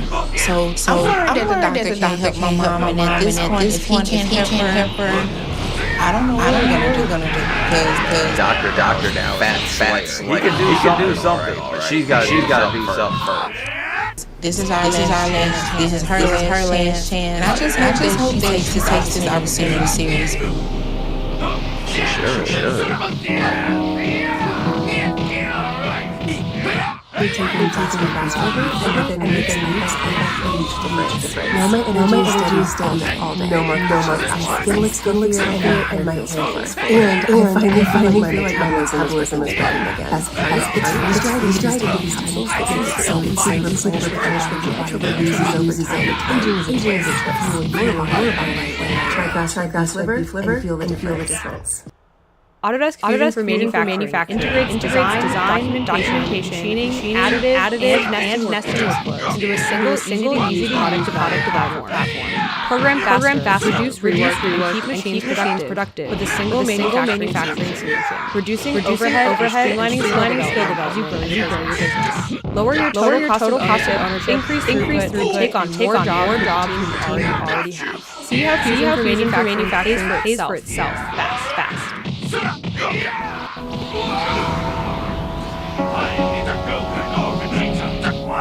I've been in the hospital for around a month now. Definitely no fruit, but it'll get you right. And I mean, the bad part of hospital goes. You should be happy with that. And the food here has been terrible. There's no salt. That's all I got because they had to back to Alabama job. Whoa, hold up. She's back in Alabama, which means she was bringing you stuff in there first. Damn, lady, really don't give a damn nothing except food, huh? Let you down her whole life. I can't do it again. So I have to do this way before it's too late. She's pissed.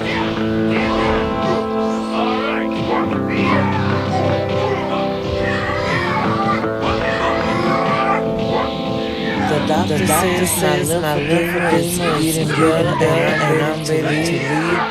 So I don't think we should let her out. Keep her on that diet. She's doing good there. I know she needs self-control, but I just don't see it. The second her daughter left the house, couldn't get anything else. I think they keep her in there. They could. Yeah, it's coming to me into my new apartment. Hey, baby. You look tired. Can I have a sugar? You happy getting out of this place? I could do a cartwheel in this house. I'll show you. You see my face? I pay money to try. Also, shouldn't be out of there. Sugar. Second she walks in the door. Pretty good. Yeah, I can touch my knee. Mama, you got ankles, girl. That's amazing. I'm really proud of you. Good job. The hardest part, my hospital stayed away from Danielle. As much as we fuss, she's always there. And she wants the best for me. So I'ma lose this way, and I'ma do what I'm supposed to, and I'm ready to go. I mean, you got to start changing. But the fact that you see your anger and how you can, that's a small victory. You should be proud of yourself for that. You got to find things and kind of string them together to become a big thing. At least that's how I looked at it. You just can't think you're gonna all over there. You got to do little by little, and then before you know, you'll get somewhere. So just be happy with what you have done already. I'm excited to go. Hi, Alicia. Hello, how are you? I'm doing okay. How's your day going? It's going great. All right. So you are doing much better the day you came in, and we're gonna get you going home to apartment. I understand you guys. All right. So I want you to lose 30 pounds over next month. Okay. That should be Damn, easier on her than most people. I guess he knows that she ain't that motivated. But he usually sets way bigger goals than that. A very easy goal if you stick to the diet. Yes. And Danielle, you ready to take care of your mom? Yes, sir. She lost a lot of weight here, and want to keep that going. The diet is very important. Okay. All right. I'm gonna send physical therapy to your home to get you up and walking. And I'm also going to send dietitian to make sure you properly understand the diet and the things you choose to eat. Okay. Yes. I mean, everybody has to have with the dietitian before they do the surgery. I don't know. I probably saw like half a dozen times, once probably for 6 months. But she was like, whatever you're doing, working most of the time, just stay away from salty stuff. But she really didn't tell me that, to be honest. We're gonna make some good progress. All right. See y'all later. Can you get anything, call us. You're welcome. Lisa, for a couple of months, and despite lack of operation, we have been able to get swelling down her leg, and we have weight down in the same pound to 617. But okay. But for somebody that she still has to possess for life. I would say this lady would have like she's just a lot of fun to be around. Probably when she loses some weight, she'll be able to do so much more. Her family hell of her because she's funny. I like her.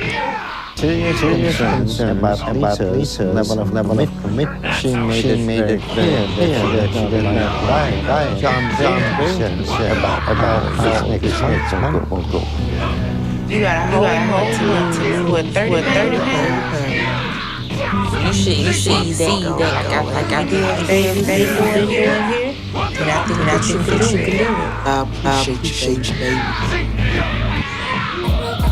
Now a local tax expert will do your taxes for $150 all in. No catch.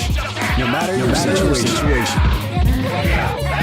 Whether you're filing dues or self-employed status, your taxes are handled. And your biggest refund is guaranteed. So get taxes off your plate and get back to the good stuff. Pay only $150 to get your taxes done by a TurboTax expert. I was cycling and was hit, dragged nearly a mile from the streets down that on-ramp. The issues of traffic violence is arguably a health crisis. We are now as a society mounting people who are killed and seriously injured every year. Something that we feel strongly about is that technology should be part of the solution. I think autonomous driving. It's a big puzzle. Working together is how we're going to solve it. That's a little toxic. She was so negative first. Give me everything you've got. All right. I'm finally moving my own apartment here in Houston. But Danielle was headed back to Alabama because she was offered a job of being a teacher. Well, damn. Who's going to be there to help her? Because Avi's still not out of that bed yet. Granted, that one's over, so it's a lot safer than the first one she had. But somebody else is there, right? I know she has a wife, and she has dirty girls. But I'm missing a lot. I'm about to finish getting situated in the kitchen. Different baby. Like, life is gonna be hard all day. She helps me get dressed. She feeds me. She cooks for me. You going to have for this broccoli. Yes, ma'am. I know. You want me to season this a little bit? Please do. I'm hoping that my mom sticking to the diet after I leave by eating the foods that I cook for her. And my mother's boyfriend is going to take over for me. Is Herbert into big chicks? Because Herbert sabotage real quick. He ain't gonna be getting broccoli. He'll be right back on the fruit diet. I think the stars gotta live right. I get it. And my biggest worry is that Herbert stood up to her.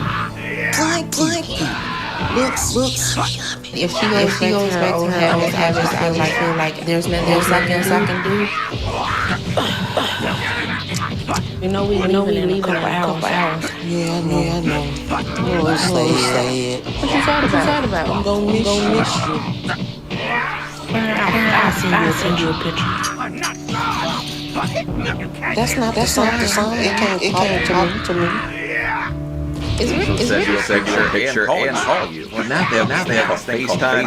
It's not now. You can talk to people face to face. It's really hard to say goodbye to my mom, but I hope that she understand that I'm just trying to do best for me and my family as well as her. Good. It's always hard to say goodbye, my baby. It's so job. My heart, I just can't taking that from her. It hurts my heart that she's leaving, but it's for the best. Okay. So do the right thing. Get back with her. Get back together. Danielle went back to Alabama, and Herbert moved here to Houston and has been taking care of me since Danielle's been gone. Herbert and I met 2 years ago, and he and I even talked about getting married someday. This is the first time Herbert and I have been living together, so it's been an adjustment for both of us. I was gonna say she's a pretty strong-willed lady. Usually whenever you're together, like that adjustment period where you gotta feel each other out. I don't know if this is like gonna clash or it's gonna work, because she definitely is pretty damn bossy.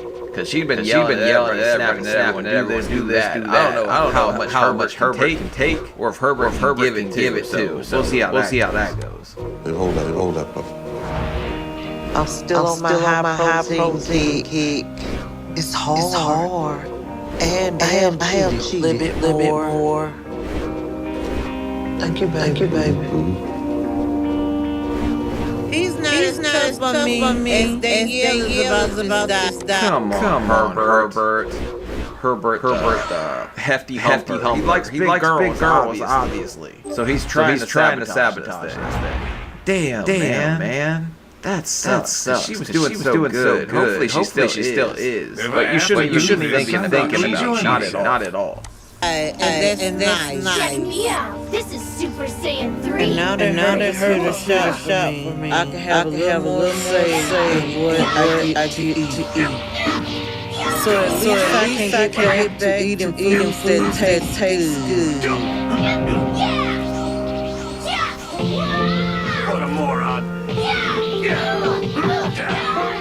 The last time I saw Dr. Now, he wanted me to work on my mobility.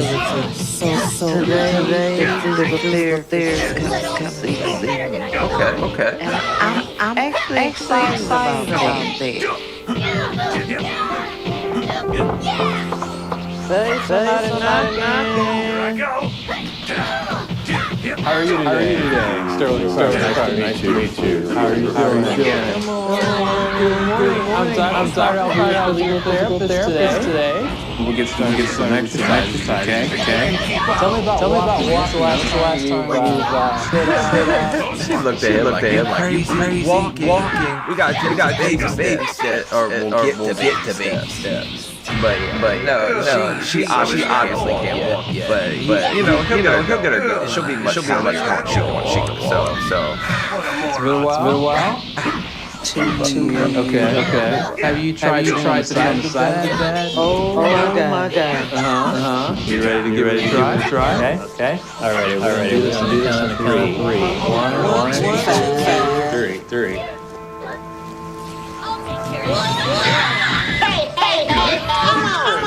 Okay. That doesn't answer. There we go. Now look. You're there. Go any farther. I don't think I like y'all. But you're doing great. It feels nice. Good. I wish my daughter could see. I mean, you gotta feel good. You weren't able to from one spot. Like they were rolling you over. So you've done some work. You got to where still with some help. But at least you're not stuck in the position. You gotta find the little things. You string them together, and it'll become something. So She'll just fall over. Well, let's get back in bed. 1, 2, 3. That's it. Ooh, Herbert. You're still on the peak. It's really important that you actually do exercise every day. Okay. Y'all take care. That's it. Physical therapy, pulling her side to side. That's it. Damn, Herbert has some crazy spot stains on his back. I'm just saying.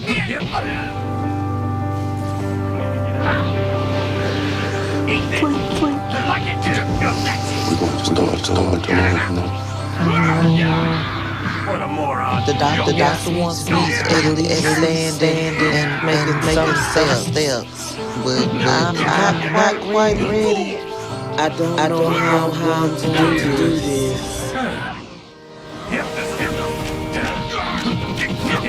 Go on. I'm done learning. I am done learning. Absolutely false. I am done running. I'm never. No. I always learning all the time. Actually, I don't think I'm done learning. I don't think anyone is done learning. I think one of the amazing things that I learned with SPS is that actually makes the learning journey of yours alive. I love to learn. So Harvard business online is really better possible. So no, you can never be done with learning. That's untrue.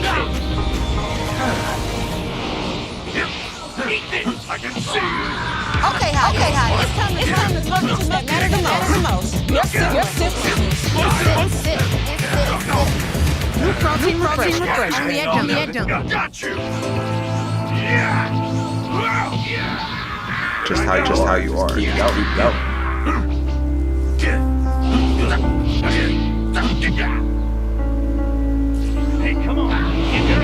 Dr. Now know about dietitian, but I don't think I changed her that much. So I'll hear her out, but that's about it. I mean, if you're still losing weight, we're fine. Alright, you don't have to change that much. If it ain't broke, don't fix it. I would say to listen, lady, a little bit. How you doing? Hi. You must be Lisa. Hello. How are you?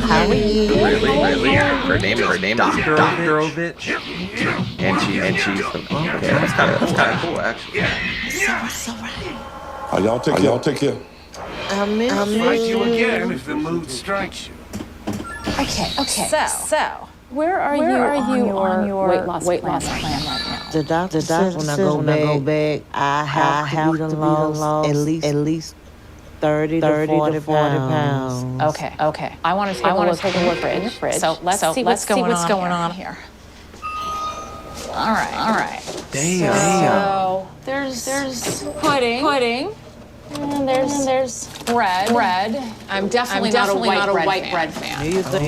Shit. So Herbert's got this stuff. Obviously it's not hers, right? She said she cheated a couple times, but she ain't going crazy for the pudding or nothing. I hope, man. I want to see this lady do well because I actually like her. I think she's funny. That's Herbert the bread fan. Oh, shit. He's the piece of bread. Now, I also see a giant box of donuts. Who's eating that? I didn't say that. Breakfast. No, you did not marry the glazed donuts in the back and hide them behind giant economy thing of pizza rolls. You really thought the nutritionist wasn't gonna look, huh? Oh my God! What the hell? And I know that Herbert's not eating that by himself. Yes, he is. He's a sugar fiend. Donuts. Okay, Lisa. Hey, somebody knocking. How are you today? Sterling, nice to meet you. How are you doing? Good morning. I'm tired. I'll be your physical therapist today. We'll get started with some exercises, okay? Tell me about walking. When's the last time you've stood out? She looked at him like crazy walking. We gotta take baby steps, or we'll get to baby steps. But no, she obviously can't walk yet. But he'll get her going. She'll be much happier when she can walk. So it's been a while. 2 years. Okay. Have you tried sitting on the side of the bed? Oh my God. Are you ready to give it a try? Okay. All right. Let's do this on a count of 3. 1, 2, 3. All right, fine. I'll fight you if I have to. Hey, come on. Okay. More power. There we go. Now look. You're there. You have to go any farther. I don't think I'm But you're doing great. It feels nice. Good. I wish my daughter could see. I mean, you gotta feel good. You weren't able from one spot. Like they were literally rolling you over. So you've done some work. Got to the point where still with some help, but at least you're not stuck in the same position. You gotta find the little things. You string them together, and it'll become something. She'll just fall over. Well, let's get back in bed. 1, 2, 3. That's it. Ooh, Herbert. He's stealing the peak. It's really important that you exercise every day. Okay. Y'all take care. That's it. Physical therapy. Pulling her to the side. That's it. Damn, Herbert got some crazy spots for them stains on his back. I'm just saying.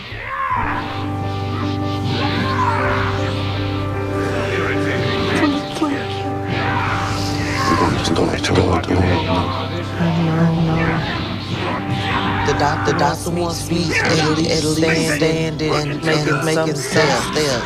But I'm not quite ready. I don't know how to do this.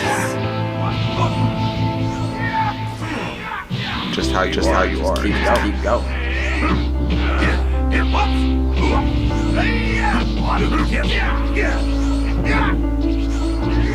Dr. Now over a dietitian, but I don't think I changed my diet that much. So I'll hear her out, but that's about it.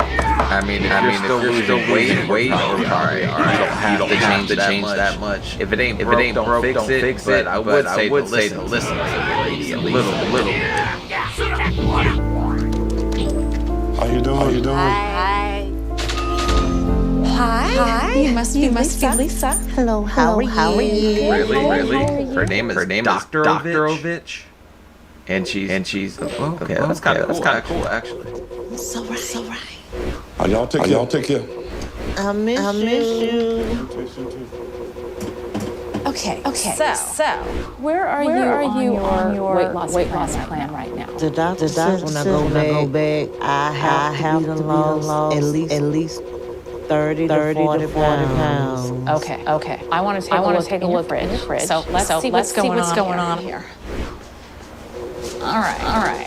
Damn. So there's pudding. There's bread. I'm definitely not a white bread fan.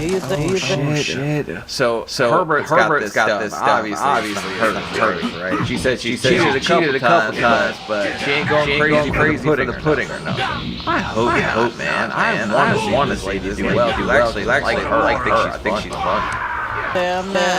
Herbert's bread.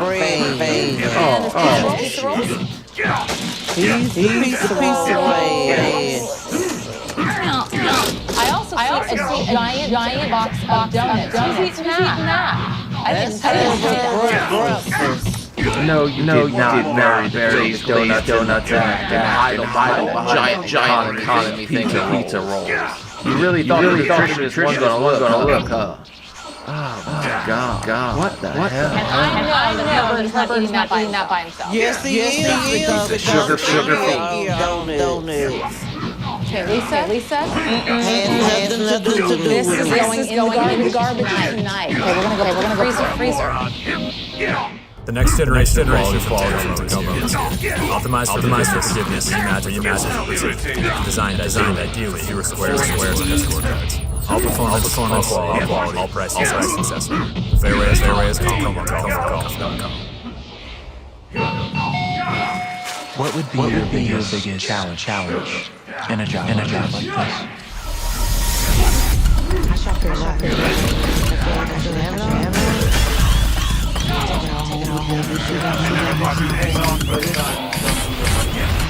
Give it to me.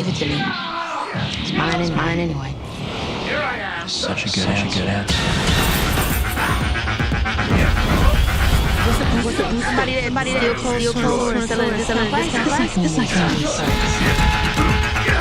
I call it fashion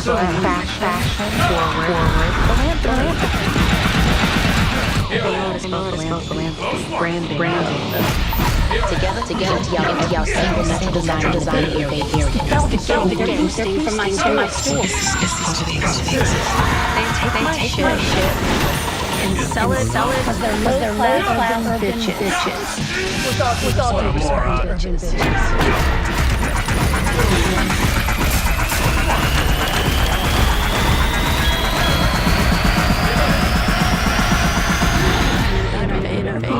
Making art. Why are you so big?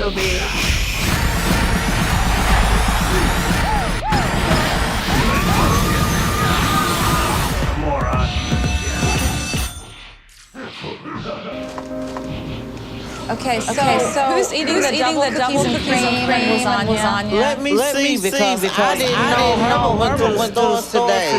Oh yeah. Okay, Lisa. I can tell you that if Herbert's eating this, you're eating it too. Yeah, I mean, them lasagnas are good. Come on. I know she's in a bad spot. Like she can't do it, but they actually make pretty good lasagna. And Herbert's got it there. She's gonna push it all on him. Herbert would be 6 if he was eating that way. Yeah. That's what I'm trying to get to. Remember, you don't have to be honest with me. You have to be honest with you. Because this is about you. You cannot lose weight if you're eating these foods. Okay, Lisa. A lot of work here. All this is garbage. Who is eating the ice cream? Those are her prizes when he do things that I like to do. Oh my God! Herbert fudge pop. Whoa! He turns you into ice cream cone. He gets like, huh? That's crazy. She is bribing. My God! At least that's what I got from that. Maybe I'm just sick in the head, but I think this guy's getting all kinds of incentives. Trying to find a word. So these are words for love. Is that what you mean? Not love. Please don't take because you do. I can't get what I want. So we're gonna have to find God. Come on now. You have to give it to me.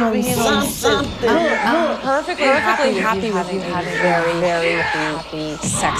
Oh my God, she gets ice cream. Oh my God, this is real.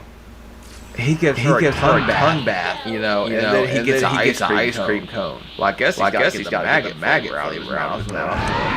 But no bad foods with that. Put it big. All I want is this to be not influence. Even for her, it's not good for you. Okay. So trying to get to a place where you are going to succeed. But every time you eat something like this, you just take yourself the other direction. So we're gonna take this and we're gonna put it where it belongs. You know where that is. They just go some more ice cream. How's she gonna get Herbert her bean? She ain't got no damn ice cream. Like come on, ice. You know what that is. He puts the donuts. I got what he does with the donuts. I ain't gonna go there.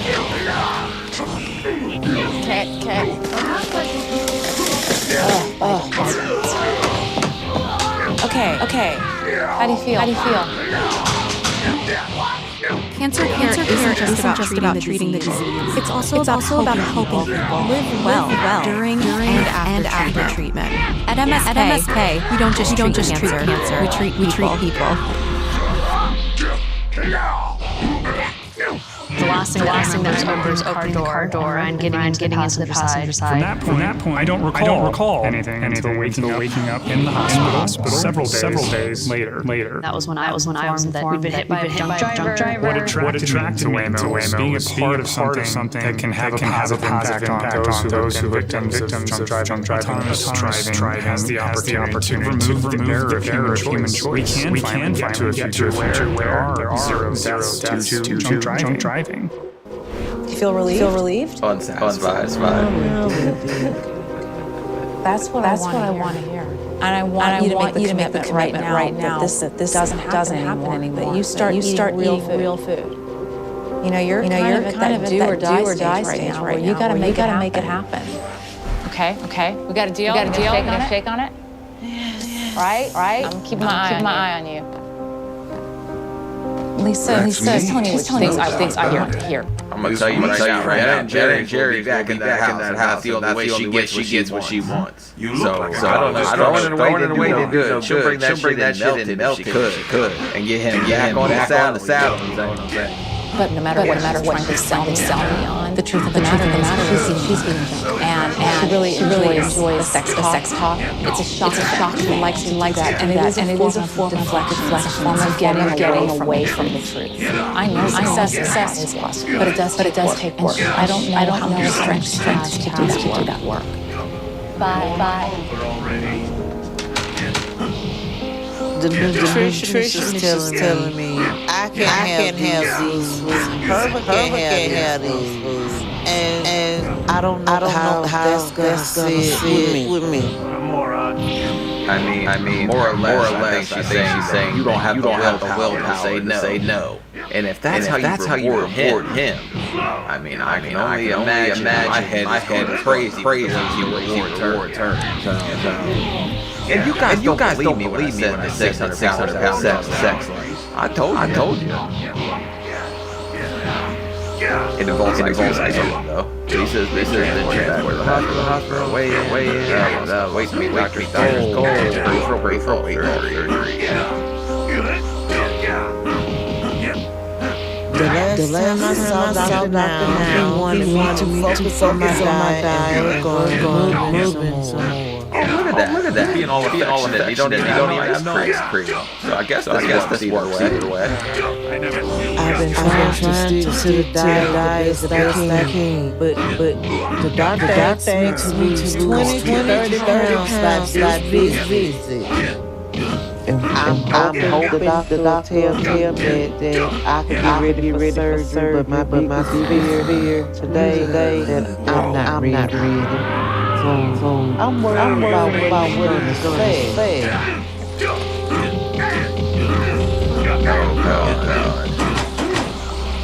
listen. I'm glad you made it. Okay. Silver piece. All right. So how you been at home? Some days I feel you, some days I feel crap. These days I feel bad. What's been making you feel bad?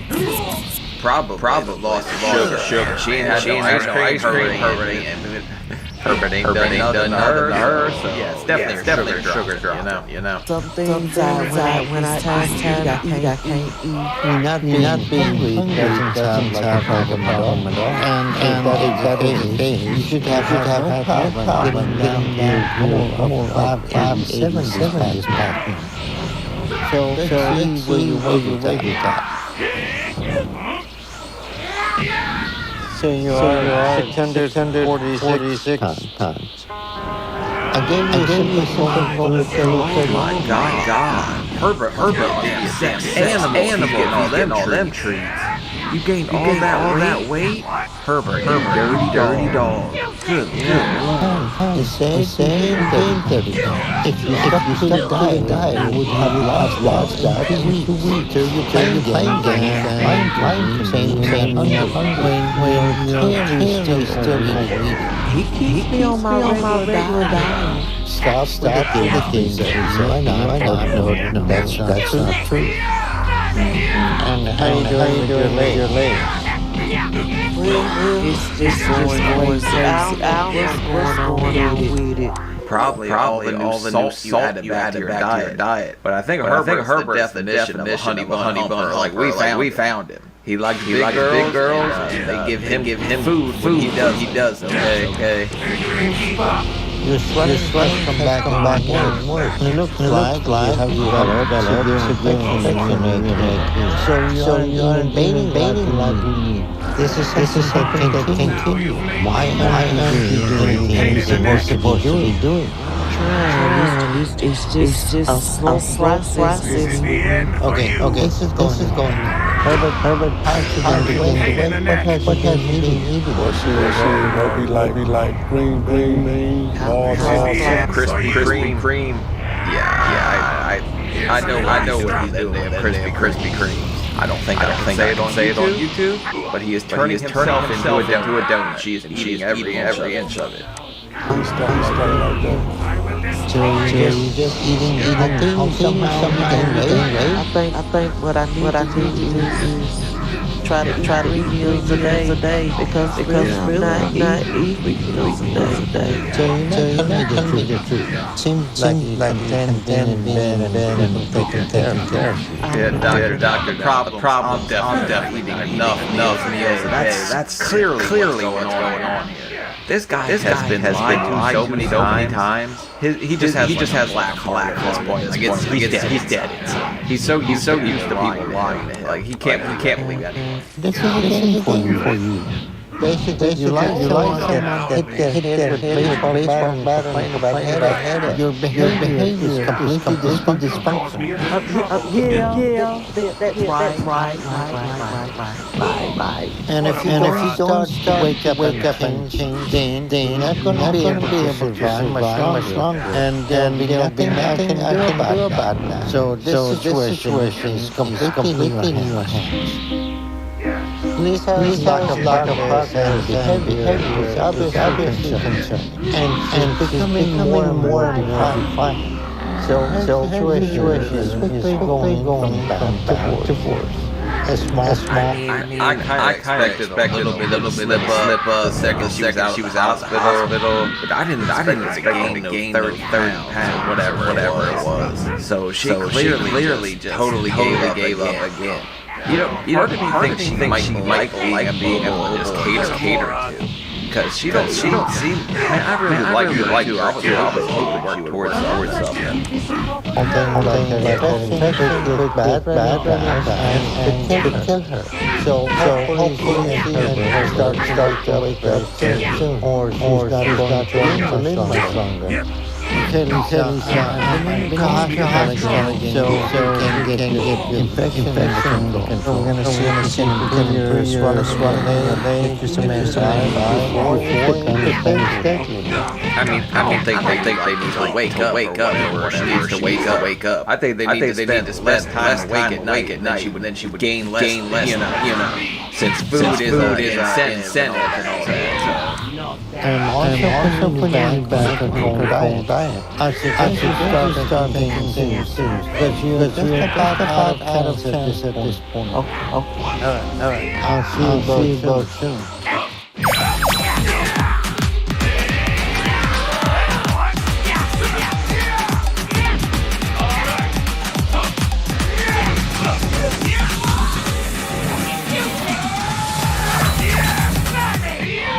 Taking fast food and within weeks I'm back huge difference. Now my energy is steady, no more crashes. Skin looks healthier and my hair feels fuller. And I finally feel like my metabolism is working again. That's part of it. You strive into these tiny habits that make it easy to replenish what your body naturally uses over time. Aging is a choice. Fuel your body the right way. Try grass liver and feel the difference. Well, I'm always glad to see you. So we Sometimes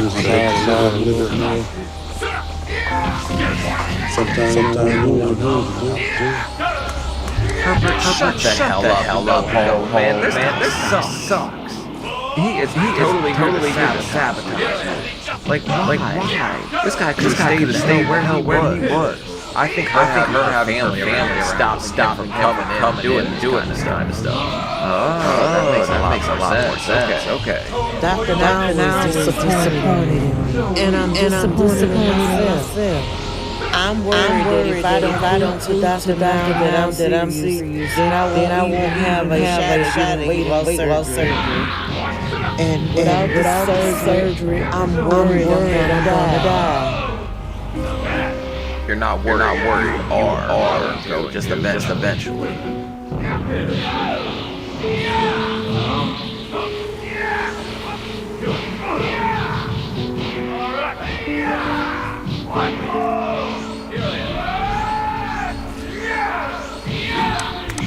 Herbert's looking a little bigger in the stomach area. How is he putting on weight? You're in the hospital. How are you guys doing it there? Damn.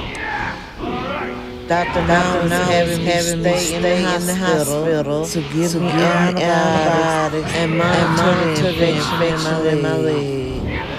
I feel like Dr. Now is really hard on me, but I'm still gonna try. But I miss family so much. I mean, better doctors don't hurt. That comes weight gain too. Without your here, I have to rely on Herbert. Herbert is more than a godsend. Helping me get through this. I heard how Dr. Sutton said, because we got to do something, all I'm doing, trying to shoot me until I'm gonna stop doing that. Because I don't want to do it, love. I want you to walk. I want you to walk and hold the next one. Would you like that? Because I want to. Give time to put that money in. I mean, she'd a little bit, 30 pounds is two totally different things. She could cheat a little bit and have me lost 10, 20, whatever. She cheated hell if she gained that much weight. You do not want to know why. But I want to know. All we got to do is just believe that it's going to happen. It's going to happen. I know that. It's going to happen. Playtime is over. Only thing we got to do now is start doing what the doctor said, you like that. Don't be like. Now he's supportive. Maybe I made a snap judgment. But also, I think she's because she knows that she's having more ice cream bars in the house to give him, and she's like mourning for that. Maybe. Oh.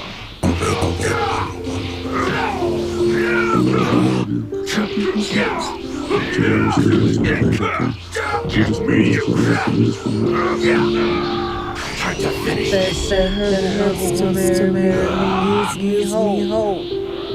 I know that life is over, and I just keep trying harder. Okay. Maybe she finally gets it.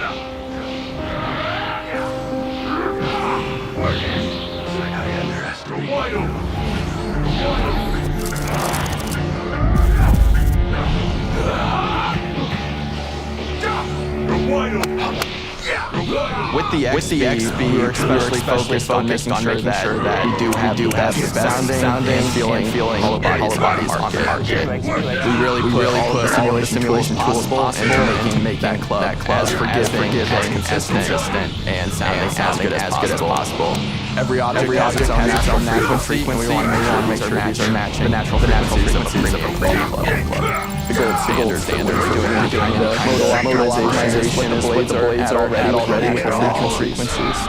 Our whole team's dedicated on making sure that a player feels as good as possible when hitting a club. Coming out of that is the best sounding hollow body market. I can say that pretty confidently.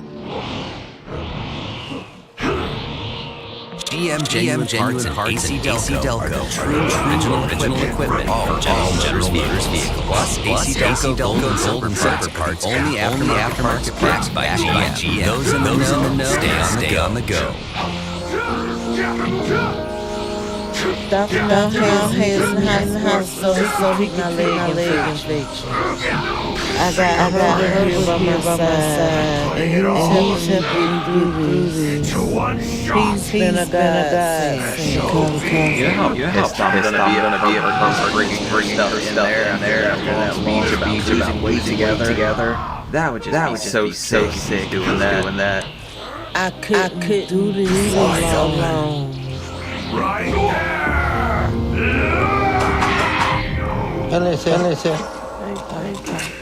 So we send him home today to start to work every psychotherapist and see if he can start to address some of the issues with you where you're denying sneaking food in. Okay. In the meantime, stick with your diet. I'm working on it as we speak. Okay. Well, you still have to work to hit a weight loss.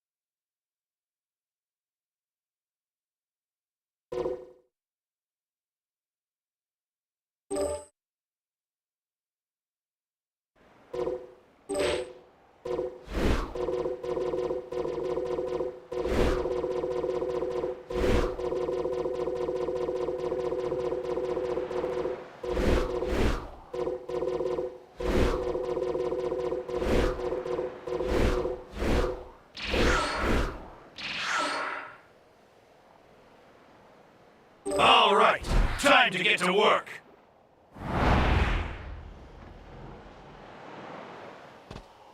I am neither Goku nor...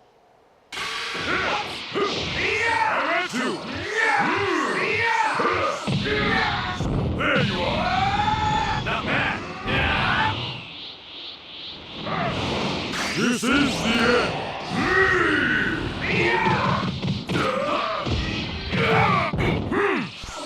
There you are. You're going down.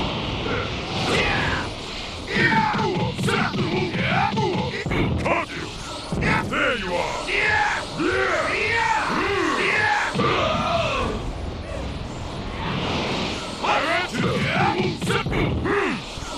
There you are! Caught you! Ha! Give me everything you've got!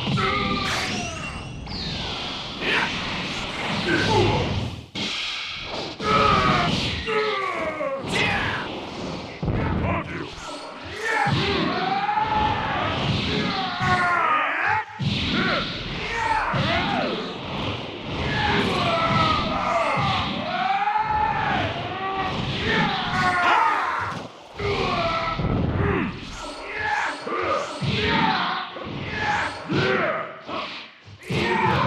There you are! Not bad!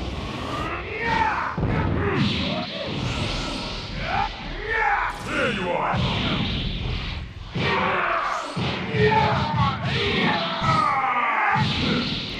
I got you!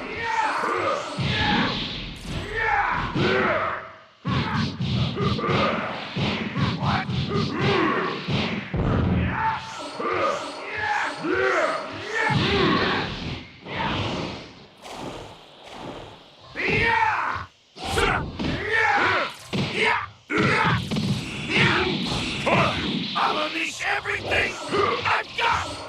All right!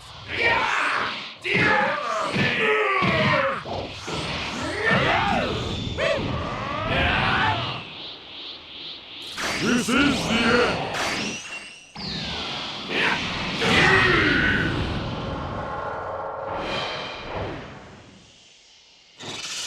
A worthless...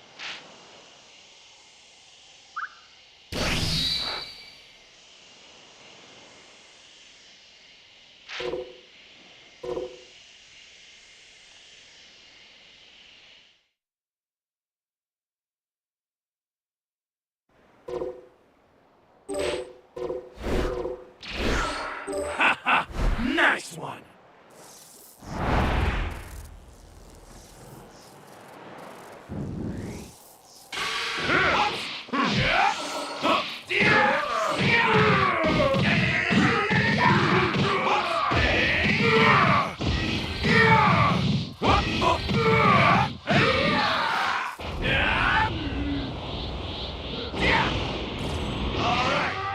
There you are! Caught you! Not bad! I got you! All right!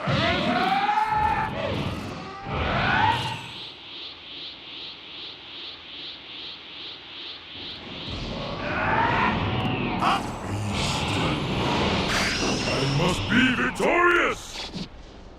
I will end this, no matter the cost! Destroy everything!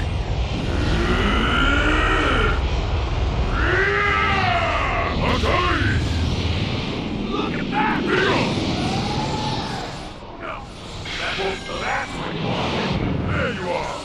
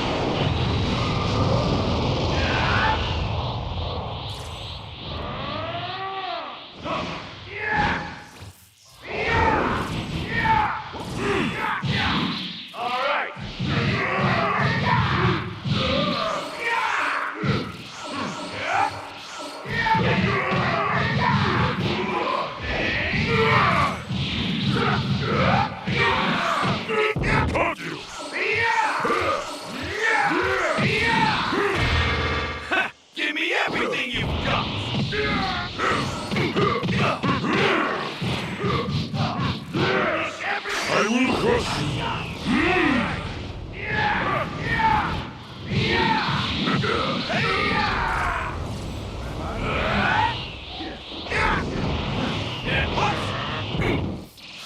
What?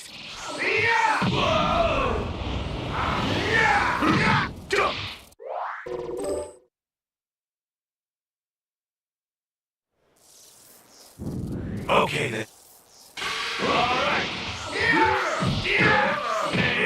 Told you! There you are! Told you!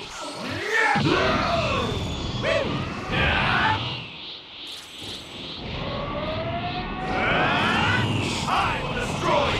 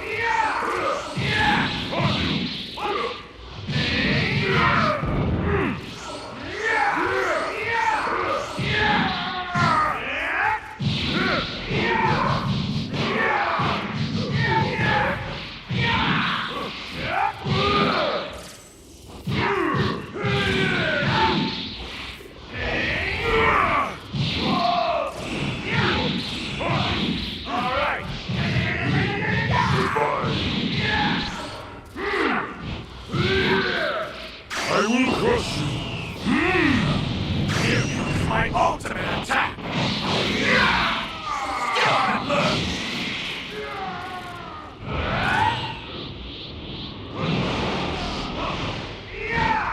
There you are!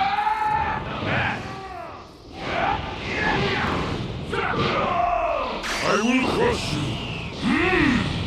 Alright! I've got to keep up my tree. I'm gonna need everything I've got! Come on.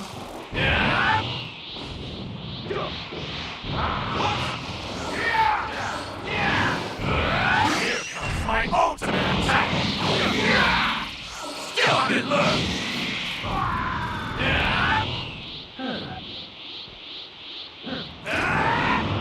Full power! Alright! What?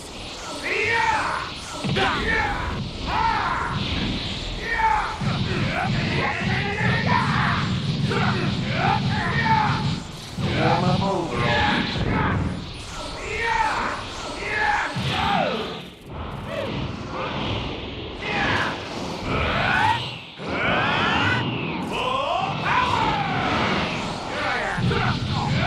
What? Here comes my ultimate attack! Still on it, look! Here comes my ultimate attack! Still on it, look! Interesting!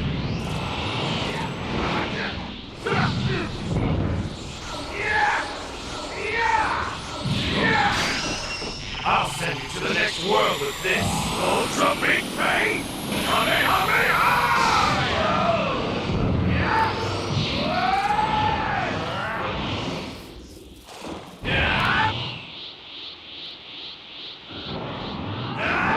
You've made a real pain in the neck! This is the end for you!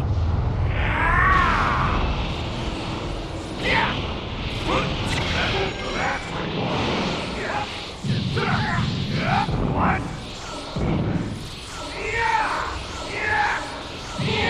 Here comes my ultimate attack! Still on it, look!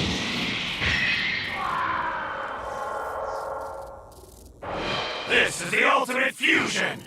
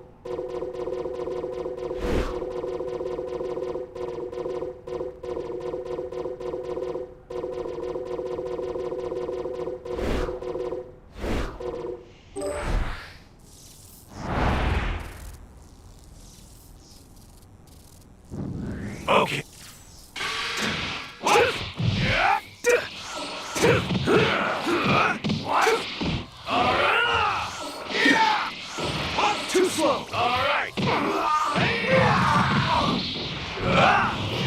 Too slow. All right.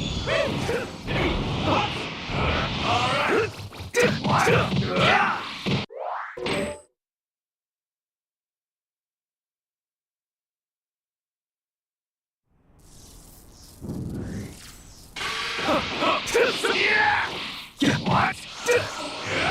Too slow.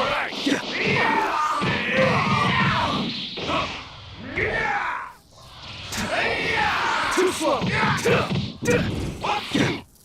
All right. That's it.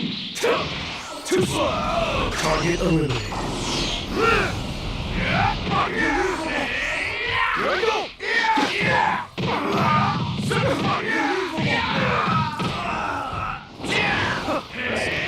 Too slow. Out of my way. Target eliminated. What?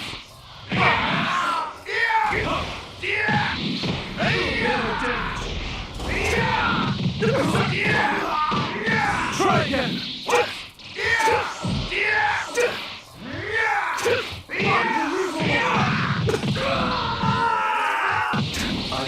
That attack is within parameters.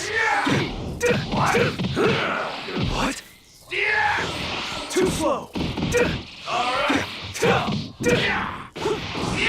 Unbelievable. That's it.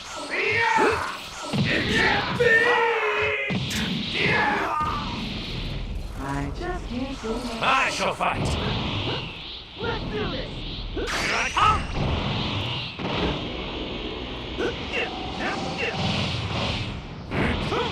Say. You fool! Mercy shall not come. Justice strike!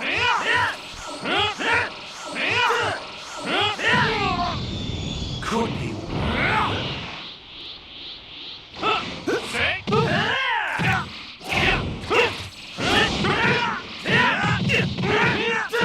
This pain only serves to make me stronger. Wide open! Wide open! You fool!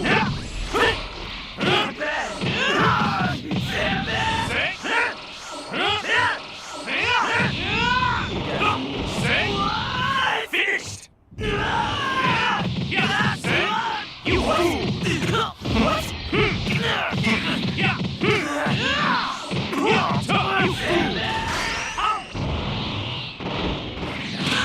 Taste my blade! Magnificent. The body of the sick. I have been voted to the very bed. Let's do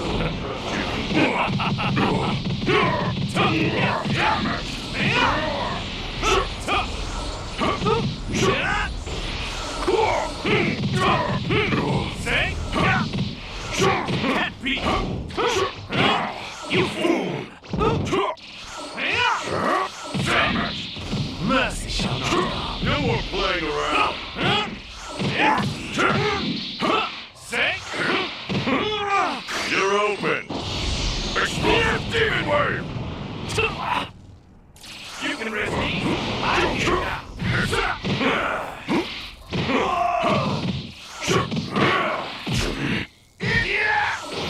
Over here. Not bad. Interesting. I won't let you win. You're open. Explosive demon wave. I'll send you to the next world with this ultra big bang. Kamehameha! Game over. Damn it.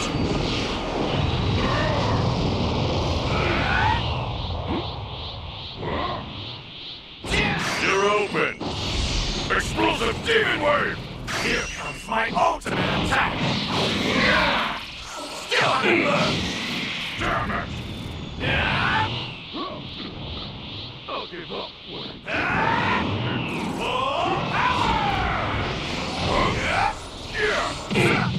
What's wrong?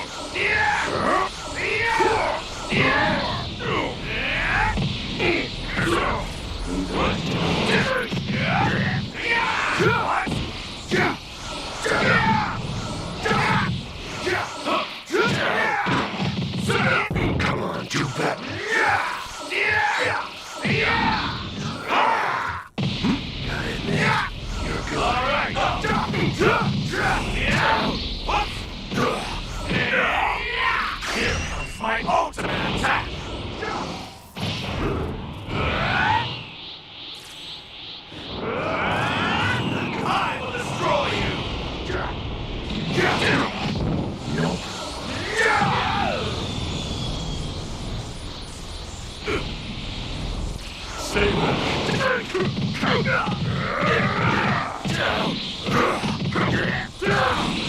You better. Worthless.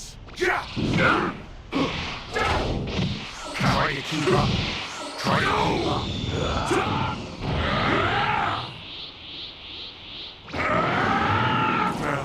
Listen. Get ready for this.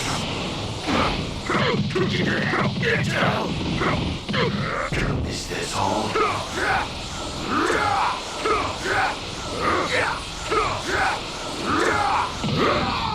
No escape!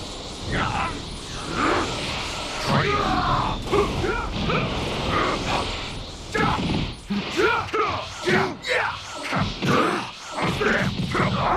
Come on, do that. Over here!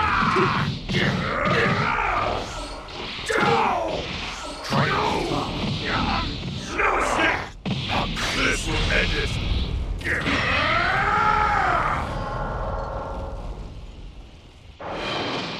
Never doubt that I will fulfill my duty.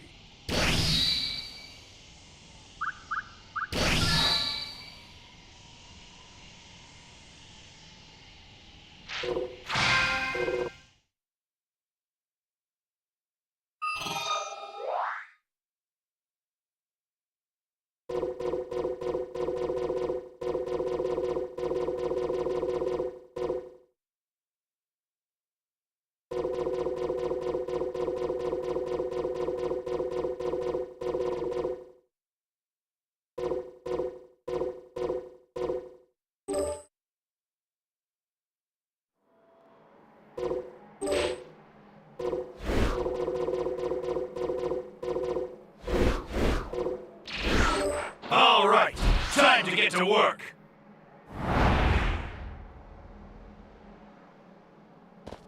Lord Beerus, I think now we'll be able to see who's stronger. I see fusing has only made you two loudmouths more insolent. At least I can put you both in your place at the same time.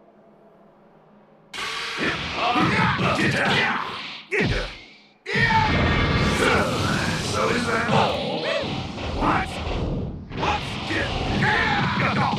All right. Here I am. What? Here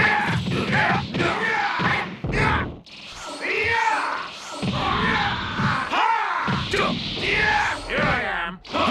So warm up over already. You waste your time. Oh no.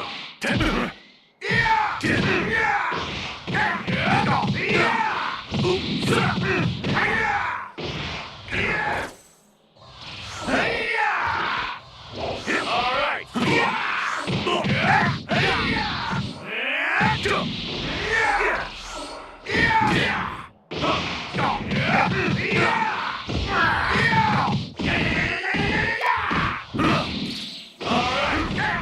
What? What?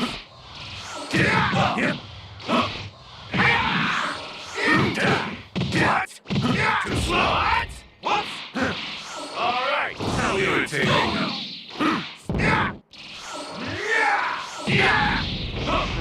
That caused me a bit of trouble. What?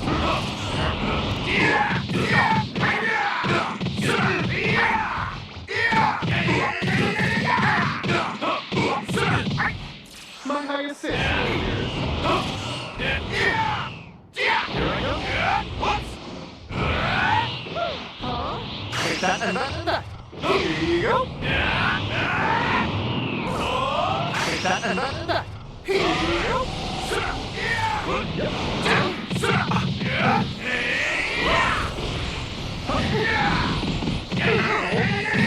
What could this be?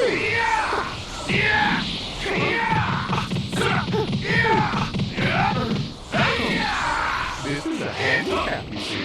I'll play with you for a little while.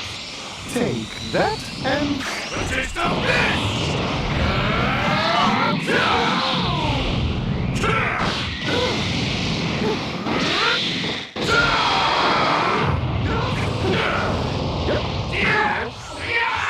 Here I go. Hi. All right. I won't let you win. Feeble. I'll play with you for a little while. And that. Was that satisfactory? Now that that's settled, shall we have a nice...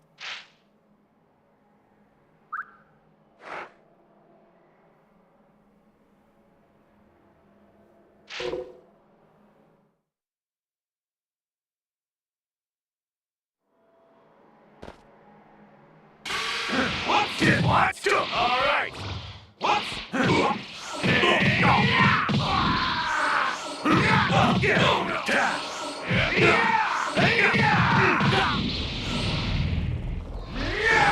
Here I am.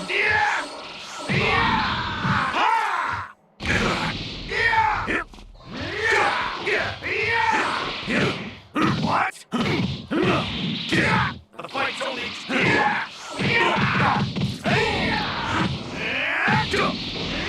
I am. What?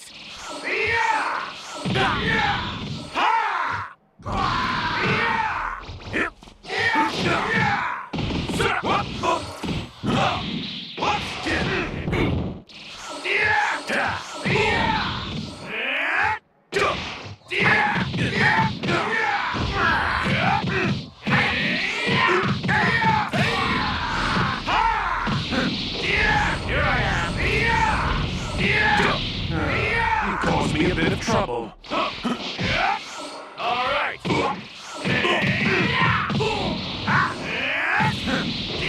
Here I am. My highest... Take that and that and that. Here you go. All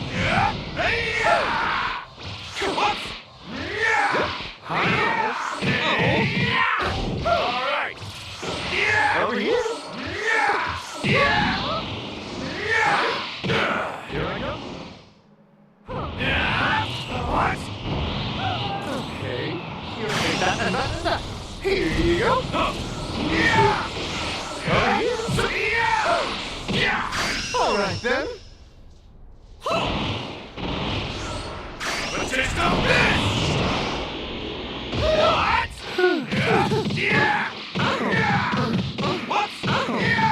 How feeble. Nice one. No. This is a handicap.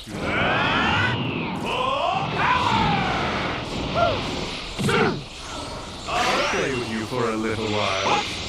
Take that.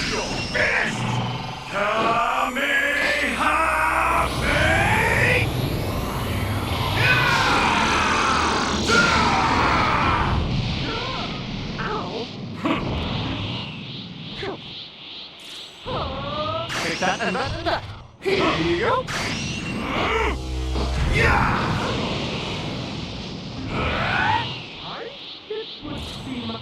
Take that and that and that. Here you go.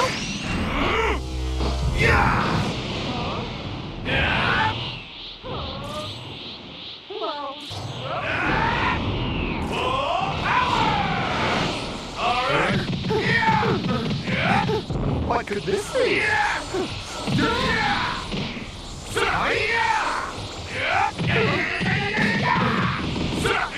I'll play with you for a little while. Take your best.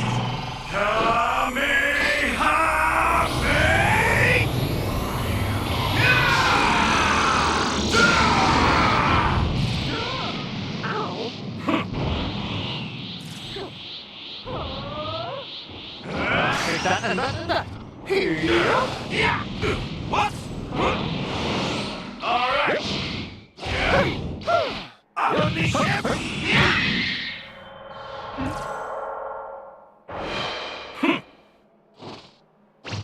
When you consider the fact that you were fighting against somebody like me,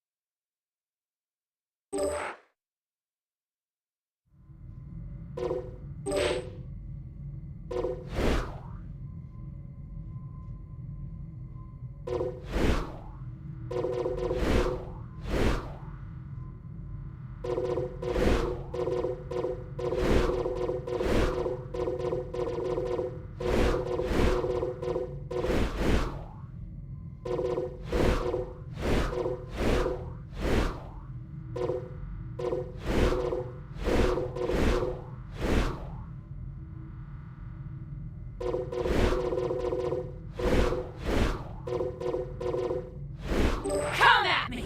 I'm the best!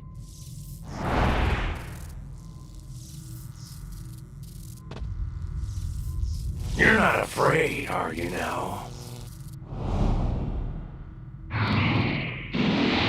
Defy me if you dare. Only death awaits such foolishness.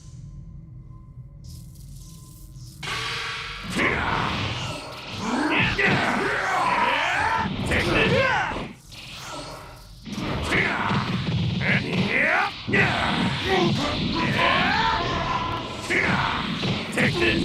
Take this. No use. No use. Over here. I'm not done.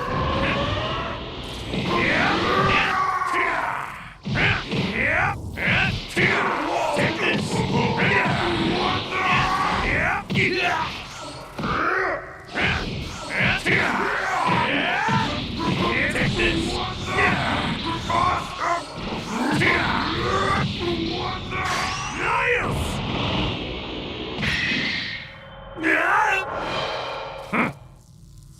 You've gone too far.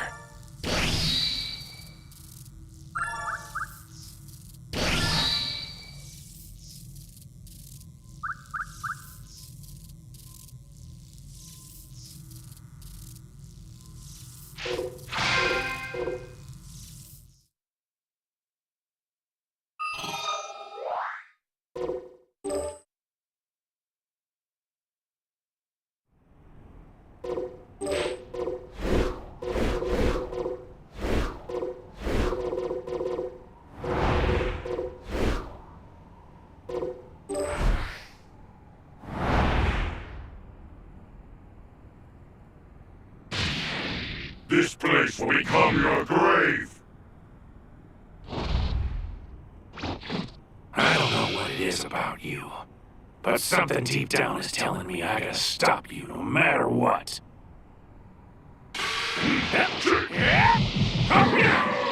More power!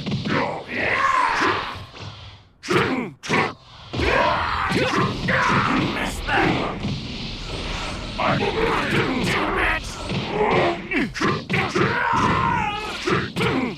This one's got you!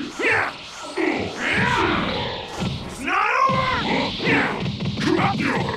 You cannot resist!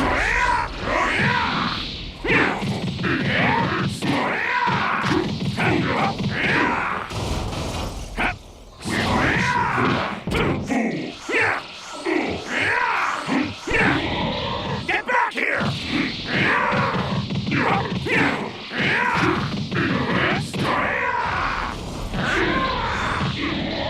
It's not over!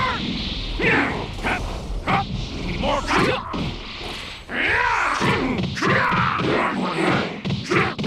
you cannot resist! Get back here! I'm over here! It's not over! I'm over here! Come back after you've trained some. Come back after you've trained some. I've got this one!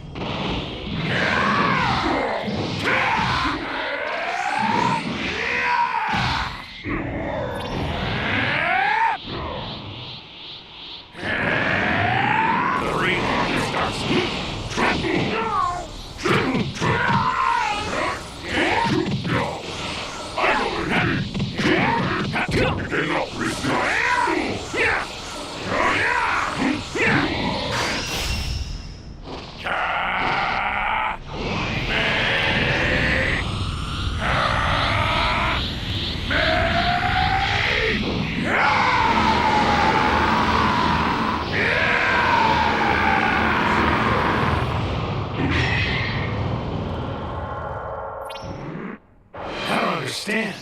How do you know me? What's going on here?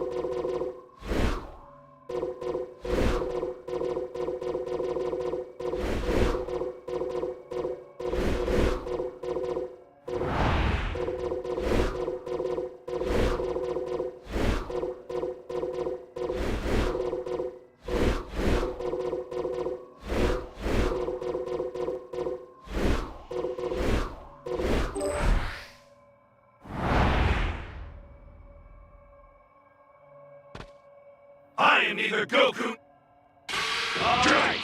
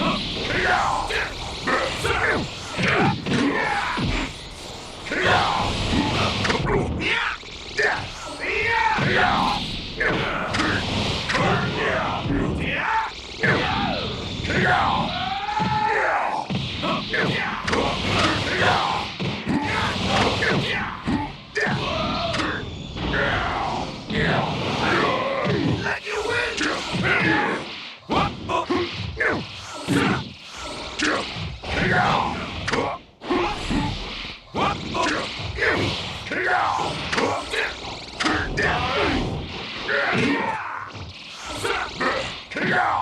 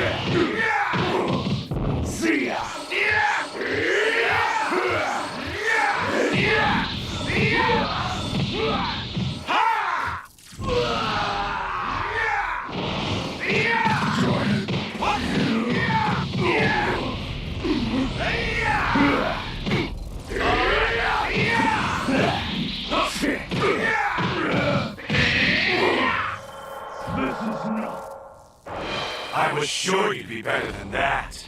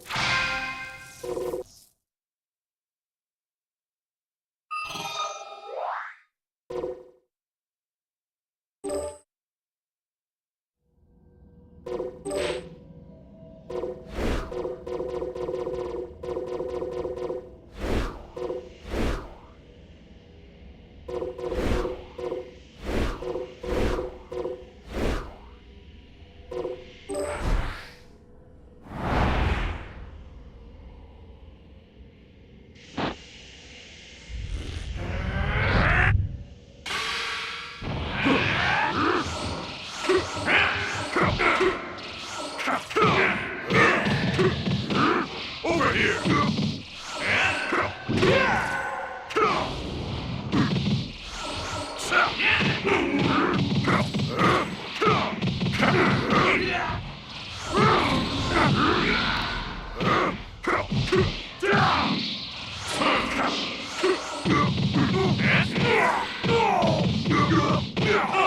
You have some skin.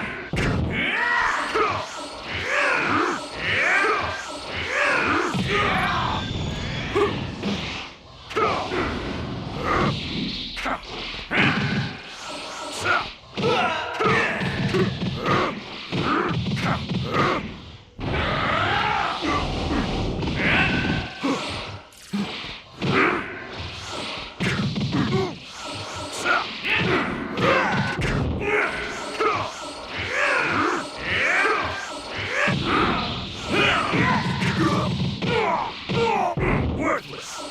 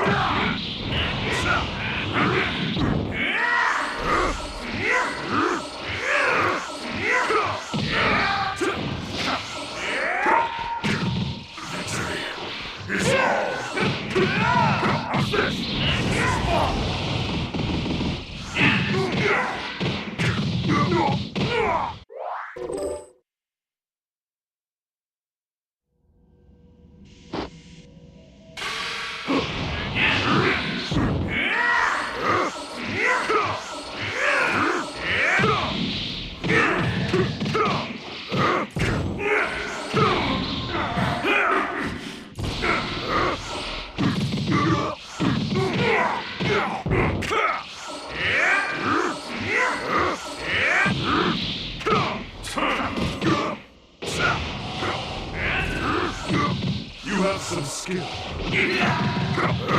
Over here.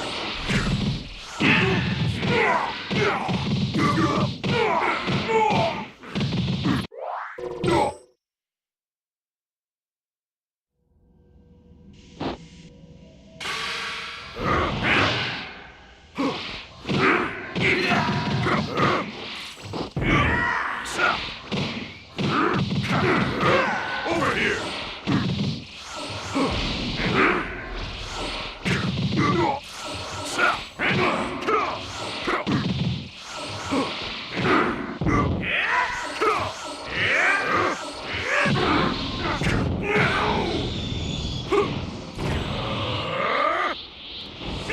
This will end it.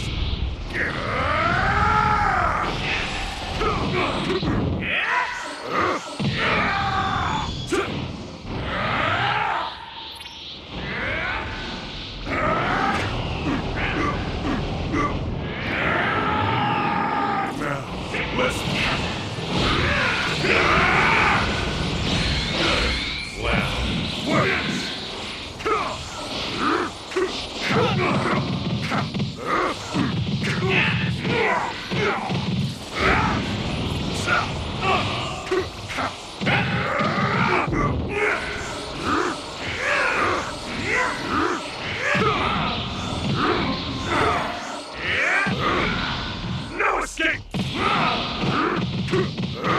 Over here!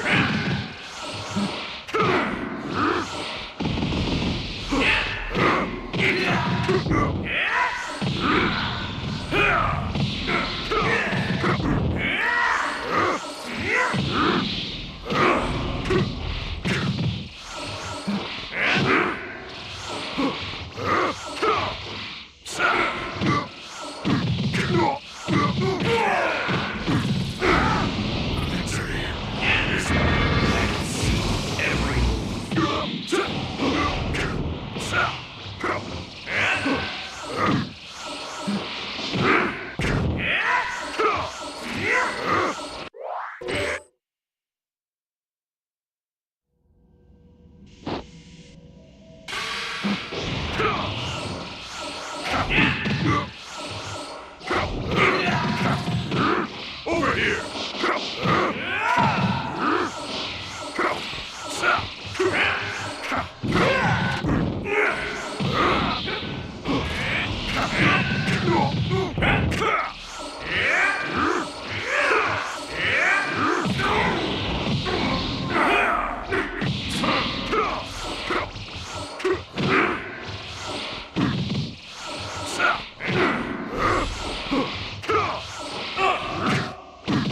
I'll show you the difference between us.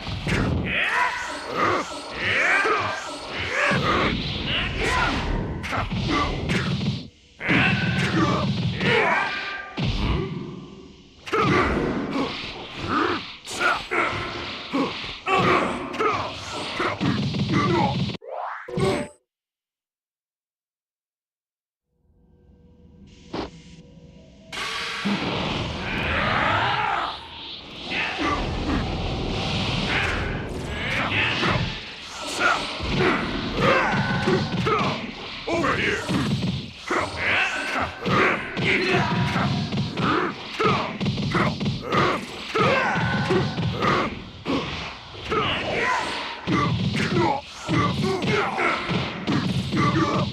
Worthless!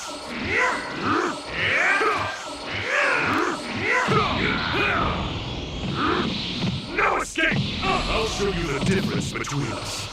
Over here!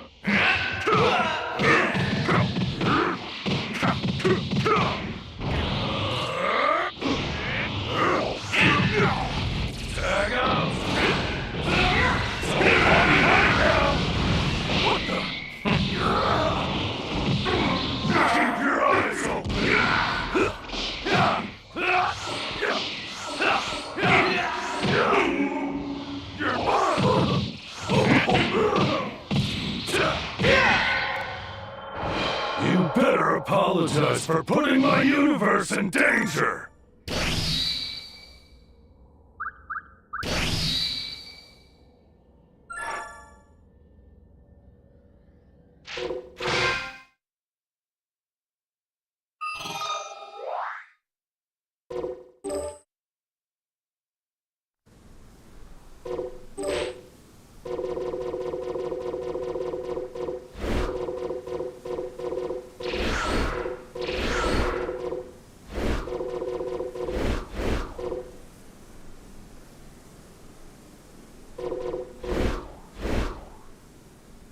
Observe a master at work!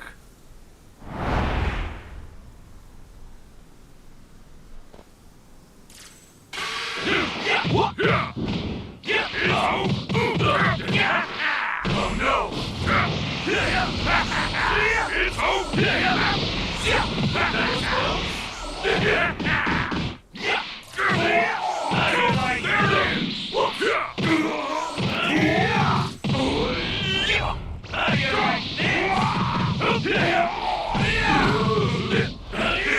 Wait, it's a surprise! You held your own against the world's greatest champion! It's over! Here's something to remember me by! Wow, that kind of stuff! Full power! I see right through! There it is! I see right through it! There it is! I see right through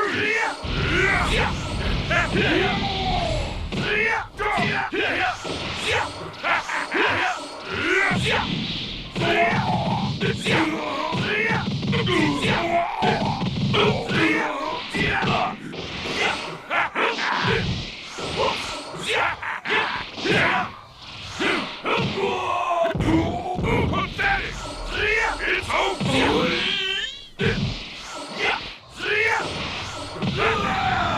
Not bad!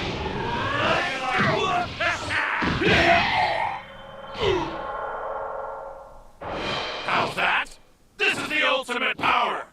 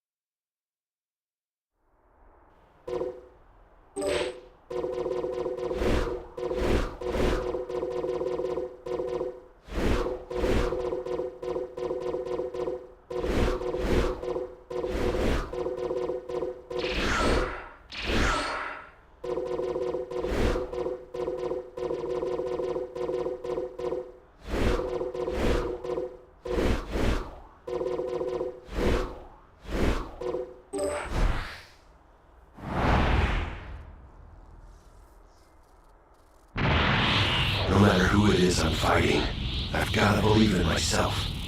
That's the only way to win. You want to fight me? Well, if...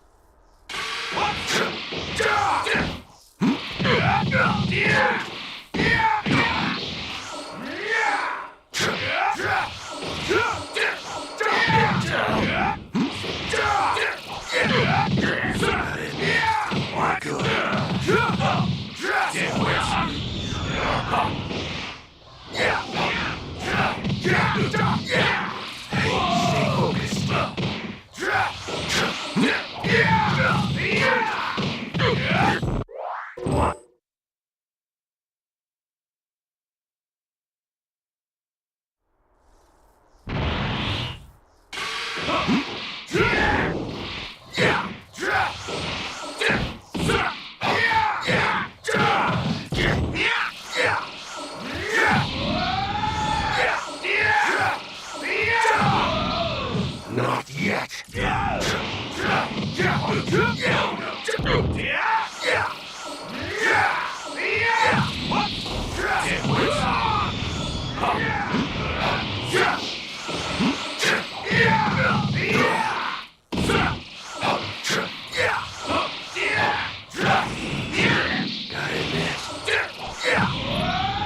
It's over.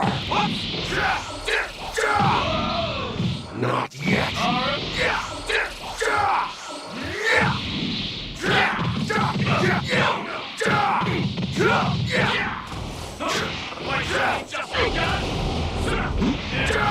I can read you like a book. It's over. Come on, do better. Not yet. Now you got it.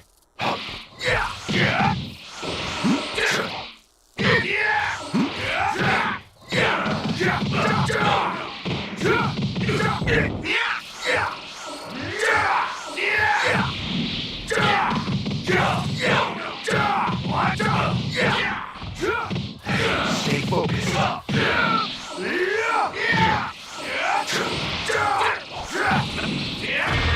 So that's how it's gonna be. My turn.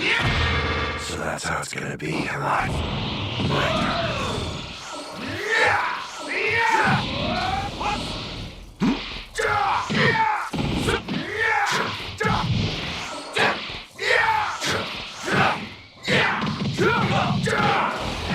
Stay focused.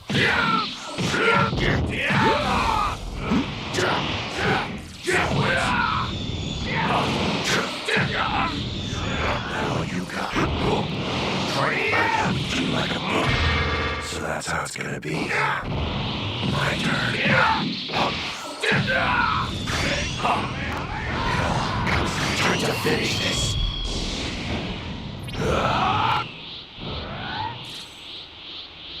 I'm not gonna hold back. Try again. Hey, stay focused. So that's how it's gonna be. My turn. Wide open. Right there!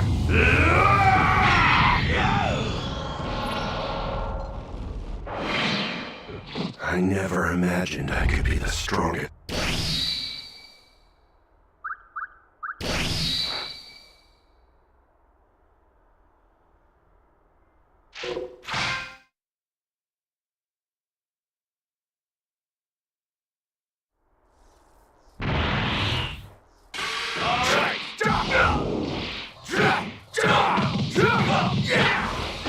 Stay focused.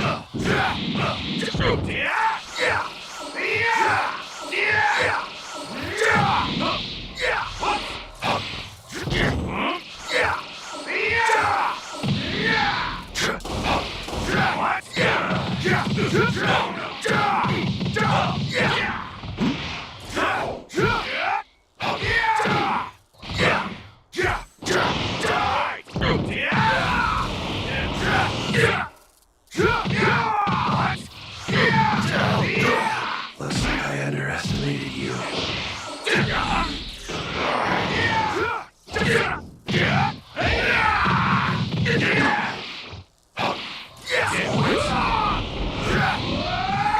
over.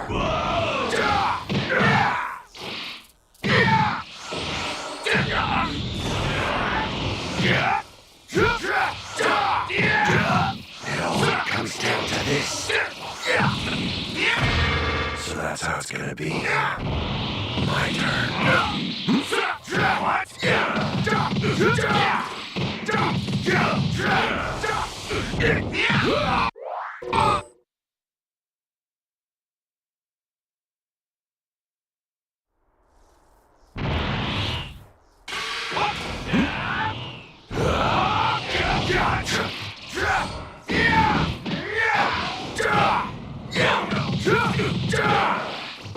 again for you. I'm not gonna hold wide open. Wide open.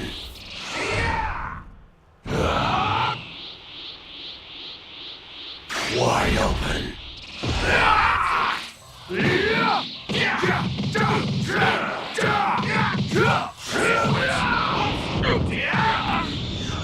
All you got. Get ready for wide open. Wide open.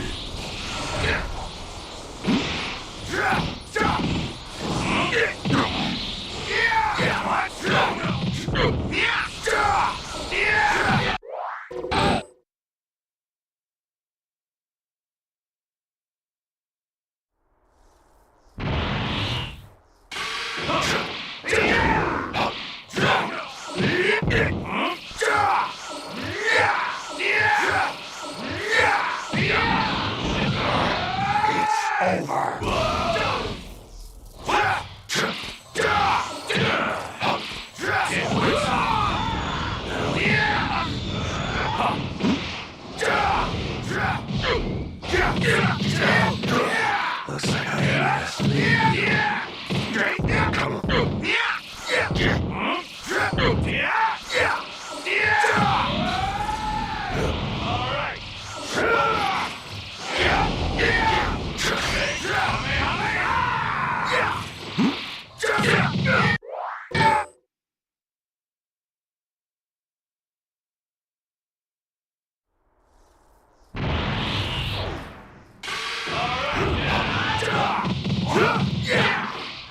Stay focused.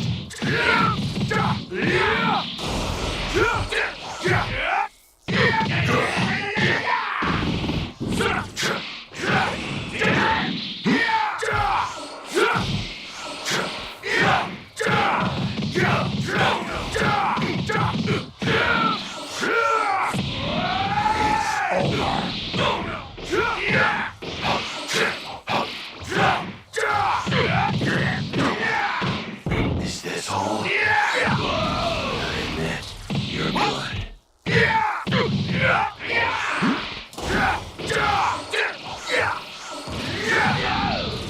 Not yet.